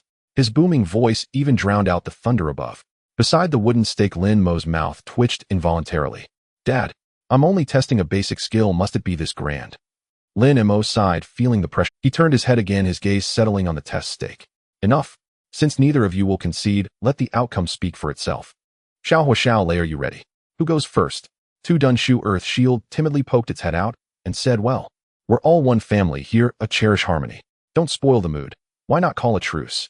Tu Dunshu tried to mediate. Big brother yield to third brother show some respect to big brother. Wouldn't it be better if we all stood together to protect our master? Fireball technique snapped in fury. Shut up. You have no say here. After berating, the junior Fireball turned its gaze toward the newcomer Lei Ji Shu Thunderstrike. Fireball sneered. Hey new arrival, don't say I'm bullying you. I'll ask once more. How many blows of mercy do you want from me? Lei Ji Shu answered coldly, noisy. Fireball exploded with outrage. Ho. So arrogant are you? Fine. I shall show you what hopeless devastation looks like, what an insurmountable mountain of power truly is. Enough, stop the bragging. Xiao, you go first. Lin Mo, unwilling to waste words, issued the command. Fireball wasted no time and instantly assumed combat form. A humming sound filled the air. In that instant, the ground beneath the stake glowed with a blinding red light. The next second, boom. A thick pillar of flame shot toward the heavens. Then a second, a third. Over 20 pillars erupted, all converging on the same spot in a frenzied torrent. The relentless detonations hammered at everyone's eardrums. On the nearby damage display, red numbers scrolled wildly. Each damage tick accompanied violent tremors of the stake. In less than 10 seconds, the pillars dispersed. The test stake stood charred black, belching thick smoke. Total damage 138521. A young cook inhaled sharply. He might only be a kitchen hand, but he knew when something extraordinary had happened. A normal level 20 practitioner who could deal 10,000 damage with a single skill was already formidable. Even in strength, genius could at most unleash 30 to 40,000 with a full burst. Yet now, 138,000. Could such numbers truly come from a level 20 skill? The young maids around them had stars in their eyes. My lord is so fierce, so wild, so manly. I adore him, one sighed. Yes, being with the lord makes me feel safe. I want to marry him, another gushed. Listening to the chorus of admirers, Su Wan pressed a hand to her forehead with a helpless smile. She frowned and looked toward Lin Tianhao in puzzlement. Old Lin, didn't Mo say he was testing a newly learned lightning skill? Why did he start with a pillar of flame? Lin Tianhao mused aloud, I suppose. The boy intends to create a contrast. But to be fair, Mo's flame pillar deals outrageously high damage, he added. Su Wan's confusion deepened. But Old Lin, the blazing pillar is a mid-tier fire skill, while the Thunderstrike is only a basic lightning skill. Even if lightning were powerful, it shouldn't match a mid-tier fire technique, right? Lin Tianhao considered this and could not offer a satisfying answer. Whatever, my wife, let's just watch. Mo surely has his reasons. Fireball basked in its pride, nostrils flaring. How was that? Scared now? What can you possibly use to compare with me? Fireball looked down on Lei Ji Shu with contempt. Call me big brother and follow me. You'll have meat to eat. Lei Ji Shu offered no reply. It studied the wooden stake with thoughtful attention. Lin Mo could not help but say, Xiao Lei, you just arrived. As a basic skill, it's unfair to measure your damage against Xiao Hu's mid-tier technique. Besides, Xiao Hu's move looks powerful on paper, but in real combat it's difficult to land all the fiery rings on a single target. How about this? If you can deal 1/10 of Xiao Hu's damage, you'll concede. Deal it. Fireball readily agreed to Lin Mo's proposal with magnanimous flair. No problem. Am not an unreasonable flame. Lei Ji Shu seemed indifferent to their bargaining. It lifted its gaze to the star-smeared sky. Lin Mo froze for a moment, then followed suit, and looked up. The ink-black night was heavy with clouds, thunder rolling in the distance. Su Wan watched her son stare into the heavens and frowned. Aren't you supposed to be hitting the stake? Why, look at the sky. Is it going to rain? At that moment, Lin Tianhao shuddered. His eyes fixed on a single point in the sky, then flicked down to Lin Mo. As a famed lightning war god in the entire Long Kingdom, his perception of the lightning element was terrifyingly acute. To him, the world above was not merely cloud and gale. Countless agitated lightning elements churned within the clouds. Within that chaotic convulsion hung countless blue threads invisible to the naked eye descending from. These are called guiding lightning lines. Lin Tianhao, who had a deep understanding of all lightning techniques, knew of a mid-tier lightning skill that summons heavenly thunder to deal colossal single-target damage. Yet its comprehension is staggeringly difficult. One must possess an almost unnatural sensitivity to lightning to perceive and master those guiding lines. Even he had only barely controlled those lines after level 40 forged through countless life and death storms. Now Lin Tianhao stared at Lin Mei not far away. No mistake, Lin Mei had seen the guiding lightning lines. Lin Mei tilted his head until his neck ached and teased, "Xiao Lei, can you actually draw down the heavenly thunder?" Messages began to surface on the panel. Lei Jishu sensed threads falling from the sky, each thread imbued with world-shattering power. Lei Jishu seemed to feel the surge, and perhaps thought to borrow this might. It attempted to seize control. The raging thunder flowed along the lines. Yet Lei Jishu did not retreat. Instead, it clenched harder. Lei Jishu perceived the ancient legendary Lord of Thunder, the celestial beast cloaked in violet lightning treading upon auspicious clouds. Congratulations. Your skill, Lei Jishu, has comprehended the awe of heaven and earth independently deduced and successfully learned the lightning mid-tier skill. Lei Lin descends LV. 1. Lei Lin descends calls down divine thunder, transforming into a thunder qilin to unleash tremendous lightning damage upon a single target, inflicting guaranteed paralysis and causing splash damage to nearby foes. Cool down 1 minute. Lin Mei stood dumbfounded. What the? I only said that offhand, and you actually did it. You damn well are a genius. This young man. Lin Tianhao stood at the forefront of the crowd and jolted violently. As a top-tier Thunder Domain divine warrior, he keenly sensed the subtle transformation of thunder energy surging within Lin Mei. Husband, what's wrong? Suwan noticed her spouse's sudden unease. Lin Tianhao paused for a breath before replying softly, wife, just watch. His gaze remained fixed upon Lin Mei's retreating figure. That fleeting surge of thunder energy, if his intuition was correct, was almost certainly that technique. Lei Lin Jiangshi, the supreme mid-tier thunder art revered as the most formidable skill among all thunder mages. Among countless mid-tier arts across every profession, Lei Lin Jiangshi ranked within the top 5 in terms of mastery difficulty. Many veteran thunder mages, even those of exalted levels, might spend their entire lifetime striving, and still fail, to manifest this single art. And yet Lin Mei had only just mastered the foundational thunder techniques days ago. Lin Tianhao's mind reeled with dazed disbelief. Meanwhile, before the training post, Lin Mei stared dumbfounded at the gleaming new skill icon now blazing upon his class interface. Lei Lin Jiangshi. Merely hearing its name evoked an aura of overwhelming grandeur. To skip the entire tier of beginner arts and directly grasp a mid-tier art, this young thunder mage truly possessed extraordinary talent. Within the skill panel, Earth Shield and Fireball, both now humbly nestled beneath Thunderstrike, had each acquired a new radiant thunder art icon beside them. Earth Shield trembles nervously. Good heavens. I swear, brother, that looks like a mid-tier art. This third brother seems rather formidable. Fireball scoffs dismissively. Humph, flashy nonsense. A qilin? Really? Is this some kind of menagerie? Fireball crosses its arms and smirks coldly. I'll see exactly how much damage you can unleash. Lin Mei turned his gaze toward the thunder art icon glowing upon his interface. Shall I try it? Thunderstrike flickers faintly, too noisy. In the next instant, boom. The already overcast night sky seemed violently rent asunder by an invisible titan's hand. Across a radius of several kilometers, thunder energy erupted into frenzied chaos, as though answering the sovereign command of a celestial emperor. Within the Lin family's rear courtyard, gales howled and dust swirled violently. Every onlooker felt their scalps prickle and every hair stand rigid on end. It was the primal tremor of life confronting divine wrath. All eyes lifted in stunned awe. Deep within the churning thunderous clouds, countless serpentine bolts of lightning began to writhe and entwine with frantic intensity. Blinding sapphire light flooded the obsidian night, transforming darkness into blinding day. That is. A maid clapped her hand over her mouth, her face frozen in utter shock. Clouds roiled. Thunder coalesced. Roar. A deafening roar shook heaven and earth. Then crack. The cloud sea split open. A colossal being forged entirely from crackling lightning slowly took shape upon the celestial vault. Lion's head, deer's antlers, tiger's eyes, moose's body, dragon's scales, ox's tail, Lei Qilin. It stood sovereign atop the firmament, each scale shimmering with arcs of terrifying voltage. Then, with a thunderous stomp upon the clouds, it plunged downward, transmuted into a colossal pillar of azure light. Its speed defied comprehension, the absolute zenith of light, the ultimate velocity of thunder. Many failed even to trace its path. Their vision vanished, swallowed whole by searing cobalt radiance. Boom! Lightning pierced heaven and earth. A cataclysmic shockwave laced with fractal arcs of electricity exploded outward in all directions. The training post shuddered violently. Not shattered but scorched crimson-hot, billowing thick, acrid smoke. Beside it the damage display flickered wildly. 100,000, 300,000, 500,000, 800,000. Finally the digits froze. Total damage 1047561. 1 million. Shirtu stood frozen, murmuring, "Did I hallucinate? Yi, please tell me, is that a 7-digit?" Yi Hongyu did not reply, because she too was utterly speechless. 1 million damage. What did that even signify? Such devastation demanded at least a level 40 practitioner. Yet the young master stood at merely level 20. Oh my gods!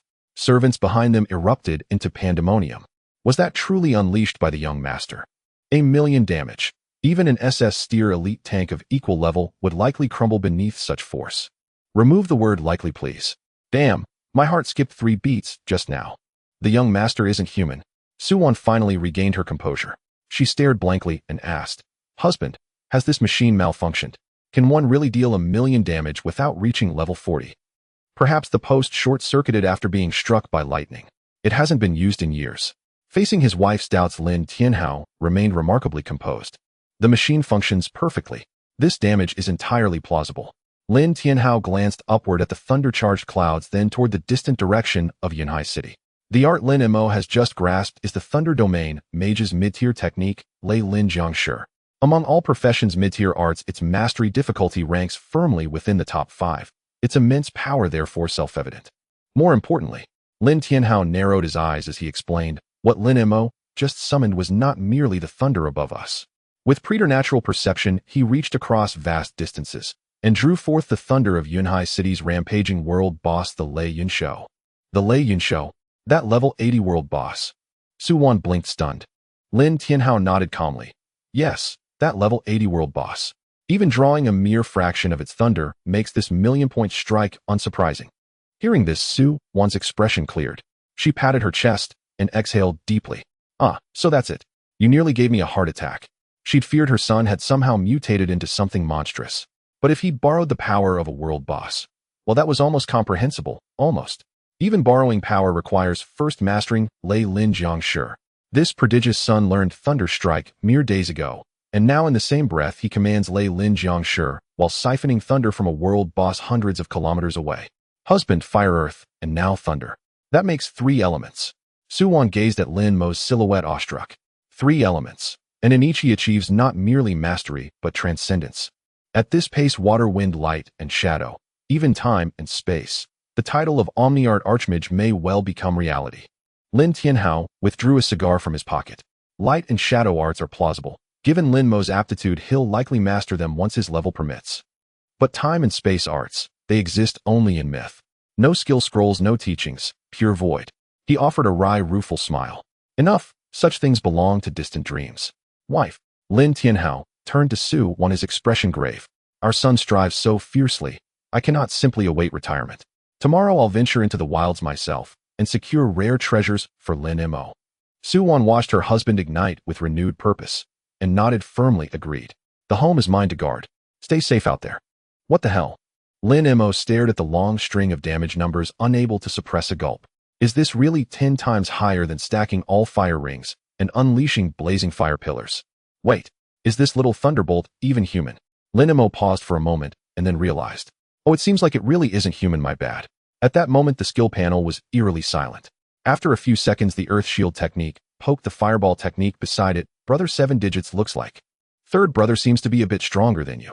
The skill bar fell silent. If skills had physical forms, the fireball technique would now just want to jump up and deliver a devastating blow to the earth shield technique. Do you really need to remind me? And what does a bit stronger even mean? Is 10 times considered a bit stronger? Are you mocking me? The fireball technique glanced at the lightning strike technique, but it found that the lightning strike technique was just quietly sitting there. Not a word was spoken, not even a glance in its direction.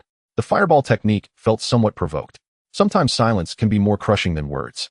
What does silence signify? It represents disregard.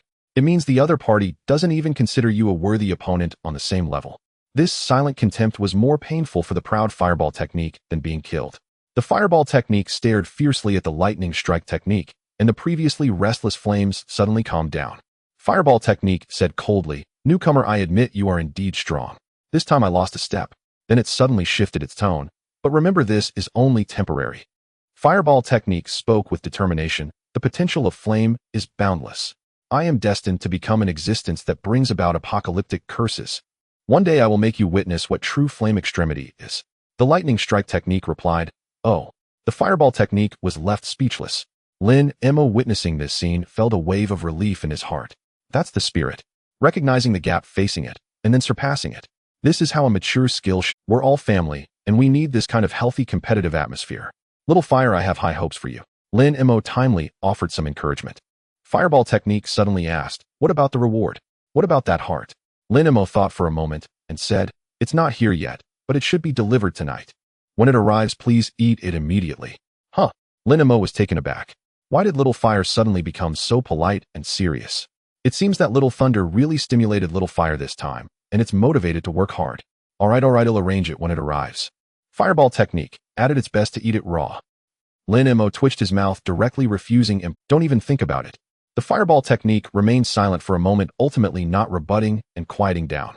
It compromised. Lin Mei glanced at the sky above. Let's go back and sleep this damn weather. Lin Tianhao looked around and shouted to the crowd. Alright everyone, go back. Don't get caught in the rain. Yes. The servants left in small groups, looking some. Lin Tianhao and Su Wan did not leave, but waited for Lin Mei to come over. Dad, Mom. Lin Mei smiled as he approached. Good boy. Lin Tianhao stepped forward and patted Lin Mei heavily on the shoulder. The commotion you caused is even bigger than what I did back in my day. Old Lin, don't flatter yourself too much. It's not that big. Su Wan shot Lin Tianhao a glance. Lin Tianhao chuckled awkwardly, and then said to Lin Mei, by the way, I almost forgot. The list for the long sequence class will be released later, but you should be on it. Get to bed early tonight, you'll report to Kyoto tomorrow. Huh? Lin Mei was stunned. Tomorrow? So soon? Everyone else has summer vacation, but mine is stripped away just like that. Lin Tianhao nodded, his tone turning somewhat serious. Yes, the long sequence class is different. The long sequence class is not just an ordinary university. Each class only has 20 students and holds significant strategic importance for the Long Kingdom. You'll understand once you get there. Seeing this, Lin Mei could only agree. Alright, I got it. After all, staying at home is quite boring. Speaking of which, I haven't been to Kyoto yet. It's just right to go take a look. By the way, Dad, Lin Mei suddenly remembered, what about my reward for being first? Has it arrived? Just as he finished speaking, a butler in a black uniform hurried over holding a metal box. Sir, young master, the item has just arrived. Lin Tianhao took the box, handed it to Lin Mei, and smiled. Just mentioned it, and it arrived. You decide how to handle it. Lin Mei felt the heavy weight in his hands. He immediately handed it over to his mother Su Wan with a serious expression. Mom, please have the kitchen handle it. Su Wan smiled and asked, no problem, how do you want it prepared? Braised, steamed, or sliced for hot pot? Lin Mei thought for a moment. Mom, make it like a steak, medium rare. Sear the outside slightly to lock in the juices, and try to keep the inside as natural as possible with more sauce. Su Wan nodded. Alright, I'll arrange that right away. Thanks, Mom. Meanwhile, thousands of kilometers away in Kyoto, at the headquarters building of the Long Kingdom's Professional Association, in an office on the top floor. The lights were bright. Shaolin, the list for the long sequence class has been confirmed. I'll send it to you, and you prepare to release it. A middle-aged supervisor said to a young staff member. Alright, got it. Shaolin glanced at the list in the document, his gaze first landing on the top few lines. 1. Lin Mei Jiang Haishi Mage Nun 2. Yikong Kyoto Space Walker SSS 3. Chu Lingshuan Magic City Dawn Arbiter SSS. Han Mingyao Magic City Master of Winter SSS. Just looking at these professions, Shaolin could feel an overwhelming aura of strength. TSK Tisk, this is the long sequence class, all monsters. He exclaimed. Suddenly, he noticed the top line and froze. Boss, what is this first profession? Shaolin looked at the supervisor with confusion. The supervisor took a sip of coffee and rolled his eyes. Did you not see it? Isn't it written? Shaolin was even more perplexed, scratching his head. I know it's a mage, but why does it just say mage? What does the nun in the parentheses mean? Did you make a mistake? It's a blank mage, you fool. The supervisor replied casually. Blank mage. Shaolin was stunned. The supervisor calmly nodded. I've confirmed it multiple times with the higher-ups. There's no mistake. It really is a blank mage. Shaolin looked at the list in disbelief. According to past rules, the order of the long sequence class list was not arbitrary. It was sorted based on a comprehensive assessment of strength. Shaolin felt as if his worldview had been greatly impacted. How? How is this possible? The supervisor glanced at the time and urged, all right, stop overreacting. Why do you care about that? Just release it and finish up so we can go home. Shaolin shrank his neck, although he had a million things to say, he still nodded obediently. All right, I'll release it now. He muttered softly while moving the mouse. I've truly seen it all, a Blank Mage taking a dump on top of an SSS level. How surreal. Hurry up and finish, so I can go home and play games to calm my nerves. Lin Mei returned to his bedroom, and not long after the door was gently knocked. Two maids wheeled in a food cart, and a rich aroma of meat instantly filled the entire room.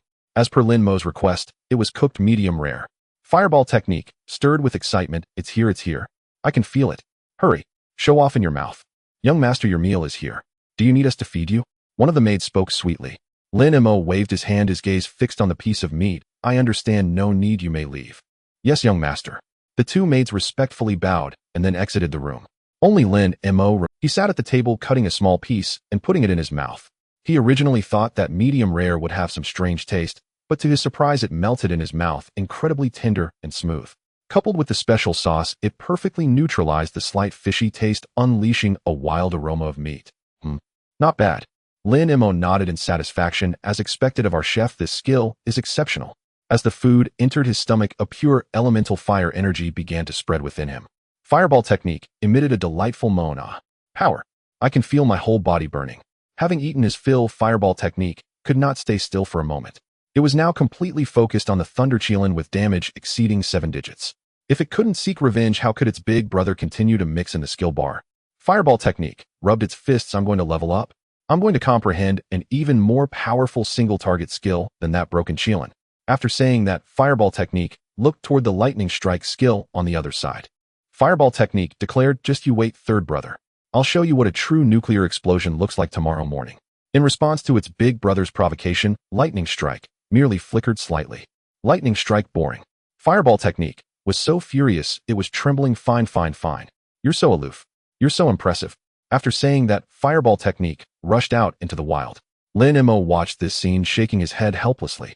This damn desire to win. Earth Shield technique looked out the window, unable to help, but complained, big brother is really something. Third brother is so powerful, couldn't we just cling to him? Why fight so hard? Earth Shield technique looked forward to third brother. I'll be relying on you from now on.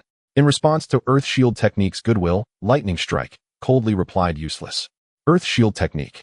Earth Shield technique said pitifully, boo-hoo, why is this family so hard to get along with? It's still better with the master. Lin Mei yawned, washed up briefly, and then snuggled into his warm bed. Time to sleep. I need to go to Kyoto tomorrow. The next morning, Lin Mei opened his eyes groggily, instinctively stretching. Another beautiful. He rubbed his eyes and looked at his professional panel. The habit formed over the past few days was to check what Fireball technique had stirred up last night as the first thing upon waking. Level LV. 2078. Almost level 21. The efficiency of farming monsters in the wild is already quite good. Lin Mei nodded in satisfaction, then looked at the skill bar. Lin Mei suddenly got a jolt. He noticed that 2 new intermediate skills had appeared in the fire skills section. Blazing Wings LV. 1 condenses flames into wings, gaining the ability to fly for 3 minutes. During flight, fire feathers can be launched for attacks, causing area splash damage. Cooldown 30 minutes. Blazing Storm LV. 1 erupts a swirling fiery storm centered around oneself, dealing massive damage to enemies within a 50-meter radius. Cooldown 30 seconds. What? Not bad at all, little fire. 1 is flight with area damage, and the other is pure area damage. Both perfectly complement each other. Lin Mei's gaze fell on the Fireball technique icon, but he noticed something was off. Fireball technique status in emo mode. Lin Mei was confused. What's wrong? Not happy about comprehending a new skill. Did you lose a fight? With doubts, Lin Mei began to check what had happened last night. A series of messages popped up. Your skill, Fireball technique, was filled with ambition, vowing to comprehend a single target skill with explosive damage surpassing Thunder Chilin. It charged into the wild, seeking the strongest single target monster for a duel. However, it was not very lucky and encountered a group of flying flame demon eagles. These demon eagles flew extremely high and were incredibly agile. Fireball technique couldn't even touch a single feather. Fireball technique grew angry and started to think hard, eventually successfully deducing and comprehending the intermediate fire skill. Blazing Wings. Click to view details. Seeing this, Lin Mei stroked his chin. So this skill came about like this, but why is it emo? Lin Mei continued to read on. With the new skill, Fireball technique greatly increased in agility and successfully killed that group of demon eagles. But it didn't forget its original intention. Its goal was a single target nuclear explosion. It continued to search and finally locked onto a lone Fireball Technique was overjoyed and began attempting to perform extreme rotation and compression of the fire element, trying to further elevate the explosive flame spiral Dragon Ball. Compress. Compress again. Rotate. Rotate again. However, after multiple attempts and failures, the spiral Dragon Ball was already at its limit. The rotten giant roared to the sky, summoning a swarm of corpses that instantly surrounded Fireball Technique. Fireball Technique was extremely agitated, its rotational rhythm was disrupted. What was originally intended to be an inward compression rotation inadvertently transformed into an outward expanding rotation. Fireball Technique was enraged. To hell with single target. Everyone get lost.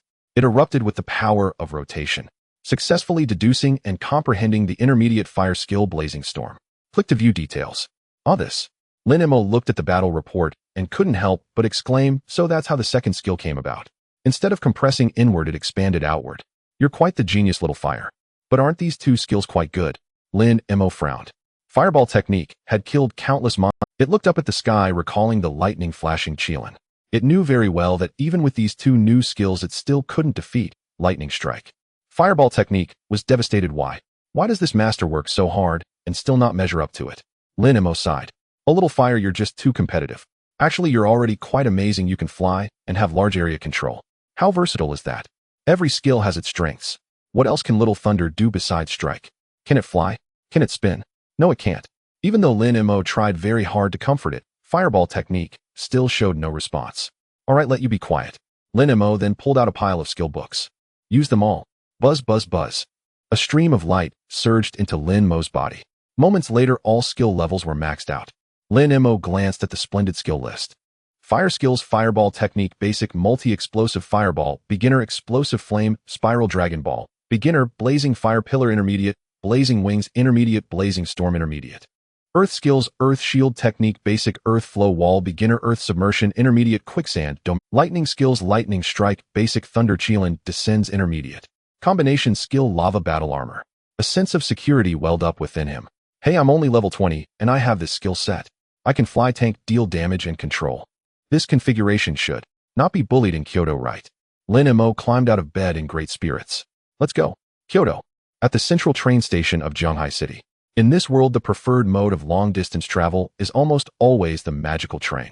It is not that humans cannot produce airplanes, but rather that there are various high-level flying magical beasts in the sky, which are extremely dangerous.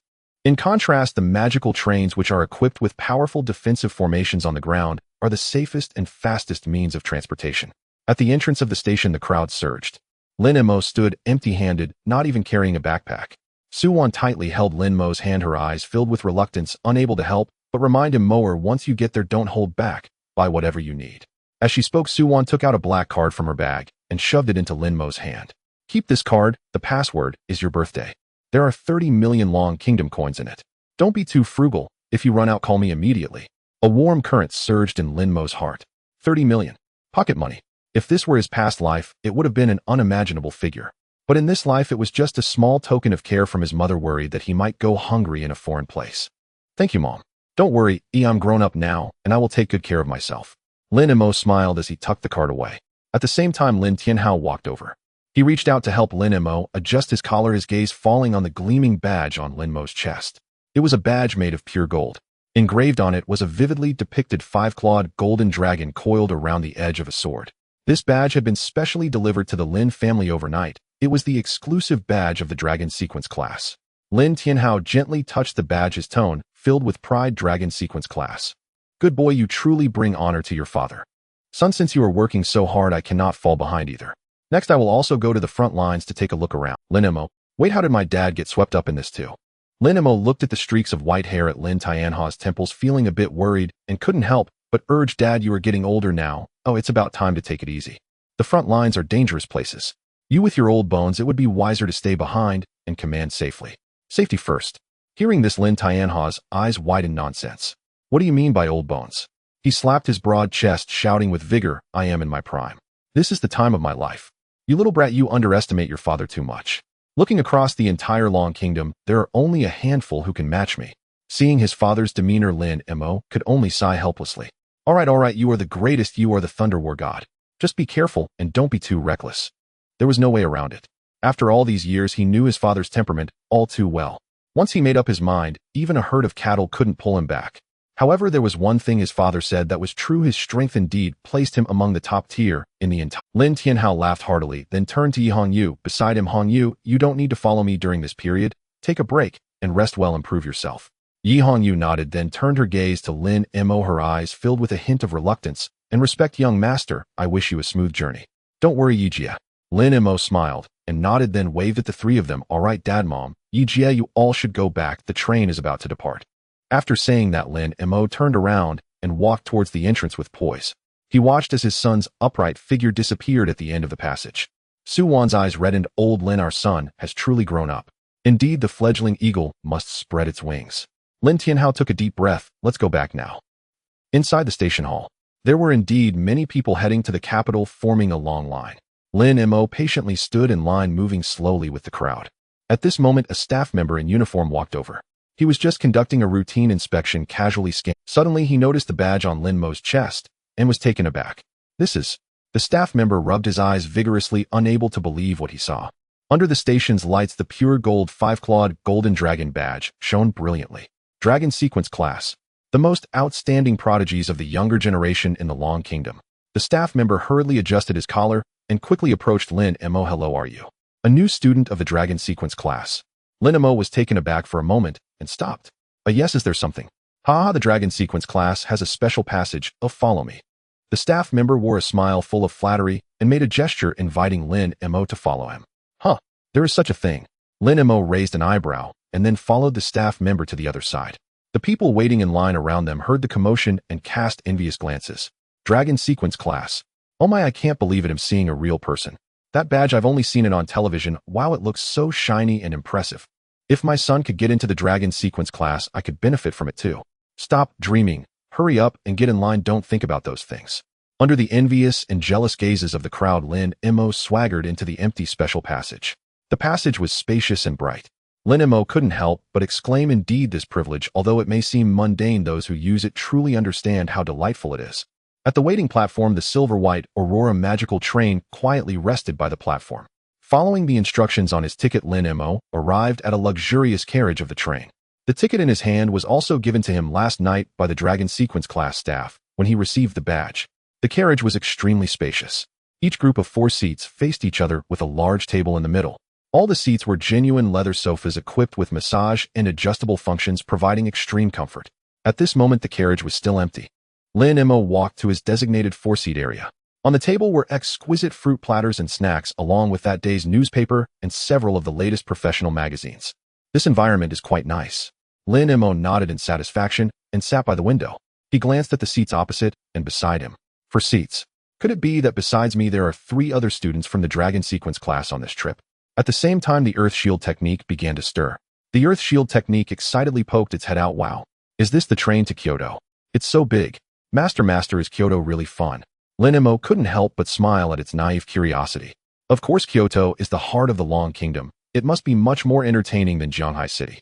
The fireball technique snorted coldly. You country bumpkin, all you know is to play. Going to Kyoto is for better resources and stronger monsters. I need to level up and make a name for myself in Kyoto. Lin Mo rubbed his forehead and comforted. All right, little fire, don't rush. We'll talk about it after settling down. The fireball technique agreed. Fine, let those monsters live a few more days. After saying that, the fireball technique looked again at the skill bar next to it. Fireball technique, old 3. Listen carefully. When we reach Kyoto, I will definitely develop a single target skill stronger than yours. Just you wait and see. Lin Mo nodded in relief. That's the spirit, little fire. Knowing shame and fighting back, that's the big brother I know who wants to become a forbidden spell master. Keep up this momentum, I have high hopes for you. The lightning strike technique spoke lazily and indifferently. Oh, boring. That tone clearly showed that he looked down on the current damage of the fireball technique, not considering it a rival at all. Lin Mo glanced at the blushing fireball technique and couldn't help but offer some advice. Little Lei, don't be too aloof. Inside the luxurious carriage, more and more people gradually filled the space. As the magic train trembled slightly, the scenery outside began to slowly retreat. Lin Mo leisurely gazed out at the landscape. So we are setting off now. He felt a mix of emotions. To be honest, after spending 18 years in this world, he had never been to the capital city. It's not that he couldn't go, but he simply felt too lazy to step outside. At that moment, a middle-aged man walked down the aisle and stopped beside Lin Mo's seat. Lin Mo slightly raised his head. The man appeared to be in his 40s with thick eyebrows and big eyes emanating a military-like efficiency and a hint of sternness. Behind him was a young team member looking to be in his early 20s, his expression somewhat reserved. "Excuse me, may I ask if you are Lin Mei?" The middle-aged man glanced at the badge on Lin Mei's chest and smiled. Lin Mei politely nodded. "Yes, that's me. May I ask who you are?" "Allow me to introduce myself. I am Shun Yifeng, the captain of the escort team for this train." He continued, "I am responsible for the safety and security of this train throughout the journey." Shen Yifeng smiled and pointed to the young team member behind him. "This is my assistant Xiao Lu." Lin Mei understood. So he was the head of security. Indeed, although the train was equipped with defensive formations to withstand a certain level of beast-tide attacks, the wilderness was inherently unpredictable. In the event of encountering a large-scale beast tide or suddenly facing a wild BOSS, the defensive formations would struggle to hold up. At that time, the escort team would need to take action to handle any emergencies. "Hello, Captain Shun," Lin Mei replied politely. "Is there something I can assist you with?" Shen Yifeng waved his hand, laughing heartily. "It's nothing major, just a routine inspection. I saw on the list that there are prodigies from the Longshu class on the train, so I came over to say hello." Shen Yifeng looked at Lin Mei with admiration in his eyes. "I've heard about an extraordinary person from Jianghaishi in this cohort. Seeing you today, Lin Mei, you truly are a remarkable talent with an extraordinary demeanor. Those who can enter the Longshu class are pillars of our Long Kingdom's future, true dragons among men." While this sounded like flattery, Shen Yifeng spoke with genuine sincerity. As a captain of the escort team who had long been in dangerous situations, he understood better than anyone the significance of that Longshu class badge. It represented not just glory but also absolute strength and potential. Lin Mei smiled faintly and humbly replied, "Thank you for the compliment, Captain Shen. It's just luck. Lin, you are too modest." Shen Yifeng said seriously, "The journey is long and we will pass through several rather dangerous wilderness areas. But rest assured, all members of our escort team are elites and safety is absolutely guaranteed. If you need anything in terms of daily life or encounter any trouble, feel free to let me know or directly contact the train staff to reach me." Lin Mei nodded. "All right then, I will trouble you, Captain Shun. I will speak up if I need anything." "Good, then I won't disturb your rest any longer." Shen Yifeng had good judgment. Having delivered his greeting, he did not linger and turned with Xiao Lu to continue his inspection towards the rear carriage. The two crossed through two carriages and arrived at the designated smoking area at the connection point. Shen Yifeng took out a cigarette, lit it, and took a deep puff. The young team member Xiao Lu, who had been following closely behind, could no longer hold back and spoke up. "Captain, is that Lin Mei? He looks quite ordinary. Aside from being a bit handsome, he doesn't seem to have the aura of a strong person at all." Xiao Lu lowered his voice, his tone filled with doubt. "Isn't he just a blank mage? I heard online that he cleared the trial tower's 30th floor. Must have cheated, right?" Before he could finish his sentence, Shen Yifeng swiftly slapped the back of Xiao Lu's head. Although it wasn't hard, it made Xiao Lu shrink his neck. "Hey, Captain, why did you hit me?" Shen Yifeng shot him a glare and scolded, "Put away those little thoughts of you cheating in the major exam. Using connections. Do you think the Longshu class is just any place?" Shen Yifeng exhaled a puff of smoke, his gaze becoming somewhat profound. "There, it doesn't matter if you are the son of a war god. Even if you are the son of the king of heaven, if you lack strength, you will still be kicked out." Xiao Lu rubbed the back of his head, still feeling somewhat unconvinced, but the blank mage really is outrageous. Outrageous. Shen Yifeng sneered. "This world has too many outrageous things. Never measure true geniuses with your meager understanding. Since he can occupy the top position in the Longshu class as a blank mage, it means he possesses terrifying qualities that far exceed normal individuals." Shen Yifeng extinguished the cigarette, but his tone growing serious. "All right, enough of this. The higher-ups have issued a notice. Lately, the wilderness has been quite unstable with beast tides occurring frequently, so pay attention." Xiao Lu muttered quietly. "Captain, to escort this batch of students to the capital, we have deployed 3 times the usual security force. Oh, what could possibly go wrong?" Shen Yifeng's gaze sharpened. 3 times. Even if it were 10 times, you should be on high alert. Remember, on this train there are 4 students from the Longshu class, all of whom are strategic talents for our long. If a single hair on their head gets harmed, don't think that just skinning you alive would be lenient. Even chopping you into pieces and feeding you to the magical wolves in the wilderness would be mild." Upon hearing this, Xiao Lu felt a chill run down his spine. Yes, Captain." Inside the luxurious carriage, Lin Mei finished ordering his meal and leaned back against the window to rest. The only discomfort he felt was from someone behind him playing short videos at maximum volume. Soon a young female attendant pushing a food cart approached Lin Mei. The girl looked about 18 or 19 with a ponytail and a professional yet sweet smile on her face. "Hello, may I ask what you would like to order?" Lin Mei smiled and pointed at a few items on the menu. This one. And this one on this page, I'll take one of each. The girl quickly noted down the order, her face not revealing too much surprise.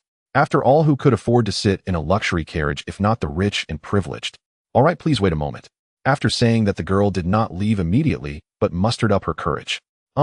Classmate, I have always admired the students of the Longshu class. Could I ask you to take a picture with me? Just one picture. Looking at the girl's eager yet anxious expression, Lin Mei couldn't help but chuckle. In this day and age, can one still gain fans while in school? Lin Mei generously adjusted his collar and playfully brushed aside his bangs. All right, I'm in a good mood today, so I'll allow it. Thank you. Thank you so much. The girl quickly took out her phone and leaned in beside Lin Mei. A click echoed as the picture was taken. Looking at the photo on her phone screen, the girl's eyes sparkled like two bright stars.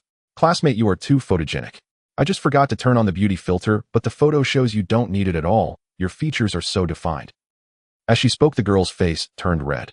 Well, looks are something given by parents. There's no way to change it. Every morning when I wake up and look in the mirror, I have to thank them for it. Hearing Lin Mei's words, the girl burst into a laugh. You are truly humorous. Well, I won't disturb your rest any longer. The meal will be delivered to you shortly. Lin Mei called out to the girl who was about to leave, pointing to the position behind him. Could you please remind that guy over there to lower the volume? The girl followed the direction of Lin Mei's finger. The loud sound of the short video was clearly audible. The apocalypse has arrived, and a global zombie outbreak has occurred. In my previous life, I was betrayed by my girlfriend and met a tragic end. I have been reborn 3 days before the apocalypse, selling all my assets and hoarding supplies for the goddess. Dear esteemed passengers, please be advised that the train is about to arrive at Modu Station. Please ensure you take your personal belongings when getting on or off the train and watch your step. The announcement echoed throughout the luxurious carriage, but could not drown out the irritating background noise of a short video. That night, the Dragon King returned and found his daughter living in a doghouse. With a single command, 100,000 soldiers. The girl took a deep breath, putting on a professional smile as she walked towards that direction. There was a burly bald man dressed in a black tank top, revealing 2 tattooed arms. He was currently lounging with his legs crossed, 1 foot resting on the back of the seat in front of him, holding his phone with the volume turned up to the maximum. Good day, sir. The waitress approached, her voice gentle. I'm sorry to disturb you, but could you please lower the volume of your phone a little, or perhaps use earphones? The bald man glanced at the girl without any intention of responding, even deliberately pressing the volume up button twice. 100,000 soldiers roared in unison, "Welcome, Dragon King." The surrounding passengers cast disdainful glances. However, seeing the fierce demeanor of the bald man, they dared not voice their anger and shrank back. The girl, steeling herself, spoke again. Sir, I truly apologize, but your volume is indeed affecting others. Could you please cooperate a little? Smack. The bald man slammed his hand on the table. Are you annoying, or what? I bought this ticket for thousands. What's wrong with watching a video? Is it illegal? The girl was startled, but still forced herself to explain. Sir, watching videos is certainly fine. It is your freedom. But this is a public carriage. You could use earphones. That way you can enjoy your video without disturbing others. With that, the bald man suddenly stood up. His towering figure of nearly 2 meters brought an immediate sense of I feel uncomfortable wearing that thing. If anyone finds it noisy, let them get out, or they can wear earphones themselves. Why should I have to wear them? The girl's face turned pale, tears welling up in her eyes. She tightly grasped the hem of her clothes, but still stubbornly said, Sir, please be mindful of your manners. There are others here besides you. Manners? To hell with manners. The bald man was completely enraged. Do you believe I'll report you? In a nearby window seat, Lin Mei frowned slightly. Such trash, it truly exists everywhere. He turned his head to take a look. This bald man was also a professional level 24. Although he was 4 levels higher than Lin Mei, to be honest, in this world, he was merely someone who had just left the beginner's village. With such strength, instead of training properly in the wild, he was here bullying a little girl to feel significant. He was really bringing shame to all professionals. Since no one else was managing this, he might as well take it upon himself to handle it. Just as Lin Mei stood up ready to take action, the bald man seemed not to be satisfied with just cursing. He raised his big hand and swung it fiercely towards the girl's face. Although only level 24, if this slap landed, the girl would likely be disfigured on the spot. The girl screamed in fright, desperately closing her eyes. At that moment, a chilling aura swept through the entire frost quickly formed on the car window glass. The next second, a silver spear sliced through the air. A woo! The bald man let out a miserable scream. The spear stood between him and the girl. Pain shot through him, and he felt as if his entire arm was going numb. Who? The bald man whirled around to look. Less than 2 meters away from him stood a tall girl with white hair. The silver spear that had pinned down the bald man's arm was held in her hand. Behind her, a girl with pink twin tails peered out, watching the scene with interest. In public places, loud noises are prohibited and violence is even more forbidden. The white-haired girl spoke coldly. The bald man was daunted by her imposing presence. He noticed the blue light in his eyes flicker, realizing these two girls were only level 20. I thought they were some big shots, turns out they're just two little girls. The bald man sneered, his eyes filled with menace. Trash, at level 20 dares to brandish knives and guns at me. You must be tired of living. If I don't teach you a lesson today, you won't know how many eyes the king of horses has. With that, he clenched his other fist, yellow light glowing on his knuckles, and punched towards the white-haired girl's face. Facing this heavy-handed blow, the white-haired girl merely turned her wrist slightly. The spear trembled. Boom! A terrifying chill exploded in an instant. The bald man maintained his punching posture, instantly frozen into an ice sculpture. The entire carriage fell into silence. Everyone stared wide-eyed at the scene. Everyone, don't be afraid, don't be afraid. The girl with twin tails jumped out from behind the white-haired girl, smiling, as she explained to the crowd, my sister just thought this big brother was too agitated and helped him cool down a bit. Her movements were clean and neat. Everyone, don't be afraid, don't be afraid. The girl with twin tails jumped out from behind the white-haired girl, smiling, as she explained to the crowd, my sister just thought this big brother was too agitated and helped him cool down a bit. You see, isn't it much quieter now? So well-behaved. Lin Mei observed this scene, pondering. A level 20 took down a level 24 in one hit. They have some real power. Suddenly, he noticed both girls were wearing the 5-clawed golden dragon badge on their chests. Students from the dragon sequence class. No wonder they're so fierce. At this moment, the waitress finally snapped back to reality. She hurriedly wiped her tears and deeply bowed to the white-haired girl, her voice choked. Thank you. I'm so grateful to you. If it weren't for you, The white-haired girl merely nodded slightly, not saying much. The girl with twin tails, however, waved her hand cheerfully, exuding an air of a big sister. No need to be polite, no need to be polite. We just can't stand injustice. All right, we'll leave the rest to you, and please help us prepare some food. We're starving. The girl broke into a smile, quickly nodding. All right, I'll notify the security team to handle the situation here. I'll bring you food right away. Today's meal is on me. I'm so thankful to you. After saying that, the girl began calling for the security team. The two girls, meanwhile, scanned the seating numbers in the carriage and walked directly towards Lin Mei. The two of them sat down opposite Lin Mei. The girl with twin tails sized him up and spoke first. Hello, fellow student. I'm Han Mingqing, and this is my sister Han Mingyao. After saying that, she smiled and reached out her hand. Lin Mei politely shook it, saying, hello, I'm Lin Mei. As soon as he said this, the two sisters simultaneously focused their gaze on Lin Mei. You are that whiteboard mage Lin Mei who pooped on our heads. Defecate on your head. In Lin Mei's mouth twitched slightly, and he couldn't fathom how such an adorable girl could utter something so utterly unhygienic. Han Mingqing, silence. And before Lin Mei could reply, Han Mingyao shot her younger sister a sharp, admonishing glance.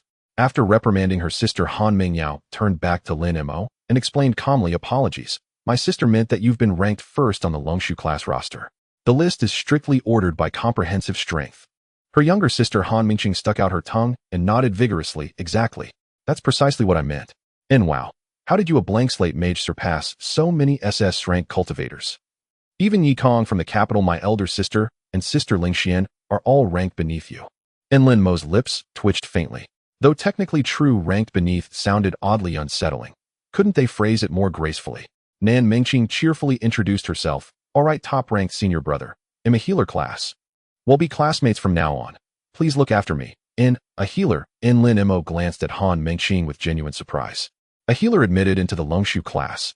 In her supportive capabilities must be peerless, truly unmatched in their excellence. At that moment, Earth Shield Technique stirred with sudden animation.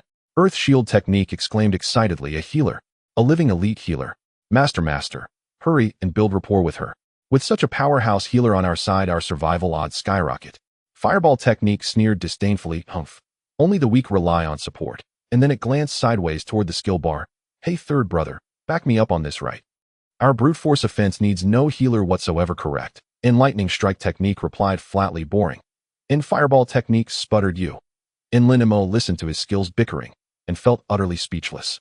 From now on, head simply call Lightning Strike Technique boring brother. In pleasure to meet you. Strong healers are always welcome. He'll gladly depend on your healing, Han classmate. After all, I value my life dearly. Lin Mei smiled as he spoke.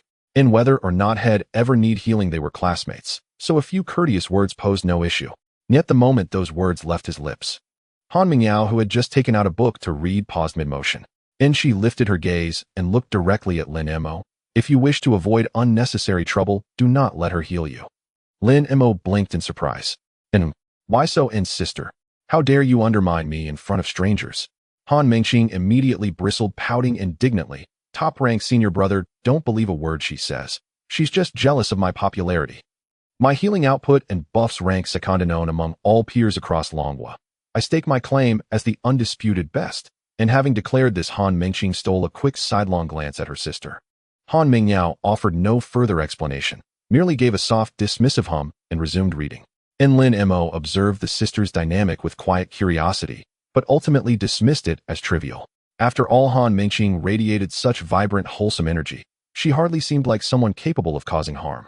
Nand, any support class cultivator admitted into the Longshu class, was undoubtedly an elite-level powerhouse. It was likely just sibling banter. Just then another young woman approached, long hair cascading over her shoulders. In spotting her, Han Mengqing's eyes lit up, and she waved enthusiastically, Sister Lingxian. Over here. Why are you so late? And upon hearing her, Chu Lingxian hurried over, her expression tinged with apology. I'm sorry, Mingqing Mingyao. Earlier at the platform, a tiny kitten nearly tumbled into the rail gap. I rushed to help. After rescuing it, I fed it some food, so I lost track of time. Nan Mengqing pulled Chu Lingxian down beside her, adding warmly, Ah, you're still as kind-hearted as ever, Sister Lingxian. Truly a bodhisattva reborn. Then she eagerly introduced Sister Lingxian. Meet this year's top-ranked student Lin Mo, a blank slate mage. Turning to Lin Mo, she gestured toward Chu Lingshuan, top-ranked senior brother. This is Sister Lingshuan, an SS rank light element cultivator titled Dawn Arbiter and an exceptionally powerful tank. Chu Lingshuan's cheeks flushed softly as she lowered her head, flustered and shy. Top-ranked senior brother. And Lin Mo nearly lost composure. It felt as though she might next ask him to send a rocket gift. Please ignore her teasing. Just call me Lin Mo. Lin Mo waved his hand lightly. Okay, Lin Mo classmate. Chu Lingxian nodded obediently. Lin Mo studied her closely. Long flowing hair, delicate features, a voice soft and gentle. She bore no outward resemblance to the mightiest tank imaginable.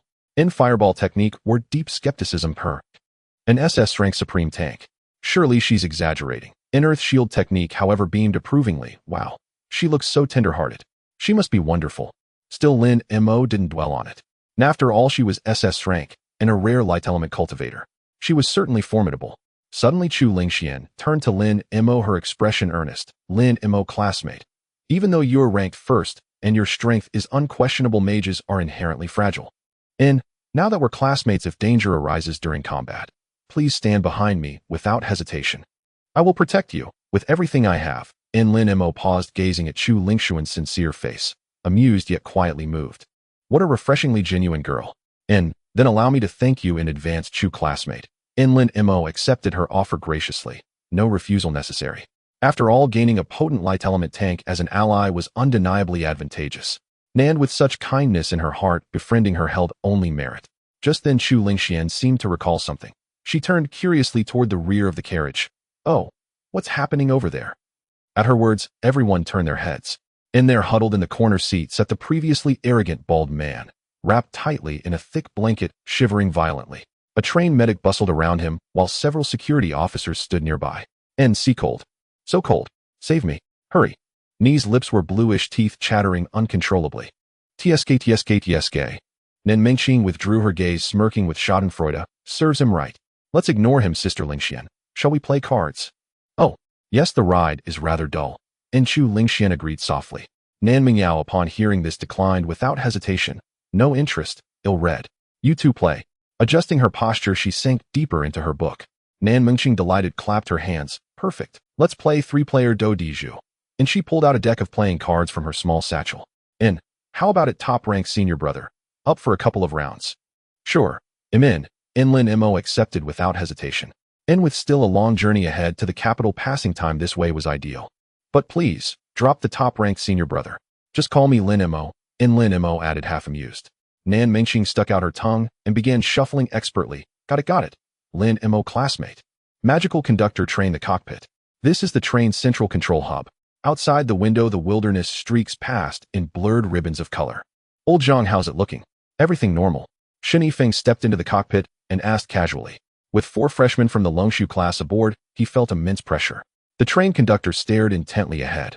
Don't worry, Captain Shen. This train was just serviced before departure, and I've run this route 800 times. I could drive it blindfolded. Good to hear. Shen Yifeng nodded. Hiss. The cockpit's automatic door slid open. Xiao Lu entered. Shen Yifeng glanced over and asked Xiao Lu what happened just now in the luxury carriage. Xiao Lu pulled out his phone and sighed. Oh, Captain Shun, you'd better see for yourself. The carriage surveillance footage. Shen Yifeng took the phone. Soon the playback ended. Xiao Lu glanced at Shen Yifeng and asked Captain Shun, that's how it stands. So what do we do with that bald brute? Humph. Shen Yifeng snorted coldly. To openly commit violence aboard a moving train, he only survived because he ran into real heavyweights. Had no Longshu class student intervened, someone would have died. Detain him immediately. Once we reach Jingdu, hand him over directly to the Public Security Bureau. Got it. Understood. Xiao Lu grinned and tucked his phone away. Then, unable to contain himself, he added, but Captain, those Longshu class students are truly extraordinary. A level 24 practitioner couldn't even withstand a single move from a level 20 Longshu class freshman. Of course. Shen Yifeng shot him a wry look. Do you think the Longshu class is some ordinary academy? It gathers the absolute elite freshmen from across Longhua. It's not just about innate talent. It's combat awareness, strategic acumen, discipline. Everything is top tier. Someone who bullies others through sheer authority being subdued in one strike. That's perfectly expected. Xiao Lu nodded earnestly, then continued, that student's name is Han Mengyao. I checked the Longshu class roster. She ranks third. If the third-ranked student strikes with such overwhelming force, I can only imagine what Lin Mei, the first-ranked, would be like. He must be unimaginably powerful. Shen Yifeng cast him a sidelong glance, a faint knowing smile playing on his lips. So, weren't you just saying Lin Mei got in through family connections? Ahem. Xiao Lu scratched his head sheepishly and chuckled. Captain Shen, upon reflection, I realize you're absolutely right. The Longshu class. How could anyone possibly slip in through backdoor channels and land at number 1? Shen Yifeng gave a light laugh. Glad you see it clearly. The Longshu class embodies the nation's highest future combat strength. Lin Mei, ranked first, must possess terrifying power. Power that silences every skeptic. Shen Yifeng gazed out the window at the rushing wilderness. These young people. They will inevitably become the focal point of Longhua. Their strength cannot, and will not, remain hidden. Want to see Lin Mei in action? You'll get your chance, sooner or later. Xiao Lu's eyes sparkled with excitement. Hey, Captain, should I go ask for an autograph and photo right now? Shen Yifeng laughed, then playfully kicked him. Ambition. Have some higher aspirations, will you? Spend that time strengthening your own cultivation. That's the real path forward. Once your strength rises to where you can stand shoulder to shoulder with these elites in battle, that's worth 10,000 autographs. Xiao Lu rubbed his rear and grinning. You're absolutely right, Captain. Your insight is unmatched. Just then, the conductor suddenly spoke up. Captain Shun, radar's picking up something. Both Shen Yifeng and Xiao Lu hurried to the radar screen. On the display, dense clusters of red dots appeared at the periphery, rushing straight toward the train's trajectory. Just another beast tide. Xiao Lu looked utterly relaxed. We encounter one roughly every 2 runs. No threat at all. They can't even breach the train's defensive formation. Truth is, most never even get close. Our security team mows them down before they arrive. Shen Yifeng wasn't overly concerned either. Indeed, as Xiao Lu said, encountering beast tides in the wild was commonplace in this world. Most were minor disorganized surges, posing no real danger. Yet given that several national treasure-level students rode aboard, Shen Yifeng remained cautious. He instructed firmly, Xiao Lu, fetch the binoculars. I'll confirm this myself. Yes, sir. Without hesitation, Xiao Lu retrieved 2 high-magnification binoculars and handed one to Shen Yifeng. They strode to the cockpit's expansive observation window and raised their binoculars. The view zoomed in. 5 kilometers away across the barren wasteland, creatures swarmed both on land and in the sky, thick as locusts. Still, judging by species, this tide resembled previous ones. Nothing unusual. Suddenly, Shen Yifeng's stiffened pupils contracting sharply. That's the ghost-faced owl. Ghost-faced owl. At the name, the conductor snatched the binoculars from Xiao Lu and peered through them urgently. Old John, Captain, what's wrong? Xiao Lu stood bewildered. The conductor ignored him entirely. Through the high-powered lens, he clearly saw several grayish-white monstrous birds circling above the beast tide. Their faces eerily resembled human visages, their feathers ash-gray, their eyes cold and calculating. Yes, it's the ghost-faced owl. The conductor lowered the binoculars, face pale, as Ash whispering hoarsely, it's over. All over. Xiao Lu grew frantic, stamping his feet. Wait. What's happening? What is the ghost-faced owl? What is the ghost-faced owl? Shen Yifeng drew a slow, deep breath. His voice turned grave. The ghost-faced owl is a unique magical beast. Its individual strength is modest, but it possesses one of the highest intelligences among all magical beasts, along with exceptional mental resilience. It never joins minor or mid-sized beast tides. Its appearance signals only 2 possibilities. First, The scale of this tide is unimaginably vast, capable of sweeping away everything in its path. The owls have come solely to scavenge. Second, there exists behind this tide a sovereign, a ruler so overwhelmingly mighty that even the ghost-faced owls are forced to kneel. Xiao Lu's mouth hung open, mind reeling so. Either this tide is colossal, or there's an extremely powerful boss pulling the strings. Shen Yifeng's expression darkened. In most cases, both are true. Phew. Xiao Lu sucked in a sharp breath. Then, our security detail, 3 times stronger than usual, should still hold right. Shen Yifeng didn't answer. He turned sharply and commanded no more talk. Alert everyone immediately. All personnel to combat positions on the roof. Now, prepare for battle, immediately. I'll contact command for emergency reinforcements. Fastest possible response. Yes, sir. Xiao Lu wasted no time. He spun and bolted from the cockpit. Inside the luxurious car, the atmosphere was somewhat tense. Bomb. I just want to ask you, are you going to die or not? Han Mengqing slammed 4 cards onto the table. At this moment, her once fair and delicate face was covered with white sticky notes. It was clear that she had lost badly. Yet in this round, she was quite confident. Lin Mei, you are definitely going to die this round. Han Mengqing looked at the cards left in her hand, a smirk forming at the corner of her mouth. Only 4 twos and 1 single card remained. Lin Mei obviously had a trump card in hand, but it didn't matter. This round was a sure win. Beside her, Han Mingyao put down the book in her hands and gave her younger sister a cold glance, her eyes filled with disdain, then silently shifted her gaze back to her book. Ahem. Chu Lingxian shrank her neck and quietly reminded. Mengqing, how about? Tone it down a bit. Tone down my ass. Sister Lingshuan, I Han Mengqing will win back all the sticky notes on my face with this hand of cards. Han Mengqing looked at Lin Mei with great pride. Lin Mei, I know you have a trump card, but you still have 17 cards in hand. I refuse to believe that those 17 cards can take me out. If you can take me out with those 17 cards today, I will gnaw on this table right here. 17 cards, huh? Lin Mei slurped his juice and casually began to throw down cards. Bomb airplane done. The smile on Han Mengqing's face froze. Thank you, Lin Mei said with a smile, cupping his hands. Chu Lingxian looked at Han Mengqing with a hint of sympathy and weakly said, Mengqing, just let it go. This table is quite expensive and it's not hygienic either. I'm not playing anymore. It's not fun at all. Han Mengqing threw the cards on the table in frustration and sulked back onto the sofa. At this moment, Han Mingyao said with a hint of sarcasm, with this hand, even a dog could win. TSK. I suggest you donate your brain to someone in need. Sister. Han Mengqing turned as puffy as a blowfish, her cheeks round. She angrily tore off the sticky notes on her forehead, muttering to herself, You all bully me. There's no love left. This world has no love left. Just then, ding dong. Dear esteemed passengers, please be advised that signs of monster activity have been detected ahead, possibly accompanied by a beast tide, and the train will soon enter defense mode. The train may experience slight bumps. Please return to your seats, fasten your seatbelts, and refrain from moving. Repeating, please fasten your seatbelts. Lin Mei listened to the announcement in the cabin, frowning slightly. Beast tide. He turned his head and looked out the window into the distance. On the horizon, a black line appeared in his field of vision. The monsters were approaching. In the sky and on the ground, it was a black mass. That's quite a lot. Lin Mei sighed. Meanwhile, Han Mingyao closed her book with a blank expression, stood up, and a silver spear appeared in her hand, emanating a chilling aura. Sister, what are you doing? Han Mengqing paused for a moment. Things like beast tides can be handled by the guard team. We can just sit back and watch. Han Mingyao ignored her sister and replied flatly. With greater power comes greater responsibility. Since we've encountered it, we cannot just stand by. I'm going to check if they need help. After saying that, she picked up her spear and walked away. Hey. Han Mengqing sighed helplessly. Then sitting next to her, Chu Lingxian cautiously stood up. I'll go take a look too.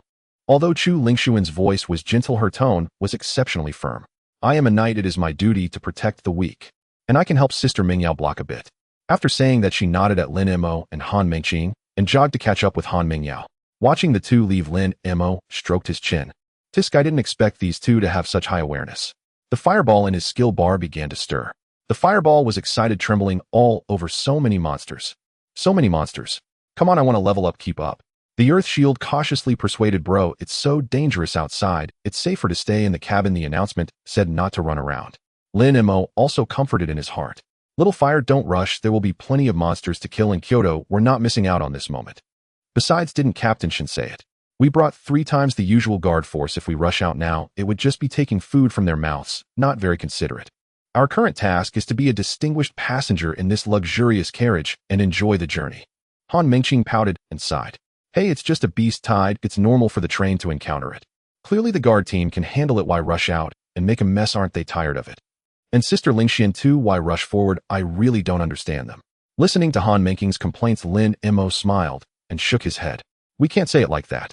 In a sense, it's because of people like them that we can lie so comfortably. In a certain sense, they are quite cool. Han Mengqing was slightly taken aback at his words. She fell silent for a few seconds and then chuckled. That seems to be true. I didn't expect you to be quite too kind, too kind. Lin Mei smiled and curiously asked, by the way, aren't you a powerful support? Why don't you go give your sister a few buff enhancements? Support stays behind, so it shouldn't be dangerous, right? Sai, my sister doesn't care for my buffs. Han Mengqing, why not? Lin Mei was even more puzzled. In this world, is there really someone who doesn't like buff? Han Menking's gaze shifted, stammering. Maybe she thinks she's strong enough. Or thinks my buffs are a bit unnecessary. Let's not talk about this. Han Mengqing forcibly changed the topic. Anyway, she's so fierce, she doesn't need my buffs. Come on, Lin Mei, let's play Draw the Turtle. I refuse to believe I can still lose this round. On the top of the magic train, this was the defense position. The howling wind made it almost impossible to stand. On the armored plate of the train's roof, a magic energy machine gun was set up at regular intervals. Members of the guard team nervously stood at their posts. Ranged classes stood on the inner side, while melee classes were ready to protect their safety at any moment. Hey, what are you two doing up here? A squad leader of the guard team, seeing Han Mengyao and Chu Lingshuan, paused when he noticed the shimmering badges on their chests. It's too dangerous here. Hurry back to your cabin. Han Mengyao didn't waste words. Glancing at the beast tied in the distance, she said indifferently, we are here to help. But the squad leader looked at their determined expressions and was momentarily at a loss for words. No buts.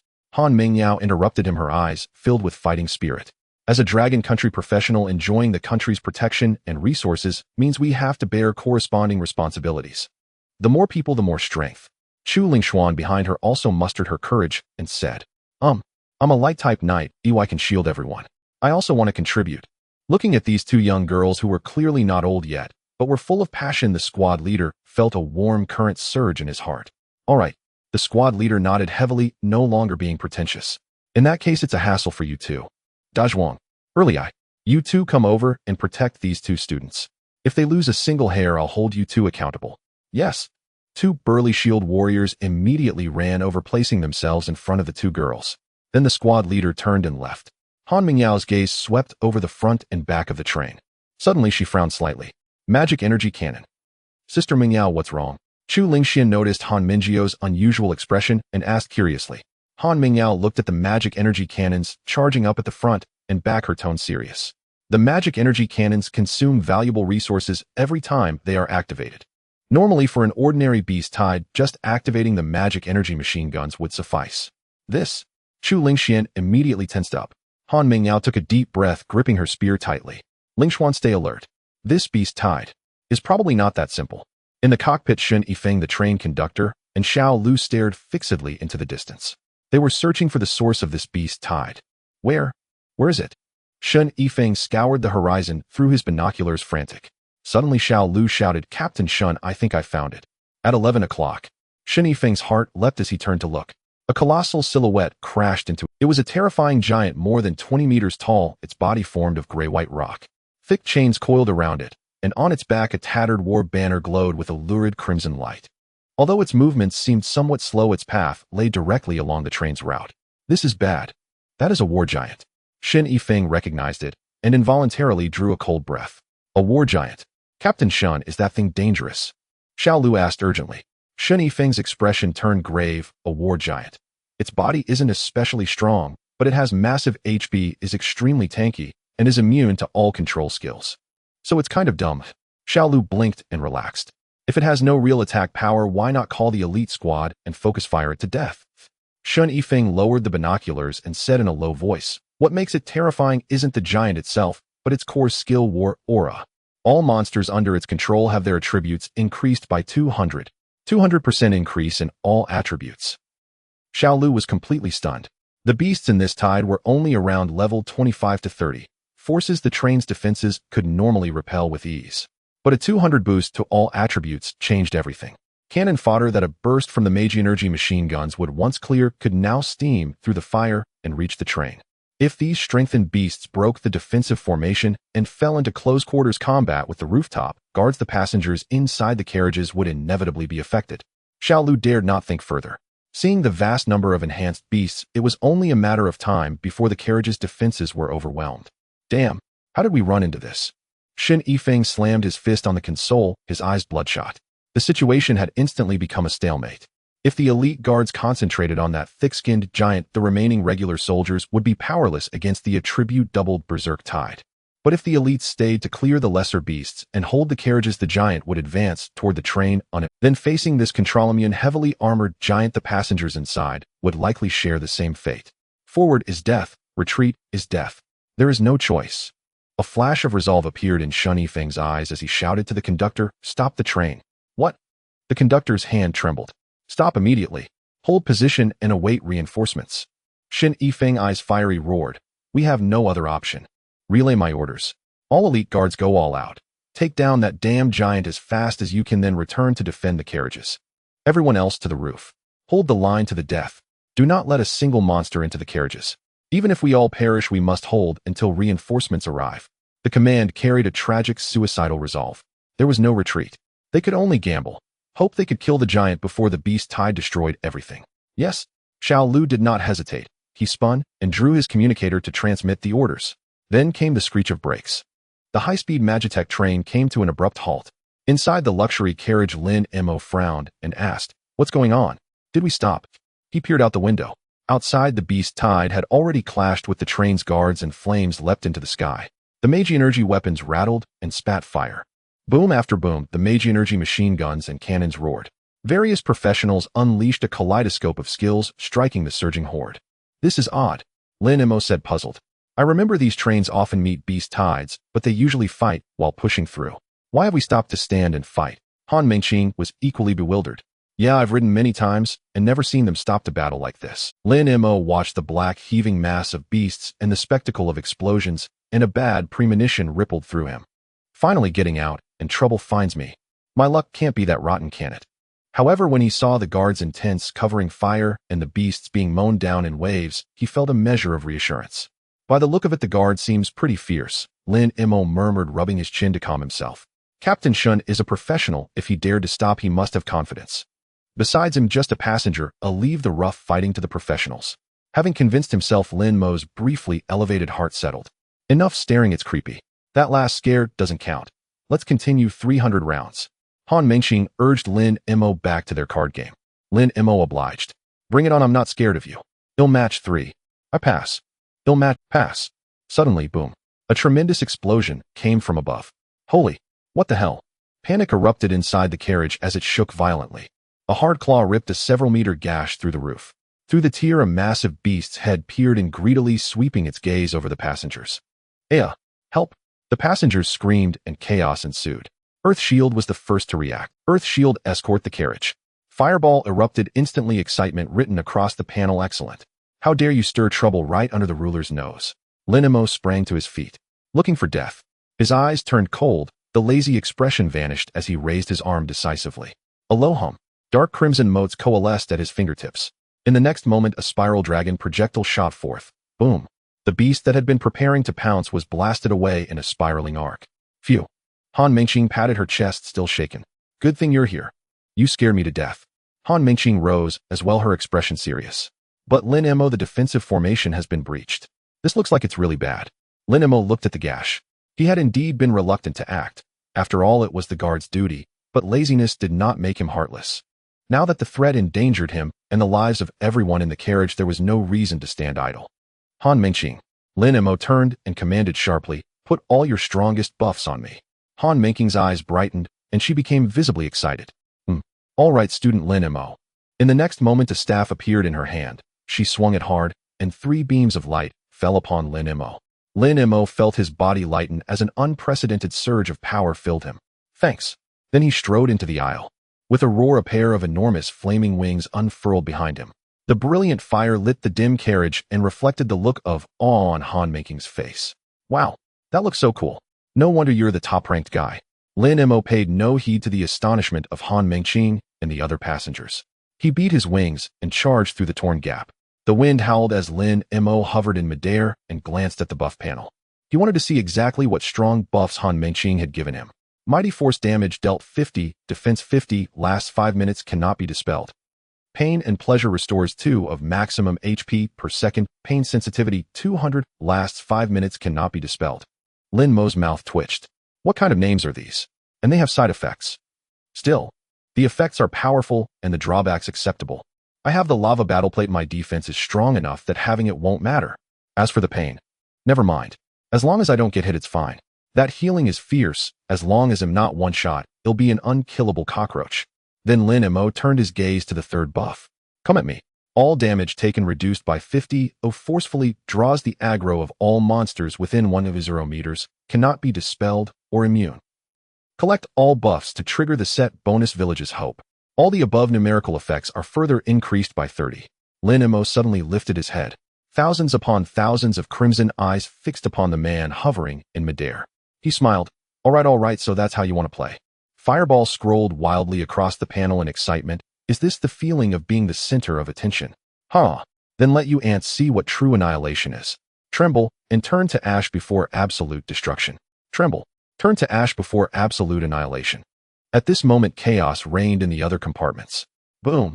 The roof of the car was violently torn open by sharp claws. Suddenly, a grotesque monster's head poked in. Saliva dripped from its sharp fangs, landing right beside a mother tightly holding her child. Off. Help. Help. The mother closed her eyes in despair, protecting the little girl beneath her. The scent of death loomed ominously. Suddenly, the monster shook violently, as if provoked by an irresistible challenge. It halted its attack, retracting its head back to the roof. The anticipated death did not come. The young mother trembled as she opened her eyes, filled with confusion. What? What is happening? The others in the compartment were equally stunned. At that moment, someone shouted, pointing outside the window. Quickly, everyone turned to look outside. Lin Mei was suspended in midair. The howling wind rustled his clothes. Those massive fiery wings spread out behind him like the avatar of a fire god descending upon the mortal realm. Mom, is that a great hero? A great hero with wings. The little girl, still tear-streaked from her earlier crying, clutched a comic book in her hands. The cover featured a winged human facing a tide of countless monsters. The passengers in the compartment were awestruck. In this moment of despair, the appearance of this figure undoubtedly gave everyone a boost of courage. That's the emblem of the Dragon Sequence class. A sharpied passenger exclaimed. It really is the Dragon Sequence class. The 5-clawed golden dragon emblem, it can't be wrong. Oh my god, we actually have a genius from the Dragon Sequence class on our train. This is great, we're saved. However, a voice of concern soon arose from the crowd. But isn't the Dragon Sequence class just first-year students? They should only be around level 20 at most now. Right, there are thousands of monsters outside, can he hold them off? Well, if that's the case, Marla honey, I love you. The flicker of hope was doused once again. Though that figure appeared heroic, it seemed so small and fragile in the face of the overwhelming beast tide. At that moment, on the roof of the car, Han Mingyao wielded her spear like a dragon, instantly piercing 2 attacking magic wolves. Beside her, Chu Lingxian held a shield radiating a gentle golden light, repeatedly blocking deadly attacks aimed at Han Mingyao. Sister Mingyao, watch out on the left. Chu Lingxian shouted, charging forward with her shield, knocking away a monster that lunged at them. Their cooperation was seamless, but the monsters, bolstered by their attributes, were far from weak and came in large numbers. Damn it. If this continues, we'll be worn out. Han Mingyao gasped for breath, taking out a bottle of mana potion and gulping it down. Suddenly, all the surrounding monsters came to a halt. Roar! The beasts let out a series of roars, flapping their wings and gazing in the same direction. Huh? What's happening? Chu Lingxian looked puzzled.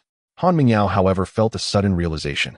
Only her younger sister Han Mingqing could redirect the hatred of so many monsters at once. She turned her head to look. In the sky, a figure stood proudly. Those wings, engulfed in blazing flames, were particularly eye-catching. Flame wind wings. Han Mingyao instantly recognized this skill. It was a mid-tier fire skill that granted the mage the ability to fly and fight in the air. As expected of the top rank, you indeed possess mid-tier skills. It seems, Lin Mei. Are you a fire mage? Then let me see the true worth of the top rank. Han Mingyao tightened her grip on the spear. Lingxian, let's go help him. Chu Lingxian nodded vigorously, finally coming to her senses. The two jumped off the roof, sprinting towards Lin Mei's direction. Meanwhile, on the other side of the torn hole, Han Mingqing was peering over the edge, revealing her pink little head. The strong wind tousled her twin ponytails. She stared intently at Lin Mei in midair. So cool. The top-ranked big brother is so handsome. He'll come help you right now. In the next moment, Han Mingqing leaped onto the roof, jumping down. In midair, Lin Mei surveyed his surroundings. A dense army of monsters obscured the sky. Countless pairs of crimson eyes were fixed on him, their throats emitting low growls. The sight was reminiscent of Lin Mei just having unearthed their ancestral graves. Good. Looking at this scene, Lin Mei couldn't help but be both angry and amused. No wonder your sister wouldn't let you assist her. No wonder your levels are so high. It turns out it's all because of this, a forced taunt within a 1 kilometer radius. If this were during regular leveling, it would certainly be a divine skill with exceptional efficiency. But in the face of a massive beast tide, without sufficient strength, it was akin to seeking death. Earth Shield Technique trembled with fear at the sight of the countless monsters. Master, why don't we just run? Fireball Technique laughed maniacally. Run? Why should we run? So much experience. Fireball Technique turned to Thunderstrike Technique, shouting, Old 3, what's the use of high single target damage? Area damage is the true way. Let me show you what true destruction looks like. Thunderstrike Technique flickered slightly childish. Lin Mei took a deep breath. His gaze swept over the car below, filled with civilians. If he truly ran using the Earth Shield Technique to tunnel underground, would indeed maximize his chances of survival. But once the aggro was lost, the countless, enraged monsters would instantly overwhelm the train. In an instant, the elderly, weak, and children in the train would become the monster's prey. Though I am no savior, I cannot stand by and watch my kind be slaughtered without taking action. Lin Mei said softly, his eyes sharp. Little fire, little thunder, little earth, let's blow them up. Fireball Technique ignited instantly, flames soaring. Blow them up. Blow them up. I will burn them all. Thunderstrike Technique rarely showed interest. Interesting. Earth Shield Technique let out a desperate scream. Master, no. It's too dangerous. Don't do it. Roar. Accompanied by a series of furious roars, the demonic creatures surged toward Lin Mei. The airborne and ground-based ranged monsters launched their attacks first. Bone spikes, wind blades, fireballs. A torrential wave of ranged attacks descended upon Lin Mei.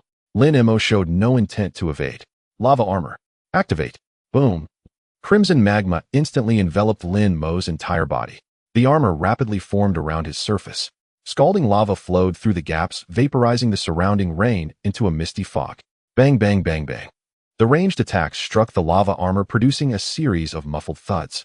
Under the 50 damage reduction of come here, coupled with the exceptional defense of the lava armor, the actual damage from these attacks was negligible.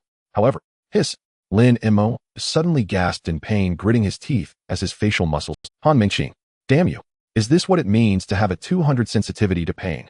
It's really fingin'. This surge of pain made Lin Mei's gaze turn fierce in an instant. He needed to vent. He wanted to return this pain to these beasts tenfold. At this moment, the flying monsters had closed in to within 50 meters. The ground monsters were also fast approaching. Lin Mei raised his hand palm, facing down like a divine judge. Since you're all here, then no one gets to leave. Quicksand domain. Buzz. Yellowish waves radiated from Lin Mei, spreading toward the ground. The earth instantly transformed into a terrifying whirlpool of quicksand. The monsters running frantically on the ground felt their feet sink suddenly.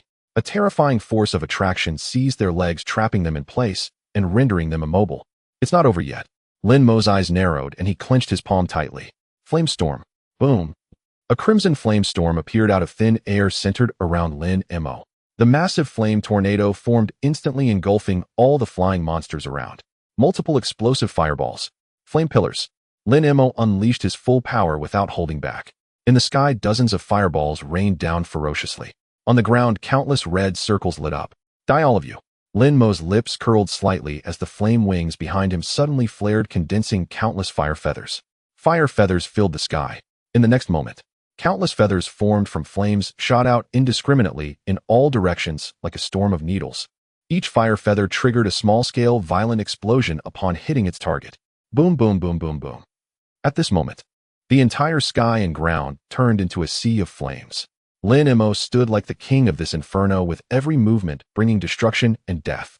The beast tide that had just been so imposing was instantly cleared, leaving a vast area of vacuum under this smooth and violent combo. Han Mingyao and Chu Lingxuan, who were rushing towards Lin Mei, were stunned by the spectacle. They stopped in their tracks, staring blankly at Lin Mei's performance. The sky was filled with a rain of fire, the ground covered with fire pillars, and that gigantic flame tornado. Within a radius of several hundred meters, it was all Lin Mei's skill effects. Is this the kind of commotion a level 20 player can create? Even a level 40 Grand Wizard wouldn't be able to do this right. This. Lin Mei? Chu Lingxuan's mouth fell open.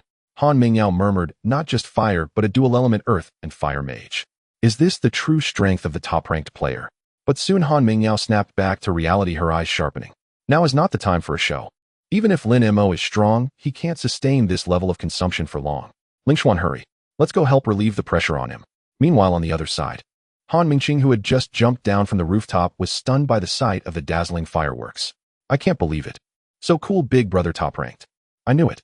My buffs paired with Lin Mo are simply invincible. Explode. Blow these ugly bastards to bits. Meanwhile, on the other side of the battlefield, Shen Yifeng led an elite team of over 20 members engaged in a life-and-death struggle with the war giant, Wrath of the Gale. Shen Yifeng's staff shone brightly, summoning a swirling blue wind out of thin air. They coalesced into a storm, tightly wrapping around the war giant. The wind blades frantically sliced into the giant's skin, sending fragments flying. While inflicting massive damage, they also severely restricted the war giant's movements, making each step seem incredibly difficult. At that moment, boom, boom, boom. A series of earth-shattering explosions echoed from behind. What the hell is that noise? What? Xiao Lu jumped in surprise and instinctively turned to look. Upon seeing it, he was left dumbfounded. In the air towards the train's direction, flames soared. The terrifying spectacle was even more intense than the boss fight here. Holy crap! What's going on? Did the reinforcements arrive so quickly? One team member exclaimed in surprise. An archer in the team activated the eagle eye skill, his vision exceeding that of ordinary people. He carefully identified the figure at the center of the flames. No, it's not reinforcements. That's that kid from the Dragon Sequence class. Lin Mo? What? Shen Yifeng turned sharply, disbelief in his eyes. He looked at the sea of flames spreading across the land, his mouth slightly agape. A freshman can create such a commotion.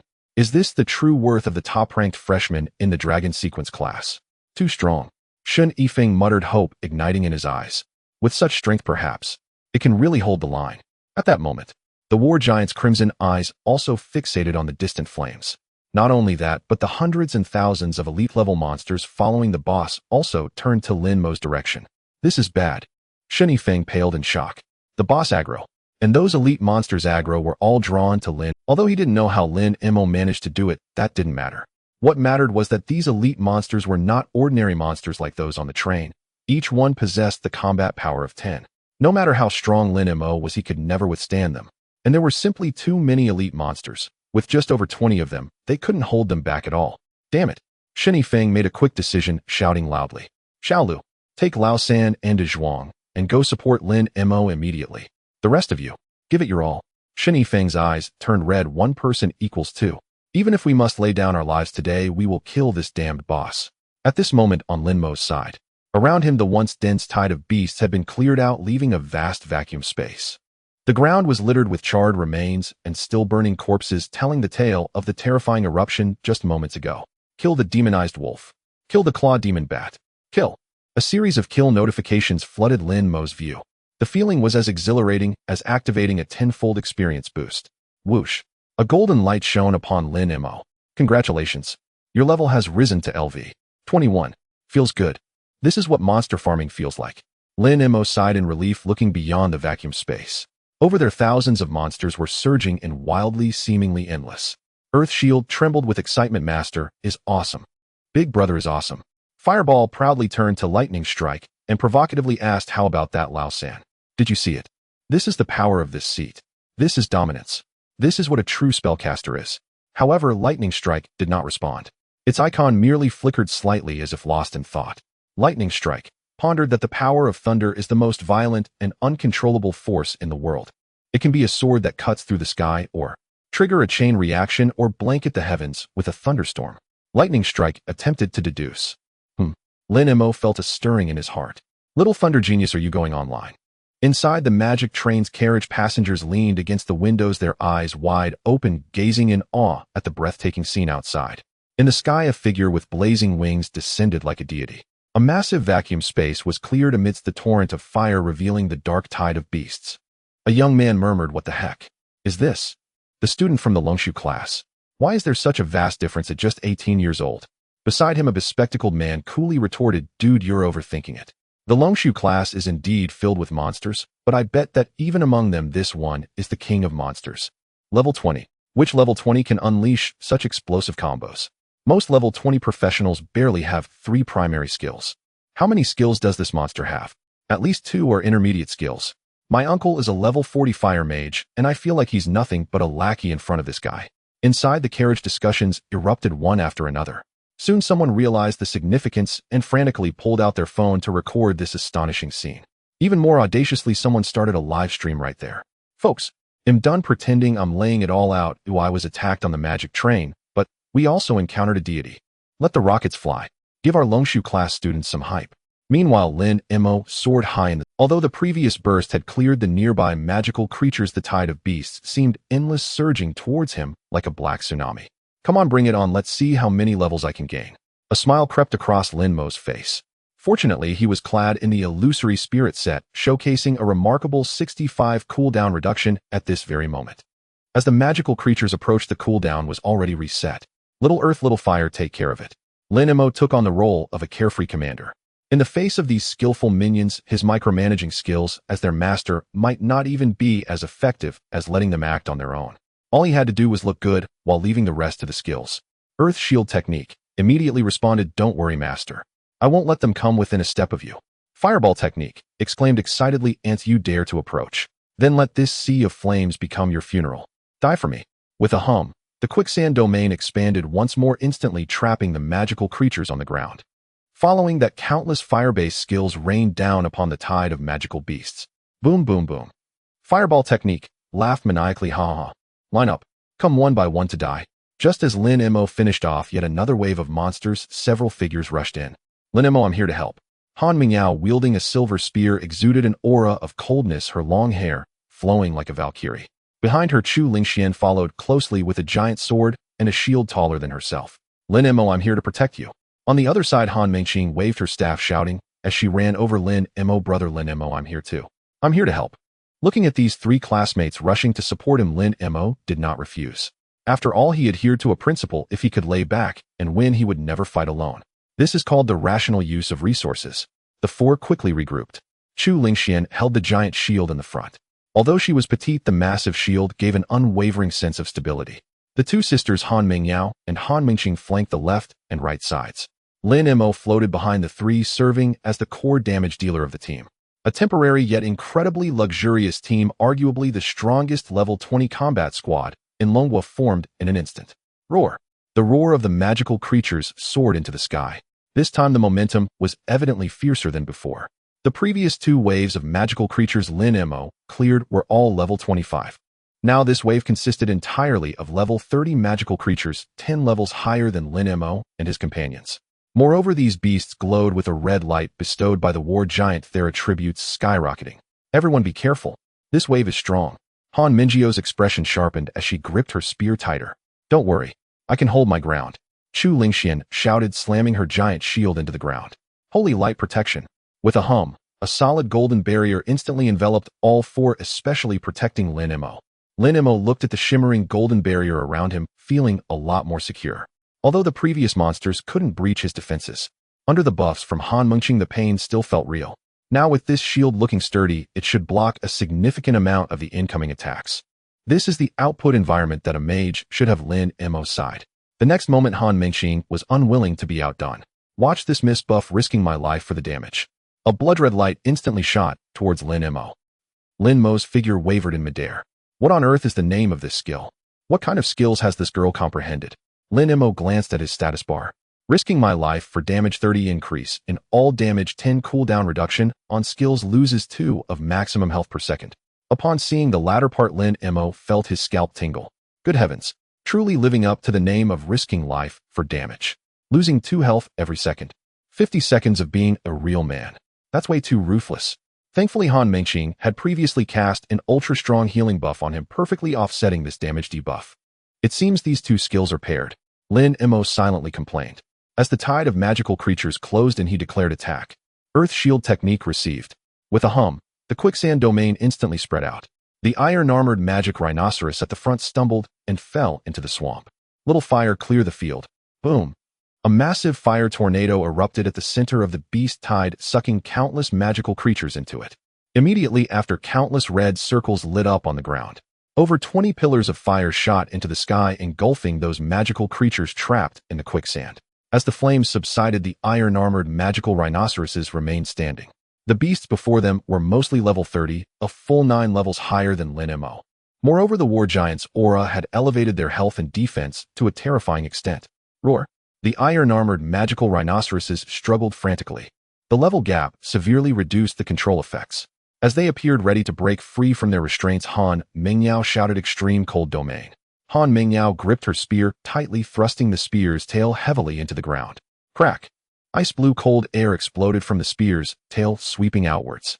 Those iron-armored magical rhinoceroses on the verge of breaking free from the quicksand had only gotten halfway when they were instantly frozen by this terrifying cold air. The hard ice crystals spread rapidly along their limbs, turning them into ice sculptures in an instant. The control chain was perfectly continued. Well done. Lin Mei's eyes brightened. Without Han Mingyu's follow-up, control his skills would have been on cooldown, likely causing disorder in their formation. Is this the most special existence among water skills known for its powerful control?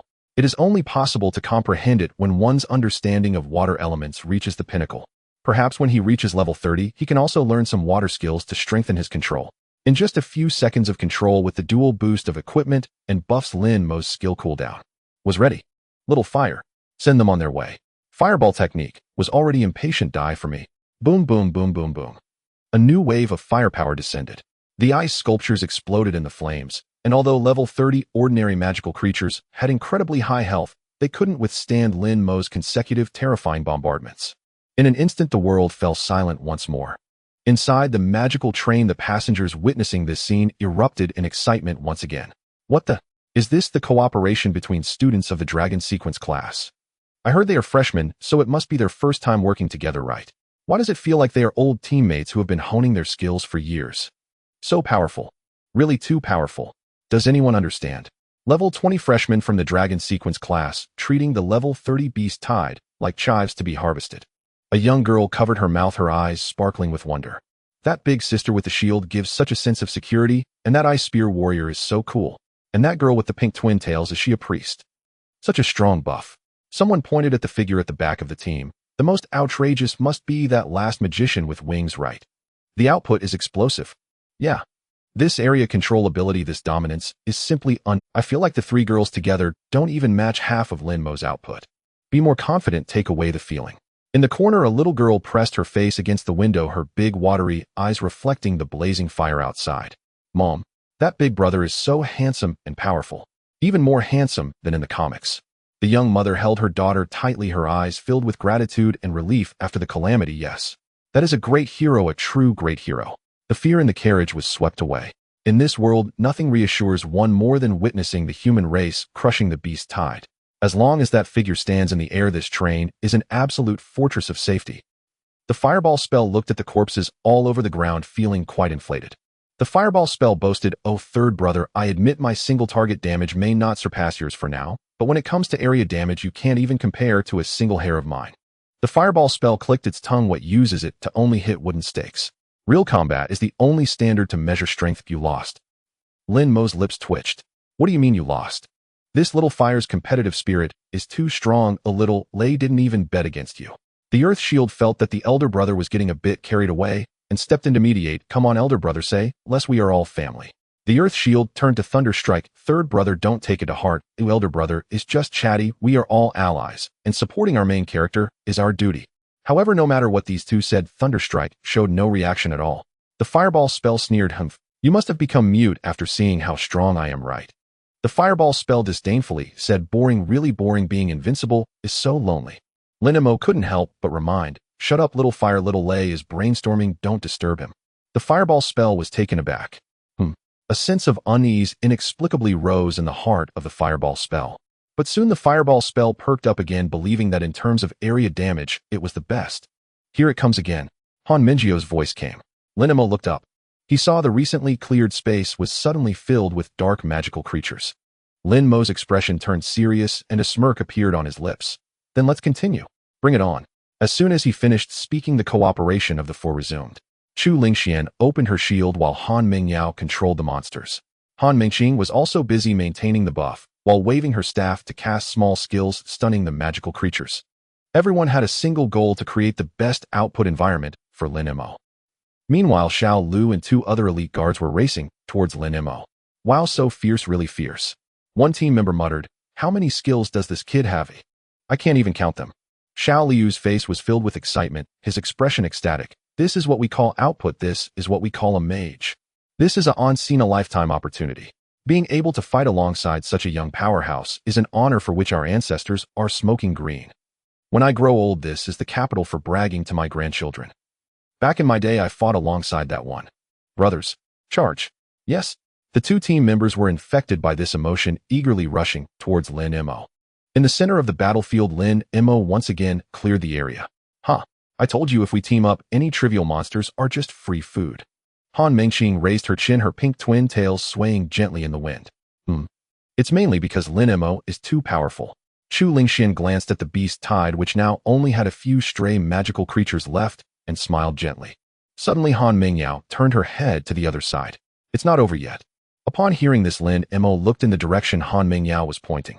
Another wave of dark beast tide was charging towards them. Moreover, it was evident that this wave of beasts was significantly larger than the previous magical creatures. At a glance, they seemed much harder to deal with. Meanwhile, three figures were sprinting towards them at incredible. Lin Mei narrowed his eyes. That person looks familiar. It seems to be the one who followed Shen Yifeng before. Soon the three arrived in front of Lin Mei and his companions. You guys are way too fierce. Xiao Lu gasped for breath, giving Lin Mei a thumbs up. You're treating level 30 magical tides like children. Amazing, really amazing. Han Mingqing, hearing the praise, proudly raised her chin. Of course. Do you even know who we are? The Dragon Sequence Class F4, do you understand? Chu Lingxian blushed a little, stealing a glance at Lin Mei's profile. However, Xiao Lu did not say anything further, his expression turning serious. Everyone, this is not the time to celebrate. The real trouble is here. He looked back.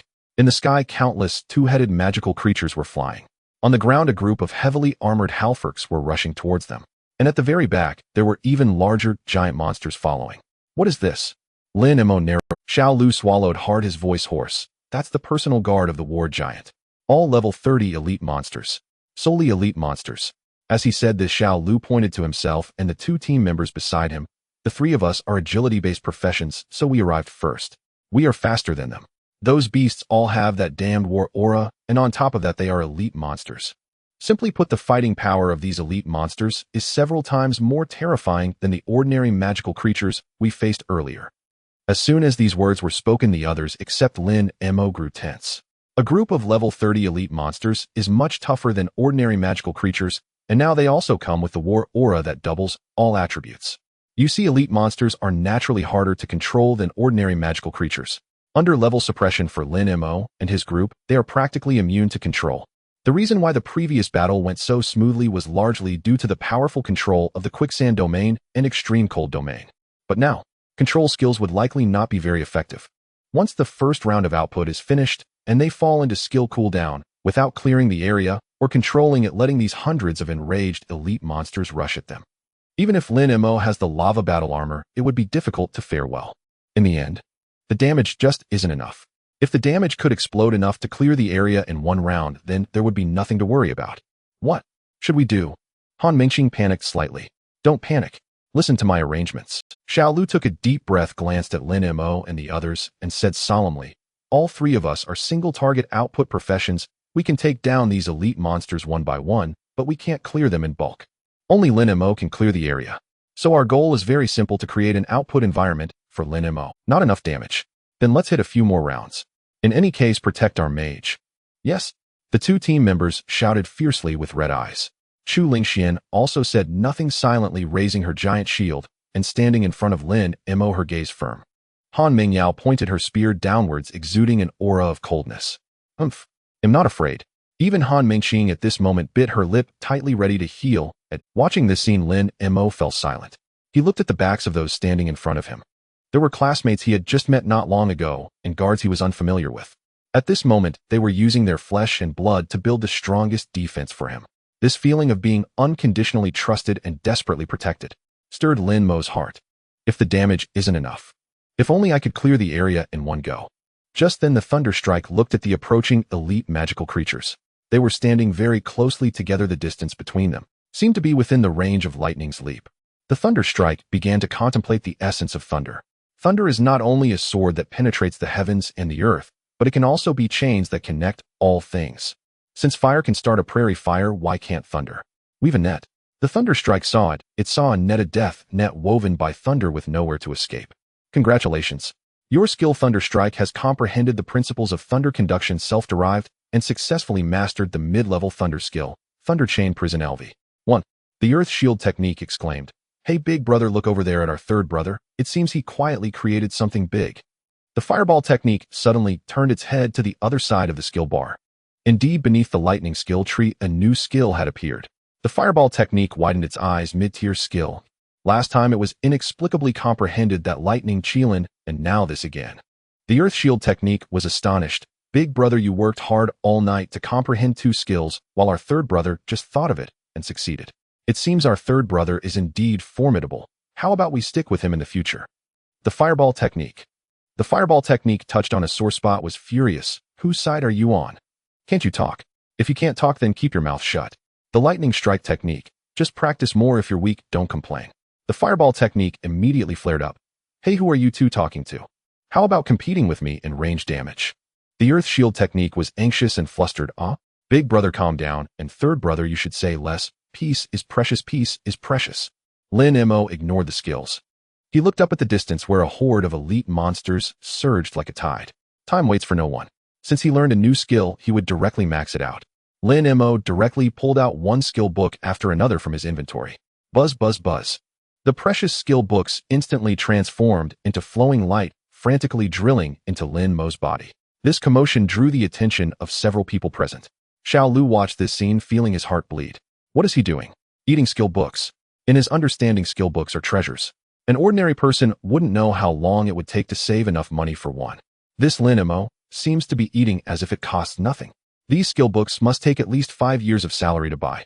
Moreover, what he couldn't understand the most was, with the fire burning at his eyebrows, what use was eating skill books at this moment. Generally speaking, eating skill books can only speed up the process of comprehension. It doesn't mean one can comprehend immediately after eating. In other words, skill books serve merely as an auxiliary function. Isn't this just a typical case of cramming at the last minute? Classmate, isn't it a bit late to eat books now? Xiao Lu couldn't help but remind him. The people standing beside Han Mengyao and Chu Lingxian also showed surprise, but they didn't react like Xiao Lu. They are also top-tier prodigies, fully aware that top-tier prodigies possess some unique special traits. And Lin Mei is undoubtedly a prodigy among prodigies. He must have his reasons for doing this.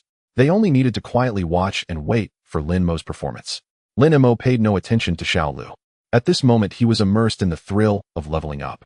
As the skill books were devoured, the skill levels within him skyrocketed. The level of Lightning Strike increased. LV 21. The level of Thunder Qilin's Descent increased. LV 21. The level of Thunder Chain Prison increased. LV 21. The level of Flame Storm increased. LV 21. Maxed out, all maxed out. Lin Mei exhaled deeply, his gaze sharpening. Alright, now that everything that can be upgraded has been upgraded, it's time to test the results. Bang! Bang! The heavy footsteps made the earth tremble. Hundreds of massive elite monsters were now less than 100 meters away from the group. The ferocious faces, the giant mouths, exuding a foul odor, even the crimson war halo on their bodies was clearly visible. The sense of oppression hit them like a wave. They're coming. Xiao Liu's expression changed, instantly entering battle mode. The distance is enough. Lin Mei, prepare to unleash the first wave of skills. Everyone protect Lin Mei with your lives to buy him time for skill cooldown. Yes, the other two team members and Chu Lingxian shouted in unison, fearless of death. The Fireball Technique erupted with flames. Get out of the way. Everyone move aside. Come on, little bro, let's compare and see whose area damage is stronger. Lin Mei calmly reassured in his heart. Little fire, don't rush. Let little thunder take the lead this time. The Fireball Technique didn't mind. TCH, fine then. It doesn't matter who goes first or last. In the end, the spotlight will definitely be mine. The Fireball Technique found a way to save face. I'm the finale. Do you understand the concept of a finale? Then Lin Mei looked at the skill icon of Lightning Strike. Little Thunder, are you ready? The Lightning Strike Technique replied flatly. Stop wasting time. Let's start directly. Lin Mei's lips curled slightly. So bold, I like it. Then, let's begin. Buzz. A brilliant flash of lightning erupted from Lin Mei's right hand. Countless tiny arcs of electricity danced in his palm, emitting a tingling zzz sound like 1,000 birds singing in unison. What is this? Xiao Liu's eyes widened instantly. Lightning type. Wasn't he dual element fire and earth? He can also use lightning. Han Mingyao also looked at Lin Mei in disbelief. She always thought Lin Mei was a top-tier genius of dual elements, but unexpectedly, He also had lightning up his sleeve. Lin Mei ignored everyone. He suddenly stepped forward, smashing the violent lightning in his hand down onto the ground. Thunder Chain Prison. The moment that lightning touched the ground, it transformed into countless bolts of electricity surging toward the horde of elite monsters at an incredibly fast speed. Zzz. A swarm of lightning crashed into the elite monsters. Immediately after striking the first target, it began to bounce crazily. Lightning flashed, instantly hitting another target within a 5-meter radius.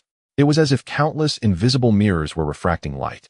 In the blink of an eye, amidst the dark oppressive tide of beasts, a massive electric net woven from lightning's roar, the elite monsters erupted into a chorus of roars. Thunder. Thunder Chain Prison. Xiaolu looked at this scene, mouth agape. This move can be said to be one of the core skills of lightning mages. It's not that the damage is exceedingly high, but rather that terrifying area damage increased to buff the electrified state. Under the electrified state, subsequent damage can be doubled. This Lin Mei unexpectedly has such a move. Or is he just comprehending it? Xiaolu looked at Lin Mei with eyes full of shock. Just when he was still questioning life, Lin Mei didn't stop. Little fire, it's your turn. Don't let your third brother underestimate you. The Earth Shield technique shouted from the side. Big brother, go for it. You're the best. Big brother, you're the strongest. Everyone die for me. In this world, only flames are the eternal truth. Multiple explosive fireballs. Flame pillar. Boom. In the sky, dense fireballs rained down upon the elite monsters like a meteor shower. On the ground, countless crimson pillars of fire shot into the sky.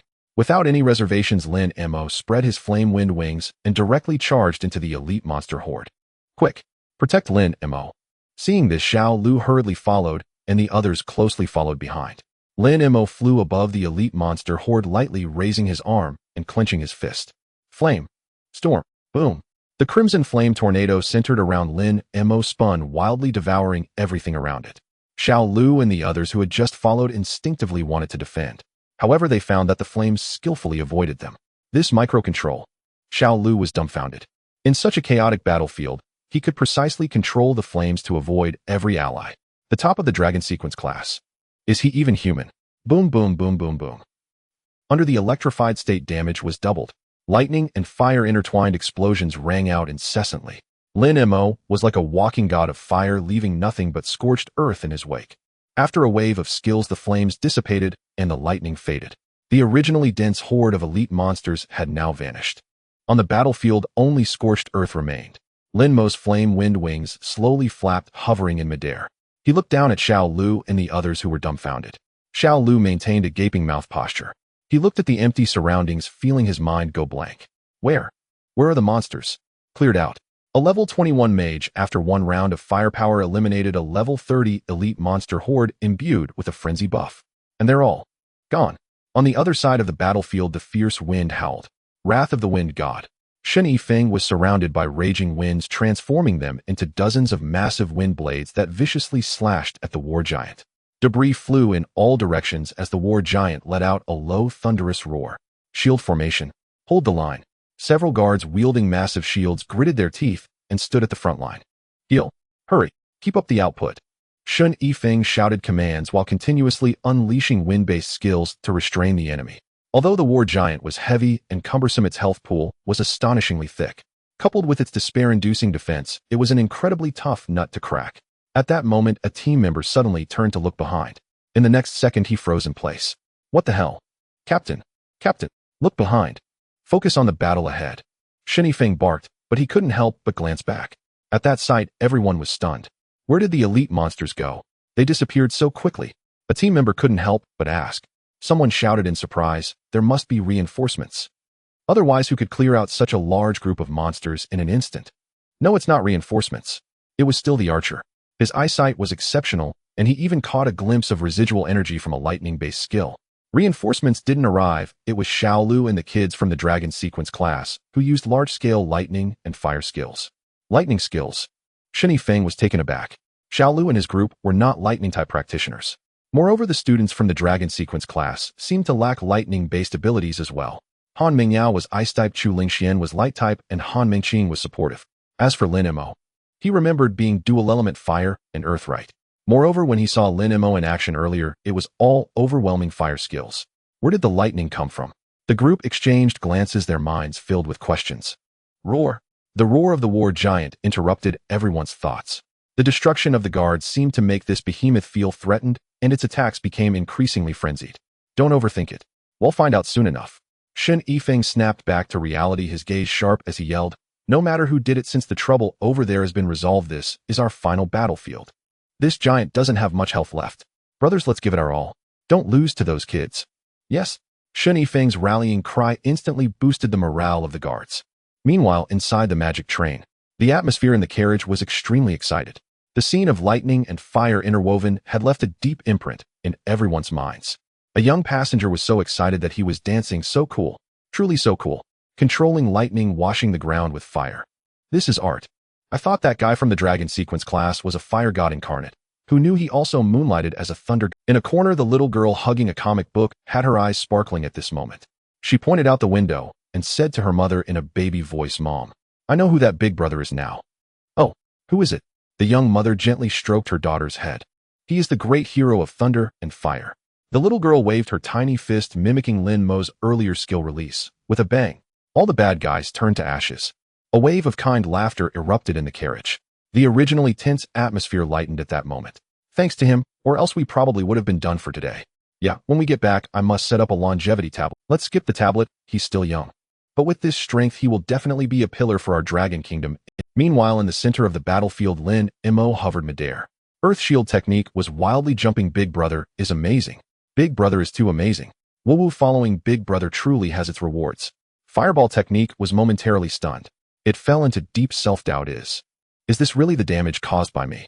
Then fireball technique rejoiced. It seems I have become stronger again. No doubt it is me. Evolving in battle, transcending in slaughter. Just as fireball technique was caught up in self-celebration, Lin Mei doused cold water on it. Don't transcend, you're overthinking it. It's Little Lay's new skill that inflicted the electrified status on the monster, and under this status your damage is doubled. Plus its rebound damage helped lower the health line. So do you understand why I had Little Lay take the lead? This is cooperation, this is teamwork. Fireball technique was stunned. Fireball technique couldn't help, but look at Thunderstrike technique. Hey third, was it really your electrified that doubled my damage? On the other side of the skill panel, Thunderstrike technique replied coolly, only a fool would think that with your little flame, you could instantly annihilate the entire battlefield. Earth shield technique, Fireball technique instantly blew up. Who are you calling a fool? You. As it seemed like another quarrel was about to break out, Lin Mei quickly intervened. Alright, we're all family here. Little Lay, although your big brother is a bit straightforward, his output is indeed solid. Without his burst, we indeed couldn't have taken down the monsters. And Little Fire, isn't it hard to acknowledge someone else's excellence? Under Lin Mei's mediation, fireball technique calmed down a little. Though it was proud, it wasn't oblivious to the truth. That feeling of annihilating everything just now was indeed unprecedented. If this was truly because of the assistance from Thunderstrike technique, fireball technique snorted fine, but remember this. No matter whether you assisted or not, my area damage is still the strongest. Fireball technique proudly declared. As for single target damage, I just temporarily can't compare with you. Just wait until I comprehend the forbidden spell, then you'll see what true flames are. Facing fireball technique's declaration filled with competitiveness, Thunderstrike technique flickered with a faint blue light.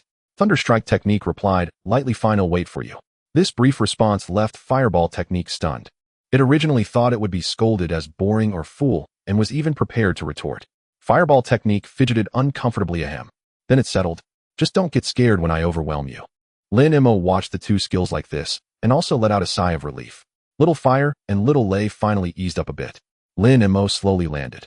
Lin Mei, you're so amazing. Han Mengqing was the first to rush over, circling around Lin Mei several times. Wow. That lightning and fire combo just now was simply explosive. Lin Mei smiled casually, fixing his hair that had been blown askew by the wind. Keep a low profile, keep a low profile. At this moment, Han Mingyao and Chu Lingxian also walked over. Lin Mei, aren't you a dual-element fire and earth practitioner? How come your lightning skills are so powerful too? Han Mingyao looked at Lin Mei, unable to restrain her curiosity. At this level, achieving such mastery as a dual-element mage was already rare, completely deserving of the title of top student in the Dragon Sequence class. But now Lin Mei had used skills from a third element, and he had even unleashed an intermediate technique right away. Lin Mei innocently countered, when did I ever say I was a dual-element fire and earth mage? Han Mingyao was taken aback. She carefully recalled. Indeed, everything she had seen was her own. It seems that's the case. Han Mingyao smiled bitterly and shook her head. Then her expression turned even more complex. So, does that mean you are actually a tri-element mage? fire, earth, and lightning mastery of 3 elements. Upon hearing this question, Lin Mei rubbed his chin, thought for a moment, and replied, well, for now I suppose so. For now, Han Mingyao showed a puzzled expression. What do you mean? For now, you have to know the most powerful mage in history only achieved mastery of 3 elements. 3 elements are already the limit of human understanding, the pinnacle. But Lin Mei said for now. Does that mean he has more to give?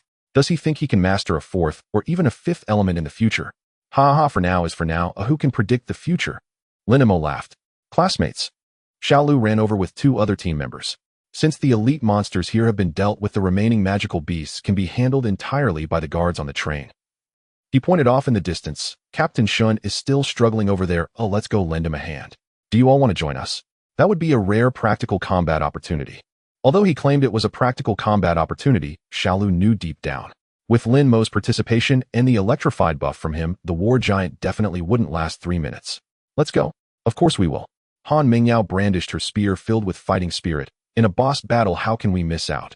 I'm going to. Chu Lingxian raised her massive shield, her expression resolute. And me? And me? Han Mingqing jumped up excitedly, raising her staff. I want to buff Captain Shun. Lin Mei glanced at everyone and smiled. Since we've come this far, let's send it off for its final journey. Who? Shen Yifeng's chest heaved violently. Around him, the members of the guard team were nearly exhausted, relying solely on willpower to hold on. The war giant at this moment was also nearing its end. Its body was covered in wounds, and its stone-like skin was cracked, revealing the dark red blood within. Captain, it should be almost done. One team member wiped the sweat from his face. Shen Yifeng squinted. The health bar above the war giant's head was swaying precariously. Less than 10 remained. With just a bit more effort, they could completely eliminate this culprit behind the beast tide. Shen Yifeng glanced at his brothers behind him. Everyone was in poor condition, both physically and mentally at their limits. In contrast, the war giant, though bloodied, had entered its most frenzied, dying state. Roar. The war giant let out a roar, its originally gray-white eyes transforming into 2 blazing flames. It raised its massive stone fist high. A desperate struggle often yields the deadliest blow. Hold steady. Shen Yifeng gritted his teeth. This is the last wave. At that moment, buzz. A piercing, thunderous sound came from above. Shen Yifeng instinctively looked up. Lin Mei descended like a meteor, his figure adorned with fiery wings. The red flames illuminated the dim battlefield, revealing a young and stern face. That was before Shen Yifeng could react. Move aside. In the next second, zzz. Lin Mei grasped at the air. A massive thunder net woven from blue lightning descended from the sky, crashing down onto the war giant's body. Frantic currents surged into the war giant's wounds, jumping and exploding on its body. The war giant suddenly froze. Its massive body convulsed violently, emitting a muffled roar of pain. A strange electric arc flickered wildly across its surface. Electrocution, all damage taken will be doubled for the next 10 seconds. What is this? Shen Yifeng's pupils suddenly constricted. He looked at the figure standing in front of them. Wings of flames, prison of thunder. The intense visual impact made him, a battle-hardened veteran, feel a momentary daze. Lin Mei. Shen Yifeng recognized him, the top student from the Dragon Sequence class, the new recruit, who was supposed to be protected in the rear. Wait, is that a lightning skill? So, did Lin Mei take down all those elite monsters? A new recruit barely in the 20s. Shen Yifeng felt a bit dazed. How could the terms around level 20 and a tri-element mage be connected? What are you standing there for? Output. Lin Mei's voice interrupted everyone's thoughts. Immediately after, boom. Lin Mei raised his hand and cast Flame Pillar, followed by multiple explosive fireballs, explosive spiral Dragon Ball. Each fire skill rained down on the war giant, as if they were free. This is so fierce. One team member stood dumbfounded. From a distance earlier, he hadn't seen it clearly. Now up close, the oppressive aura of the top tri-element mage from the Dragon Sequence class was simply suffocating. Don't just stand there. Take advantage of the electrocution buff. Everyone, give it your all. Shen Yifeng snapped back to reality and shouted. Yes. The team members roared in response. Arrows, wind blades, heavy strikes. Colorful skill lights poured towards the war giant.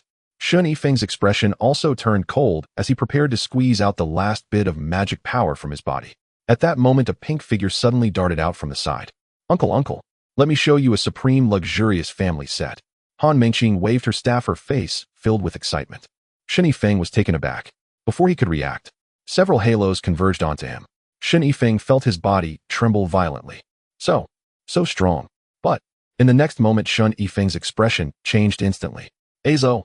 The The previous wounds under the doubled pain felt as if someone had thrown salt on them and then rubbed them with a steel wool. At the same time, Shen Yifeng could clearly feel his life points rapidly depleting, then being frantically pulled back. His health bar was dancing, his heart was racing, his body felt as fragile as paper, and he was in excruciating pain. Hee uncle, the set is complete. Han Mingqing stuck out her tongue and waved her little fist, shouting, "Now you are the hope of the whole village. Keep it up. I really thank you." Shen Yifeng roared with tears in his eyes. In this extreme pain and the adrenaline rush of life and death, he poured all his resentment and strength into the staff. Storm execution. Boom. Dozens of green wind blades converged into a massive destructive tornado, crashing violently into the war giant. On the other side, Han Mingjio's spear also thrust out with a fierce cold light, and Chu Lingshuan's holy light judgment followed suit. The sky was filled with brilliant skill lights, instantly overwhelming the war giant. However, amidst the myriad of skill lights, a more terrifying and domineering aura was brewing around Lin. The sky darkened. Lin Mei floated high in the air, his gaze indifferent, his clothes billowing in the wild wind. He slowly raised his right hand, surrounded by lightning. "Little thunder, give it the final blow." "Thunderstrike," snorted. "It should have been like this long ago." Crack. Dark clouds rolled, lightning snakes danced wildly. A tremendous pressure descended from the heavens above. Shen Yifeng and the others who were frantically outputting halted their movements and looked up. The myriad of lightning began to rapidly gather and condense in the air. Finally, a divine beast, the Thunder Qilin, formed entirely of lightning, appeared before their eyes. It trod the thunderclouds and howled towards the heavens, its voice shaking 100 miles. This is... Shen Yifeng forgot about the intense pain in his body, completely stunned. As an experienced veteran, how could he not recognize this move? It was known as one of the top 5 most difficult single-target high-explosive skills among all intermediate skills, the descent of the Thunder Qilin. In the astonished gazes of everyone, Lin Mei pressed his arm downward. Fall. Roar. The Thunder Qilin emitted a deafening roar, enveloped in boundless lightning descending from the sky. At that moment, the heavens and earth lost their color. In everyone's vision, there was only that extraordinarily dazzling flash of lightning. Boom, rumble, rumble. The lightning exploded, arcs sweeping in all directions. Even Shen Yifeng and the others, who were dozens of meters away, were knocked back repeatedly by the terrifying shockwave. And at the center of the explosion, the war giant's body finally began to crumble. Immediately after, a dazzling golden light erupted from Lin Mei. Having just cleared that wave of elite monsters, his experience bar was already nearly full. Now, with the massive experience from this boss-level enemy, Lin Mei's level broke through again. Congratulations. Your level has risen to LV 22. Current level LV 2275. The lightning dissipated. The battlefield fell into a dead silence. Everyone looked at the boy hovering in midair. The dark clouds parted, and a ray of sunlight pierced through the clouds, shining perfectly on Lin Mei. The earth shield technique trembled with excitement, exclaiming, "Wow, wow, it's so cool, truly magnificent." It transformed into a top-tier fan. It has to be the third brother. The overwhelming aura of destruction, the oppressive feeling of ruling over all. No amount of watching could ever be enough. Fireball technique snorted sourly. "It still relies on me to push the health down to the kill line, just a mere head count. If I were to deliver the final blow, it would be even more spectacular." Lightning strike technique merely replied with 2 words, "Heh." Fireball technique instantly flared up. "What does heh mean? You need to clarify that to me. Don't think just because you managed to show off." Lin Mei slowly landed, retracting his wings. Huff. Everyone in the escort team let out a sigh of relief. Finally took down the boss. Shen Yifeng walked up beside Lin Mei, taking a deep breath. "Lin Mei, I didn't expect you to be a tri-elemental mage. Moreover, one of those elements is actually lightning." Lin Mei nodded and casually replied, "Oh, I heard that the single target burst damage of the lightning element is quite explosive, so I just learned a bit about it since I was lacking in that area." Shen Yifeng's lips twitched slightly. "What do you mean by just learned a bit?" "That's the lightning element. Among all the elements in the mage profession aside from light and dark, the lightning element is recognized as the most challenging attribute. This kid is only around level 20, and he just learned a bit and successfully comprehended the core lightning technique, lightning chain prison, along with the highly difficult Thunder Kirin descending. Moreover, the momentum of summoning thunder with just a gesture. This level of proficiency and control would probably make even a specialized lightning mage of this level kneel down in submission." Not far away, 3 girls were huddled together, their eyes never leaving Lin Mei. "Wow, he's so cool. That Thunder Kirin, that aura." Han Mingqing's eyes sparkled as she exclaimed, "As expected, the top brother is indeed the top brother, so impressive. Hey sister, can you withstand that Thunder Kirin?" Han Mingqing turned her head, her big eyes blinking at her sister. Han Mingyao glanced at her sister, her expression turning strange. She pointed at herself. Me? You mean me? Are you trying to turn your older sister to ashes so you can inherit my credit? Ah. Han Mingxing shrank her neck. Beside her, Chu Lingxian timidly interjected, I can't withstand it. Absolutely can't withstand it. Even if I activate Holy Barrier in the face of that strike, I would probably be as fragile as paper. Tisk tsk. Han Mingxing shook her head. You must know Chu Lingxian is the Dawn's Arbiter in SS-level light element profession, renowned for being invincible in defense at the same tier. Even she, a humanoid fortress, feels like paper. So overpowered, truly so overpowered. Suddenly Han Mingxing seemed to think of something and started counting on her fingers. Hiss. Let me count. From the most basic fireball to that spiral dragon ball, then fire pillars, fire tornadoes, and flaming wings. Then there's quicksand electric nets and the great Kirin. The more Han Mingxing counted, the wider her eyes grew. Oh my goodness, how many skills are there? Han Mingxing looked at her own hands, feeling defeated. Although I'm a genius support, I've only learned 6 skills, and among them only one is an intermediate skill. So how many do you know? Han Mingxing looked at Han Mingyao. Han Mingyao bit her lip and replied, honestly, I know 5. Among them Extreme Cold Domain and Ice Thorn Spear are intermediate skills. Han Mingxing turned to Chu Lingxian again. Chu Lingxian appeared even more embarrassed and softly said, I know for only Holy Barrier is an intermediate skill. We're doomed, we're doomed. Han Mingxing slapped her forehead, her face filled with despair. The total number of skills we have doesn't even match the number of intermediate skills he possesses. Are they really the same age? Is there any point in living like this? At this moment, Chu Lingxian weakly added, Lin Mei seems to know a combination skill, that magma armor.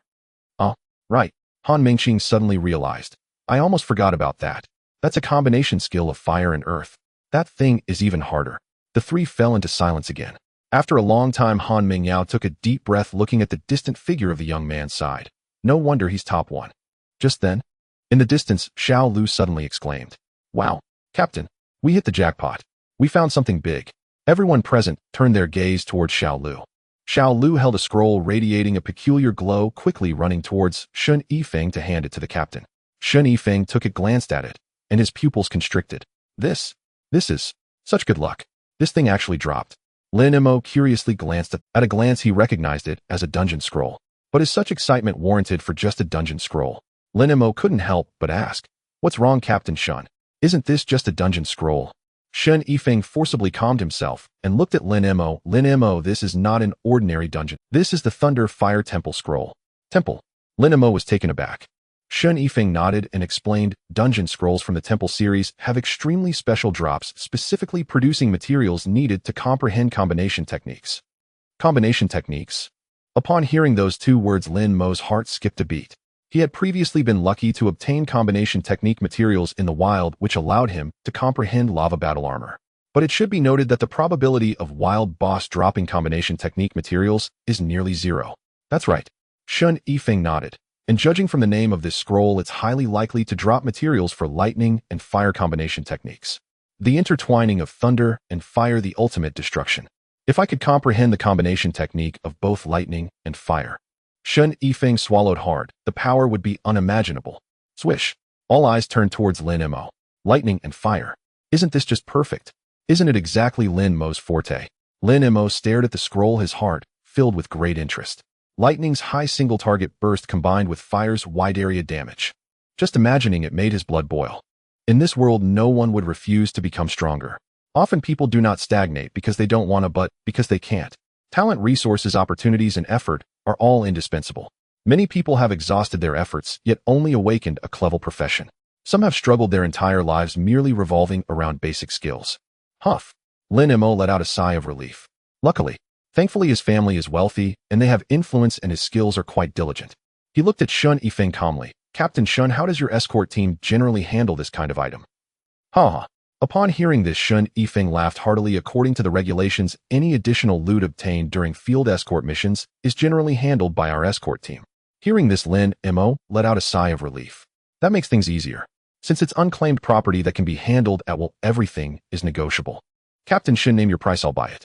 Lin Mei spoke directly. However, Shun Yifeng shook his head, handing the scroll to Lin Mei with a serious and sincere tone. What are you buying? Take it, he said.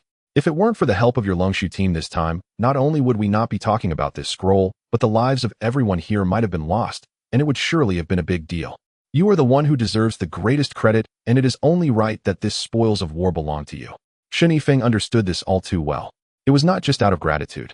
It was also because of the terrifying potential that Lin Mei had displayed. A tri-element mage who could solo a beast tide at level 20 and turn the tide in a critical moment.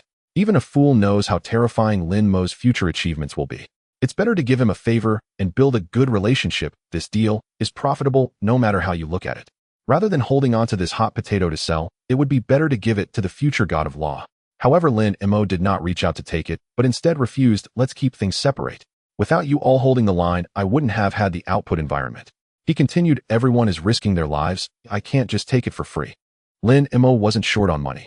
As the young master of the Tianlan Potion Group, any problem that could be solved with money was not an issue for him. Debts of gratitude are the hardest to repay. Since it can be bought, why incur a favor? Shen Yifeng frowned at this and tried to insist on giving it to Lin Mei. Lin Mei, you're being too polite. We are soldiers who protecting our homeland is our duty. Our lives are already saved. Why would we care about this little thing? Just take it. Lin Mei smiled helplessly, taking half a step back and saying earnestly, Captain Shun, if you don't accept the money, this thing will be too hot to handle for me. The brothers also have families. Mini got injured this time, and follow-up treatments and settling in fees all require money.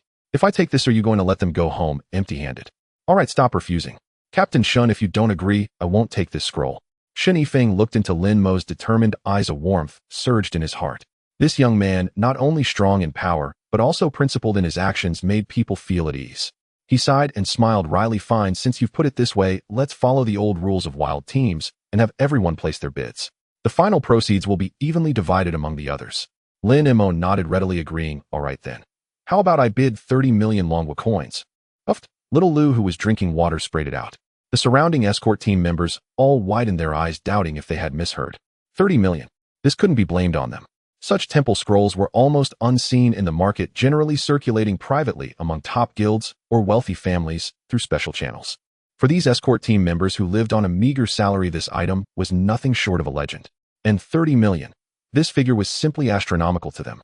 This was money they could only save by not eating or drinking for 10 years. Lin Mei, this is too much. Shen Yifeng hurriedly tried to decline. Not too much. Lin Mei waved his hand. This scroll is priceless. If it were to go to auction, it might not even fetch 30 million. Besides, it's also to ease the brothers' minds. He added, everyone risked their lives in a battle. They can't go back empty-handed, can they? After saying this, Lin Mei turned to look at Han Mengyao and the others, smilingly asking, according to the bidding process, is there anyone who wants to bid higher? Han Mengyao rolled her eyes and put away her spear. I'm ice element. What am I going to do with this thunderfire scroll? Burn it as waste paper. Support. Han Mingqing shrugged. Chu Lingxian also shook her head. I'm a light element knight. I don't need it. Seeing this, Lin Mei's gaze swept over the other members of the escort team. What about the rest of you? Feel free to bid. Don't be shy. Everyone stared at Lin Mei's extravagant demeanor, exchanging glances. Bid higher. What a joke, starting with 30 million. How could anyone add more? Who has that much liquid capital? Seeing no one respond, Shen Yifeng announced, all right, no one is bidding higher. This scroll belongs to Lin Mei. Lin Mei didn't hesitate and stored the scroll in his panel backpack. He then asked Shen Yifeng for a bank card number and transferred the money on the spot. Ding! Less than half a minute later, Shen Yifeng's phone vibrated. Looking at the long string of zeros in the received message, Shen Yifeng's hand trembled slightly. Then, thank you, young Master Lin. Shen Yifeng stopped being pretentious and saluted seriously. The team members behind him also saluted in unison, their gazes towards Lin Mei filled with gratitude and respect. This is what it means to have a broad perspective. Strong strength, solid character, and filthy rich. Is this what a big shot is? Just then, Lin Mei's phone in his pocket suddenly rang. He took it out and saw it was a call from his mother, Su Wan. Hello, Mom. On the other end, Su Wan's voice came through, filled with urgency. Mower. Son, are you alright? I just received news that the train you were on encountered a large-scale beast tide attack. Are you hurt? You need to speak. You're making Mom anxious. Listening to his mother's concern, Lin Mei felt warmth in his heart. Mom, I'm fine, really. I can still answer the phone, can't I? Quick, turn on the camera so I can see you. Su Wan urged anxiously. Lin Mei had no choice but to open a video call.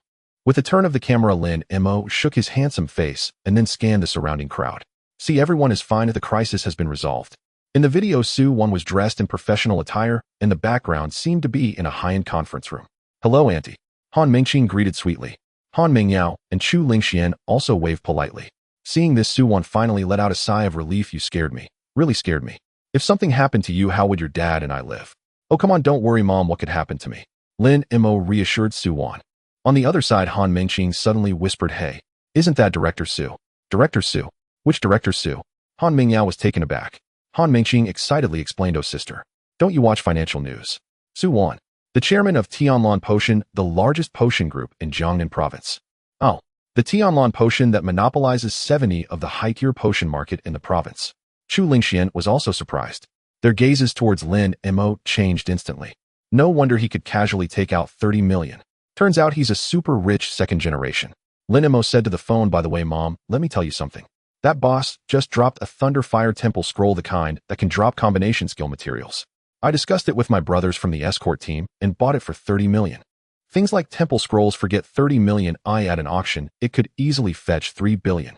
Things like temple scrolls forget 30 million at an auction, it could easily fetch 3 billion. You should get as many of these good things as you can. If you need more money, just let Mom know." Lin Mei chuckled, "All right, that's good. I just happen to have enough to pay for it, but please transfer some more to me later, or I won't be able to afford meals at school." "Oh, it's no big deal." Su Wan waved her hand boldly. "I'll have the finance department transfer 50 million to your card later. If that's not enough, ask for more. Buy whatever you want and hold back. As long as your safe money is just paper." The people around listening to this conversation between mother and son exchanged glances. Is this the world of the rich? 30 million is a steal, 50 million is pocket money. Lin Mei exchanged a few casual words with his mother before hanging up. Just after hanging up, he felt a pair of eyes watching him from all around.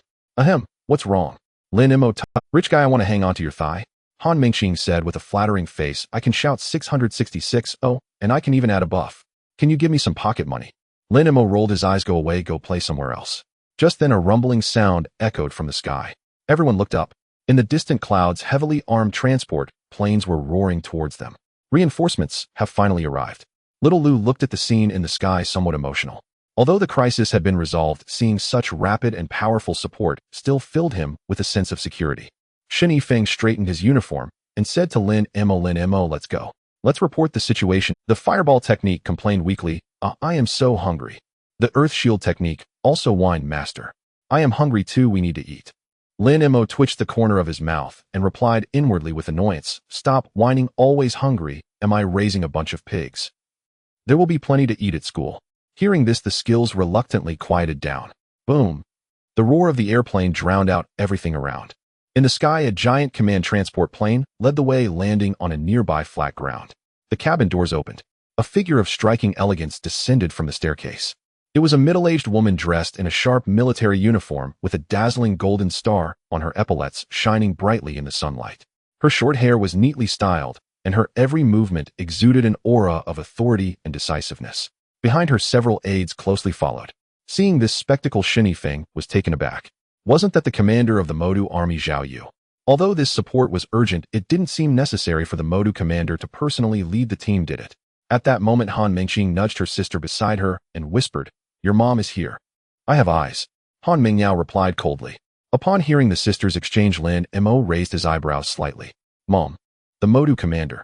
It seems these two also have some background." Shen Yifeng quickly tidied up his appearance and hurriedly approached Lin Mei and the others. "Greetings, Chief." Although Shen Yifeng was part of the railway guard system and not directly under Zhao Yu's command, respect was a must in front of such a high-ranking military figure. Zhao Yu returned a standard military salute. Her gaze then fell upon Han Mingyao and Han Mingqing. "Are you both all right? Missing any limbs?" Han Mingqing put on a sweet expression, linking her arm with Zhao Yu's and acting coy. "Oh, Mom, why did you come in person? What could happen to us? We're perfectly fine. Thanks to Captain Shun and classmate Lin Mei, all those monsters were dealt with by them." Han Mingyao stepped forward as well, saying calmly, "Mom, we are fine." After confirming that her two daughters were indeed unharmed, Zhao Yu's tense nerves finally relaxed a bit. She then glanced at the armored train, which was somewhat damaged, but overall intact, her eyes flashing with a hint of confusion. She knew too well what the war giant signified. With Shen Yifeng's strength, it would be a miracle to save half of the people in the protection force for this train. But now, the casualties among the train crew seemed minimal. Shen Yifeng, when did he become so strong? At this moment, Shen Yifeng stepped forward and saluted, "Greetings, Chief. I am Captain Shen Yifeng of the Aurora Train Escort Team, here to report to you." Zhao Yu returned a standard military salute. "Captain Shen, thank you for your hard work. What is the current situation?" Shen Yifeng took a deep breath and began his report. "Commander Zhao, the reason we achieved a complete victory this time is largely due to classmate Lin Mei from the Dragon Sequence class. Classmate Lin Mei single-handedly cleared several waves of beast tides and annihilated the elite guards of the war giant, and in the end, he even assisted us in defeating the boss. As he spoke, Shen Yifeng sighed. Commander Zhao classmate Lin Mei is a rare master proficient in the fire, earth, and lightning elements. If it weren't for him this time, the consequences would have been unimaginable. Zhao Ye's pupils contracted upon hearing this. Proficient in 3 elements, annihilating several waves of beast tides, and even the elite guards. Zhao Yu did not think Shen Yifeng would lie. A soldier wouldn't dare to lie about such matters, especially with so many witnesses present. Lin Mei? Zhao Yu looked at the calm young man. She knew Lin Mei, the son of that old scoundrel Lin Tianhao. Ever since his son entered the Dragon Sequence class, it seemed like everyone in the military system was aware. Moreover, Zhao Yu had also looked into the list of this year's Dragon Sequence class in advance. Lin Mei was indeed at the top of the list. It seemed there was nothing wrong with being at the top. However, at this age and this level, being proficient in 3 elements, and one of them being lightning, it still seemed a bit absurd. Classmate Lin Mei. Zhao Yu nodded slightly at Lin Mei, her tone carrying more gratitude. I am Zhao Yu, the commander of the Moda garrison, and also the mother of these 2 girls. Thank you for your assistance in saving the civilians on the train and for saving my daughters. I, Zhao Yu, will remember this kindness. Lin Mei smiled. Commander Zhao, you are too kind. I am also one of the people on the train, just saving myself. Besides, we are all classmates in the Dragon Sequence class. Helping each other is only right. Looking at the calm and composed young man before her, Zhao Ye's appreciation for him deepened. He was neither arrogant nor impetuous, with an excellent temperament. Zhao Yu glanced at the time. You still need to report to the Dragon Sequence class. Take my plane, and I will personally take you to Kyoto. Lin Mei didn't hesitate and nodded in agreement. Then I will trouble Commander Zhao. A few minutes later, the massive command plane slowly ascended, roaring towards Kyoto. On the ground, Xiao Lu looked up and couldn't help but exclaim, while the commander is personally escorting them to school. If I had such treatment back then, I could boast about it for a lifetime. Shen Yifeng smacked him on the back of the head, laughing and scolding, stop dreaming. That's what they deserve. If you had that capability, I would carry you to Kyoto myself. In the sky over 10,000 meters high, the space inside the command plane was extremely spacious. A massive holographic map was projected in the center, with several officers busily working. Lin Mei sat alone in the lounge area, gazing at the sea of clouds outside, feeling a little more relaxed. The Han sisters and Chu Lingxian were in another lounge, catching up on sleep. After all, that earlier battle had taken quite a toll on them. Tap, tap, tap. The steady sound of footsteps approached. Lin Mei turned his head and saw Zhao Yu walking over with 2 steaming cups of coffee. He instinctively wanted to get up. Said, don't be so formal, this isn't a military camp. Zhao Yu waved her hand casually and handed 1 cup of coffee to him. Try this, it's made from special beans from the military district. You can't find it outside, and it's quite energizing. Thank you, Commander Zhao. Lin Mei took the coffee, the rich aroma wafting toward him. Zhao Yu sat down opposite Lin Mei, her gaze deep and contemplative as she looked at the young man. In the past, I have heard your father mention you many times. Lin Mei paused his actions, bitterly smiling. Old Lin. He certainly didn't say anything good, did he? Did he say I am lazy, a good for nothing, and unambitious? About that, Zhao Ye's lips curled slightly. He said you only want to be a rich second generation who eats and waits to die, and your biggest dream is to lie down and spend money. So when I saw today's situation and then saw you in person, I was quite surprised. A person who only wants to lie down wouldn't choose to stand up in the face of such desperation.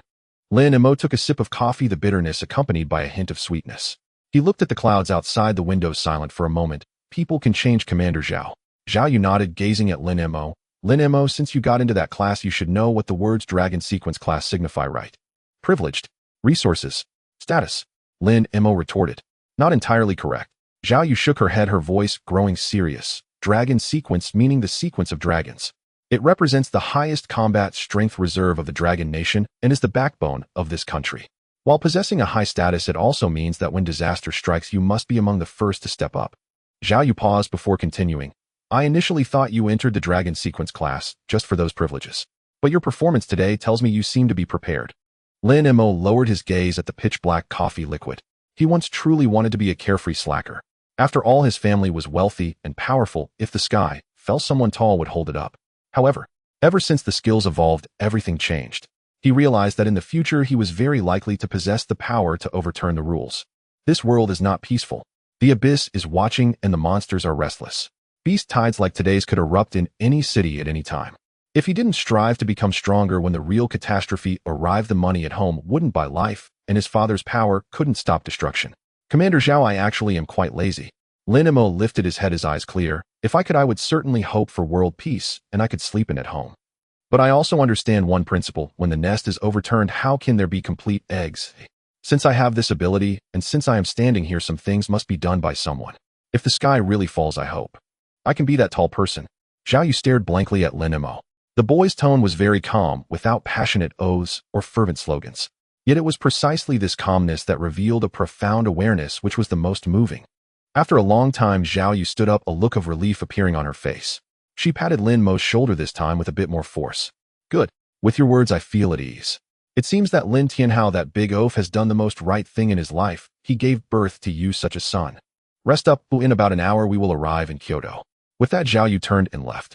Watching her receding figure, Lin Mei leaned back against the chair again. With a thought, he opened the panel's backpack. Thunderfire Temple Dungeon Scroll, the key to the ancient Thunderfire Temple. Level restriction, LV. 20 LV. 25. The Thunderfire Dual Element Combination Technique. That is a true weapon of mass destruction. First go to school to report, then find an opportunity to visit the dungeon. In the high sky, the plane flew steadily. Lin Mei leisurely enjoyed the military-provided afternoon. There isn't a trace of fire element at all. Earth Shield Technique, also grumbled Master. I want to eat dirt. The mine we just passed looked quite tasty. Lin Mei rolled his eyes. Where am I supposed to find good food for you at 20,000 meters in the air? It won't be long before you guys are at school. And you little Earth, what did you just say? I'm a normal human. Eating dirt is absolutely out of the question in this life. It will never happen. Earth Shield Technique replied pitifully, but Master, that's not ordinary mud. It's hard soil rich in rare minerals, very chewy. Earth Shield Technique attempted to bargain. How about just a taste? Just one bite. Get lost. Lin Mei replied indifferently. Just then, wow, there's mousse cake.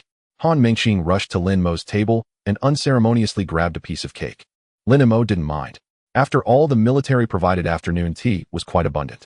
Just on his own, he couldn't finish it by tomorrow morning. Han Mengqing, are you a pig? Han Mingyao followed behind, watching her sister eat like a starving ghost, unable to help but sigh, her eyes full of disdain. You just ate all the way on the bus, and in the lounge you showed off 2 bags of chips.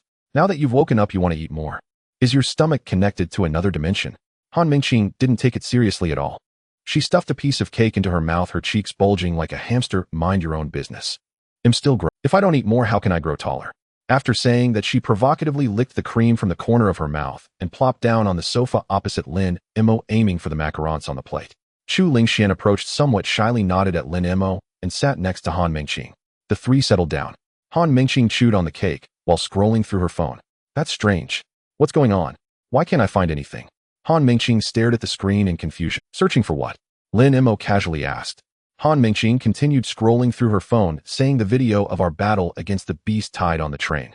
I clearly saw many passengers recording it, and several were even live streaming while trying to gain fame. I wanted to relive the heroic stance of Lin Mei, but after searching the entire internet, I couldn't find a trace. Lin Mei was taken aback. He didn't care much about it. After all, he didn't want to become an internet celebrity. But not finding anything at all was a bit strange. At that moment, Han Mingyao said lightly, if you could find it, that would be ghostly.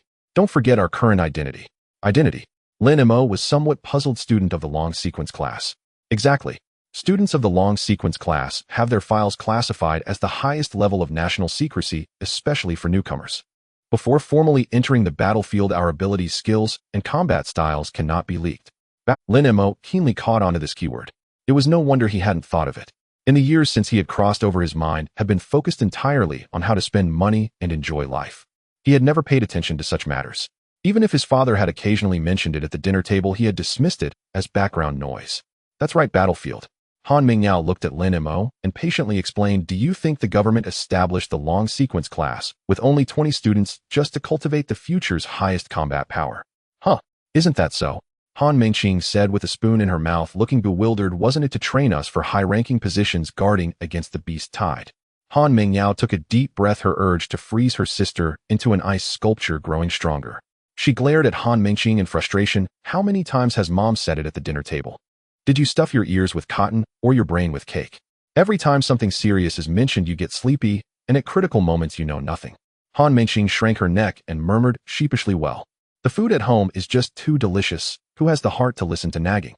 Han Mingyao didn't want to deal with this foodie and turned to Lin Mei. Of course there's more to it. She spoke solemnly. New students of the long sequence class have an extremely important and special responsibility beyond just being trained as the future's highest combat power, and that is the 10,000 nations battlefield. Every so often, the 10,000 nations battlefield opens where each country is limited to sending no more than 20 professionals. Soon, the 30-level 10,000 nations battlefield will open, and we will represent our country competing for resources with top professionals from other countries of the same level.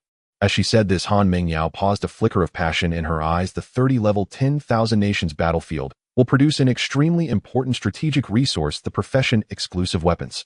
These are immensely powerful existences. The side with exclusive weapons of the same level and strength can easily crush the side without them. After hearing Han Mingyao's explanation, Lin Mei suddenly understood. So that's how it is.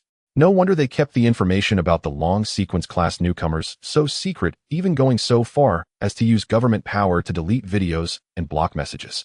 It's to prevent our skills and trump cards from being known by other countries in advance, causing us to suffer losses in the 10,000 nations battlefield. No wonder the government wanted to establish a long sequence class. They gathered the nation's top elite newcomers to compete in the battlefield for exclusive weapons. But Lin Mei frowned, raising a question that had been on his mind. Aren't the magical beasts the common enemy of all humanity? Since everyone faces the threat of magical beasts, why don't all countries unite to distribute exclusive weapons and collectively resist the magical beasts? Isn't that just internal strife? Han Mingqing nodded vigorously. Exactly. It's just like when we play cards. Since we have to deal with the landlord together, the farmers should unite, right? How can farmers throw bombs at each other? Han Mingyao sighed and shook her head. Farmers and landlords. Little sister, your analogy is quite cute. But if this hand of cards comes to an end, the winner takes all. The loser not only loses all their assets, but also their life. Wouldn't you still trust the teammate sitting across from you? Han Mingyao looked at Lin Mei and slowly explained. Lin Mei, you're right. This is indeed internal strife, but this kind of internal strife is the inevitable result of human greed. Long ago, when the first 10,000 nations battlefield opened, humanity was indeed as you imagined.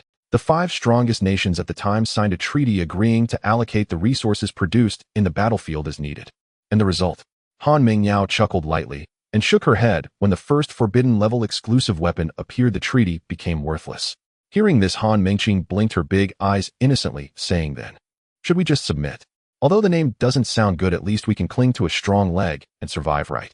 Han Mingyao turned her head, looking at her naive sister. Do you think that just by submitting you can live well?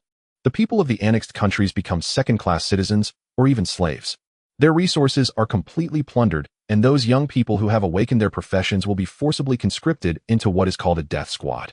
Han Mingqing listened, stunned, her little face pale. Han Mingyao continued, our long nation also suffered immensely during that time. Countless ancestors died on the battlefield to defend a city, leaving no remains. Until during one 10,000 nations battlefield, we obtained the first forbidden-level exclusive weapon that belonged to our long nation, the Divine Dragon Barrier, which broke this deadlock. Later, more and more forbidden-level exclusive weapons appeared, and humanity finally gained the capital to stand against magical beasts. At this point, Han Mingyao spoke firmly. All countries understand one principle. On the surface, we can jointly resist magical beasts, but in the 10,000 nations battlefield, it's every man for himself, life and death unconsidered. Lin Mei fell silent for a long time after listening. Indeed, there is no absolute utopia in this world. As long as humanity exists, strife will never cease. I see. Lin Mei nodded, realizing that the Dragon Sequence class is even more thrilling than he had. So those videos online. Han Mingqing interjected, and she seemed to understand. As well, they must have been cleared by Captain Shun and the others at the first opportunity. Moreover, you know about our country's cybersecurity team and firewalls. They are top-notch. It would take just a moment to eliminate all videos, and ordinary people would never be able to upload anything to the external network.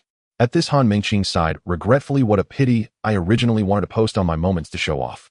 Han Mingyao rolled her eyes at her sister, too lazy to engage. Beside them, Chu Lingxian whispered, It's fine as long as we know Lin Mei is capable. And being low-key is better, but keeps Lin Mei safer. Lin Mei nodded in agreement. The firewalls of this world are entirely different from the ones in his previous life, where one only needed to install software to surf freely. The walls here are a physical barrier coupled with a top-tier cybersecurity bureau. Unless you can physically cross the border in this dragon country, anything the state does not want you to send out, you cannot transmit even a single byte. The group chatted casually for a while. So after we report to school, how about we go to the temple dungeon together? Lin Mei looked at the three and extended the invitation. Cautious Lin Mei would certainly not choose to solo, as this dungeon did not sound simple at all. Among the three before him, one is an excellent controller and off-tank, another is a sturdy light-type shield, and the last one is an auxiliary with truly extraordinary buffs. This configuration is simply designed to allow him to act as a turret with peace of mind. Let's go. Of course, let's go. Han Mengqing was the first to raise her hand, excited about the temple dungeon. The experience in the dungeon is much higher than that of wild monsters. Anyone who doesn't go is a fool. I'll go too. Han Mingyao glanced at her sister and helplessly said, "I'm worried about that girl," without anyone watching her. Chu Lingxian looked at Lin Mo with serious eyes, resolutely stating, "Lin Mo saved us all. If you need me to tank monsters, I will gladly oblige." Seeing the three agree so readily, Lin Mo smiled with satisfaction. Speaking of which, Han Mengqing suddenly remembered something and curiously asked, "I heard that the scrolls for the temple dungeon come in two types, blue and orange. Which one did you get?" Lin Mo glanced at the scroll in his backpack without much thought. "Orange, what's the matter? Is there a distinction?" "Wow, it's really orange." Han Mengqing's eyes lit up instantly, and then she explained with a serious face, "It matters. The blue type, although also called a temple dungeon, is essentially no different from an ordinary dungeon, with an appallingly low probability of dropping combination technique materials, only less than 3. But the orange quality is different. Its base drop rate starts at 30. Lin Mo raised an eyebrow, somewhat surprised there's such a big difference. "A tenfold increase directly." Han Mengqing nodded, "And that's not even the main point. The key is that the orange quality temple dungeon has special mechanisms and will ultimately increase the drop rate based on the completion score. The base drop rate is 30, and for the highest score of S rank, the drop rate can reach 100. 100. Lin Mo's heart raced. For someone who has always considered himself unlucky, nothing sounds sweeter than the words guaranteed drop. What are the specific mechanisms and rules? Lin Mo immediately inquired. Well, Han Mengqing took out her phone and began to search. The mechanisms are random, varying each time, and many rules people have encountered have been shared online. Let me show you, they're quite bizarre. Bizarre. Lin Mo frowned, a sense of foreboding rising in his heart. Found it. Listen to this. Han Mengqing looked at the screen and began to read. For example, this rule is called Silence is Golden. After defeating the BOSS, the entire team will be rated based on the average decibel level of sounds made throughout the dungeon. Lin Mo's mouth twitched. What kind of ridiculous rule is this? It's utterly torturous, especially for a chatterbox like Han Mengqing. It would be worse than killing her. And this one is called facing oneself. To deal damage to the BOSS, one must loudly shout their most embarrassing secret before attacking. The more embarrassing and heartfelt the shout, the higher the damage bonus. If one doesn't shout or make something up, the attack will be ineffective. After reading, Han Mengqing glanced at everyone.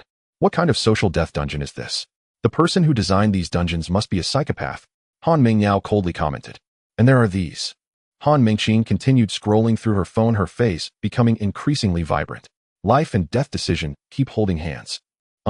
Master-slave contract. Randomly designating one person as master while the other 3 are slaves who must obey any command from the master unconditionally. Wait, what is honest encounter? Upon entering the dungeon, all clothing forcibly disappears. Han Mengqing read this part, her face slightly flushed. That's vulgar. Disgusting.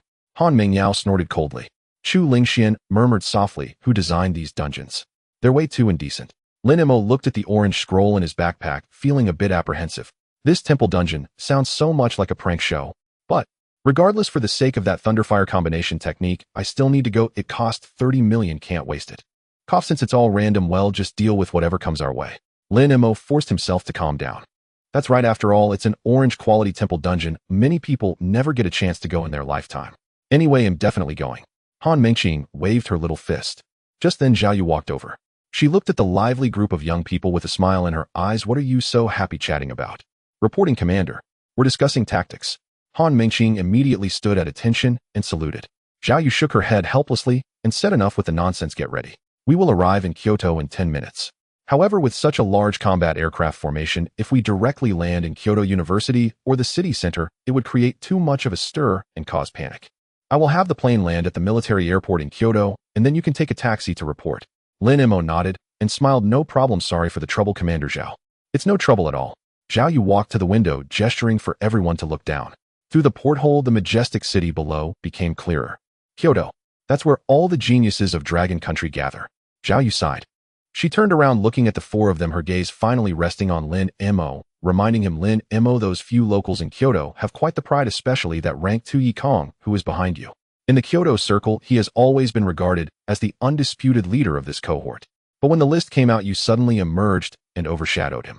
Zhao Yu paused, giving a warning. That kid is quite arrogant. He won't submit to you just because you're ranked first. Lin Mo, however, didn't seem to care much. The more lively, the better. We're all classmates. If he wants to be the boss, let him be. I dislike trouble the most. Zhao Yu smiled, shaking her head at Lin Mei's nonchalant demeanor. This is precisely what she admires about him. He has strength, but remains low-key. Anyway, just remember, if it really comes down to it, it's best not to cause any casualties. In the Dragon Sequence class, the strong rule. Receive Commander Zhao. Kyoto. As the political and cultural center of the Dragon Kingdom, its prosperity is unmatched by Zhanghai City. Lin Mei and the others took a taxi to Kyoto University. What came into view was a magnificent and imposing grand gate. The gate stood several dozen meters high. The stone pillars on either side were intricately carved with lifelike dragons, their heads raised, as if they were about to break through the wall and soar into the sky. Above the gate, the four gilded characters Kyoto University danced in a majestic style, exuding an aura of authority. Wow, how impressive. It's several times bigger than the entrances of the malls in our magic city. Han Mengqing gaped and gestured, I feel like an ant here. Han Mingyao stood beside her, glancing at her sister. That's to remind you to be in awe. And don't act like you've never seen the world before, it's embarrassing. Come on, it is huge. Han Mengqing pouted. Lin Mei adjusted his collar and stepped forward. Let's go in and take a look. The four of them walked toward the gate. At this time, the ordinary freshmen were still on summer break, and the grand entrance appeared somewhat desolate. Several security guards were on duty, scanning the surroundings. When their gaze fell upon Lin Mei and the others, their eyes focused on the badges on their chests. The golden dragon coiled around the sword's edge, and the four badges sparkled under the sunlight. The leading guard pressed the control button without any hesitation. The gate slowly opened. Han Mengqing lifted her chin and swaggered inside, waving cheerfully at the guard as she passed by. Thanks, uncle. It's hard work standing guard on such a hot day. Chu Lingxian lowered her head and walked past quickly, saying softly, thank you for your trouble. No problem. Han Mingyao remained composed, nodding slightly. Lin Mei walked last and smiled at the guard. Thanks. They passed through the gate. Not far away, a meticulously set up sunshade stood alone on a patch of grass. A banner hung above it reading reception desk for the Dragon Sequence class freshmen. Under the shade, a long-haired girl sat idly scrolling through her phone. Hearing the noise, she looked up and quickly approached. Hello, I've finally been waiting for you. The girl greeted with a smile, confidently extending her hand. I'm Gu Qingge, a second-year student at Kyoto University, responsible for the reception of your Dragon Sequence class. Welcome to Kyoto University. Hello, senior. I'm Han Mengqing. Han Mengqing enthusiastically shook the senior's hand. Your skin is so nice. What brand of skincare products do you use? Gu Qingge paused for a moment before smiling. Thank you for the compliment. I'll recommend it to you later. After the other three introduced themselves, Gu Qingge's gaze fell on Lin Mei. Oh, you're the top-ranked one. I didn't expect you to be so handsome in person. Our group was buzzing with excitement. Everyone was curious about how a blank mage could outshine the competition. Lin Mei shrugged with a smile. Senior, you flatter me. It's true that I'm handsome, but being top-ranked is just good luck. Gu Qingge giggled. All right, let me take you to the dorm area. We can chat while walking. The campus of Kyoto University is vast. As Gu Qingge walked, she enthusiastically introduced that building on the left is the library, which houses almost all historical records, skill illustrations, dungeon guides, and monster catalogs since the Great Disaster. That one over there is the technology laboratory. This is our first canteen. I've heard a great chef just joined, and their skills are incredible. Upon hearing about food, Han Mengqing's eyes lit up, and she eagerly nodded to take notes. After passing through a teaching area, they arrived at a massive square. In the center of the square stood a 10-meter-tall statue of a human figure. It was an old man holding a staff, gazing deeply into the distance. Gu Qingge stopped, looking up at the statue with respect in her eyes. This is our country's legendary mage god. He is the first and only mage god in history to master 3 elements, leading our country out of the dark ages with his terrifying powers of fire, wind, and water. Lin Mei followed Gu Qingge's gaze. On the pedestal of the statue, a line of large characters was carved. With my flesh and blood, I forged the backbone of the Dragon Kingdom. With my strength, I protect the eternal prosperity of the Great Xia. Lin Mei felt a jolt in his heart, his gaze shifting slightly. A heavy feeling washed over him. Han Mengqing pouted, a 3-element mage god. Humthar. Lin Mei is also a 3. MMPH. Before she could finish, Han Mingyao quickly covered her. What? Gu Qingge looked back in confusion. Nothing. Han Mingyao smiled faintly. Lin Mei hasn't showered in 3 days. Let's hurry to the dorm. Lin Mei. This is being overly cautious. He felt it was unnecessary. In a world where strength is paramount, hiding one's skills can indeed be a survival wisdom. However, most of the time, showing one's brilliance can save a lot of unnecessary trouble. But Lin Mei didn't plan to expose it. He would just go with the flow. Gu Qingge didn't ask further. Suddenly, she seemed to remember something and said with a smile, by the way, Dragon Sequence class students, please go easy on us in a few days. Huh? Lin Mei raised an eyebrow. Go easy. What do you mean? Gu Qingge blinked. Don't you know? It's an old tradition at our Kyoto University. Every year, the freshmen of the Dragon Sequence class must engage in a friendly brawl with us ordinary second-year students at the start of the semester. A brawl? Han Mingxing frowned upon hearing this. There are only 20 of us. You second-years have over 1,000 people. Isn't that unfair? Guchinga shook her head with a smile. Not at all. We won't send everyone. We'll select the best and only send 200 to practice with you. What? Han Mingxing's eyes widened. 200 people. Are we supposed to fight 10 of you each? Lin Mei glanced at Guchinga and cast a probing spell. Goodness, level 31. Asking their 20 to fight 200 second-year students around level 30. This old tradition is truly absurd. Guchinga said matter-of-factly, you are from the Dragon Sequence class. The top geniuses in the country, the monsters among monsters. If the numbers were equal, how would the fight work? And this is also to test your practical pressure resistance after all. Han Mingxing's cheeks puffed up in anger. This is just an excuse. This is definitely an excuse. You just want to bully the freshmen. Han Mingyao frowned slightly and said calmly, Senior, if I remember correctly, since this tradition was established, it seems the newcomers of the Dragon Sequence class have never won, right? What? They've never won? That's so tragic. Chu Lingxian turned pale, exclaiming. Han Mingyao nodded. After all, the gap in numbers is there. Even the greatest genius finds it hard to cross such a chasm. Hearing this, Guchinga smiled brightly. Han, you understand it very well. Indeed, you've never won before, but your class is different. Your class has the SS-level space traveler Yi Kong, the light element, Chu Lingxian, and the mysterious Lin Mei. Who knows, history might be rewritten by you. Guchinga winked playfully, clasping her hands together and feigning weakness, so please go easy on us when the time comes. Getting beaten is painful too. I'm super afraid of pain. Although Guchinga said she wanted them to go easy, Lin Mei could clearly sense that there wasn't much genuine concern in her tone. That confidence was built on an absolute numerical advantage and historical experience. The so-called rewriting history was merely a polite compliment. Lin Mei smiled and shifted the topic. Senior, are we almost at the dorm? Oh, we're here. Guchinga pointed ahead, just past through this grove. As they spoke, they arrived at a tranquil area nestled between the mountains and water. Unique villas were neatly scattered at the foot of the mountain. Here we are. This is your dorm area. Guchinga pointed to the villa cluster ahead, a hint of envy in her eyes. It's truly astonishing. While we ordinary students cram 4 into an apartment, you all have a villa each. The villas are assigned according to the roster, and the house number represents the order. At that moment, a figure approached from a distance. Upon seeing the newcomer, Guchinga quickly called out respectfully, Teacher Su, what brings you here? Hearing this, Lin Mei turned to look. Teacher Su. It seemed to be the old classmate of his father, Su Wenchang, the admissions officer he had mentioned before. Hello, Teacher Su. Lin Mei was the first to greet. Su Wenchang approached them with a gentle smile. You all have arrived. He looked at the Han sisters, smiling and nodding. Mingyao Mengqing, long time no see. I just spoke with your mother, and she reminded me again and again to keep an eye on you two girls. Lin Mei felt a sense of appreciation in Su Wenchang's gaze. Lin Mei, I've heard about everything that happened on your way here. You did a great job. After that, Su Wenchang turned to Guchinga and said, Chinga, take these 3 to their dormitory. I will take Lin Mei to his. All right, Teacher Su.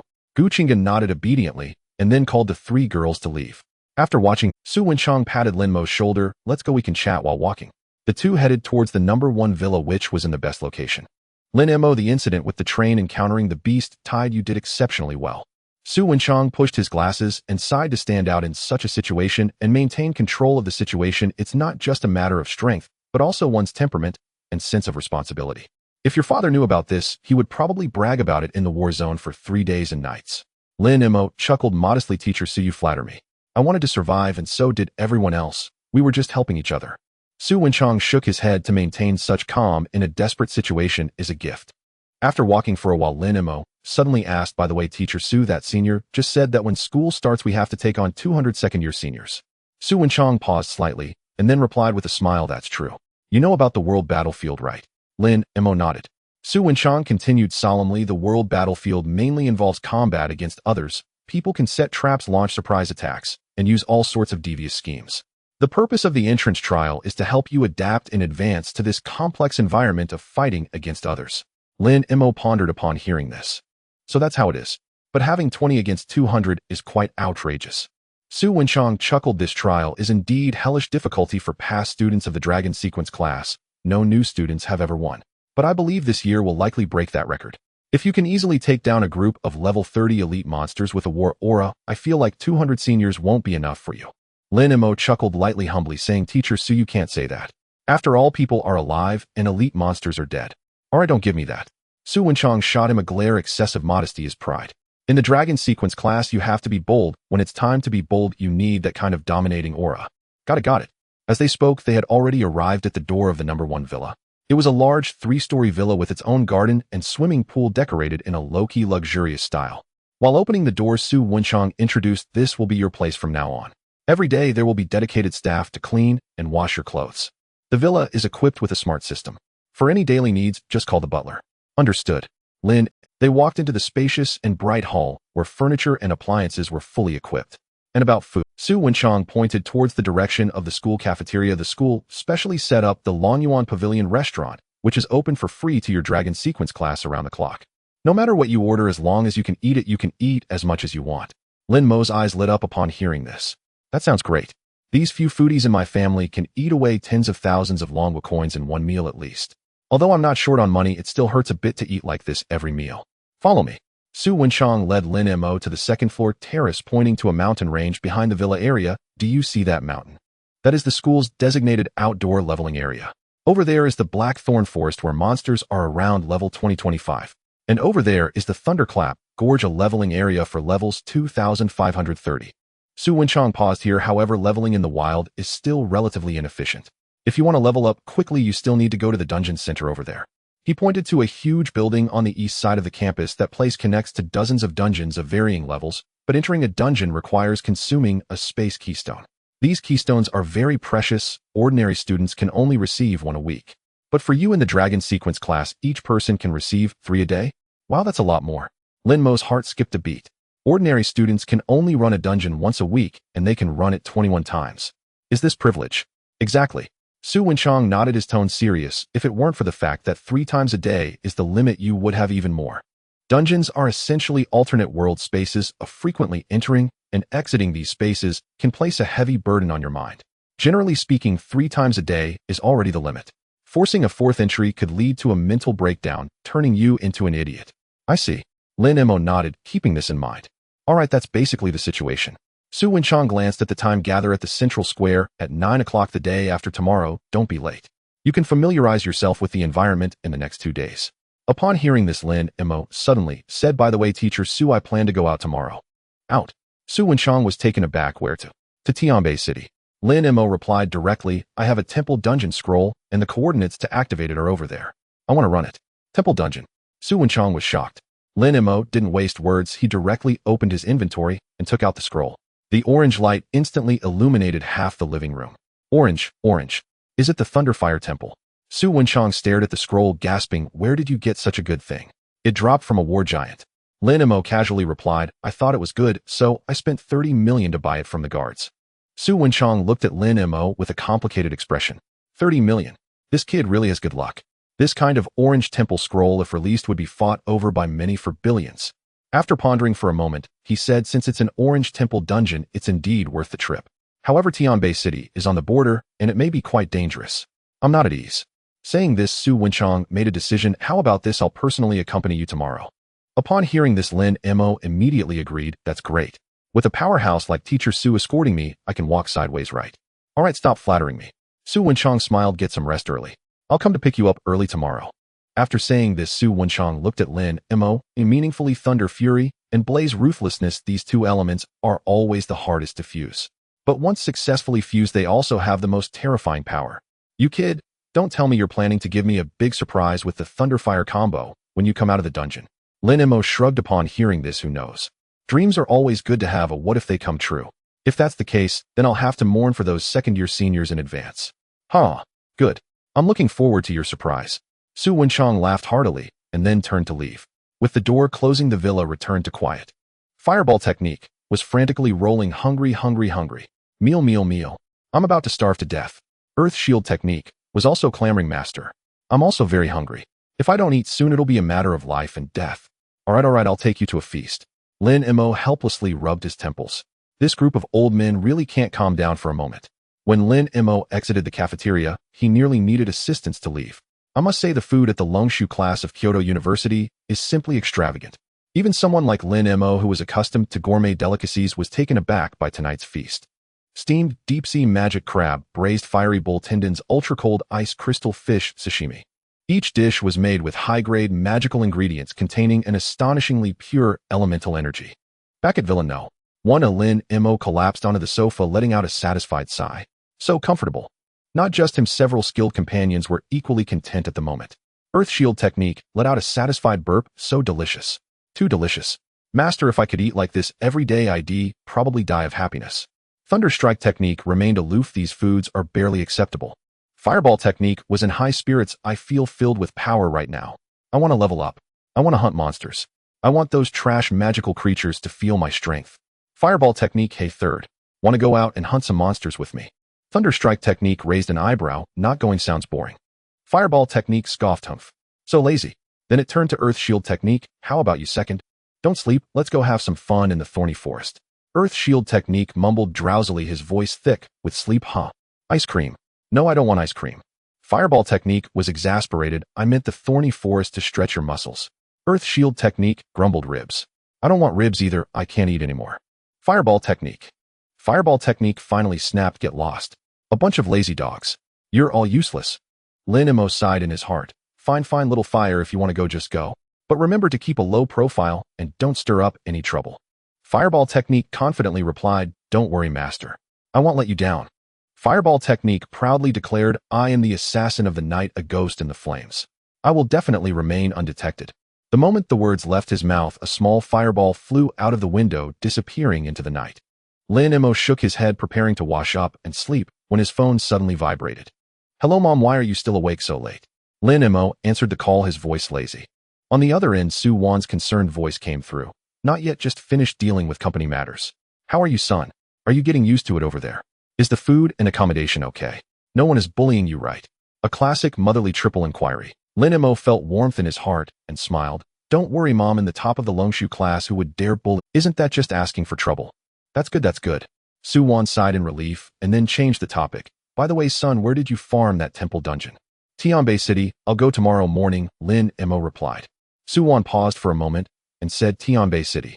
I heard it's not very safe there. How about this, your dad is nearby as well. I'll have him go take a look after he finishes his work.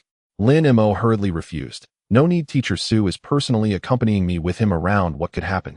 Don't trouble dad. However, Su Wan's attitude was unusually firm. No, Tianbei City is a mix of fish and dragons. This is non-negotiable. Get some rest now. Fine, I'll listen to you, and let dad come. Lin Mei reluctantly acquiesced. He hung up the phone, sighed softly, and went to wash up and sleep. The matter of leveling up would be left to the little fireball. The next morning, Lin Mei woke up feeling refreshed and invigorated. He habitually glanced at his status panel. It was filled with the kill records of Fireball Technique. Killed LV. 22 Blackthorn, Wild Boar. Killed LV. 23 Poisonous Flower Demon. Killed LV. 24 Shadow Leopard. Lin Mei's eyelids twitched. While the little fireball must have plowed through the Blackthorn forest last night, he quickly checked his level bar. Current level LV. 23, 24. So comfortable. I leveled up just by sleeping.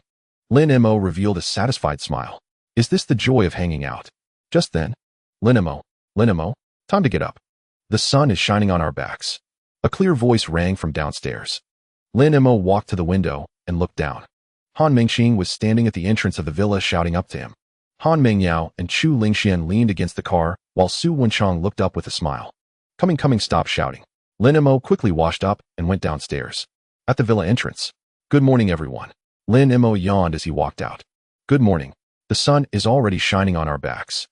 Han Mengxing was dressed in vibrant sportswear today, looking full of energy. Suddenly she exclaimed, Lin Mei, you leveled up. Level 23.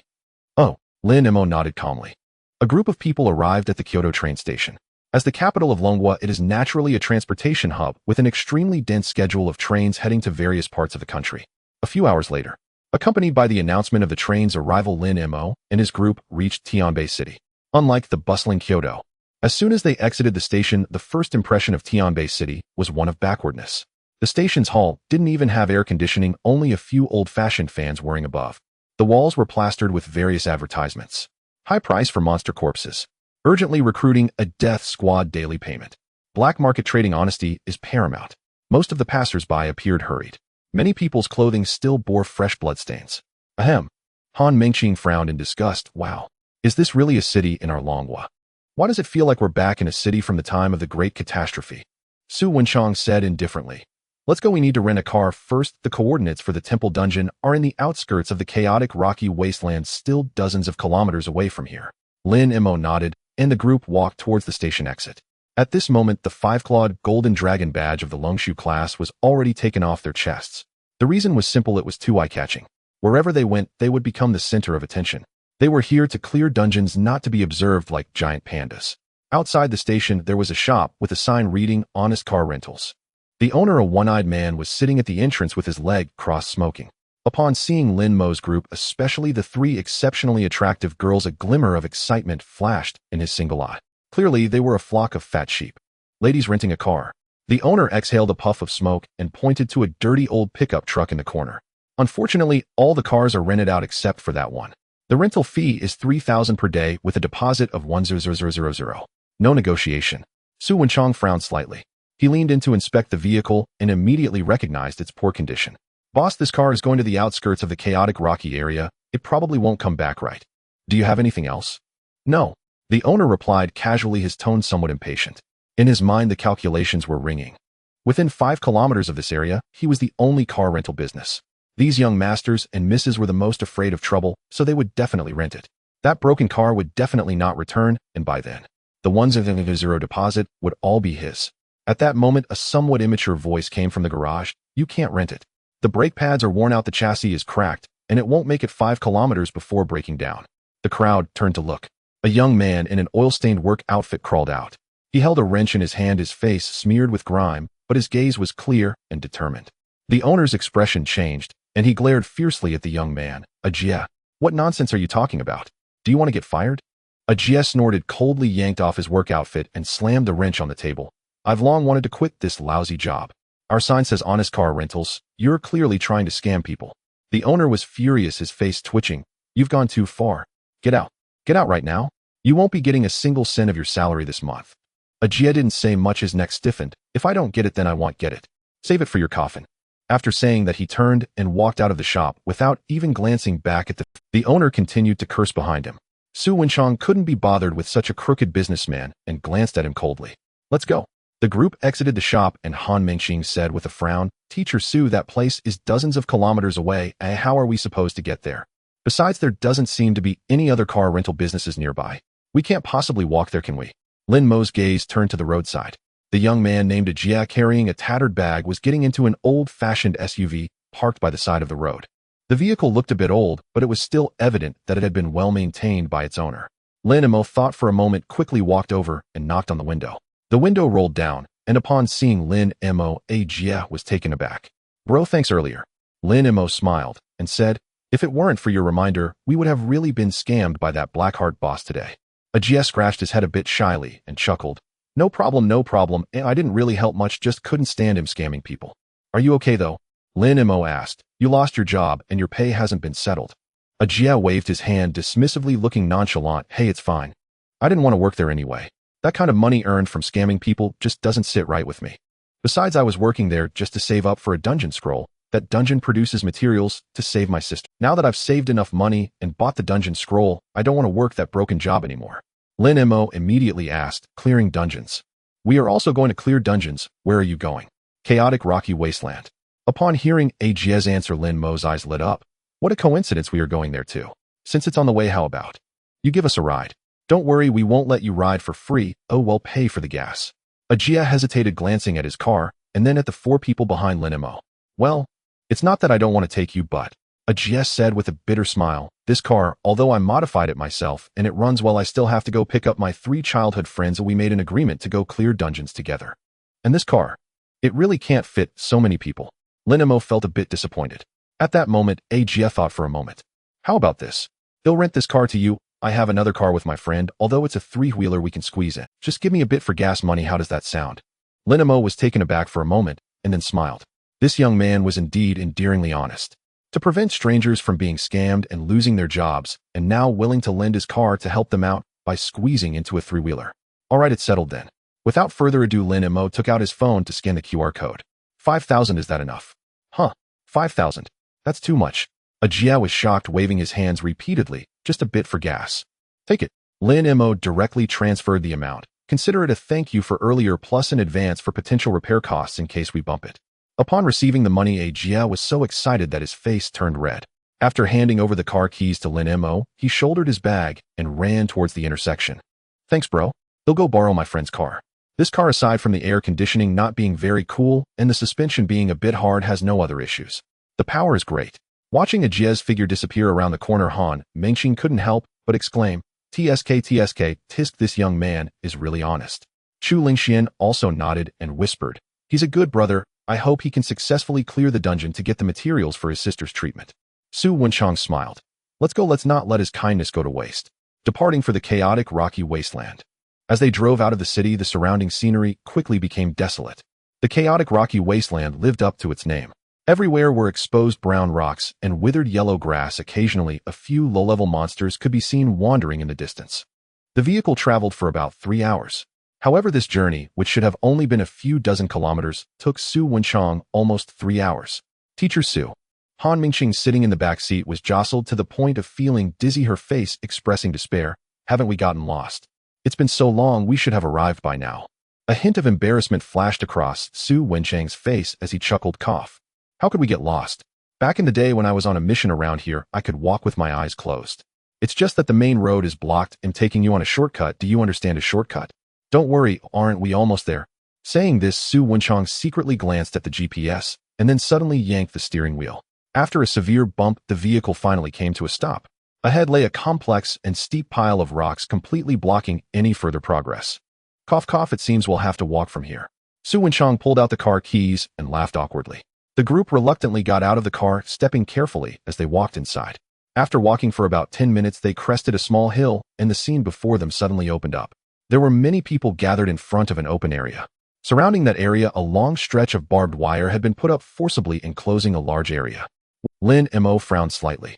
The wild leveling area and dungeon activation points are usually public resources. Oh, why is there barbed wire? Suddenly, Han Mingqing, with her sharp eyes, exclaimed, Hey, isn't that a Jia? Lin Mei focused his gaze, and indeed at the entrance of the barbed wire, a Jia and his 3 friends were lying on the ground in a very sorry state. What happened? Who hit them? Han Mingqing's eyes widened. A young man nearby sighed and spoke in a low voice. Little girl, who else could it be? It's the members of the Crazy Shark Guild. Crazy Shark Guild? Lin Mei asked in confusion. The young man nodded and said with a bitter smile, You know, although the dungeon scroll can activate a dungeon, it must be within a specific coordinate area to be activated. A hint of hatred flashed in the young man's eyes. The Crazy Shark Guild has occupied this coordinate area for activating dungeons and has set rules. Anyone wanting to activate a dungeon here, whether solo or in a group, must forcibly hire someone from their guild. The hiring fee starts at 100,000. No money. Then don't even think about entering. The young man pointed at a Jia and the others in the distance, shaking his head. Those young fellows insisted on barging in, saying they didn't need help from them, questioning why they should pay, and that's how it ended up. How shameless. Han Mingqing's face turned red with anger. Isn't this just strong-arming? Is there no law? At that moment, a bald man with a brutish face shouted arrogantly at the surrounding crowd. What are you looking at? Listen up clearly. Here, our Crazy Shark Guild is the law. If you're a dragon, you need to coil. If you're a tiger, you need to lie down. If you don't have money, then don't be an eyesore here. This is what happens. The bald man shouted while giving a Jia a vicious glare, scaring many professionals around into retreating, too afraid to speak up. Seeing this, Lin Mei's eyes turned cold. The smile on Su Wenchang's face disappeared. The country has been cracking down on organized crime for years. I didn't expect there would still be such fish that slipped through the net in a place like this. Bang! A dull sound echoed. A Jia was kicked away, sliding several meters across the stony mud before finally coming to a halt. You shameless thing. The bald, muscular man grinned maliciously as he stepped forward, his eyes filled with mockery. Do I need to repeat myself? Want to get in? Sure. Pay up. 100,000 for the entry fee, not a single cent less, or he'll break your hand today. I won't pay. A Jia gritted his teeth, forcing out a voice from between clenched jaws. This is a public area. Why should we pay you? I bought this scroll. We have the ability to clear the dungeon ourselves. Why should we pay you for entry? The bald man laughed as if he had heard the biggest joke, addressing the surrounding guild members. Brothers, this brat is asking why. Ha ha ha. Laughter erupted from the crowd. The bald man's laughter suddenly stopped, his gaze turning incredibly sinister. Kid, in this territory, our Crazy Shark Guild is law. What we say is the rule. If I say you need to pay, then you do. Either pay up, or you can forget about that hand of yours. With that, the bald man abruptly raised his right leg, a surge of yellowish light emanating. Skill rock crushing kick. If this kick landed, even steel would be crushed to a pancake, let alone bones. The onlookers hurriedly covered their eyes, unable to bear to watch. This was the tragedy of ordinary people in this area, without power or influence. Ajia closed his eyes in despair. Sister, brother is useless. Just then a dazzling golden shield unfolded before him. Dong! The bald man's mighty kick struck the suddenly appeared golden shield. However, with his level at 45, he merely felt a slight numbness in his foot, his body not even swaying. He unexpectedly pulled back his foot, looking with interest to the side. Two young girls were approaching slowly. The girl on the left was petite, holding a giant shield radiating a sacred aura in her left hand, while her right hand gripped a knight's sword. As a professional bullying the weak. Don't you feel ashamed? Shu Lingshuan's voice sounded somewhat fragile, yet exceptionally firm. Beside her, Han Mingyao held a silver spear in one hand, its tip slanted toward the ground, her silver hair fluttering slightly in the wind. She coldly glanced at the group, a smirk of mockery tugging at her lips. Shame. Talking about shame with a bunch of apes is giving them too much credit, don't you think? All muscle and no brain. Besides bullying the weak, these wastes can only seek validation here. As soon as these words fell, the crowd fell silent. Those who had been watching the commotion gasped in astonishment.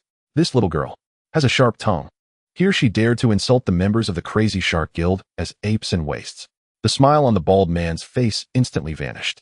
He squinted his eyes, secretly casting detection. In the next second, he was stunned. Where did this overachiever come from? Turns out they are just two little wildcats still weaning. The bald man's wariness dissipated significantly. Their guild members averaged above level 40, with the bald man himself reaching level 45. This enormous level gap was an insurmountable chasm. Even the so-called SSS level light classes could not bridge it. At this moment, Ajia, lying on the ground, recognized the newcomers. They were the ones who rented his vehicle. Run? You can't defeat them. This is my own business. Don't get yourselves involved. Ajia struggled, shouting loudly. He knew well that facing level 40 at level 20 was practically a death sentence, even for the most outstanding talents. Run. The bald man scoffed. In this territory, unless I nod, even kings must leave something. Brothers, surround them. With his command, dozens of Crazy Shark Guild members grinned menacingly as they closed in. Just then a calm yet authoritative voice rang out, "Clear the way." The crowd instinctively turned to look. Three figures were parting the crowd, walking slowly towards them. The one at the front was an elderly man who appeared quite gentle. Behind him on the left was a girl with pink twin tails, currently glaring angrily at the guild members. On the right stood a boy with his hands in his pockets, a somewhat lazy expression on his face. Su Wenchang's gaze swept over the fierce thugs, finally landing on the bald man as he spoke calmly. When did the land of Dragon Country become your private property? The bald man frowned, about to curse. However, being a seasoned veteran, he instinctively cast detection first. Upon seeing the result, he froze, his pupils contracting sharply. Level 88. The seemingly frail old man before him was actually a top-tier powerhouse at level 88. An existence of this level could instantly eliminate all the guild members here. However, the bald man quickly forced himself to calm down. This is our Crazy Shark Guild's affair. We have several level 80 experts in our guild. Even the president is a powerful level 82. Senior's strength is formidable, but to offend our Crazy Shark Guild over a few strangers, shouldn't you think it through? The bald man spoke with forced bravado, his tone carrying a hint of threat. He believed there were many strong members in the guild, and it was common to give each other face. No one would offend a local snake guild with several level 80 powerhouses for a few lowly ants. However, Su Wenchang smiled. He took out a badge and pinned it to his chest. A 5-clawed golden dragon coiled around a sword, shimmering in the sunlight. Meanwhile, Lin Mei and Han Mengqing also took out identical badges from their pockets and pinned them to their chests. The girls in front, Han Mingyao and Chu Lingshuan, exchanged glances and quietly produced their own golden badges representing their identity. 5 badges shone simultaneously. At this moment, an invisible sense of oppression instantly enveloped the crowd. The golden dragon on the badge seemed to come alive, exuding an aura of contempt for all existence. That is the 5-clawed golden dragon sword. That's right, it's the dragon sequence class. The national team is coming out. That's right, absolutely right. Only the National Direct Elite Dragon Guard Army and the Dragon Sequence class are qualified to wear such badges. No wonder these two young girls dared to stand up to the Crazy Shark Guild. Is this their confidence? The crowd instantly buzzed with excitement. Dragon Guard Army. Dragon Sequence class. The bald man's legs went weak, his lips trembling. Impossible. How could these people come to this godforsaken place? Fake. It must be fake. Do you dare impersonate national privileged personnel? He shouted as though raising his voice could mask his inner fear. Fake.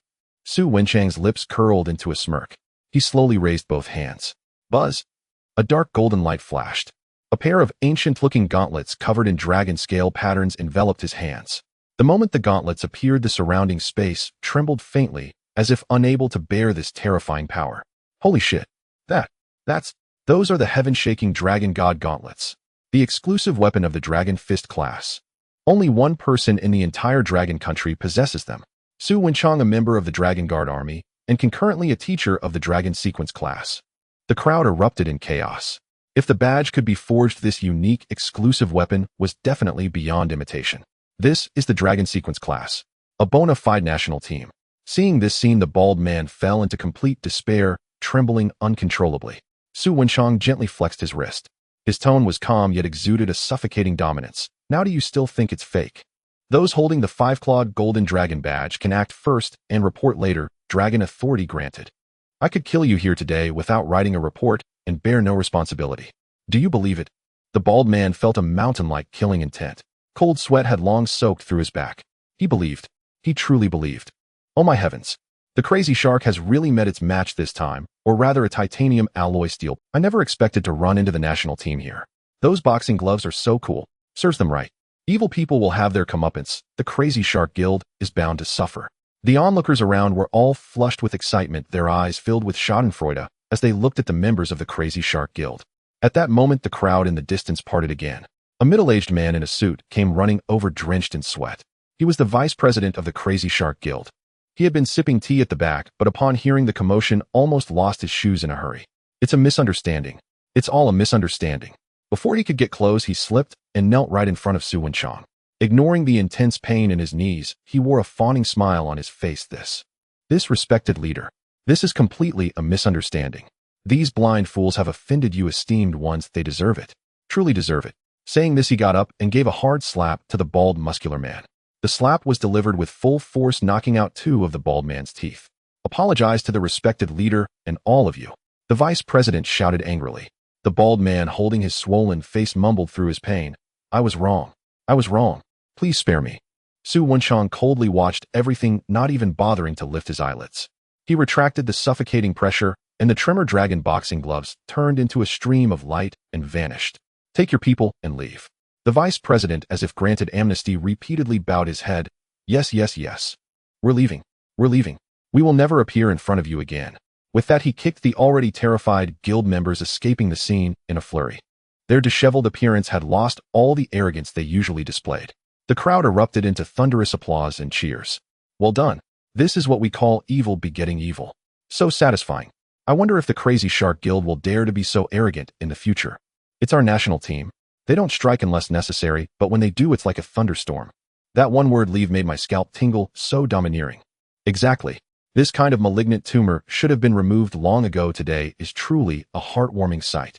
Watching the Crazy Shark Guild members flee in panic, the onlookers erupted into cheers, with some even wanting to set off firecrackers in celebration. However, Han Mengqing pouted and stuffed the badge back into her pocket. Teacher Su, why let them go? These bad people must have done many bad things. They should be arrested or given a good beating. Su Wenchang turned around, a gentle smile appearing on his face. Little Han, while we possess privilege, that privilege is for protection, not for personal vendettas. If I were to run rampant here today, although no one would dare to say anything, what difference would we have from them? Besides, letting them go doesn't mean letting them off the hook. Once you finish the temple dungeon, I will report to the Dragon Guard and notify the relevant departments. They will not escape. Han Mengqing nodded, seemingly understanding. Oh, then I can relax. Lin Mei smiled from. He also agreed with Su Wenchang's approach. In this world, possessing power indeed allows one to do as they please. For Su Wenchang, it would be easier to crush the thugs from the Crazy Shark Guild than to squash an ant. But they represent the Dragon Sequence class, the face of the state machinery. If today they were to run rampant, leaving rivers of blood, while it might be momentarily satisfying, once the incident spread, the nature of it would change. How would the public perceive it? They would think the Dragon Sequence class are a bunch of privileged executioners who can take lives at will rather than protectors. Once fear outweighs respect, order will collapse. Moreover, for these bullies who usually act tyrannically, death is too easy. Depriving them of everything, letting them spend their remaining days in prison, is the most brutal punishment against them. Lin Mei turned around and walked up to the still-dazed Jia, extending his hand. Are you okay? Can you stand up? Jia looked at the young man before him, completely stunned. He stared at Lin Mei blankly. He never expected that his moment of kindness would save his life in such a dire situation. It even allowed him to meet these big shots standing on clouds. Since childhood, Ajie's greatest admiration was for the Dragon Guard, and his dream was to be part of the Dragon Sequence class. In his mind, those who wore the Golden Dragon Badge were heroes protecting the nation, beings as untouchable, and now the god in his heart was standing before him, smiling and extending his hand. Ajie trembled, extending his dirt-covered hand. Suddenly, a wave of intense inferiority surged in his heart. Big shot, my hand is dirty, don't get it dirty. Ajie's voice trembled with excitement, instinctively wanting to retract his hand. Lin Mei, however, paid no heed, grabbing his wrist and pulling him up from the ground. Dirty hands can be washed, but if the heart is dirty, it cannot be cleaned. Lin Mei patted Ajie's shoulder, smiling. In my eyes, your hand is 1,000 times cleaner than the hearts of those just now. Ajie trembled all over. He raised his head, his eyes suddenly reddening. Big shot. Don't call me Big Shot, it sounds weird. Lin Mei waved his hand, speaking casually yet gently. I'm Lin Mei, just an ordinary student. Ordinary student. Ajie twitched the corners of his mouth. If you are an ordinary student, then what are we? At that moment, Han Mingyao walked over, putting away her long gun and saying lightly, I'm Han Mingyao. Chu Lingxian shyly added, I'm Chu Lingxian. Han Mingqing proudly lifted her chin. I am Han Mingqing, who remember this, we are the F4 of this year's Dragon Sequence class. Dragon Sequence class. Ajie felt his head buzzing upon hearing these 3 words. I actually rented a car to students of the Dragon Sequence class. And charged you money. Ajie wore a face of regret and panic, wishing he could slap himself. I am guilty. Seeing Ajie's expression, Lin Mei couldn't help but laugh. Alright, don't say that, your car is quite good, just the brakes are a bit thrilling. Han Mingqing couldn't help but laugh. The next moment, she scanned the injuries on several people. Ajie and his friends all looked battered, some with dislocated arms appearing pitiful. Oh dear. You've all been beaten into pig heads. How pitiful. Han Mingqing waved her staff. Watch me use a healing spell that instantly restores full health. Upon hearing this, Ajie and his friends became extremely apprehensive, waving their hands repeatedly. No need. We just have minor injuries, taking some medicine is enough. How can we waste your magical power? Stop talking nonsense. I will heal whoever I want. Han Mingqing didn't give them a chance to refuse. Her staff pointed decisively. Buzz. A dense green beam of light enveloped them. Ah! What the hell? The heart-wrenching screams echoed instantly. Just a few seconds later, the light dissipated. Ajie and his friends' injuries were completely healed. However, the several of them were sweating profusely, their eyes glazed over. Ajie gasped heavily, a look of terror on his face. In that instant, I think I saw my great-grandma waving to me from across the river. Seeing this, Han Mingyao and Chu Lingxian couldn't help but laugh. Lin Mei also struggled to contain his laughter.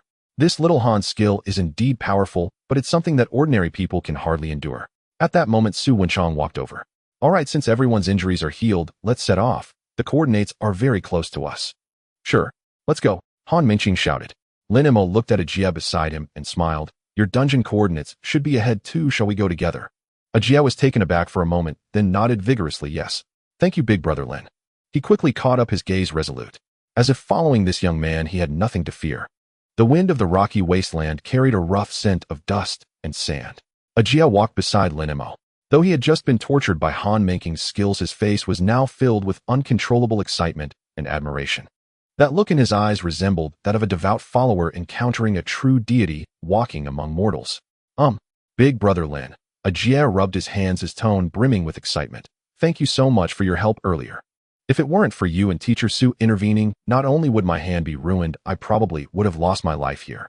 His 3 companions behind him nodded repeatedly. In their eyes filled with awe when looking at Lin Mei and the others, the Wild Shark Guild loomed like an insurmountable mountain, a tyrant that overshadowed everything. But just a moment ago, this mountain was effortlessly flattened by the words of the people before them. This is the Longshu. This is the national team. Haha, just a casual act. Lin Mei waved his hand, his tone indifferent. It is the traditional virtue of us people from Longhua to help those in need. Virtue. Ajie mumbled, his eyes slightly reddening. In the past, I watched the news about the Longshu class on television and always thought they were just a bunch of privileged young masters and ladies. Speaking of this, Ajie sharply slapped himself across the face, exclaiming, I truly deserve to die. I can't believe I had such a narrow-minded thought before. After witnessing you today, I finally understand what true vision and true strength look like. You don't have that lofty attitude and treat us as friends. Moreover, you are genuinely willing to step in and seek justice for us. Ajie declared, big brother Lin's sister Han's sister Chu, Teacher Su, this kindness Ajie will remember for a lifetime. In the future, even if I have to walk through fire or climb a mountain if I flinch, I will be the one. Han Mengqing interrupted Ajie's vow, waving her hand. As long as you remember to treat me to a good meal if you get rich in the future. Ajie was taken aback, thumping his chest. No problem. Whatever you want to eat, I will definitely treat you. Han Mingyao glanced at her sister, her tone cold. Don't listen to this foodie, she will eat you into bankruptcy. Hey, stop undermining me. Han Mingqing pouted at her sister. After walking for a while, Ajie stopped, looking reluctantly at Lin Mei and said, Big brother, our dungeon coordinates are in that direction. Lin Mei nodded. Ours are to the left. Ajie took a deep breath and solemnly bowed to Lin Mei and the others. Esteemed ones, may you have great luck in your dungeon. And I wish you find the materials to save your sister soon. Lin Mei said with a smile. Then the group walked. It wasn't until Lin Mei and the others disappeared from sight that Ajie straightened up, a spark of determination reigniting in his eyes. Brother Jie, let's go too. Let's go. If even the big shots of the Longshu class encourage us, we must gather the materials this time. Meanwhile, TSK. Han Mingqing walked along the gravel path, sighing. Although that Ajie is of average strength, he is indeed a decent person. Han Mingyao shot her a glance, replying blandly. This is the reality for low-tier professionals. Without resources, without a background, every dungeon run is a life-and-death struggle. In comparison, we are indeed far luckier. Chu Lingxian also quietly echoed yes. So we must not waste this fortune. We need to become stronger to protect more people like Ajie. Lin Mei listened to the three girls' reflections, remaining silent and simply quickening his pace. This world is harsh and very realistic. Only the strong have the right to speak of kindness and protection. We have arrived. Lin Mei glanced at the dungeon scroll in his bag and suddenly spoke. Everyone stopped. Ahead lay a vast basin surrounded by jagged rocks. Su Wenchang turned to the group, saying, All right, the dungeon has level restrictions, so I can't enter. He'll just watch from the outside, you all go in. Thank you, Teacher Su. Lin Mei nodded. He then took out the dungeon scroll for the temple. Fireball immediately caused flames to surge around all. I can already smell the scent of slaughter and destruction. Hurry, I want to fight. Lightning strike, coldly Fireball. What do you mean third? Do you want to fight? Lin Mei ignored the noise in his mind and directly used the scroll. Buzz, as the scroll shattered, the void before them seemed to be violently torn apart by a giant hand. A massive portal slowly opened before the four. Let's go. Lin Mei stepped forward, entering the door. Han Mingyao followed closely, her silver spear in hand, looking vigilant. Chu Lingxian raised her giant shield, protecting her side. After a strong whirlwind, their vision became clear again. An ancient forest filled with primal and violent energy appeared before them. The trees here were extraordinarily tall, often reaching dozens of meters, their entire bodies presenting a charred black hue as if struck by lightning 1,000 times. Heavy thunderclouds rolled above. Occasionally, a thick bolt of lightning would tear through the sky. At the same time, a semi-transparent map automatically floated before the four. The icon marked at the deepest part of the map seemed to indicate a grand temple.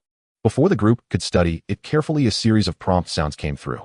Welcome to the special dungeon, Thunder Fire Temple Orange. Dungeon level LV. 20 LV. 25. Please traverse the Thunderfire Forest and read current dungeon special rules. The Throne of the Lone Walker rule description. A true king is destined to be lonely.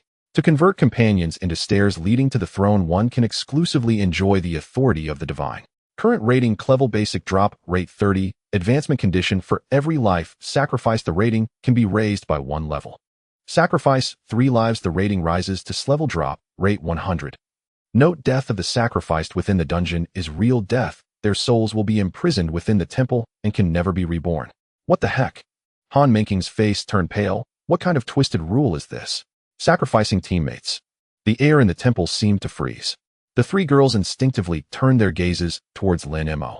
A 100 drop rate for Thunderfire combination skill materials was indeed a huge temptation. Moreover, communication within the dungeon was isolated from the outside, meaning the outside world would have no idea what was happening inside. Most importantly, they were well aware of Lin Mei's strength. With his strength, eliminating the three of them would be almost a foregone conclusion. Lin Mei looked at the three girls, furrowing his brows. Why are you looking at me? Let's go. A 30 drop rate is already quite high. After saying this, Lin Mei took the lead, walking towards the temple. What a joke. Kill teammates for materials. With money and hacks, why would he do something like that? It's essential to have some bottom line in life. Besides a 30 drop rate. In my previous life playing card games, which game had such a high drop rate? Seeing Lin Mei like this, Han Mingqing let out a breath of relief. I knew it. The number one big brother is the best. Phew. Han Mingyao also felt relieved and quickly caught up. Chu Lingxian lowered her head, feeling a bit embarrassed. Clearly Lin Mei had saved everyone so many times, yet she had doubted him for a moment. She truly deserved to die. She raised her giant shield and hurriedly followed. No matter what, she must protect Lin Mei. In Tianbei City, at the headquarters of the Mad Shark Guild. Inside the guild hall, a burly man sits on the sofa with a fierce, bloodthirsty shark tattoo emblazoned on his chest. A scar runs across his entire back, giving him an exceptionally menacing appearance. Opposite him sit two men. The one on the left wears gold-rimmed glasses with his hair meticulously styled, appearing quite refined. The man on the right is a middle-aged individual currently wiping the cold sweat from his forehead, fidgeting nervously with a wandering gaze. The man with gold-rimmed glasses watches a video on the computer and remarks in somewhat stilted Dragon Country dialect, "Wonderful, truly wonderful. Is this the top student of this year's Longshu class from your Dragon Country? Not only has he mastered fire and earth, but he is also proficient in lightning. To achieve such a level, at level 20. At this moment, the middle-aged man's voice trembles slightly. Mr. Yamamoto, I have given you the materials including detailed profiles of all the students from this year's Longshu class, as well as battle videos. You promised that if I provided these you would let my wife and daughter go. And also 50 million plus send us to in-country. Please arrange it quickly. If the higher-ups find out, it would be a death sentence. I can no longer stay in Dragon Country. Every second is Yamamoto Kenichi smiled, stood up, walked behind the man, placed his hands on his shoulders, and spoke gently, Chin saying, do not rush. As the people of Dragon Country often say, those who recognize the time are true talents. You are willing to decisively abandon the lofty ideals of the nation for the safety of your family. This spirit of sacrificing the greater good for the sake of one's own family is truly touching. The man's tense nerves relaxed slightly as he forced a smile. Thank you for understanding, Mr. Yamamoto. I am merely driven by desperation. If one does not care for oneself, heaven will doom them. Suddenly, a large hand unexpectedly pierced through from behind, reaching to the front. Act. The middle-aged man widened his eyes, staring in disbelief at Yamamoto Kenichi. Blood instantly stained his clothing. Yamamoto Kenichi withdrew his bloodied right hand distastefully, took out a handkerchief to wipe away the bloodstains, and the smile on his face turned cold. Although I appreciate your awareness, I truly detest traitors. To betray one's own country is simply disgusting. As for your family, Yamamoto Kenichi tossed the blood-stained handkerchief onto the twitching corpse and said indifferently, a family should be whole. They will soon join you down there. The light in the middle-aged man's eyes quickly faded, filled with endless regret as he collapsed into a pool of blood. Zhao Tianling, the president of the Mad Shark Guild, who had been watching the scene from the sofa, furrowed his brows slightly. Though he was also a ruthless killer, the perverse actions of Yamamoto Kenichi made him feel somewhat uneasy. Get someone to drag this trash away and clean the floor. Zhao Tianling waved his hand, and two subordinates immediately entered to remove the body. Moments later, Zhao Tianling's voice turned somber. Yamamoto, you have what you wanted, now hurry and leave. Things are tight lately. If it is discovered that our Mad Shark Guild has connections to your own country, I wouldn't have enough heads to lose. Yamamoto Kenichi chuckled dismissively. President Zhao, do not be so anxious. This is unavoidable. Your Dragon Country is too insular, with networks and communications unable to transmit data, relying solely on human transport. Speaking of which, a glint of cold light flashed in Yamamoto Kenichi's eyes. In the imminent multinational battlefield, our in-country and your Dragon Country will be placed in the same battlefield. This information is crucial for the Empire. As long as we thoroughly understand the trump cards of this year's Longshu class, it will be a tremendous help for our Empire's Demon God Legion. Zhao Tianling snorted coldly, impatiently saying, that is your concern, don't drag me into this, just leave. Just then, the door was pushed open and a well-dressed man walked in. Zhao Tianling glanced over, his brows furrowing. Lao San, weren't you guarding over at the Rugged Stone Wilderness? Why are you back? The man did not waste words and reported, Big brother, we encountered Longwei armies, Su Wenchang, who seems to be bringing the Longshu class students to that place for a dungeon run while also driving us away. Su Wenchang from the Dragon Fist. Zhao Tianling was taken aback. How could the Longshu class come here to run a dungeon? Isn't there enough dungeons at Kyoto University for them? The man replied in a low voice, President, I remember there is a coordinate for the opening of a temple dungeon right in the Rugged Stone Wilderness. I think they must be here for that temple dungeon. Is that so? A glint of greed flashed in Zhao Tianling's eyes, but was quickly suppressed by reason. Since they are from the Longshu class, let it be. You don't provoke them. Though fierce, he knew his limits. Bullying professionals without backgrounds was one thing, but provoking the Longwei Army's Longshu class was seeking death. Yamamoto Kenichi turned his laptop screen towards him. Are these the students you encountered? The man leaned closer to the screen, discerned for a few seconds, then nodded affirmatively. Yes, that's them. After receiving confirmation, Yamamoto Kenichi gently closed the laptop and looked at Zhao Tianling. President Zhao, if I remember correctly, your guild's warehouse should still have some interference scrolls, right? Hearing this, Zhao Tianling's eyelids twitched violently. He looked at Yamamoto Kenichi warily. What do you want? What else can I want? Yamamoto Kenichi spread his hands and said matter-of-factly, of course, to kill them. What? Zhao Tianling sprang up from the sofa. Are you insane? That's the Longshu class. There's still Su Wenchang guarding outside. If you want to die, don't drag me down with you. I'm not done living yet. In the face of Zhao Tianling's fury, Yamamoto Kenichi remained calm. President Zhao, if we can kill the strongest combatant of the Longshu class here, the merit would be enough for me to gain a title in the empire. Zhao Tianling snorted coldly. That's your merit, but has nothing to do with me. I only know if we act, I'll be the one whose head rolls tomorrow. Yamamoto Kenichi smirked slightly. President Zhao, Su Wenchang, even I as a person from in-country, know he is a notorious killing god infamous for his hatred of evil. Now he knows you are strong-arming in the rugged stone wilderness, bullying the weak. Do you think you can still live? Yamamoto Kenichi sneered. Once his students finish their dungeon run, I guarantee he will turn around with the Long Wei army and bloodily wipe out your Mad Shark Guild. As soon as these words fell, Zhao Tianling's face turned pale. Though he didn't want to admit it, he knew deep down that Yamamoto Kenichi was right. That old guy Su Wenchang cannot stand these things. The reason he hasn't taken action yet is that he is taking care of his students in the dungeon. Once he is free, it would be a situation of certain death. Yamamoto Kenichi continued. However, if you help me kill those students, I have special evacuation channels. I can take you and your core members to in-country. I assure you, in in-country you will not only survive, but also enjoy a wealth that you could never exhaust in several lifetimes. Zhao Tianling stared at him intently. The horrific image of the middle-aged man's death was still fresh in his mind. Why should I trust you? President Zhao, you have no choice. It's either waiting for the Long Wei army to show up or trusting me for a gamble. The choice is yours. After Yamamoto Kenichi said this, he returned to his seat, watching Zhao Tianling with interest. Zhao Tianling fell silent. The in-country's words were indeed correct. He had fallen into a dead end. No matter where he fled, as long as he remained within Dragon Country, with the Long Wei army's capabilities, he would surely die. Now there was only one path left: escape from Dragon Country. After a long time, Zhao Tianling suddenly raised his head. Damn it, let's do it. Yamamoto Kenichi, I hope you can keep your promise, otherwise I will definitely fight you to the end. Yamamoto Kenichi smiled. President Zhao, please trust me. As long as we successfully kill those students, I will definitely take you to our in-country. If you'd better do so. Zhao Tianling snorted coldly, then turned to the man beside him. Lao Sen, what is the level restriction for the temple dungeon in that area? Lao Sen seemed to have checked this beforehand, blurting out, President, 2025 levels. All right.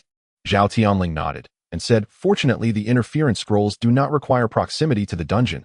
They can be used within the area to see all nearby dungeons that have opened. Otherwise it would be difficult to deal with that old fellow. Then with reddened eyes he spoke rapidly. Gather all the elites in the guild at levels 20 to 25 and distribute the best equipment and weapons and take the best potions. The interference scrolls are too precious. We only have 3, so divide the people into 3 teams. We will use the most elite personnel to carry out a wheeled battle against them. 3 scrolls, 3 waves of assassination equipped with the best gear. I don't believe we can't kill him. Yes, big brother. Lao San took the order and ran off. Wait. Zhao Tianling called out to him, his voice cold. Tell the brothers whoever can kill Lin Mei will be rewarded with 100 million. I'll take him to in-country to enjoy life. Be quick. We must send people in before they finish the dungeon. Looking at Lao San's rapidly retreating figure, Yamamoto Kenichi smiled in satisfaction. President Zhao, a wise choice. A desolate wilderness 500 kilometers north of Tianbei City. A battle had just concluded here. Smoke hung thick in the air, and the acrid stench of blood saturated every inch of space. Corpses of monstrous creatures were piled high like mountains, severed limbs and shattered torsos littered the ground. Even colossal boss-tier beasts, normally fearsome and indomitable, lay slumped, lifelessly reduced to inert mounds of flesh. At the heart of this sea of carnage, a towering figure sat calmly upon a relatively clean boulder. Lin Tianhao casually tore off a scrap of rag and wiped blood from his heavy sword with detached nonchalance. Commander, casualty reports are in. An aide rushed over, eyes blazing with fervor. This operation was flawless, 0 casualties. Especially those 3 bosses, they fell to your blade alone. Once reported, the military command will surely award you another major commendation. Your rank is bound to rise again. Hearing this, Lin Tianhao's expression remained utterly impassive. He rose, brushing dust from his trousers. That's enough. Let old Li and the others handle the cleanup. The aide blinked in surprise and instinctively asked, depart. Where are you going, Commander? The military command is already preparing a victory banquet for you. Victory? Bah. Lin Tianhao shot him an exasperated glance, then turned his gaze northward.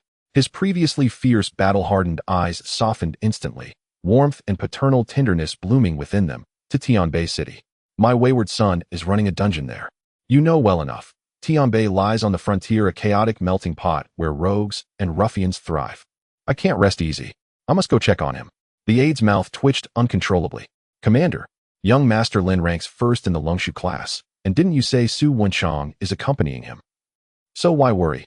What do you know? Lin Tianhao chuckled wryly, unapologetically defiant. Su Wenchang's duty is Su Wenchang's. My duty as a father is absolute and natural. What if some fool dares scratch my son's fingernail? I'm off. With that, he strode toward a waiting helicopter parked nearby. Watching his retreating figure, the aide murmured, Commander Lin, the rumors are true indeed. Truly a devoted husband and doting father. Meanwhile, inside the Leihua Temple dungeon, roars erupted in waves. Under Han Mengqing's force-taunt buff, every monstrous creature within a 1-kilometer radius surged toward the quartet's position like sharks. Earth Shield Art, trembled Master, beware. I feel tremors beneath the earth. So many massive beings approaching from all directions. Fireball Art scoffed coldly, look at you, cowering like a coward. Even 1,000 more would merely feed our experience. Earth Shield Art paused thoughtfully, then nodded, brother's right. So long as brother and third brother stand guard, even heaven's sovereign himself would falter. They're here. Han Mingyao barked low, gripping her spear tightly. Boom. As the earth shook violently, dozens of colossal two-headed lizards burst from the dense forest. Their violet-red scales shimmered ominously. Trees along their path blackened instantly into charcoal. Leihua two-headed lizard elite. Level 25. Merely level 25 elites. Lin Mo's gaze sharpened. In the next instant, Chu Lingxian activated her skill, enveloping Lin Mo in a protective shield. Han Mengqing too wasted no time. Layer upon layer of buffs cascaded onto him. Feeling surging power flood his veins, Lin Mo unfurled his blazing flame-wind wings and ascended, hovering midair. Xiaohua Xiaolei, commence. Fireball Art assumed the air of an elder brother, third brother. You go first as always. Lightning Strike Art flickered with cool blue light, too many words. Earth Shield Art waved frantically, brothers 1 and 3. Go forth. You are my gods. Lightning Chain Prison. Lin Mo clenched his right fist. Lightning exploded. Zzz. Countless violent arcs erupted from the void, ricocheting wildly through the densely packed horde, weaving an immense crackling net of electricity. Then, Flame Storm. Blazing Feather Rain. Inferno Pillar. Kaboom, kaboom, kaboom, kaboom, kaboom. A crimson cyclone of fire erupted from the ground. Blazing feathers rained down like torrential hail. Pillars of flame erupted violently from the earth. Lightning and fire intertwined, bathing the entire forest in blinding daylight brilliance. Deafening detonations shook the air as shockwaves rolled outward like thunderous tides. This seamless combo delivered visual spectacle so overwhelming it defied description. Yet, when the last spell faded, Lin Mo paused, startled. Ordinary monsters had indeed been obliterated instantly, no surprise there. But the elite monsters still stood. Their scales were cracked and splintered, some had even lost tails, visibly battered yet stubbornly alive. Clearly they clung to mere slivers of health. What's going on? A flicker of confusion crossed Lin Mo's eyes. This sequence could annihilate level 30 elites. How could it fail against level 25 ones? Roar.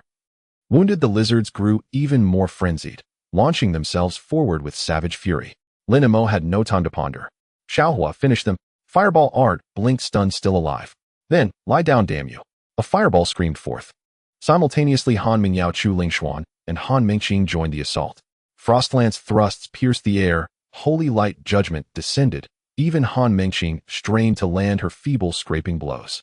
After a flurry of finishing strikes, the battlefield fell silent.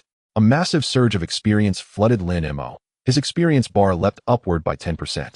Yet Lin Mo felt unsettled. This clearing efficiency was abysmal, utterly inconsistent with his signature instant kill style. What gives, eh? Han Mengqing tilted her head, puzzled. Senior Lin Mo, why couldn't you one-shot these elites? It defies logic. Lin Mo wore an equally baffled expression. Just then Han Mingyao lifted her gaze. Recognition flashed in her eyes. It's not Lin Mo's fault. It's theirs.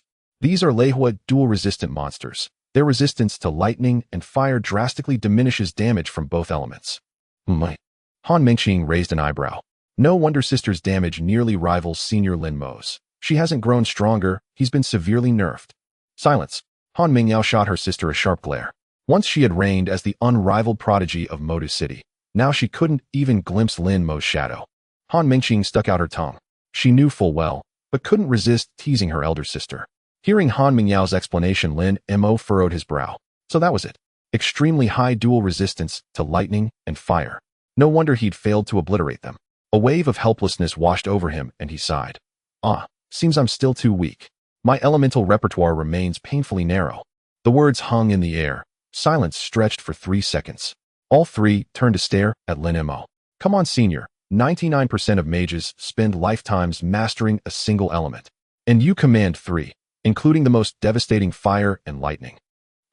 Shu Lingxian spoke gently. Well, perhaps slower is fine, so long as we clear the dungeon in the end. Just then, Han Mingqing interjected, Senior Lin Mo, you wield earth arts too, right? Doesn't earth have offensive skills? Like the basic earth spike?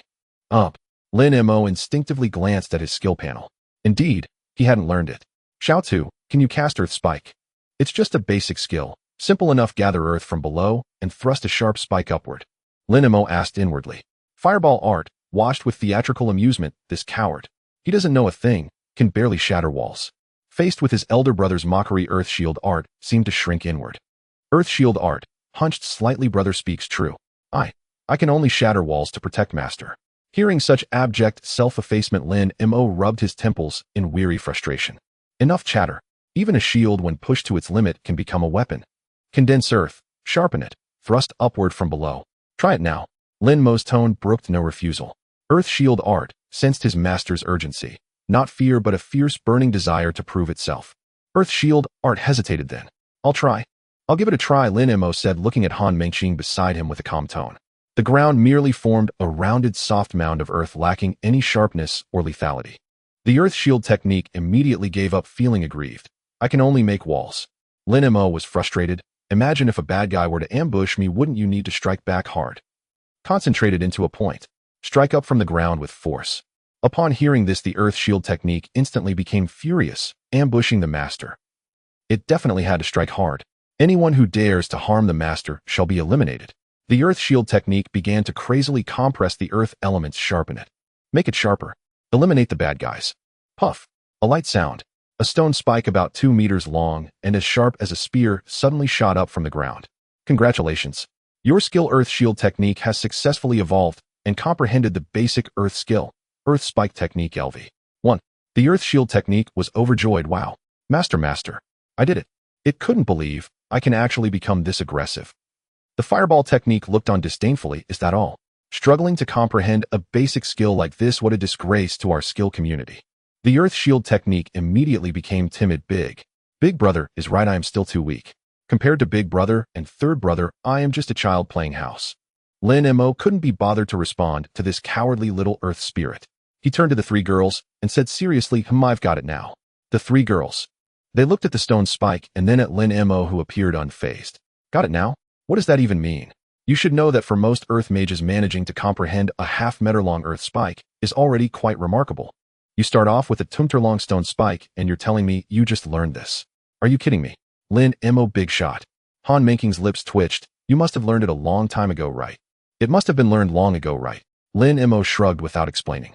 Han Mingqing circled the stone spike, slightly disappointed, and pouted, but the earth spike technique is a single target attack.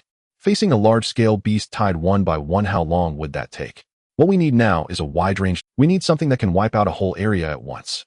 Han Mingyao nodded beside her, analyzing seriously. Mingqing is right, the earth spike technique's efficiency is too low. As far as I know, among the earth skills, there is a powerful mid-tier skill with the highest lethality and control called Earthquake 1000 Rock Spike.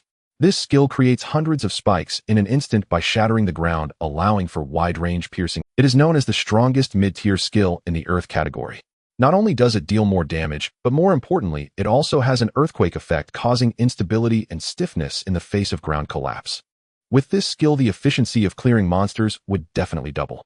Unfortunately, this skill requires a very high affinity and sensitivity to earth elements. Even a level 40 mage specialized in earth finds it hard to master. Lin Mo nodded silently in agreement. Wide-range damage alongside significant control. This skill sounds incredibly strong. Moreover, with my lightning and fire abilities being restrained, having this would be great. Sounds good, I'll give it a try, Lin Mo said calmly. The 3 girls were taken aback. Han Mingyao opened her mouth wanting to say something, but hesitating. Did Lin Mei not hear the latter part of her previous statement? Even a level 40 specialized Earth Mage finds it difficult to master. But seeing Lin Mei's serious demeanor, she swallowed the words back down. Lin Mei looked at the skill panel. Little Earth, did you hear that? Earthquake, 1000 rock spike. Since you can create one spike, creating 1000 shouldn't be a problem, right? And make the ground shake. The Earth Shield technique felt immense pressure, master. This is the Earth Shield technique, tried hard, shake. Shake. 1000 spikes. Outside the ground beneath Lin Mei's feet trembled slightly. It felt like an elephant had stomped its foot. Then, there was nothing more. No 1000 rock spikes, no. That faint tremor couldn't even make Han Mingqing lose her balance. Han Mingqing blinked. Is that? Han Mingyao also let out a sigh of relief. Thank goodness. Although Lin Mei is abnormal, he hasn't reached the point of being completely unreasonable. If he could truly learn such a difficult mid-tier skill just by hearing the name, then what would our efforts mean? It's alright, Lin Mei. Han Mingyao stepped forward to comfort him. This is very normal. This is a top-tier mid-level skill, and one of the most difficult to master in the Earth category. We'll take our time, there's no need to force it.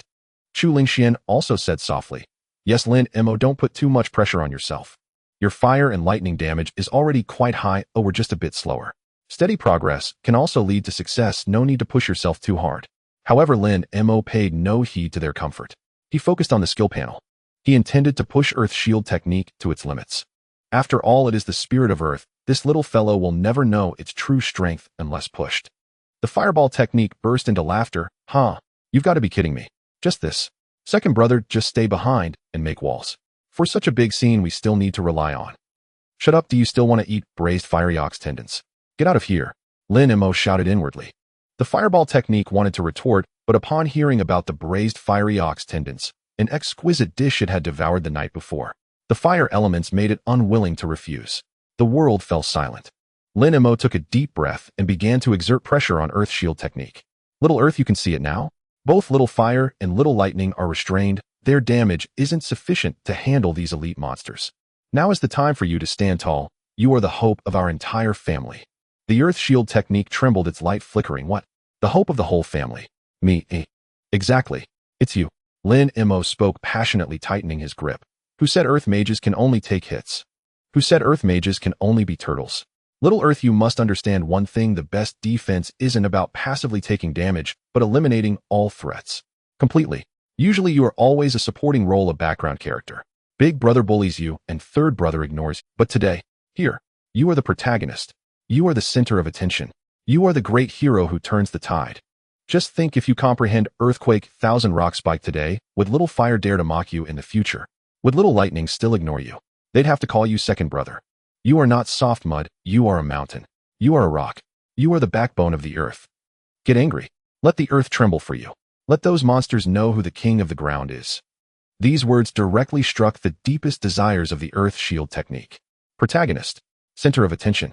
Great hero. Second brother. The light of the Earth Shield technique began to pulse rapidly and intensely. The one who used to hide in the corner trembling, the one always looked down upon by big brother and third brother, now became the only hope. Though timid and afraid of death, it was also a noble elemental spirit. Its heavy earthly body would not allow these ants to trample on it freely. Seeing that Little Earth's emotions were stirred up, Lin Mei began to instruct Earth Shield technique earnestly. Little Earth, listen carefully. The name is the answer. Why is it called Earthquake 1000 Rock Spike? You need to imagine the earth as a drum. You are going to strike it. Find that frequency. Resonance. Do you understand what resonance is? It's that buzzing feeling. Make the soil and rocks press against each other so hard that they naturally want to find an outlet to burst out. Just like a shaken soda. When enough pressure builds up, it bursts out all at once. Lin Mei's words would probably infuriate any orthodox earth mage to the point of spitting blood. What resonance, what soda, what drumming? It's simply nonsense. However, for the already sentient Earth Shield technique, these words seemed to open the door to a new world. The Earth Shield technique was stunned, drumming. Resonance. Soda. I think I understand a bit. As long as I make the earth move on its own, it will become a weapon. The Earth Shield technique seemed to grasp something, but also seemed to grasp nothing at all. It always thought about making the earth solid, unbreakable. Now it didn't want to be solid anymore, it wanted to move. It wanted to release. It began to find the frequency of the earth, starting to feel the earth. The Earth Shield technique felt it. That was the restlessness of the earth was groaning. This is the frequency. The Earth Shield technique fell into a state of flow, beginning to comprehend the new. Congratulations. Your skill Earth Shield technique has successfully comprehended the mid-tier Earth skill, Earthquake, 1000 Rock Spike LV. 1. Earthquake, 1000 Rock Spike LV. 1 causes a violent earthquake within a radius of 500 meters, increases by 10 meters for each skill level up. Earthquake forces all ground targets within the range to interrupt their current actions, putting them into a stiff state. 1000 Rock gathers countless sharp rock spikes from underground, dealing massive earth attribute damage to all enemies within the range. Has Lin Mo consumed another book? This can't be happening again, right? Han Mengqing and Chu Lingxian both looked somewhat bewildered. At this moment, Lin Mo was rapidly boosting his skill levels. Earthquake 1000 Rock Stab has leveled up to LV. 5. Earthquake 1000 Rock Stab has leveled up to LV. 12. Earthquake 1000 Rock Stab has leveled up to LV. 23 current maximum. In less than 10 seconds, the newly comprehended mid-tier Earth spell was directly maxed out. Earth Shield technique trembled with excitement. Master, my great blade. Oh no, my earth spikes are already eager to strike. It's time to show these monsters the might of the second brother. Fireball technique, who screamed. You startled me. Lightning strike technique, quiet, just watch. The ground shook more violently, and even the gravel beneath their feet began to tremble slightly. A foul stench assailed the senses, the scent of countless thunderfire two-headed lizards. Those pairs of crimson eyes lit up in the dim forest filled with bloodthirsty madness, less than 500 meters from the fore. At this distance, a few charges would suffice. Prepare. Han Mingyao snapped back to reality, refocusing her gaze ahead. Regardless of whether Lin Mo had truly comprehended a new skill, they must face each battle seriously. Chu Lingxuan's eyes sharpened, holy light surged around her. The giant shield in her hand slammed into the ground, and the golden holy light barrier instantly unfolded, protecting everyone behind it. Han Mingqing also did not dare to be negligent, waving her staff to quickly provide everyone with buffs. At this moment, Lin Mo, who had been behind the three, stepped forward. Let me handle this. Lin Mo's tone and posture exuded confidence. The three were momentarily stunned. Could it be that this guy had truly comprehended a new skill? A devastating attack like the Thunder Prison. The three exchanged glances and ultimately chose to believe. Roar. The roar was deafening. The pitch-black swarm of thunderfire two-headed lizards was less than 100 meters from Lin Mo. Lin Mo gazed at the snarling giant mouths, a slight smile playing at the corners of his mouth. Go on, little thunder, little earth. Zing. A dazzling bolt of lightning erupted in his palm. Lin Mo bent down sharply, striking the ground heavily with his lightning-enshrouded right hand. Thunder Chain Prison. Boom. Countless fine blue lightning snakes surged wildly across the ground. They moved with incredible speed, instantly diving into the beast tide. The lightning bounced wildly among the dense lizard swarm, each jump leaving a flickering electric arc mark on the bodies of the two-headed lizards. In the blink of an eye, the electrified state was applied to the entire field. Immediately after, Lin Mo straightened up, raising his hands. Earthquake, 1000 Rock Stab. Rumble. The entire forest floor began to tremble violently. Han Mingqing felt a tingle in her feet and nearly lost her balance. She widened her eyes. Whoa. Big sister, this noise. Is it really earthquake? It truly is earthquake. Han Mingyao's gaze was fixated ahead. She had never seen the actual manifestation of that skill, but this tremor could not be mistaken. This was the strongest mid-tier area damage skill of the earth element, Earthquake, 1000 Rock Stab. Lin Mo really succeeded in comprehending it. Meanwhile, the Thunderfire two-headed lizard swarm, charging at full speed, had already descended into chaos. The violent tremors forcibly interrupted their movements. Their massive bodies swayed unsteadily, unable to maintain balance, all falling into a stunned state. The next moment, Lin Mo suddenly thrust both hands upward, his eyes flashing cold light. At the same time, the Earth Shield technique let out a roar it had long suppressed. Earth Shield technique, die you bastard.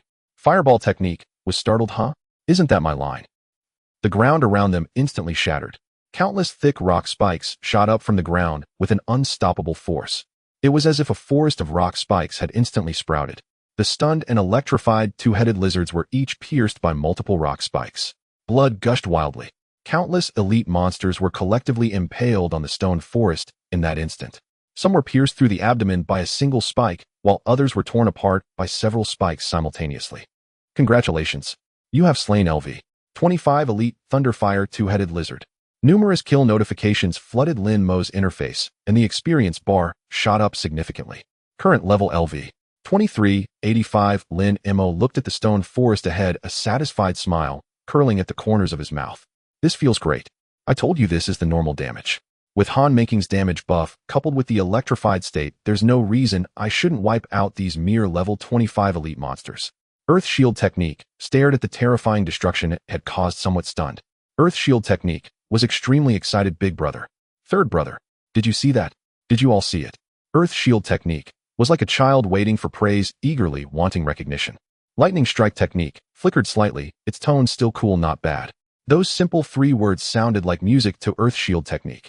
Earth Shield Technique was overjoyed. Wow. Third brother, you actually praised me. The nearby Fireball Technique seemed displeased by this. Fireball Technique looked at Lightning Strike Technique. Hey third, my skill is much stronger than it, right? Why have I never heard you praise me even once? Lightning Strike Technique replied indifferently, you're too noisy. Fireball Technique. Earth Shield Technique looked expectantly at Fireball Technique. Big brother, what do you think? My last attack. Was it okay? Fireball Technique snorted softly, somewhat shy. It was just okay, mainly relying on the attribute not being restrained plus third brother's electrification help it barely managed to be decent. Earth Shield Technique felt somewhat dejected. I understand, big brother. I will keep working hard. Han Mingqing swallowed hard. What the hell? What is this, a sugar-coated Haas? Chu Lingxian was also in shock. This is amazing. Lin Mei is really incredible. Han Mingyao was murmuring, is this even human? This is the mid-tier skill of the earth element that is the hardest to comprehend. Just comprehended the earth spike technique and immediately pulled out this move. Lin Mei turned around, brushing off the dust from his hands, looking at the 3 astonished girls. So how was it? Is the efficiency okay? Han Mingyao took a deep breath and couldn't help but ask Lin Mei, was that move really just comprehended by you? Lin Mei thought for a moment and casually made up a reason. Yes, I just felt that the earth also has its temper. When you strike it, it will shake. Saying this, Lin Mei nodded with satisfaction. I have to say this skill you recommended is indeed useful, simple, and straightforward. I really like it. Han Mingyao felt like she was about to suffocate. Usually aloof, she was also finding it hard to maintain her composure. Are you a freak?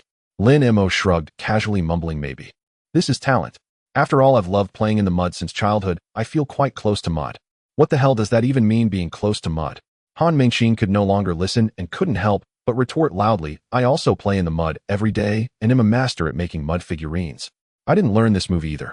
Lin Mei waved his hand, not wanting to dwell on this issue for too long.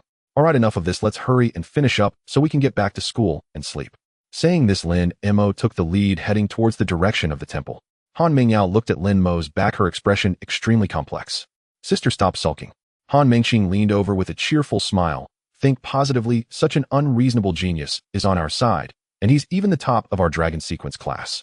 In the future, it will be those foreigners who will be sulking on the battlefield. Hearing this, Han Mingyao seemed to feel a bit, indeed.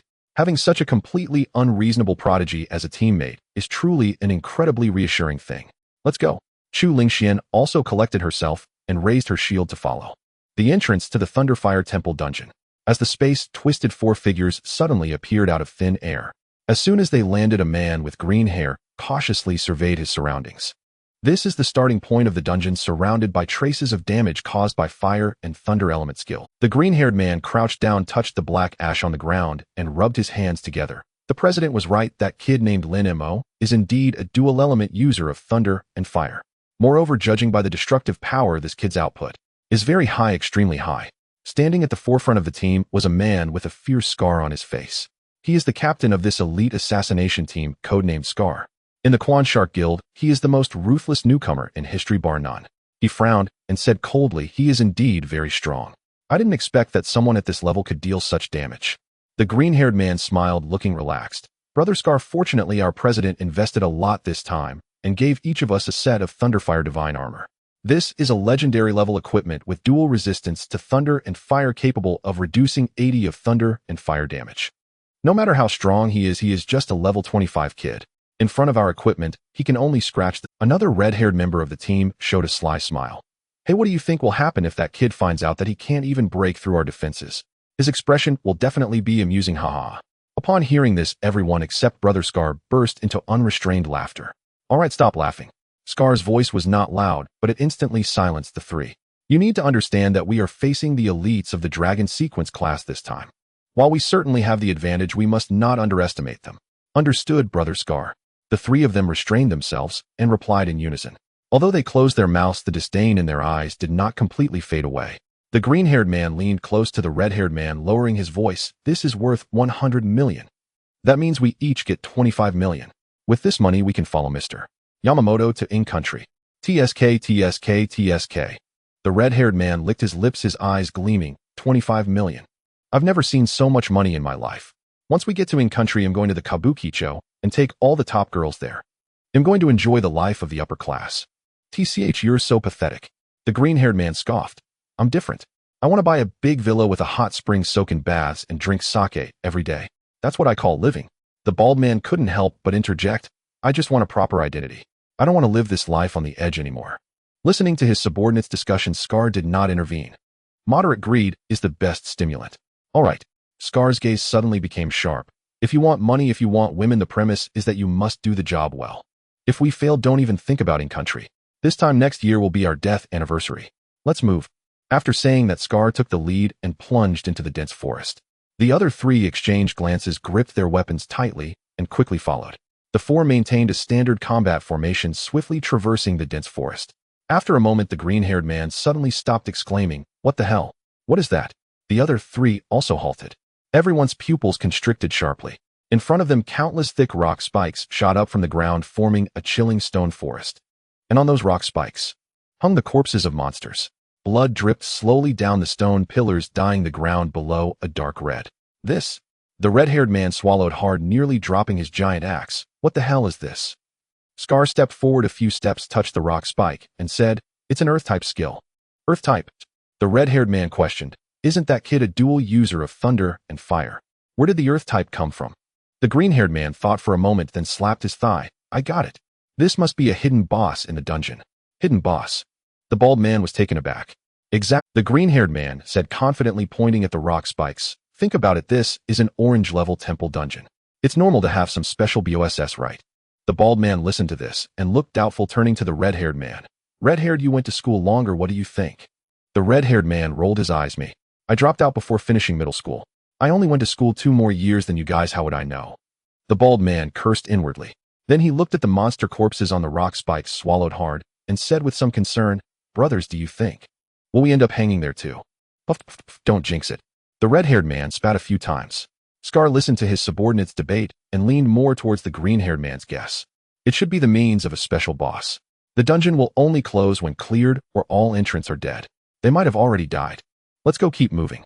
The living want to see people, and the dead want to see corpses.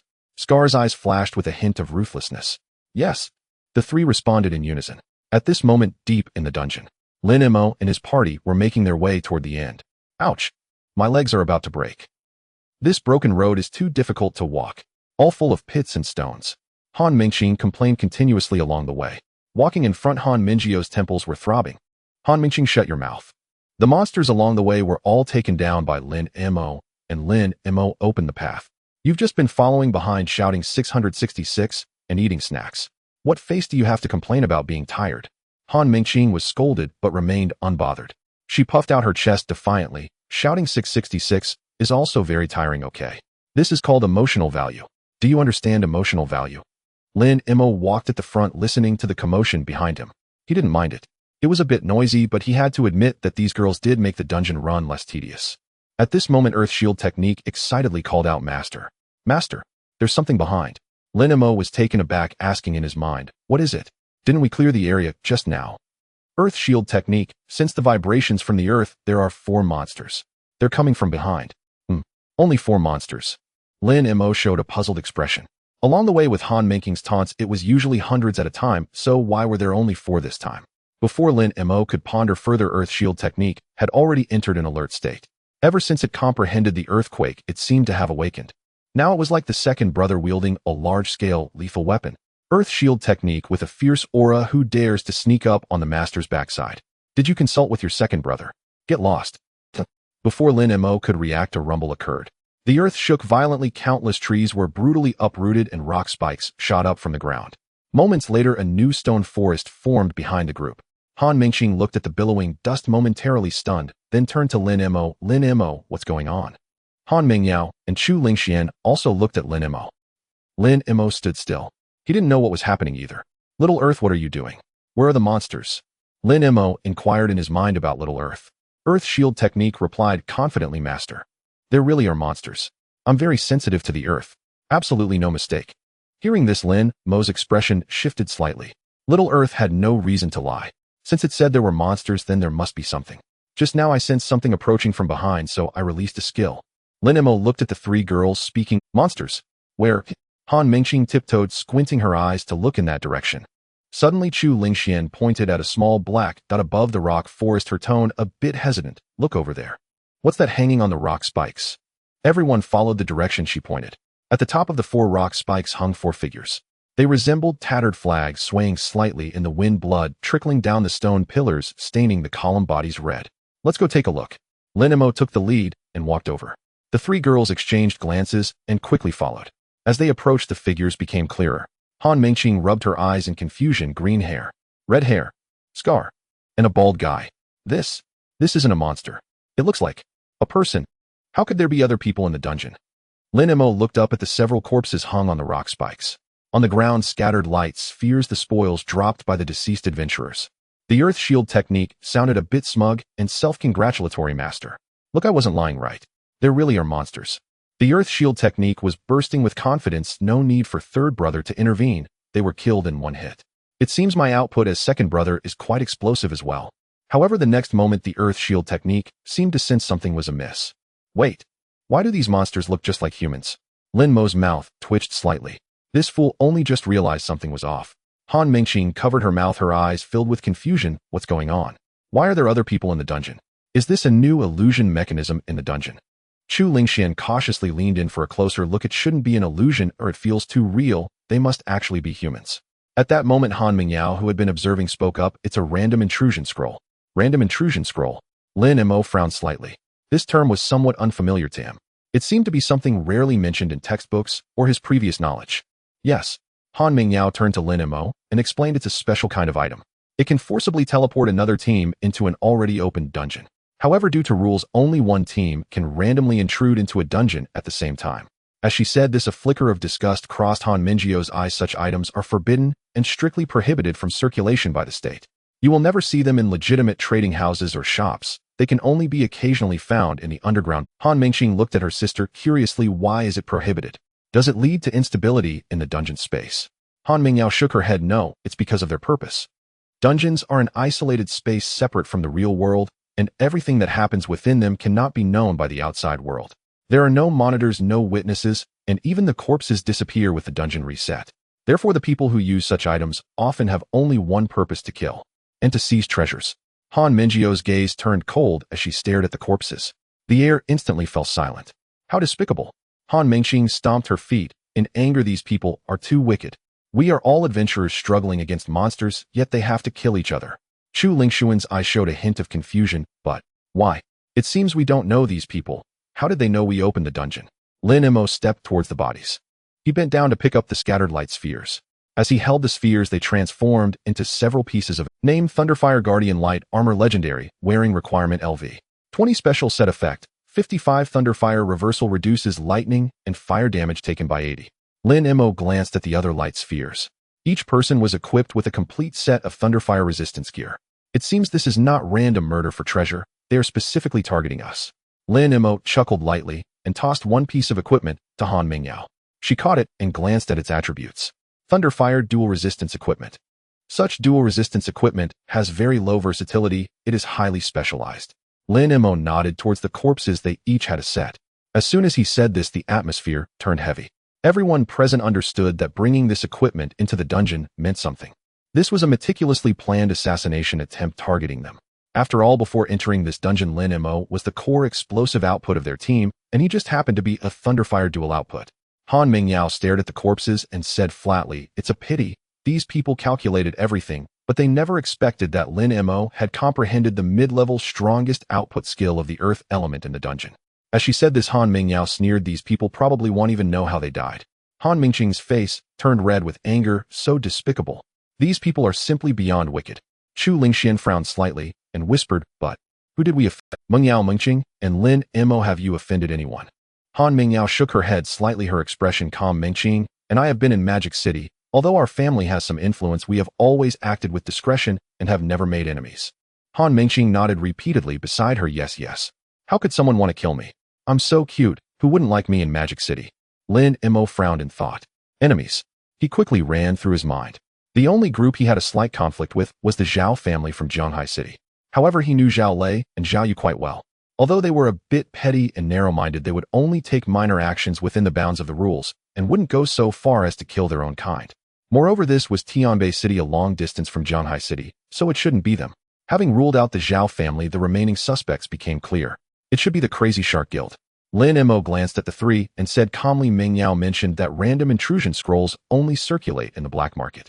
To obtain a random intrusion scroll and gather so much targeted equipment and also have a grudge against us, the only possibility is the Crazy Shark Guild. Hearing this, Meng Yao nodded. Lin Mei is right. The Crazy Shark Guild has been entrenched in Tianbei City for many years, and their black market channels and financial power are certainly not weak. Moreover, they were just taught a lesson by teacher Su, losing both face and reputation, so they must be in a desperate situation. Han Menking's anger flared. So despicable. Just because they weren't allowed to receive that so-called entrance fee, they want to kill. These people are truly... Once we get out, I will definitely tell teacher Su to dismantle that ridiculous guild. Chu Lingxian also looked outraged. How dare they? We are students of the Dragon Sequence class. Attacking us is treason. Han Mengyao sneered. As I just said, there is no evidence in the dungeon. As long as they kill us all, who would know they did it? At that moment, Lin Mei chuckled and looked at everyone. Perhaps this is also a good thing. What? The three looked at Lin Mei simultaneously. Lin Mei calmly said, did you forget the rules of this broken dungeon? Sacrificing 3 lives can elevate the rating to S-level, and the drop rate for Thunderfire materials is 100. Alright. Han Mengqing instantly reacted, so we can use these people as sacrifices. After all, their information is still very outdated. They don't even know that Lin Mei's earth output is also exceptional. However, soon Han Mengqing looked at the corpses on the rock spikes, her face falling. But it's a pity these 4 are already dead. According to the rules, sacrifices should be made at the final temple altar, right? Lin Mei shook his head and analyzed. Not necessarily. If you were to pay a huge price and were determined to intrude into the dungeon to kill Dragon Sequence students, would you only send 1 team? You must know that if you fail to kill them, the consequences would be severe. Han Mengyao immediately picked up the thread. That's right. Since they dared to attack our Dragon Sequence class, they must be well prepared, and there is a high probability that there will be a second or even a third team.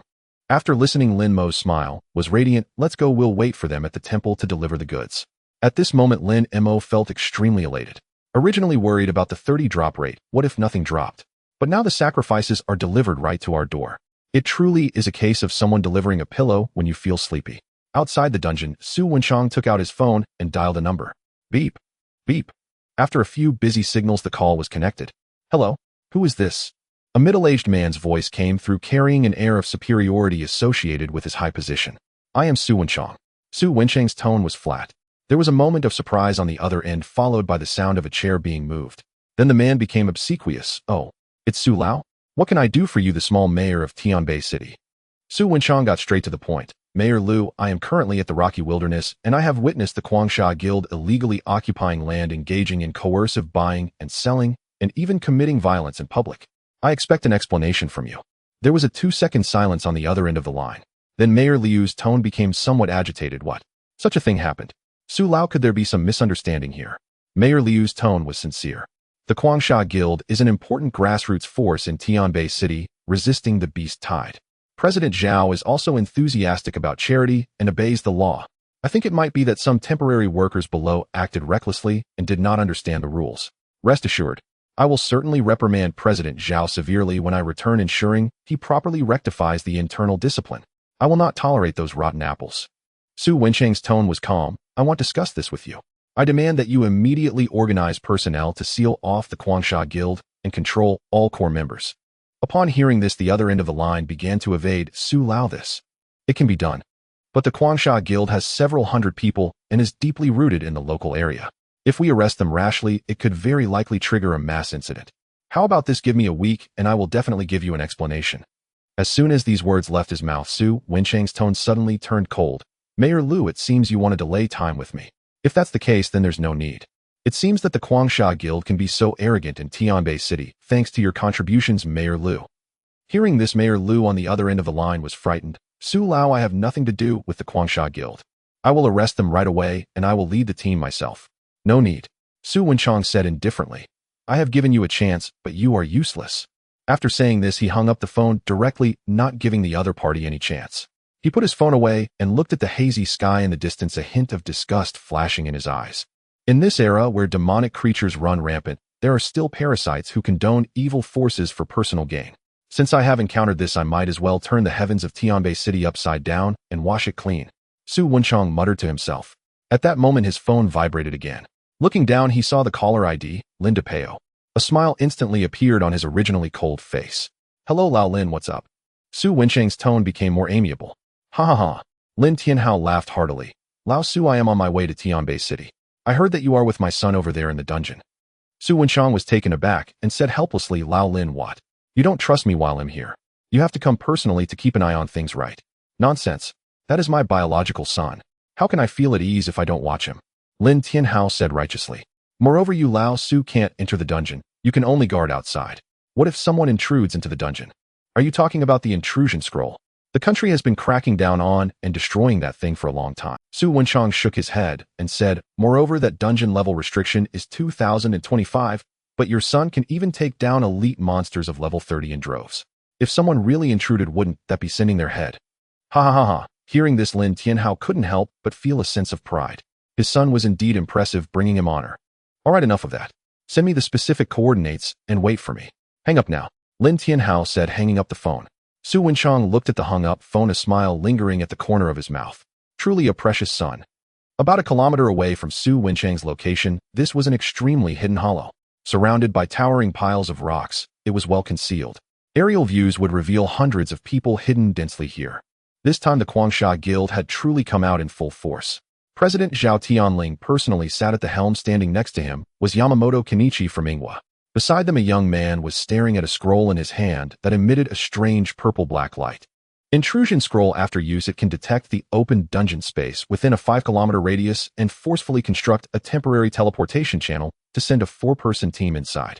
Suddenly the young man trembled. President, we can enter now. We can enter? Zhao Tianling was taken aback.